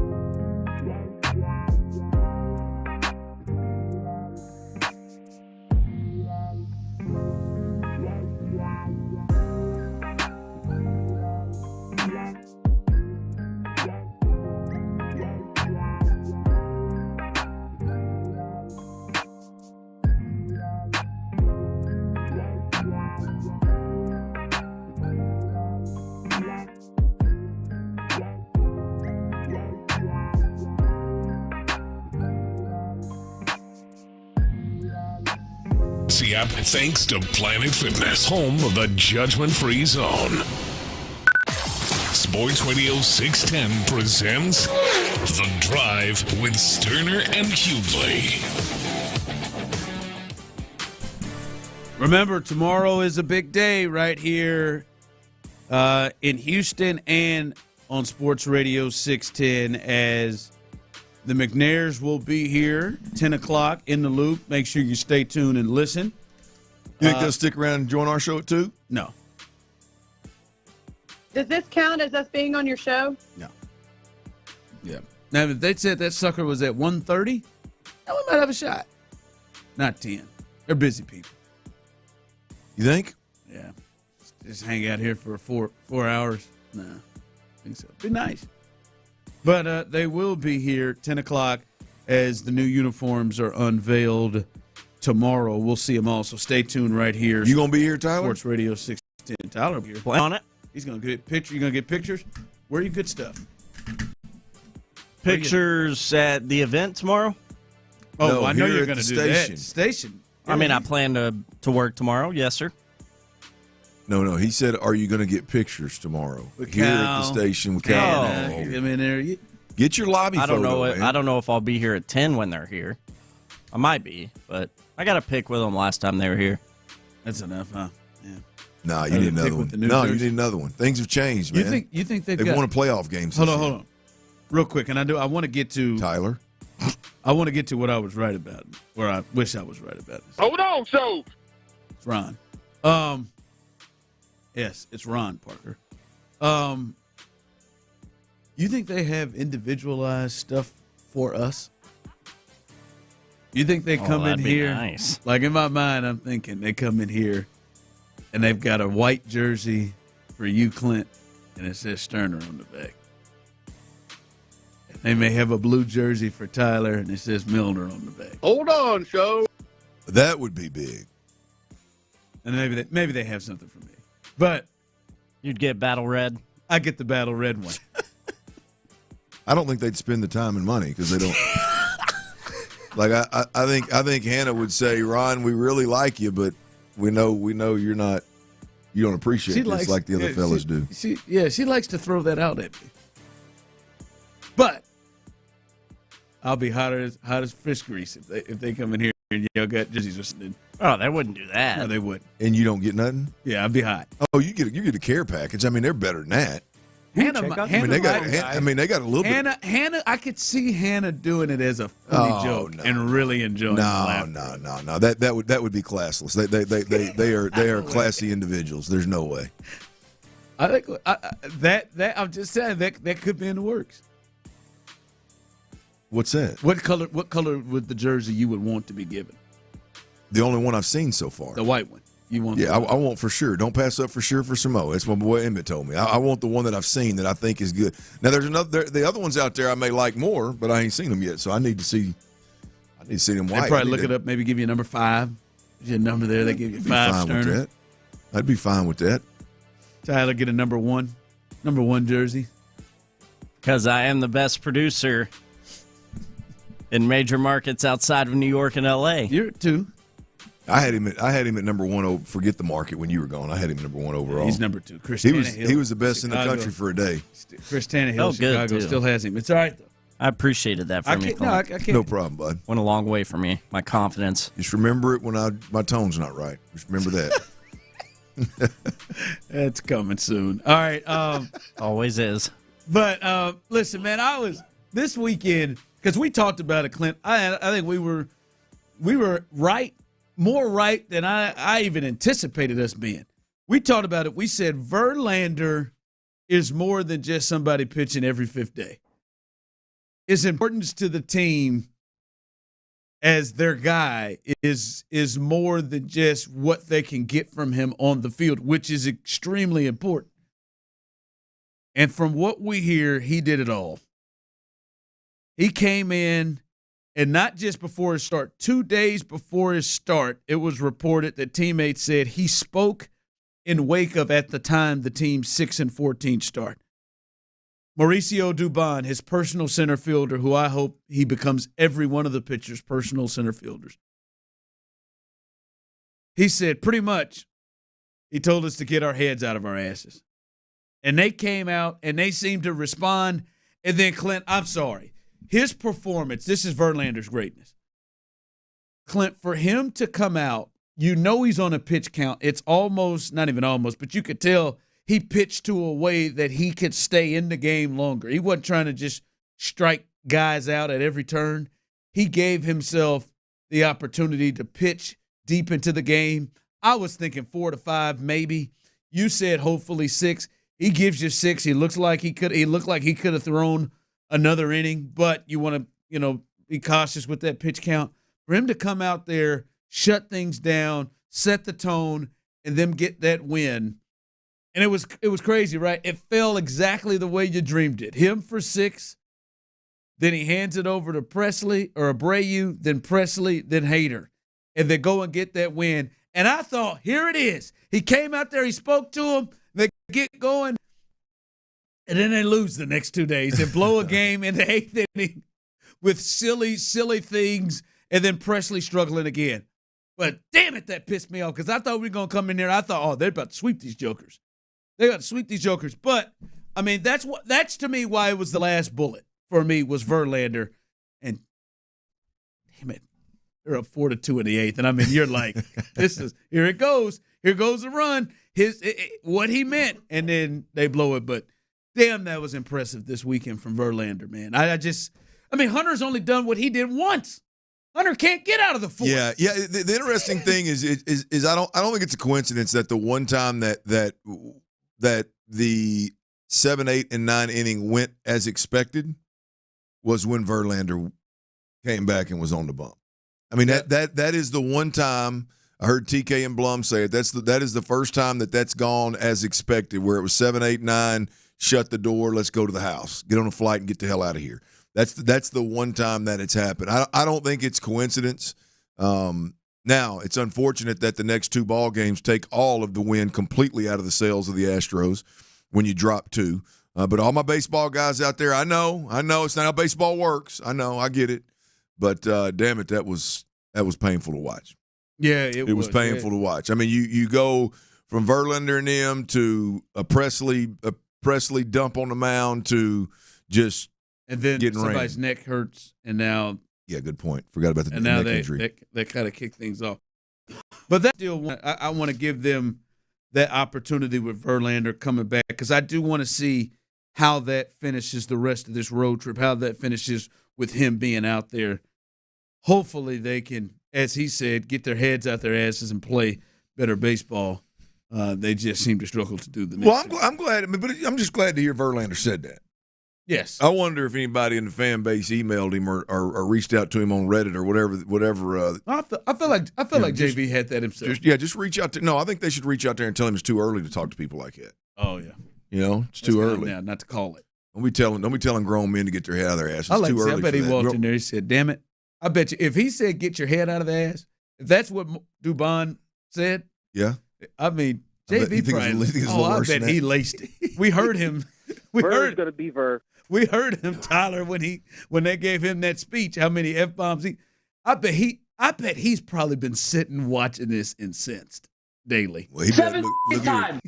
He's sitting down there. I bet he's spending a lot of time in and around Presley. Might want to pull him aside. I won't be surprised if he runs out there the next time there needs to be a visit to the mound. Josh and Joe, sit back. Let me got this, boys. A little tight. Let me get out of here. Be nice, wouldn't it? Like Verlander.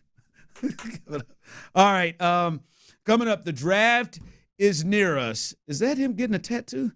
All right, the draft is near us, and the Texans, they're in a pretty good position. There is one position that I wouldn't be surprised if they filled, but I think a lot of people would, and it is also potentially the real concerning spot for this team moving forward. We'll discuss that coming up next. All right, we all do it.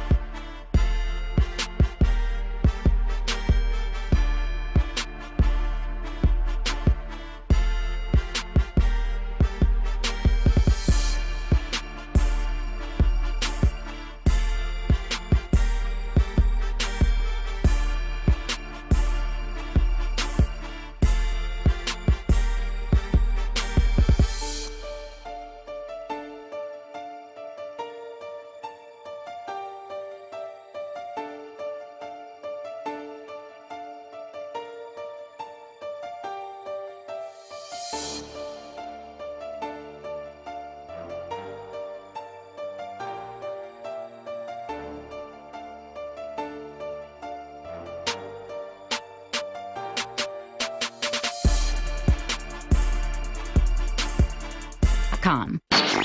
Live from the Twin Peaks studios, Sports Radio 610 presents The Drive with Stoerner and Hughley.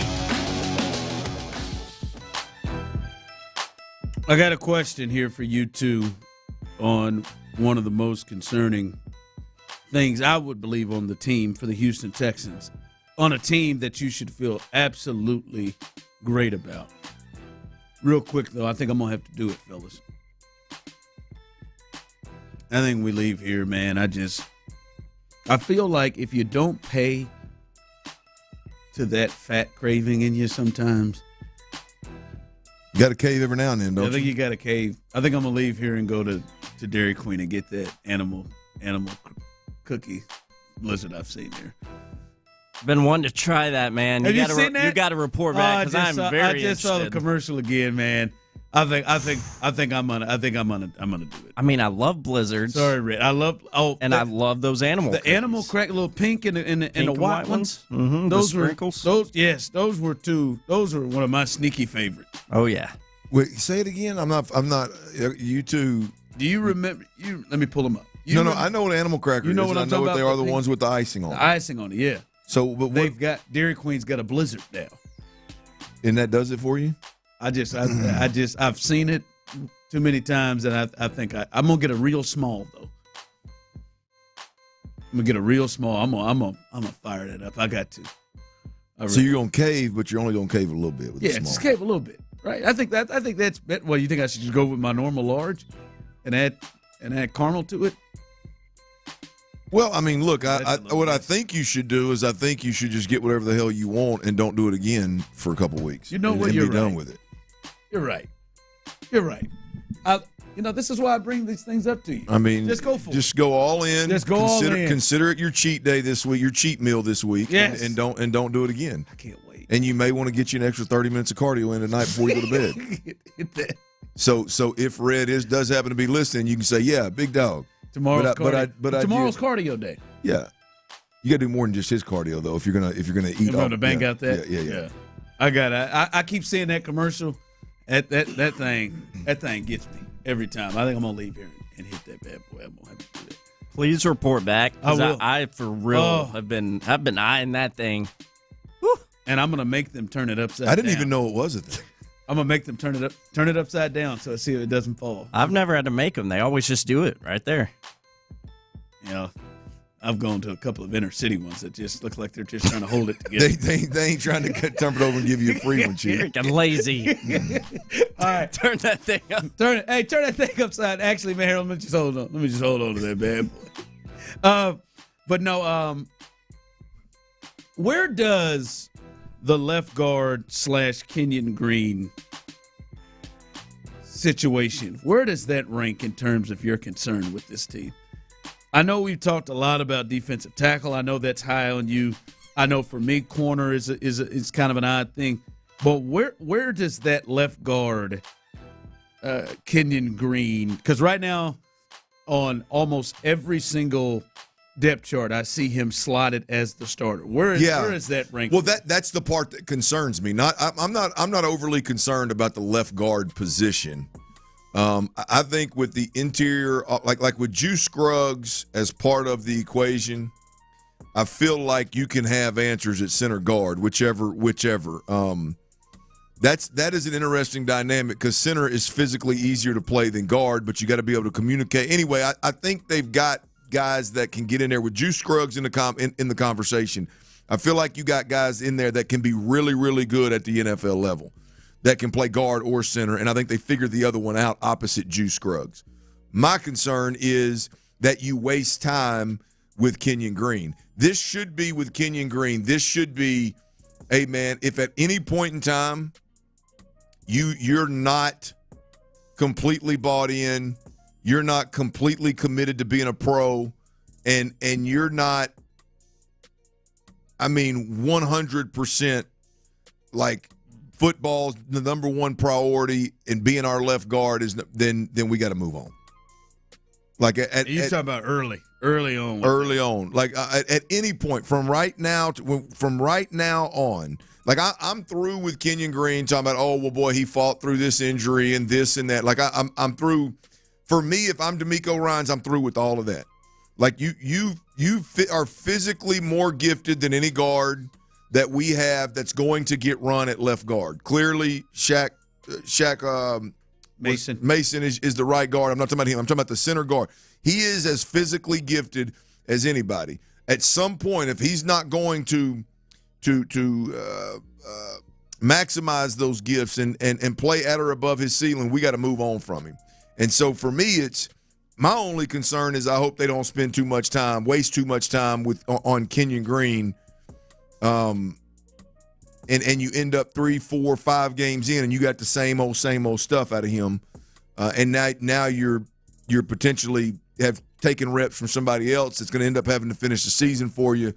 You got to hold his feet to the fire in terms of, hey, this is it. This is the last shot you're getting with the Houston Texans. You got to make the most of it, and they got to be ready to pull the rug out from underneath him if he's not holding up his end of the bargain. That's my only concern. I think they'll figure out the guard center situation, right? With what I saw last year, I think they'll figure that out. But I just don't want them to waste time or pass on guys. Cut another Michael Dieter because Kenyon Green is there. You know what I mean? You're hoping he's going to get it done. That's my only concern with the Texans is trying to force the Kenyon Green. That's it. That's where we get is, and I feel better with the thought that D'Amico is here and that D'Amico did not draft him. But I'm not going to lie to you, man. It felt like they were going to force the Javier Thomas thing last year. It felt like they were going to force that and make that work until they finally couldn't. It felt like they were going to force the Titus Howard at guard thing to work until he got injured. As I said it last week, I think he'd have still been playing that guard had he not gotten hurt. My hope is, like you just said, is they are not into the thing of we drafted this cat 15th overall. He has got to work here. We have got to make sure we got to give every ample, like even to the tune of this week and weekend. Like, I'm not saying that Kenyon Green should not play a factor whatsoever in what you're doing this weekend, but you shouldn't be looking at this coming into the draft with the thought of, all right, we're set here at guard. There is no reason for us to look at anybody there because Kenyon Green is not in a position where he should be slotted anything, right? So that's just my thing is as I said, D'Amico and company weren't here when he was drafted. So there's not that, boy, ego-wise, we got to make sure we're proving right to what we saw. So I feel better about that. But even with D'Amico being here, there have been some things of like, we came out of camp and it's like, I know we see that you see, and you know defense better than we do, that Javier Thomas cannot cover. And we saw repeatedly, week after week, that was not working with Titus Howard at guard. We saw week after week, and it almost felt like we were forcing it. That's the biggest thing. I think we're in the same space on that with Kenyon Green, that they forced that situation. That's what I don't want. Yeah, I agree. I agree wholeheartedly, man. I think, I got a lot more confidence this year, just overall, because Bobby Slowick made it work with for a lot of a good chunk of last year. He made it work with a makeshift O-line for a good chunk, with guys being injured and swinging guys in and out of the starting lineup, and so I believe that they're going to make it work. I just hope that there's not other factors like where a guy was drafted or what it means for Nick Caserio if this thing works or not. Not that they would ever think that way, but I just hope that factors other than who is the best left guard for this football team, who can you depend on, who's going to be in shape, who's going to be in the right mind space, who is going to give you a chance to win before you snap the football every single play in, play out. And if that's Kenyon Green, so be it. If not, I hope they don't hesitate to move on from the young fella. Yeah, and it's just simply that. And we know, and it's not always just simply that. Yeah. It's not because we're seeing it's not happening with the Astros right now with Jose Abreu. It's not just simply who is that. Someone texting every time the Texans give up on a dude, that player goes somewhere else and plays great. Kenyon will probably do that. Who'd they give up on and went somewhere else and play great? I'm not being smart ass. I'm just asking. Who did they give up on and went somewhere and Tyler, played great? help us here. Give us a thought, Tyler. Who is somebody else that the Texans had give up they on gave up on and went somewhere and played great? Trying to think. I always think of that running back that tore his Achilles. Deontay. Foreman. Texas, Foreman. Yeah, he went on to be serviceable. Really one of few, if not the only running back to recover from that. Maybe the guard. Oh yeah. Dwayne Brown. Dwayne Brown. He was one of them though. No, but the guard. You're talking about Ben Banks. Brandon. He's a guard. He went to the Eagles and became an All-Pro. John Pendergast is somewhere stomping down, texting and selling and yelling the guy's name. Brandon something. It's BB. Brandon something is who it is. But he went on to become an All-Pro. Yeah, I mean, look, everybody's got a couple of them, but I mean, at the end of the day, it's not. I know JJ had 12. What did JJ have? 12 sacks his last year. Brandon Brooks. Brandon Brooks. There you go. Thank you, Jared. And I'm sure like DeAndre Hopkins went on and had some success at Arizona. But I don't know, man. I don't.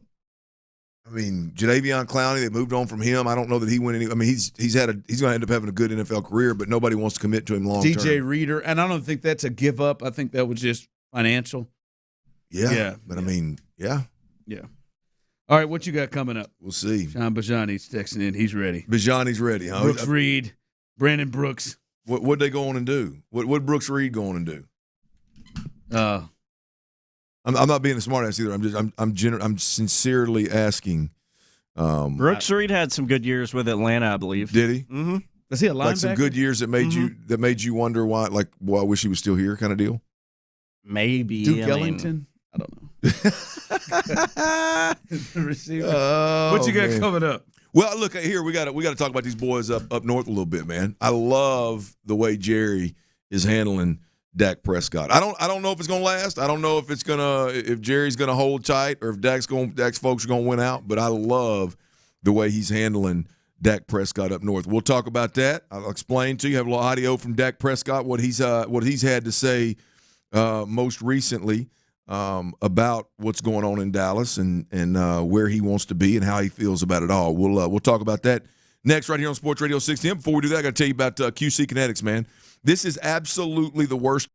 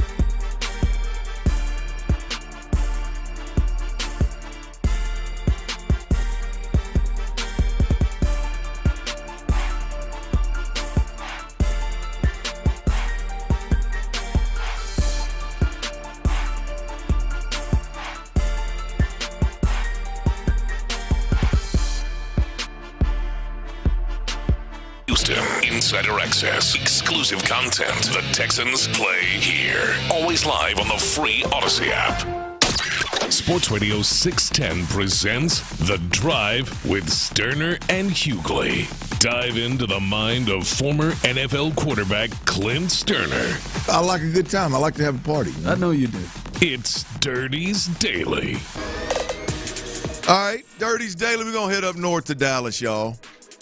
You know, we're living in that day in the NFL, particularly at the quarterback position, where it's almost as if teams have to pay quarterbacks before they piss a drop.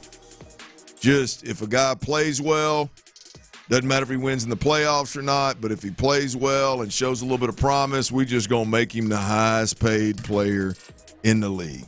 And I think I'm on record, Ron, we've talked about it multiple times. There's several quarterbacks have set the market since you and I have started working together, and they're very rarely would I pay a guy as early as some of these teams are paying him. Right? Now, luckily here in Houston, we've got a guy that I'm going to be assuming that he keeps playing the way that he's playing. After year 3, I'm going to be a lot less hesitant about C.J. Stroud because he's been doing it from the time he stepped on the turf at NRG Stadium. You're not big on really anybody almost. Anybody. I don't understand the need to pay a guy. When you've got a guy under contract for 5 years, I don't know why we all of a sudden feel the need to pay a guy after year 3 that's never won a playoff game. Like, I don't, like, you've had 3 years. We don't know what we have in that quarterback quite yet from a ultimate goal perspective, winning the whole dance, right? And just, it's almost like, and a lot of my opinion has to do with the way that we talk about it in the media. It's just like, oh, hell yeah, you got to pay that guy because you paid this guy or you paid that guy, you got to pay this guy before they've ever done a damn thing. And if you've got him under contract for 2 more years, I don't know what hurts to say, hey, let's see 1 more year, get 4 under your belt. We've already bought into the 5th-year option, and we'll extend you before that 5th year starts. Sounds like a great plan for me. That's if you have any confusion. Like, if you know that you're going to sign the guy, like, it's just the money drives up and goes up. If you wait longer, a year can be. Yeah, no, to a certain extent. Like Joe Burrow, you knew you were going to sign. You might Pat Mahomes, there's a handful of them out there. Pat Mahomes, Joe Burrow, there's a handful of them out there. See, you didn't want to do it with like Herbert and Allen. No. And I would have, because I know you're not. You know you're not. I would not. You know you're signing them. Yeah, I mean, I don't know that. Like, I would view it totally different. Like, I do understand if I got a guy that can go out there and run the stat sheet through the roof, but at the same time, for whatever reason, a team doesn't respond to him in crunch time and he doesn't make the plays in crunch time and he can't get my team into playoffs and win games, at least show promise to do that, then I've got to think hard and long about what the hell's going on. And I think that's what's going on in Dallas right now, right? I mean, the Cowboys, Dak's gonna make 50-some-odd millions this year.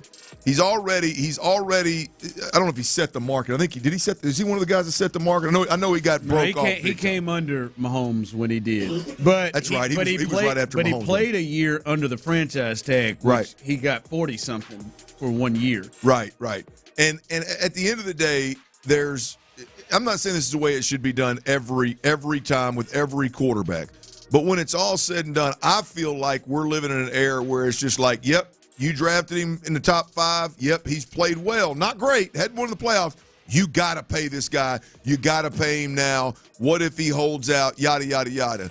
I don't subscribe to that way of thinking. At this point in time, Jerry, the Dallas Cowboys, and Dak Prescott are at a crossroads. It's as simple as that. They're at a crossroads to a point of where, like, Dak's got to get in the playoffs and Dak's got to win. He's 2-5 in the playoffs as a starting quarterback for the Dallas Cowboys, and he's not played well in the playoffs. They've been lights out in the regular season. I think Jerry's at a point where he's at a crossroads with his quarterback. He's at a crossroads with not being able to play being able to pay the supporting cast the way he wants to because you're paying the quarterback so much money. I think he's going to be at a crossroads. I think he is at a crossroads with his head coach at this point in time. Might make a change there if this season doesn't go according to plan. I just think it's refreshing to see an owner say, while everybody else is saying, nope, you got to pay this guy because of X, Y, and Z, Jerry said, nah, I'm not there yet. Let's hear from Dak Prescott. This is Dak Prescott on his current contract situation. Honestly, I'm focused on the moment, on the now. If the talks begin and real talks get to happen, sure, we can talk about getting that done. But in this case right now, honestly, I'm worried about just getting better, being better tomorrow than I am at this moment. So leaving that up to my agent and Jerry at this point. And when those talks begin, I'll be more involved, obviously. So no talks to him. Are you surprised with no talks to him? No, I mean, I've been in conversation. I've talked to Jerry, and so I understand where we are, obviously. And Jerry's mentioned the same, so there's not any gray area in that sense. So, yeah. He talked about the cap and all the situations and why they're not doing it. We had a great conversation. We had a great conversation that put us aligned and where we are and moving forward, or where we are in this moment, I should say.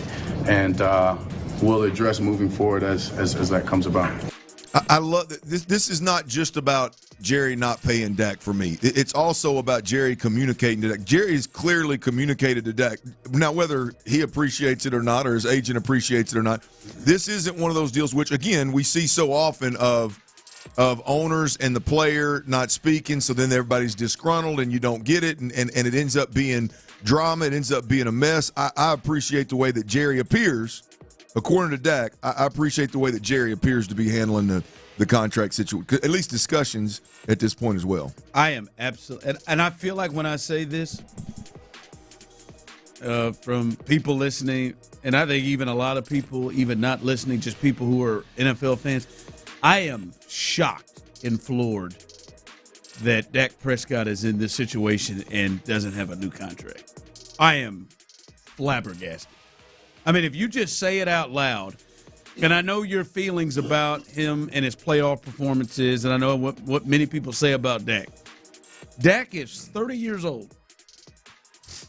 He just finished the season where he was second in the MVP race and second-team All-Pro, and only because Lamar was first-team All-Pro and won the MVP.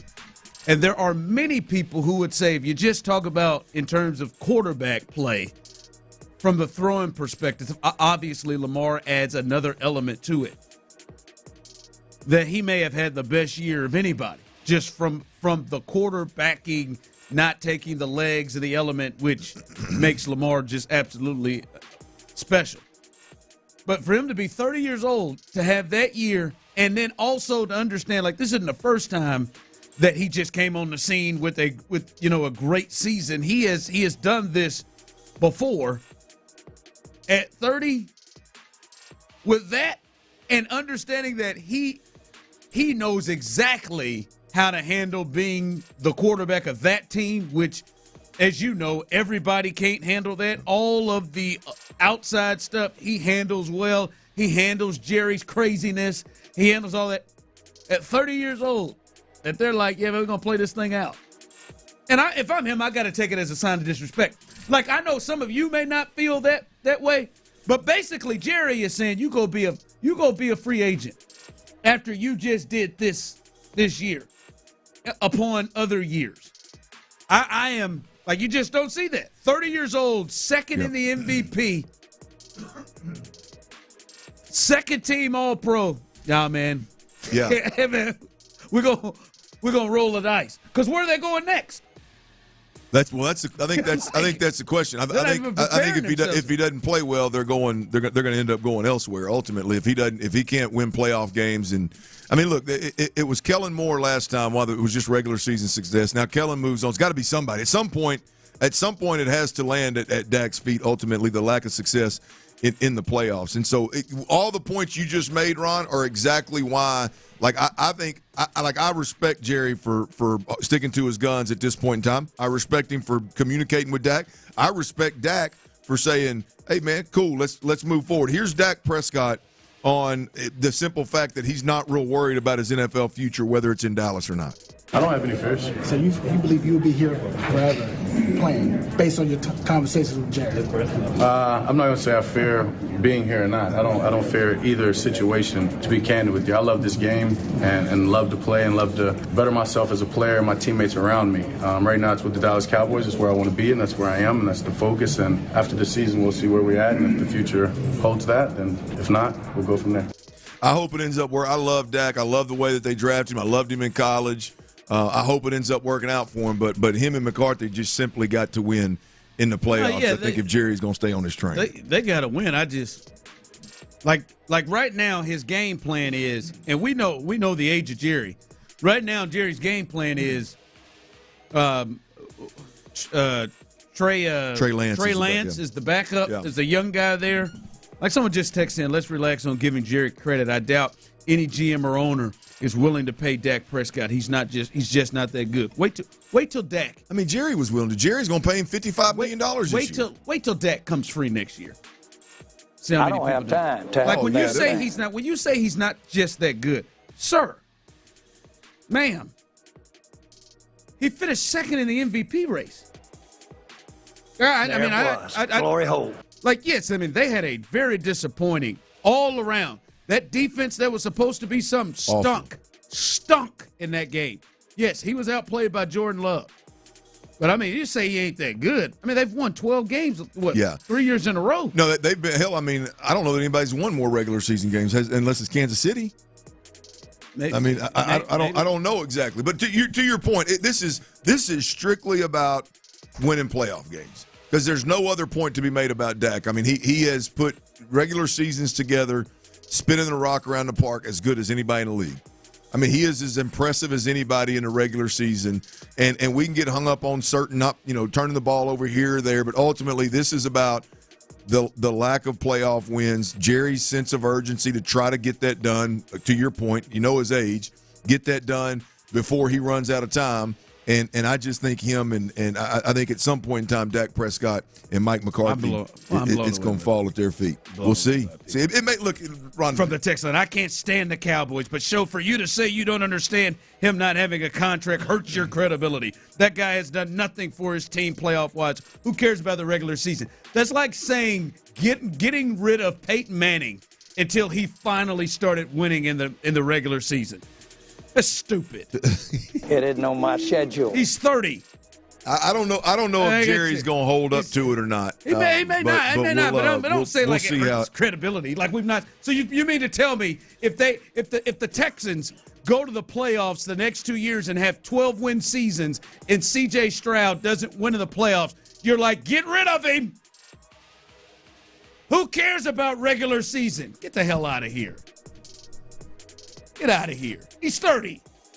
I mean, you say it out loud. Someone finished second in the MVP at quarterback to deal with all the craziness that comes with Dallas. And he's 30. And the owner, I don't want to say near death, but the owner is closer to that than just being young and desperately wants to win. And he's got some broken down Trey Lance behind him as the next step. It's weird. It's strange. We don't see that. It is definitely not a popular decision. We shall see. What is Dak there? 8 years? Is he 7 or 8? 7 or 8 in Dallas. I think Jerry's just up against it, man. We'll see what ends up happening with him. By the way, the on another note, bring the thing back down south over here to Minute Maid Park. I was throwing that number, Ron, when you came back from last Wednesday. You came back. I can't remember what the number got up to that I was tracking here in the 8th and 9th inning. The Astros. I think it was 29-5. I think is what I got to. Well, I just wanted to update you and the people. I heard Pendergast talking this morning on Payne and Pendergast, and he's got a similar number here. Just wanted to kind of update with these Astros. This number blows my mind. Astros are losing 35-5 in terms of scoring this season from the 7th inning on. Oh my God! 35-5 right now. They're getting outscored. That was after the Ryan Presley explosion or implosion, I guess, on Saturday. So and they're doing things late in games, not just refusing, like utterly, except for Mauricio Dubon, refusal of getting hits with runners in scoring position, but like they have a catcher's interference in the eighth that kicks off an inning. They have an error in the eighth that kicks off an inning. Like they do things right. Hey, Ryan is going to give up hits his damn self. He don't need help. Like at this point, Ryan Presley is just. It's just as you said. You keep updating that stat, and that's it. The look of what bad teams do. That's it. All right, Joe Espada, a.k.a. Dana Espada, gave his update and reasoning on Christian Javier. Christian Javier has been placed on the IL with a neck injury. Wait till you hear what Joe Espada says and tell me, do you buy it, and do you need to hear more? We'll discuss that coming up next. Payne and Pendergast. There's certain things about this team right now where it just starts to wear thin, whether it's somebody saying, look at the back of the baseball card, or, oh, they're amongst the best in the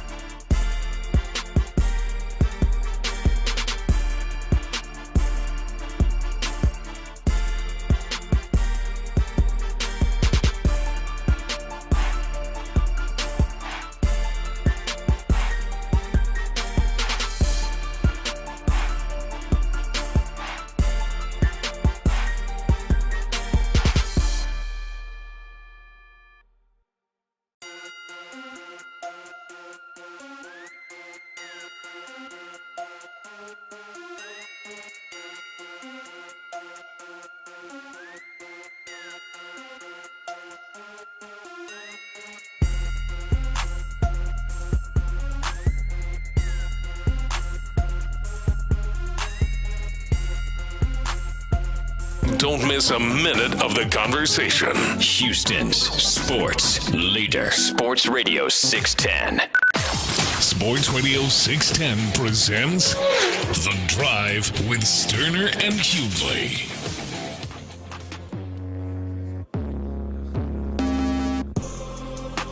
All right, welcome back into The Drive. And listen, yesterday started off rough for the Astros. As early we saw there was a scratch from their starting pitcher, and that was Christian Javier. He was scratched with a neck. Ideal. No, it's not, with a neck issue. And then they had to move Hunter Brown up. Had a chance to win that series, and that just kind of didn't get things rolling to a good start immediately from that. But then I saw that and I said, man, it's got a neck issue. Boy, that's kind of a dangerous thing. Neck, back, what is that? And then Joe Espada spoke before. But it's cracked. It's cracked, too. All of that can be connected. Got the artist? Tyler? No, I mean, I know the song. I don't have the artist. I don't either. Kaya. Boy, what a real... That's got to be one of the... She's got to be a big-time freak. I mean, she is. The nasty must just really... Well, I mean, her soul. Yeah, I mean, God bless her. She helped turn many of them out. Let's just get a moment of silence. She made that cool, didn't she? Let's get a moment of silence for that song and her. That was good. Somebody let crickets in the house, man. You ruined our moment. Ruined the moment. Yeah, that was some good times with that one. That came on that out. Well, anyhow, this was Joe Espada. And tell me your thoughts when you hear him speak of why and what he knows about the injury with Christian Javier.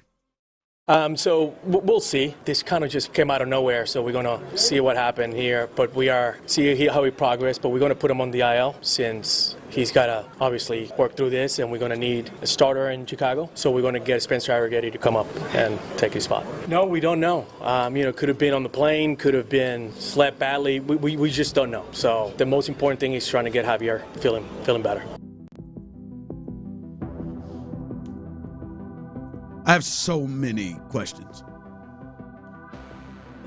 So many questions. Number one, Clint, is if this is something that caught them off guard, something to me when I hear could have happened on a plane or he slept wrong, that sounds like a little, just a little crick in your neck. Little crick in the neck. Little discomfort. Boy, you slept on the wrong. Dang, man, let me get a good massage or a good neck pop. I suggest go out to Midtown Reflexology. All right. Paul. There's a good suggestion. Paul? Paul, I believe, is Paulie out there.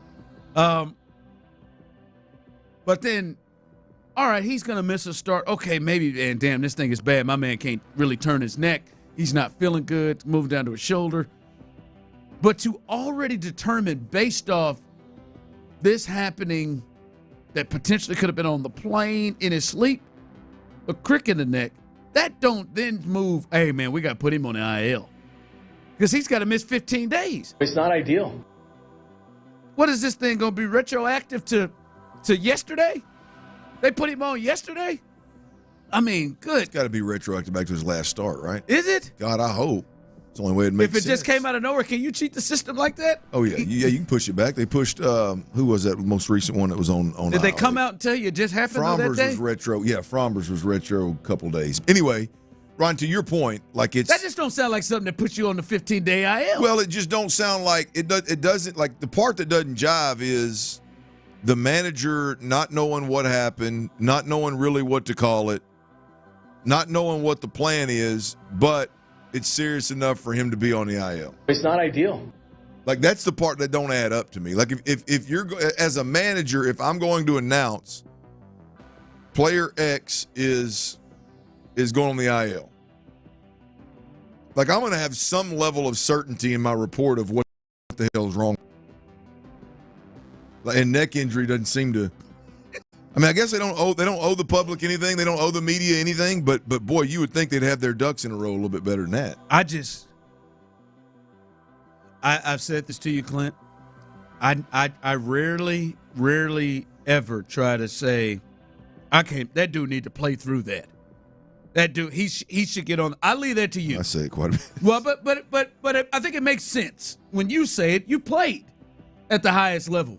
You've talked about playing an SEC game with your shoulder having to get shot up and you not having any feeling in it. Like you've done it. I haven't done it. All right, I had a little broken finger. In them trenches, baby. In the trenches, and that's as far as I go. All right. As far as you took it, huh? Right. I miss half my junior year in a car accident. Little back issue. That's as far as I can go. So I rarely try to say that. But you gotta go. You gotta miss 2, possibly 3 starts. Hopefully, with the days off, it's only 2 starts. Because you slept wrong, or you set up in the airplane wrong. I'm trying not to, but damn it, they are 7-16, Jack. They need you. Spencer Arrigetti's got to come up and pitch again. We're here singing his praises in this 4-inning performance with 2 runs. Like, you can't go. I mean, I hate to do that, but I need more. I'm serious. Tyler, we said that I would feel a hell of a lot better if he is in the dugout with some sort of a neck brace. He comes out there looking like Bobby Petrino. Oh, I would feel much better about it. I would feel much better if they even said he can't even be out there because his reflexes are not quick enough with the neck. I don't even. I can't say that I'm not going to ride a motorcycle again. All right, man, I got you. I'll give you a start. We need you. We need you in 5 days. We can even push it back. We got multiple off days. Badly. You can't go. It don't sound like. Hopefully, maybe we get more. Maybe we get more information, and maybe I'm being an asshat. But that just don't seem. Right. Look, there's no. I mean, anybody that goes, no, wait a minute. I need more. I need to understand this a little bit more. Surely the manager, like, if you don't ask those questions, you're just blindly trusting. Like, I don't want to have a beer with you. Like they could, Ron. I'm gonna give you best case scenario. And tell me if I'm wrong here, Tyler, because maybe my information's outdated. He can go on a 10-day IL, correct? Doesn't have to be 15. It doesn't? Oh, I thought they announced 15. I think they're did they announce 15? Yeah, it's 15. Oh, I didn't see that they announced it. I thought you just said IL. They did put a 15 in front of it. 15. Okay, so if they backdate that, what is it, 5 days? Start? So he's only going to miss one more start. I was going to 10-day and backdate it and see if we couldn't get him, slide him into that next series. I mean, that next spot in the rotation. Series, I like that. Next spot in the rotation. See, someone texted in and said, boy, if Dusty were to say that, laugh my ass off. No, see, Dusty wouldn't say that. Dusty would have us at least guessing. He'd have us at least guessing. HIPAA, man. Like what kind of neck situation. He wouldn't give us, hey, y'all, bruh may have just slept on that thing. Bruh may have snuck a pillow in there wrong.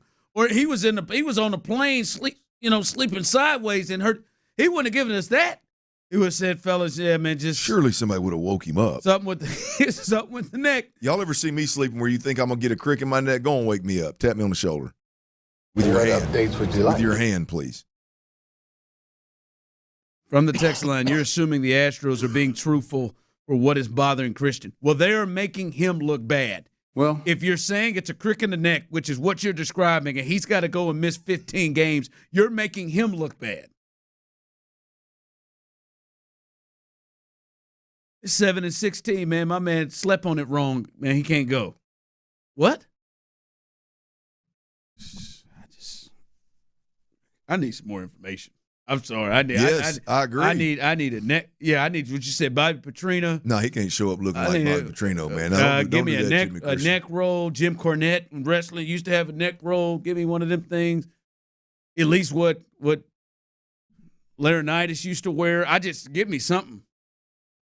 That Corey Simon neck thing he used to wear. Give me something. Charles Haley neck roll. I need something out of here. All right. Coming up, big day tomorrow. We'll talk about tomorrow and give you the setup with tomorrow. And is it fair right now, if you had to think about it, who is the face? Who is the face that you see when you think about the Astros 7-16 record, their slow start? Who is the face that you see when you think about that slow start. We'll discuss that coming up next. But before we do that, Clint, I want to give you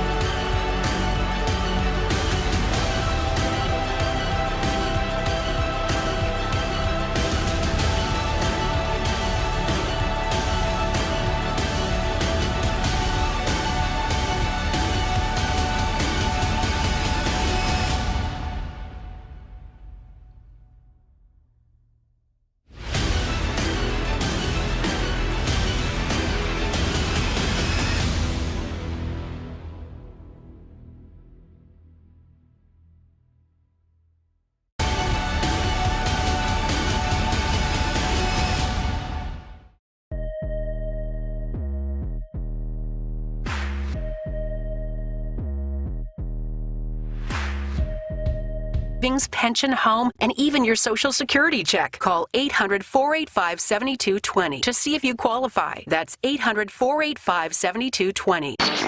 Live from the Twin Peaks studios, Sports Radio 610 presents The Drive with Stoerner and Hughley.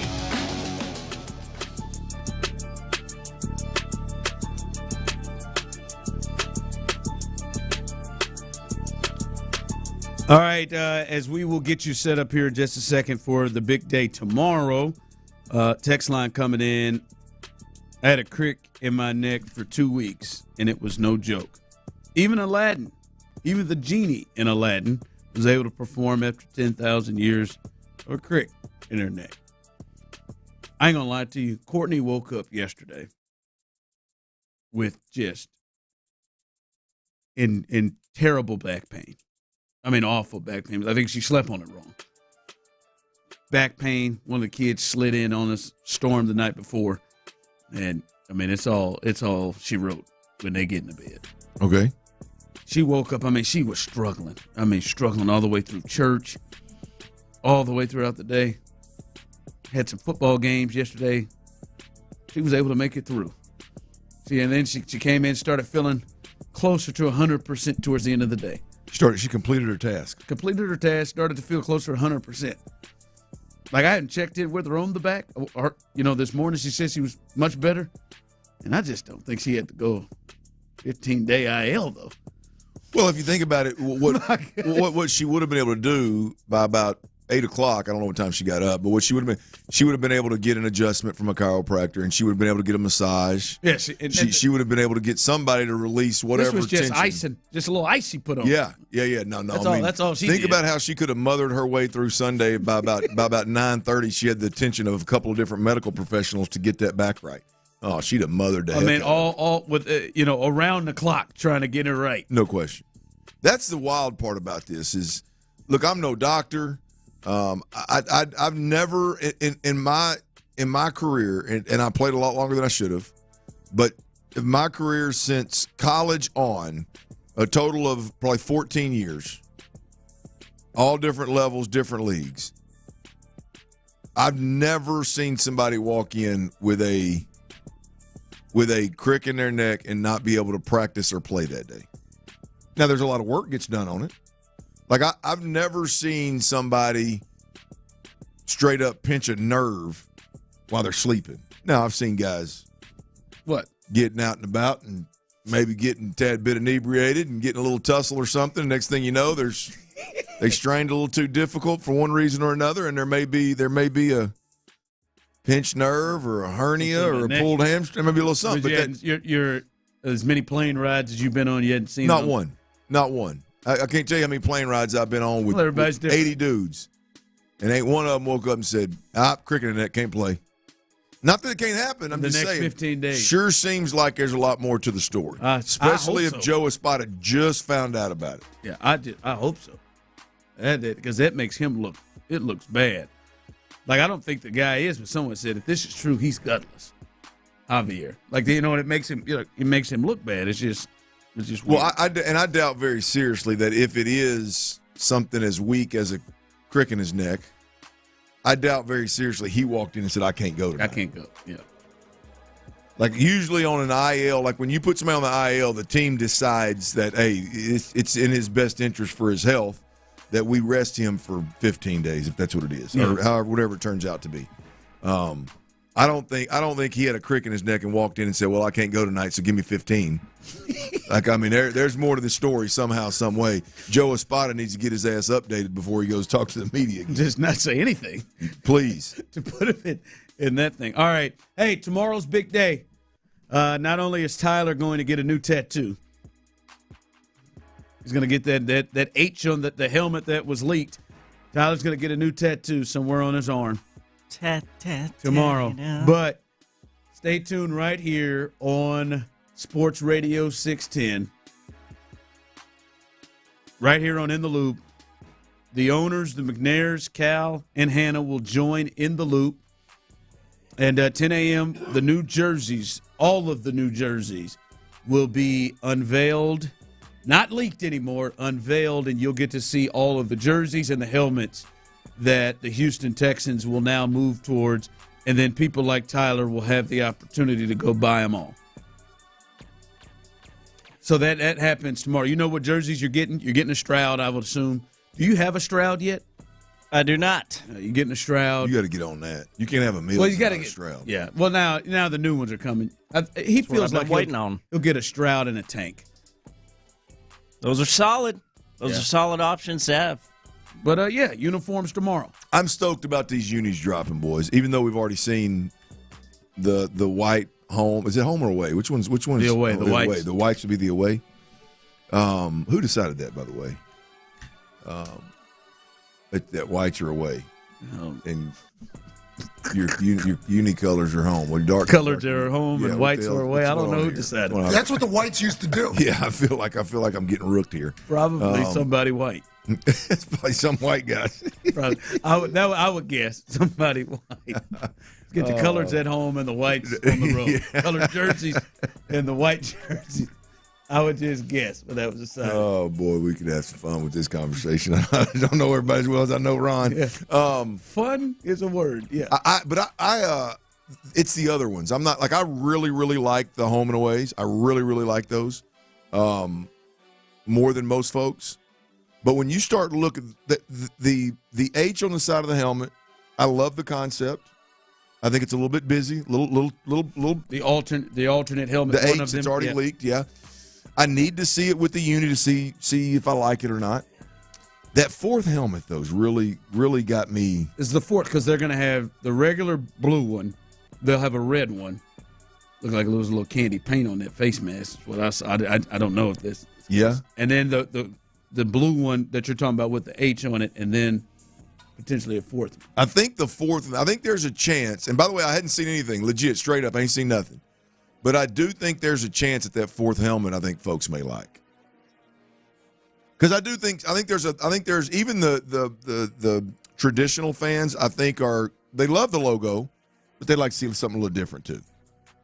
The H, does that tickle your fancy? If not, I think this fourth one could be a little different as well. Yeah. Yeah, we'll see. We'll see tomorrow. That I think will be a thing that dominates a lot of the conversation tomorrow. Tyler, do you already know? Tyler probably does. You hadn't been to all the little meetings and everything to see what else going on? They ain't give you no sneak peek? I feel like Tyler. The reveal they did for us media folks was during our show, so I couldn't be there. That's right, so you couldn't go. Yeah, couldn't be there. That's right, yeah. But I've been let in on some verbal descriptions on what should be expected. Like, we got the H and 2 traditional. Is the fourth one, is it a little something different, or is it? From what I understand, yes. Okay. Like I see here, people are texting in. I'm hoping that we get a Oiler blue type jersey, and I think there's a lot of people who hope that. Man, there was a lot of stink raised from U of H to, all over the place. I don't know if that's going to be part of the plan. And I do agree that's going to be the most frustrating part for some folks. The Sean Bajanis of the world that want to double rod the Adams family.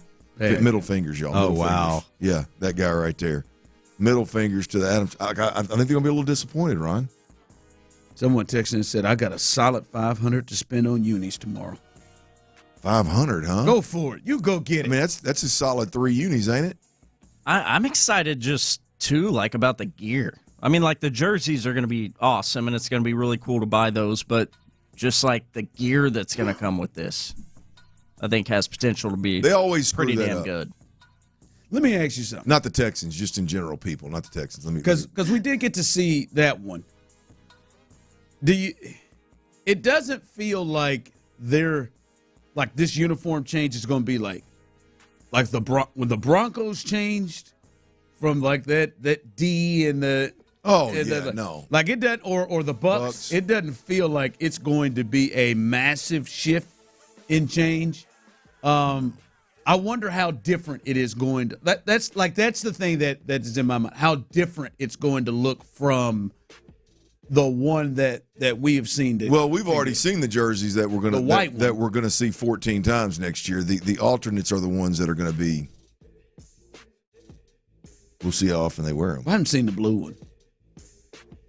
Yeah, but you told me it's going to look the same as the white one. It might. That's what I would guess. Tyler, but to your point, the I'm always excited about new gear too, but people generally speaking, they screw that up too. Like you don't have to overthink this. No. Like I just need a high quality white T-shirt with Houston across the chest. Maybe in that H-Town blue. Fine. You can do it in deep steel blue. You can do it in the reds. You can do it in the H-Town blue. You can do it whatever color you want. Whatever the hell you want. Whatever the hell you want. Do whatever you want. Like I don't need some big painting of a bull busting out of something and busting out of NRG Stadium all over the chest of my shirt. Just something plain. You know what I mean? Does that make sense? Yeah. I listen. Overall, I think I get you. It's just a nice, clean, tight, nice, high quality tee. No, they about to sell like the hell. There's a lot of maybe somebody ain't got 500 set aside, but they about to sell the hell out of these jerseys and new gear. They about to have them a nice little couple of days or couple of months with this new gear. I just think so much of this is driven by where and how you feel about the team and the guys making decisions. And Clint, Tyler, I think the vast majority of people are going to be cool with it. There is going to be a group of people who have an issue with it. And basically, like you said, the white one we saw, like, they ain't going to be busted.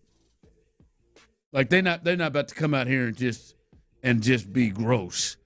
Like the Atlanta Hawks. I hate their jerseys. Like, they're not just going to be awful. So, I mean, I think because people are feeling really good about the team right now. Yeah. And D'Amico, hey, they clean, baby. They've been wearing the same jersey since I started here. You're going to really like them. And CJ talked them up. I think most people are going to be good with it. Going to be good with it. I'm going to tell you the truth. Well, I am too. I'm gonna take a peek at it. 4 unis, and I'm a uni guy, man. I'm gonna tell the truth. Ooh,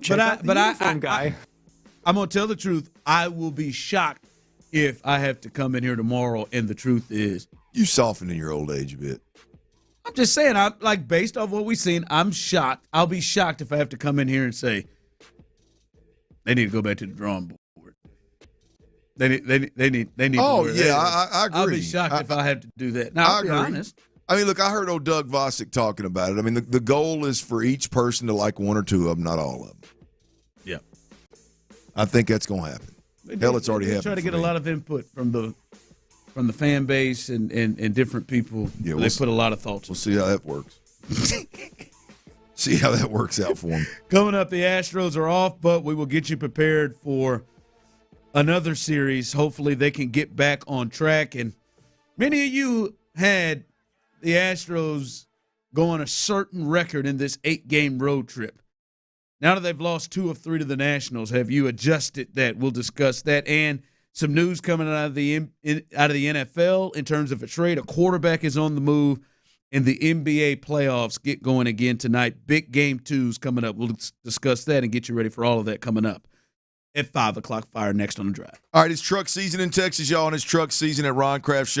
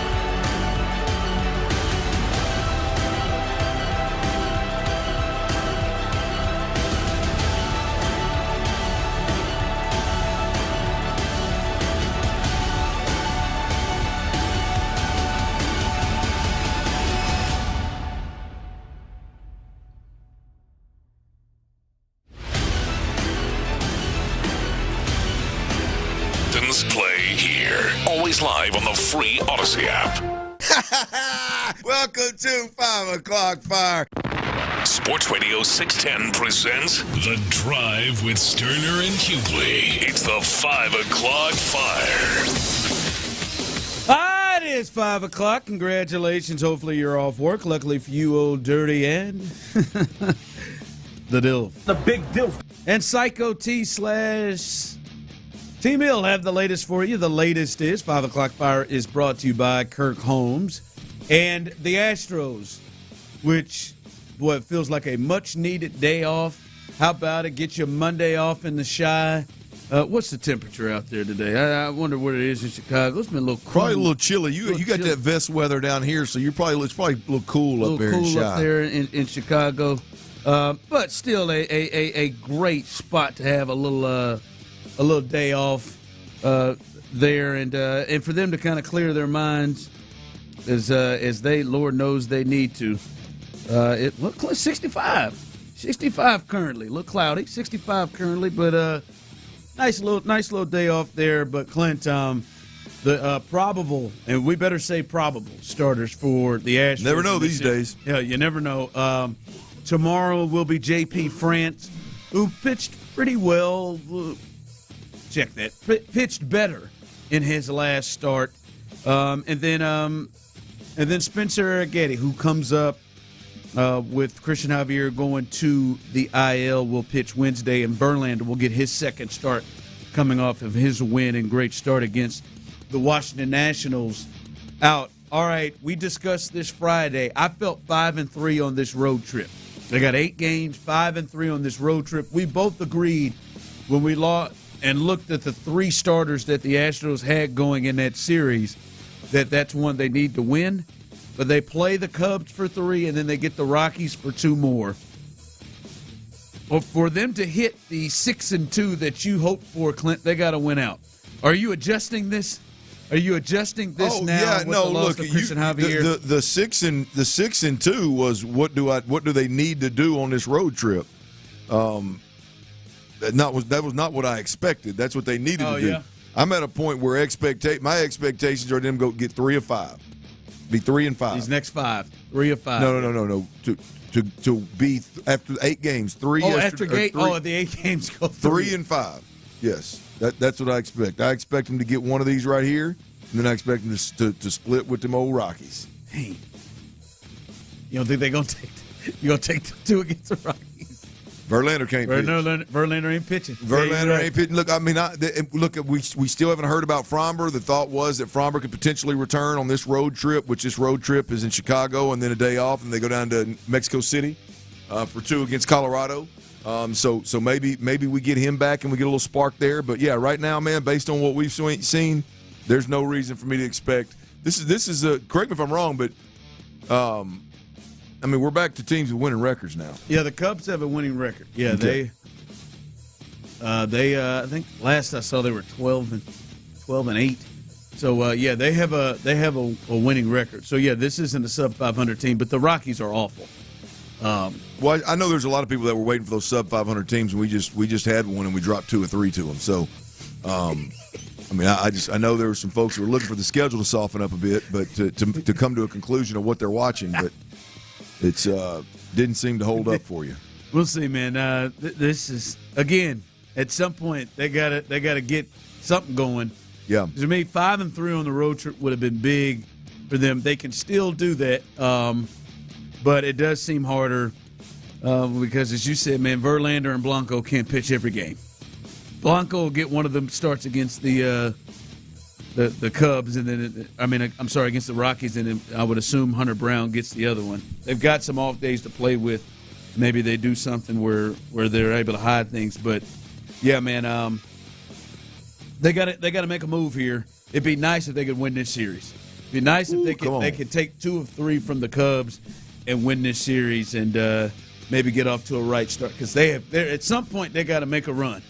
As you said last week, yes, in 2005 they were 15-30, and they got to the World Series. But I'm certain the confidence of getting to that point you would like to avoid. You would like to avoid having to do something like that to get there. So they got to get going at some point, and these 5 they got left on this road trip, hopefully they can win more than they lose. 5 o'clock fire. All right, this coming out of the NFL, quarterback on the move, and it's Zach Wilson. The Jets are trading Zach Wilson to the Denver Broncos. Zach Wilson, the former number 2 overall pick. This will be his 4th season in the NFL, and he goes to the Denver Broncos, who are in need of a quarterback. To you, real quick, before we get this move and what this means for both teams, do you get the sense that the Denver Broncos with Sean Payton are still potentially in the hunt for a quarterback in this draft early in this first round? We've heard them a lot looking at guys like J.J. McCarthy, looking at Bo Nix. Do you think this still puts them in a place where they could be looking for a quarterback? Oh yeah, absolutely. Look, I mean, when you're paying Russell Wilson what you had to pay him to cut him, I mean, you've got to me, the only way you move forward is with a rookie quarterback over the next 4 to 5 years, and you have that. You're not paying a quarterback $40 to $50 to $55 to $60 million a year. So you like they've put themselves, by cutting Russell Wilson, to me, they put themselves in a position, Ron, where they have to build this thing that way. Like you don't have the option of going out and paying big money, obviously, for a free agent. I don't even know that you have the option to pay. Jarrett Stidham's going to come up before if he plays even halfway decent. Like, you can pay a rookie and get that thing started, get that building around that guy started sooner rather than later. I don't know if they draft a guy and start him immediately, but I would think if they get an opportunity to draft one of these quarterbacks they're high on, I would think that they're going to do it. We've seen this, and he hasn't even had really the success of some of these guys, but we've seen a guy like a Baker, who was a high draft pick, go somewhere else, resurrect his career, and get better. Now, it took him a couple of places to go, but to get better. Do you think there is something there left with Zach Wilson that he could be somebody that could be a player at the quarterback position in the NFL? And do you think this matchup with Sean Payton is somebody that can bring it out? Could this be big for Denver? Yes, absolutely it can be.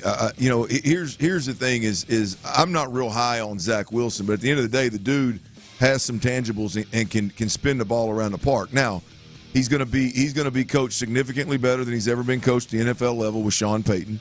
They're schematically, for whatever reason, I know it works with Aaron Rodgers, but what they've been doing in New York is awful for anybody not named Aaron. And Aaron ain't played but 4 snaps. I'm about to say, and one of the issues was that offensive line, and Aaron got hit 3 out of the 4 snaps. Yeah. So, I mean, it's just been a disaster with the Jets in general, not just with Zach Wilson. So I think he will have maybe not great support, because obviously the organization, the cap's going to be strained with what's been going on, and they are in a rebuild phase. But I think he, as a quarterback, will have a much better chance to succeed at this level under Sean Payton. I think Sean Payton will put far less pressure on and less expectations, and have less expectations for a Zach Wilson than he did a Russell Wilson, who is expected to carry the torch, so to speak. So I think he'll treat him completely different, and I think there's a chance that Zach Wilson go in there and play well. Yeah, I think there's a good chance. I'm not a big Zach Wilson guy, but as you said, he was set up to fail. It seems like in New York they like to do that with quarterbacks. He was set up to fail. Nathaniel Hackett, to me, is just not a good football coach, and didn't have an offensive line around him, and there was just so much. But within that disorganization that the Jets had, we saw multiple moments to the point that you made of, that's why he was drafted number 2. And it's not just like some throws here or there. There would be games, like the second half against the Texans this past year, where he made plays and made throws and made plays with his legs and did some things. There were some games this year in his 3 years with the Jets. That's the thing, though. I don't know how consistent he can be, but you've at least seen those moments with him that you're like, if he could pull it together. Yeah, Ron, there could be something. I don't think it's going to be great, but there could be something. I believe this too. Like, I think Sean Payton, and this isn't just because I like the guy. I'm talking from a football perspective, not a personal perspective. Like, Sean Payton's getting a bad rap for what went on with Russell Wilson. And I only say that to say I'm sure he may deserve it based on his actions. But at the end of the day, Sean is one of the better guys that I've ever been around in terms of understanding where the mindset of the quarterback needs to be and how to put him in position to have success. You know what I mean? Like, that's the Sean that I know. That's the Sean that everybody knew until this Russell Wilson mess that went on. Yeah, I mean, he did it with Taysom Hill. Like, it was just a quarterback position. Jameis probably, probably had arguably his best year with them, and obviously the Drew Brees situation. Yeah. So often right now we want to talk about Sean Payton as it pertains to Russell Wilson, and I'm not saying we shouldn't because he earned that. I mean, that's the stuff that he's done in Denver has not been impressive at all. That's right. But the guy that I know, Sean Payton, the guy that for 95% of his career put quarterbacks in position to succeed at an extremely high level and gave them the best chance to win. Like, that guy to me is still in there, and Zach Wilson will benefit from that. Yeah. So Zach Wilson, he is now a Denver Bronco, and the Jets are going to pay half of his $5.5 million. Half? Is that what came out? Yeah, $5.5 million salary. They're going to pay half of that and see if he can get something going in his career with Sean Payton. Broncos country. 5 o'clock fire. What if he comes up and says that right now? Broncos country, let's ride. That'd be a bad move. Broncos country, lock up your mamas. Oh, man. Let's ride. It's alleged. You could still use ride in that case, though. Oh, like that? Could you imagine Could you imagine? Could you imagine the MILFs on the slopes? He's gonna have a good time. Snow bunnies. Oh, and he's a Utah kid too. I know he can ski. Oh yeah, it's closer. Bring all your fellas up there and go MILF hunting on the slope. Mom will be there. Find you some of them bunnies. Mm-hmm. Snow bunnies, Ron. Yeah. Real ones, Ron. Real ones. I got them. I got the bunnies. I'm picking it up. I got the snow bunnies. All right, NBA playoffs get going again tonight. 3 games. The Magic and the Cavs. That one's on NBA TV, so nobody cares about it. You know you're in a tough place. That's like NBA TV. That's like that playoff game when you used to get forced to go with ESPN that Saturday at 3:00 and you felt like you weren't even in the playoffs. That's what that NBA TV night is. when you're on there, played at the same time of the real game. Sixers, Knicks in New York. Joel Embiid and Terrence Maxey are questionable. That's a big one there to see if the Sixers can even it up. And the Lakers. They have now lost 9 in a row to the Nuggets. 9 in a row to the Nuggets. They were up by 12 in that game. And then in the middle of the third quarter, it just all went to hell in a handbasket for the Lakers. I need this one tonight. I just want to see how that do you they can feel win. about it? Not great. I just want to see that they can win.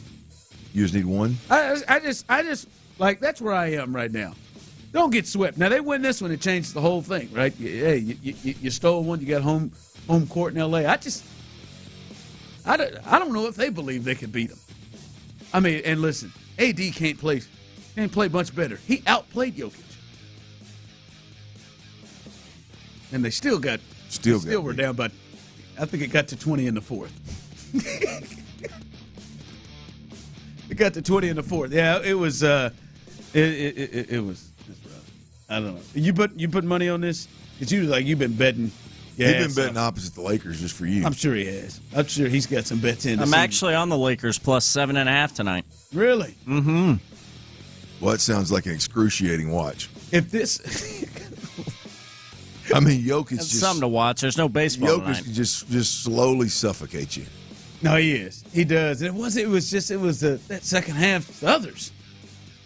Well, just once he gets rolling, though, it's like if you had money on, I'm not even talking about the basketball scheme of it. Yeah. Like if you had money on it, like once he gets rolling, you just got to sit there and watch him just slowly just ease it on in the bucket. This does feel like, what's LeBron's points line? That might be pleased to know I'm on his over tonight as well. It's at 25.5. Yeah, it feels like he's going to come out and be assertive. Mm-hmm. I want to see that glaring LeBron from Miami. You just hope he doesn't get it so you can really he needs him to. He put that money on. Oh, He'd be mad at you for losing. You're ready his to lose the money. You think he wants to lose the money? Yeah, I feel like he may be assertive, but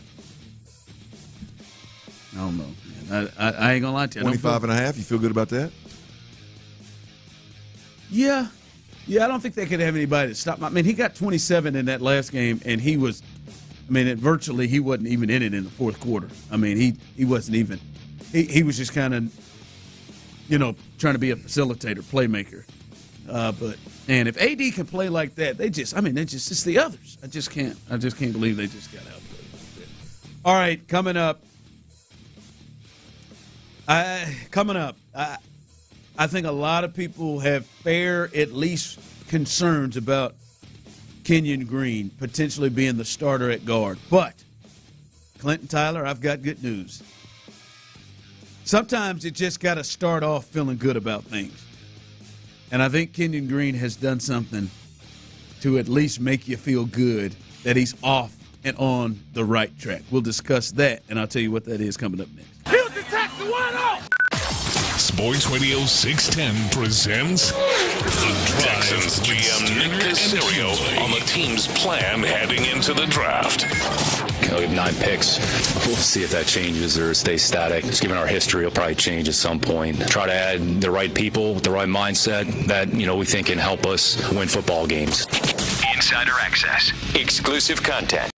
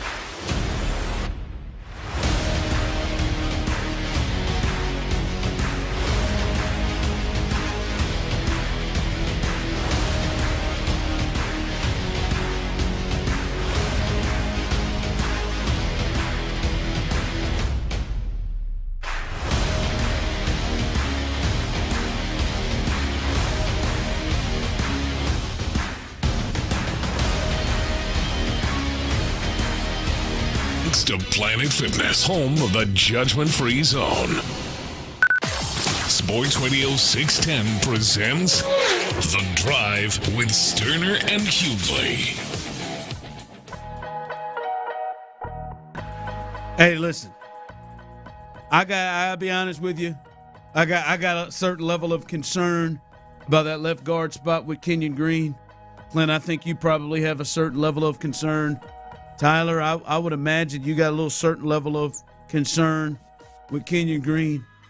I will, however, like to share with the audience, if you are not aware, he has taken a great first step. He came off that number 59. Oh, really? He came off that number 59, rolling with 76. I think that's a solid change. I think it's better.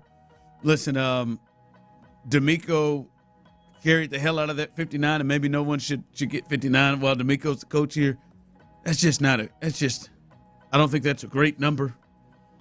I'll be honest with you, I just don't think it's a great number in general.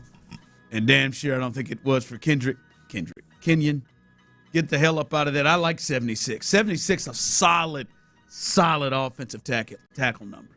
It's America's number. Offensive lineman number, excuse me. 76 is? Thank you. Thank you, Benjamin. Well, look, this is a move. This is a move that. Big time. Well, I mean, let's be honest. I think it was probably forced. 59's off limits. You think it should be off limits? I mean, you're selling 59 jerseys in the pro shop with the coach's name on the back of them. H-Town on back. T-shirts. I mean, no player in their right mind is going to wear 59. Like 59 is P Squad. 59, like if 59's hanging in your locker when you get here, like P Squad's your best shot. You're a P Squad guy. I mean, you're just not. I mean, nobody that's ever going to take the field, as long as D'Amico Ryans is the head coach, nobody's going to take that field in 59 again. No, seriously. 713-572-4610. Those of you on YouTube and Twitch, do you already feel better about Kenyon Green and his potential performance because he's wearing 76 over 59? I'm not going to lie to you. I do. It does that much for you. I feel better. Listen. I don't know. New how start good it's going for to him. be. Yes, I feel better seeing 76 than 59. Who was in 76? You are a big number guy. I just feel I'm not saying I think he's going to roll, but I felt better about it when I saw it. Who was 76? I mean, Big Ton 78. Mm-hmm. Juice is 70. 69 is Shaq. 77 was buddy, it was the right tackle. Went to Seattle. Oh yeah, Georgie Fant. That was 77, right? Yeah. Was Jones 76? No, he was 75. It was just always open. Maybe it was one of those old journeyman defensive linemen that didn't play much. That didn't play much, yeah. Mm-hmm. And he took that 76. I do feel better about it. This was D'Amico last week talking about, because seriously, Clint, every single depth chart I see is him, the left guard. That's what I'm seeing. And I certainly don't believe he'll just be given that spot. But every depth chart has it there, and it is there for the taking. And I don't think there's even argued. He's probably just the most talented player that would be up for that position that the Texans have. But this was D'Amico Ryans last week talking about offensive lineman Titus Howard, but specifically Kenyon Green. And you have guys who've missed time. When you talk about Titus, you talk about Kenyon. Those are two guys we feel really good about up front for us. You know, we talk about our line being a strong suit for our team, and getting those guys back healthy will only add to our group, only add to what we're able to do up front. So I'm excited to see Titus back healthy, excited to see Kenyon, right, competing healthy, and to give himself the best shot, go out and show what he's capable of. So I don't think he's had that opportunity fully. So I'm excited to see Kenyon perform. He's been working out. He's been consistent every day. He's been putting the work in throughout the offseason. So excited for him. That's 76. That ain't 59. There at the end, putting in the work. That's 76. Right. What you think he means when he says, you think he's just talking about it from the injury perspective when he said he just hadn't had a chance to fully? Yeah, gotta be. And I do think D'Amico, like, I don't care if the guy was drafted in the second round, like, and D'Amico didn't do that. First round. I'm sorry, first. Yeah, that's right. First round, early. Text line checking in. Austin Deculus slid into that. That's right. Big body. Yeah, look, I think D'Amico. I think it's a clean slate when D'Amico got here, and I think when you look at Kenyon Green, there's always been some level of injury. And there is, I mean, I'm assuming, as I've said with other first-round picks, there's some kind of tangible skill set there that made that guy that highly thought of. The Texans weren't the only team in the draft that thought he was a first-round draft pick. God, I hope not. So, I think D'Amico Ryans definitely means he's had some misfortune. He's had some unfortunate circumstances. And now here we are, and let's see what the guy can do with an entire offseason where he can prep his body and get right. Because I just wonder, because Clint, I believe that last year was that full year reset that you talked about, Bray. Yeah. I think I'm not going to say there were no injuries, but I think that was some of that too. Like, hey man, let's just shut this down and get this all together in terms of mindset and injury and get your body right. I mean, look, this is not minimizing anything with Kenyon Green. I've been critical. When you get drafted in the first round, what was it, 13? 15. 15? They slid down, didn't they? Yeah. When you get drafted that early in the draft, the expectations, especially when you're a guard, the expectations are you're plug and play and you are physical as hell. Period. That's it. You're plug and play. You're good enough to start. And you are a road grader. You're a physical human being at that level, and he's not shown either, right? That in itself is tough to deal with. And then all of a sudden you're asking him to play injured to some degree and prepare and go through camp injured. I think he should be able to do that. I think you're a professional, I think you should be expected to do it, and you should be able to do it. But the reality of it is that's a tough ask. It's a tough ask to ask a kid that's always been the best everywhere he went, that for the most part athletically has always been gifted above measures, and then all of a sudden you get here, it's a level playing field. It's a job. The expectations are different. You're underdeveloped, probably mentally and physically, definitely physically. And now you got some nagging injuries, and now you got a longer camp than you've ever experienced. And now all of a sudden, every week, that defensive lineman across from you is a guy that can manhandle you if he gets the best of you, kind of deal. So I don't in any way, like, I'm still disappointed in the fact that he couldn't answer those bells. But the reality of it is we've got to acknowledge how difficult of a situation that is for a player that has all those things going on for him. I got to be honest with you, Clint. Maybe one of the biggest things that I'm watching during the offseason into training camp into when this really important season starts is, like you said, fresh start. When you talked about when D'Amico gets here, it feels like everybody gets a fresh start. I am leaning on that, but boy, I hope there isn't I really want to make him work. Sure. You know what I mean? I really want him to be good. And because it would make the most sense. You draft him at 15. He is probably the most physically talented person you have to play the position. You really want that to work, but you can't force it, right? And that is, and sometimes we see even the best coaches that, damn it, I'm gonna make that thing work.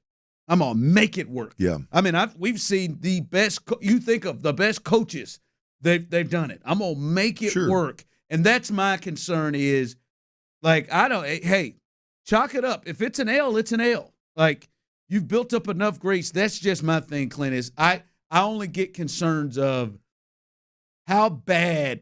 Yes, you don't even know you're doing it at times, but how bad is it? Like, we want so badly for Kenyon to be the guard there that they force it, like they did with Javier Thomas as a slot corner, like they did with Tyus Howard playing guard. It's not crazy at this point. Think about what we saw last year on the interior offensive line.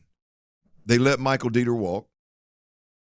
Juice Scruggs can only play one of the two positions. Titus Howard has got to be back to tackle. Yep. So, I mean, you've already – Titus Howard's gone to tackle. You let Michael Dieter walk. I'm assuming the plan is to move Juice Scruggs to center. I mean, I don't know how – if I'm the coach, like I have a hard time letting Michael Dieter walk. Like that's a guy that just that you cut him. He can play all the positions. All the interior positions, and clearly he can play center good enough to get you to the second round of the damn playoffs. Like, and now you're telling me that guy's not even good enough to be in your rotation? Like that is they're already leaning in a way of, hey, we're dependent on 59, and you haven't added any. And you haven't really added any. Right. Yeah, right. We're depending on we're not going to depend on the guy that ended up being our answer at center so that we could then have an answer at guard. Right? No, we're going to let him walk, and we're going to bank on these other guys filling in. And we don't even want the guy that started at center. We don't even need him as depth. Like you're already leaning towards Kenyon Green better work out. He's got to at least be a depth piece that you can depend on. Yeah. Right now, unless they go and draft somebody. Yeah. Right now it's like, hey man, that's where we are. And maybe Patterson behind him if it doesn't work. But that's where we are. All right. As we continue rolling through on the drive, I saw some people say who their face was, and I am not surprised by the answer, but I think it's a bit unfair. The face of who you look at, the first face you see when you think about the Astros being 9 games out of 5, under 500, and 5 games out of first place. We'll discuss that coming up next. All right, Clint.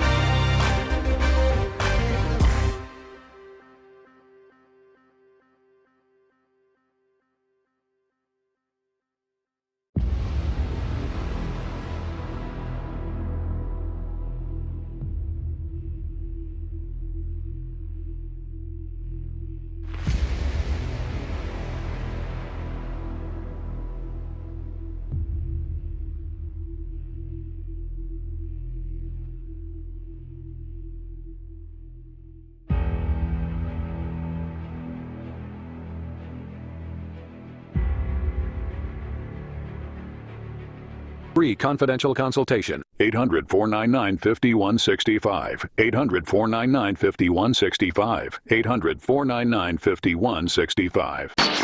Live from the Twin Peaks studios, Sports Radio 610 presents The Drive with Stoerner and Hughley. All right, jump in here, 713-572-4610. Those of you on YouTube and Twitch, when you think about the Astros struggling, when you think about the Astros 7-16, a game and a half out of the A's. It's not ideal. In last place. We still chasing the A's? Yep. 5 games. Did the A's win today? After that screw job that happened to Aaron Boone? I know you hate the Yankees. That was one of the A's won 2-0. All right, so you're a full 2 games back of the A's now, as they pick up a half a game on the Astros. You're now 5 games back on a struggling Rangers team who are just 1 game over 500. When you think about the face that comes to mind, the first face you see that comes to mind thinking about the Astros' struggles, them being in the place that they're in, what's the first face? 713-572-4610. Those of you on YouTube and Twitch, by the way, we appreciate all of you. Those of you riding hard with us now and you're back and you can hear us smoothly, we appreciate y'all asses. We appreciate you, excuse me. We appreciate you watching us, YouTube, Twitch, Odyssey app, however you're taking us in. We appreciate you. But who is the first face you see? Tyler, who's the face? What's the face you see when you think about this Astros struggle fest to start the season? What's the face? You close your eyes. What's the one you see? I see this morphed, new kind of figure that's a combination of Luis Garcia, Urquidy, Verlander, all the starting pitchers that hurt. I see them morph together into this one new face. So you see the injury to the starting pitcher. Yeah. That's what you see. That or Dana Brown's face. Yeah. Oh, wow. Somebody checked in. Jose Abreu. That'll be a popular Mallory one. 7 on YouTube and Twitch. Jose Abreu, because we're just playing like S. Well, Jose Abreu checking in again on the text line. Jim and Dana. Jim Crane and Dana Brown, or Dana Espada, whichever one you want to go with. This one's got Presley written all over for me. Is that who you see? Yep.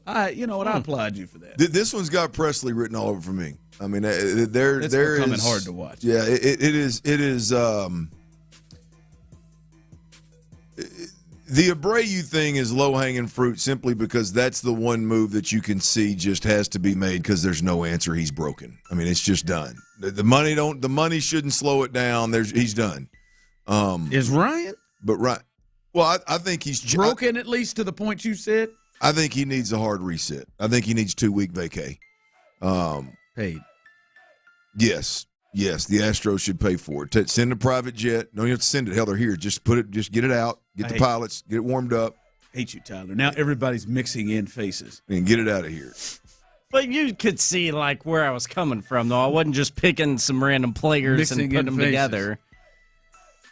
Yeah, I applaud you on the Presley thing because I think it's hard for people to get there, to want to look to. It's easy, as you said, it's easy to look at Abreu because there's not as much history with Abreu, right? And people have been wanting Hughley since he stepped in to begin with, regardless, no matter what his second half was or his September and October was last year.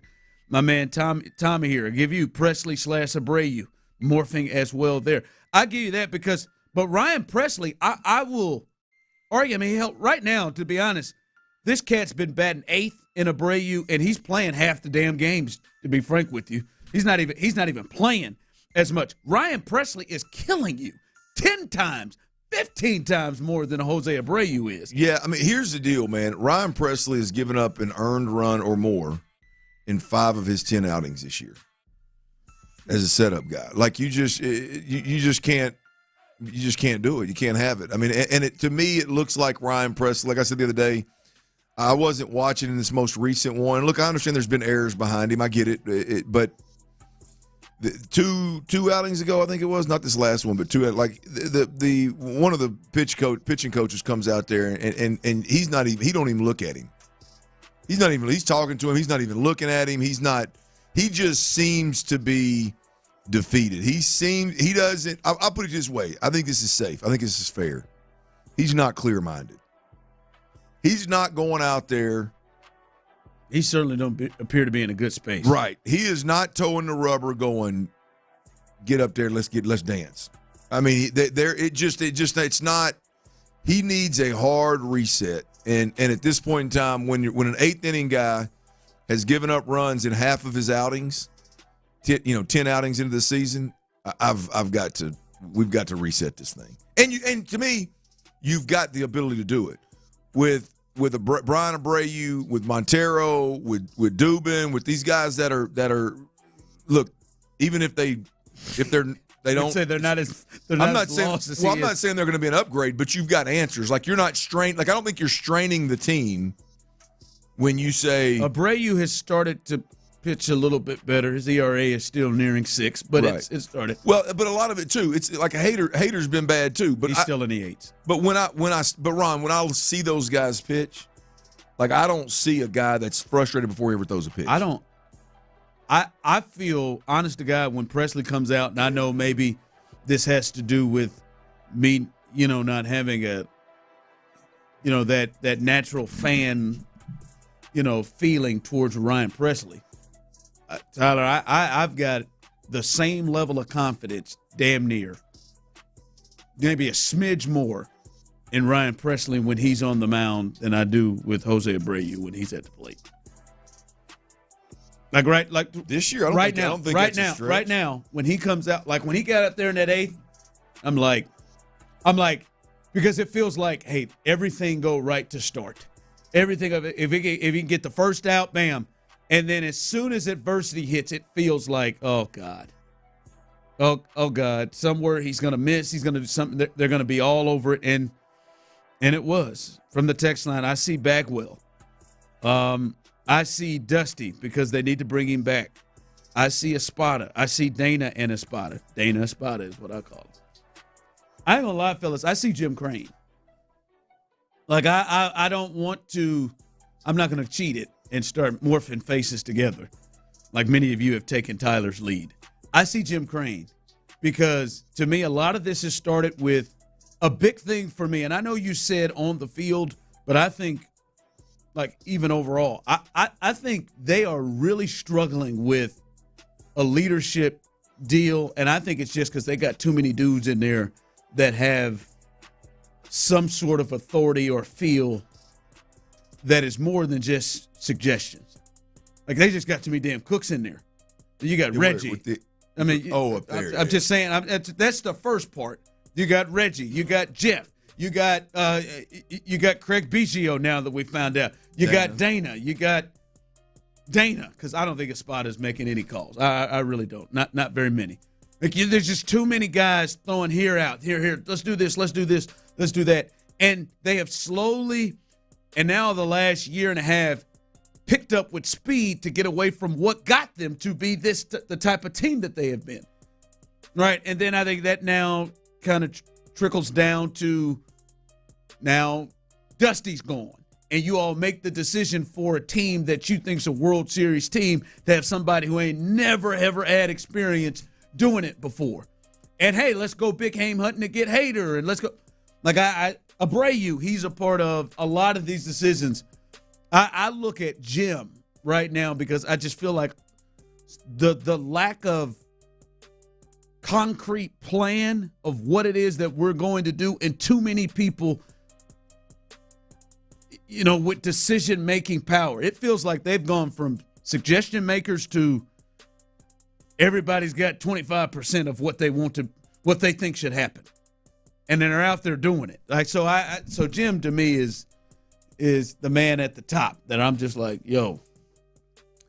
Well, you've led this sucker. It's hard to look at the Abreu situation, Hader situation. Last year, re-upping, which looks good right now, obviously, but last year it did with Montero. Different people making all these decisions, and then it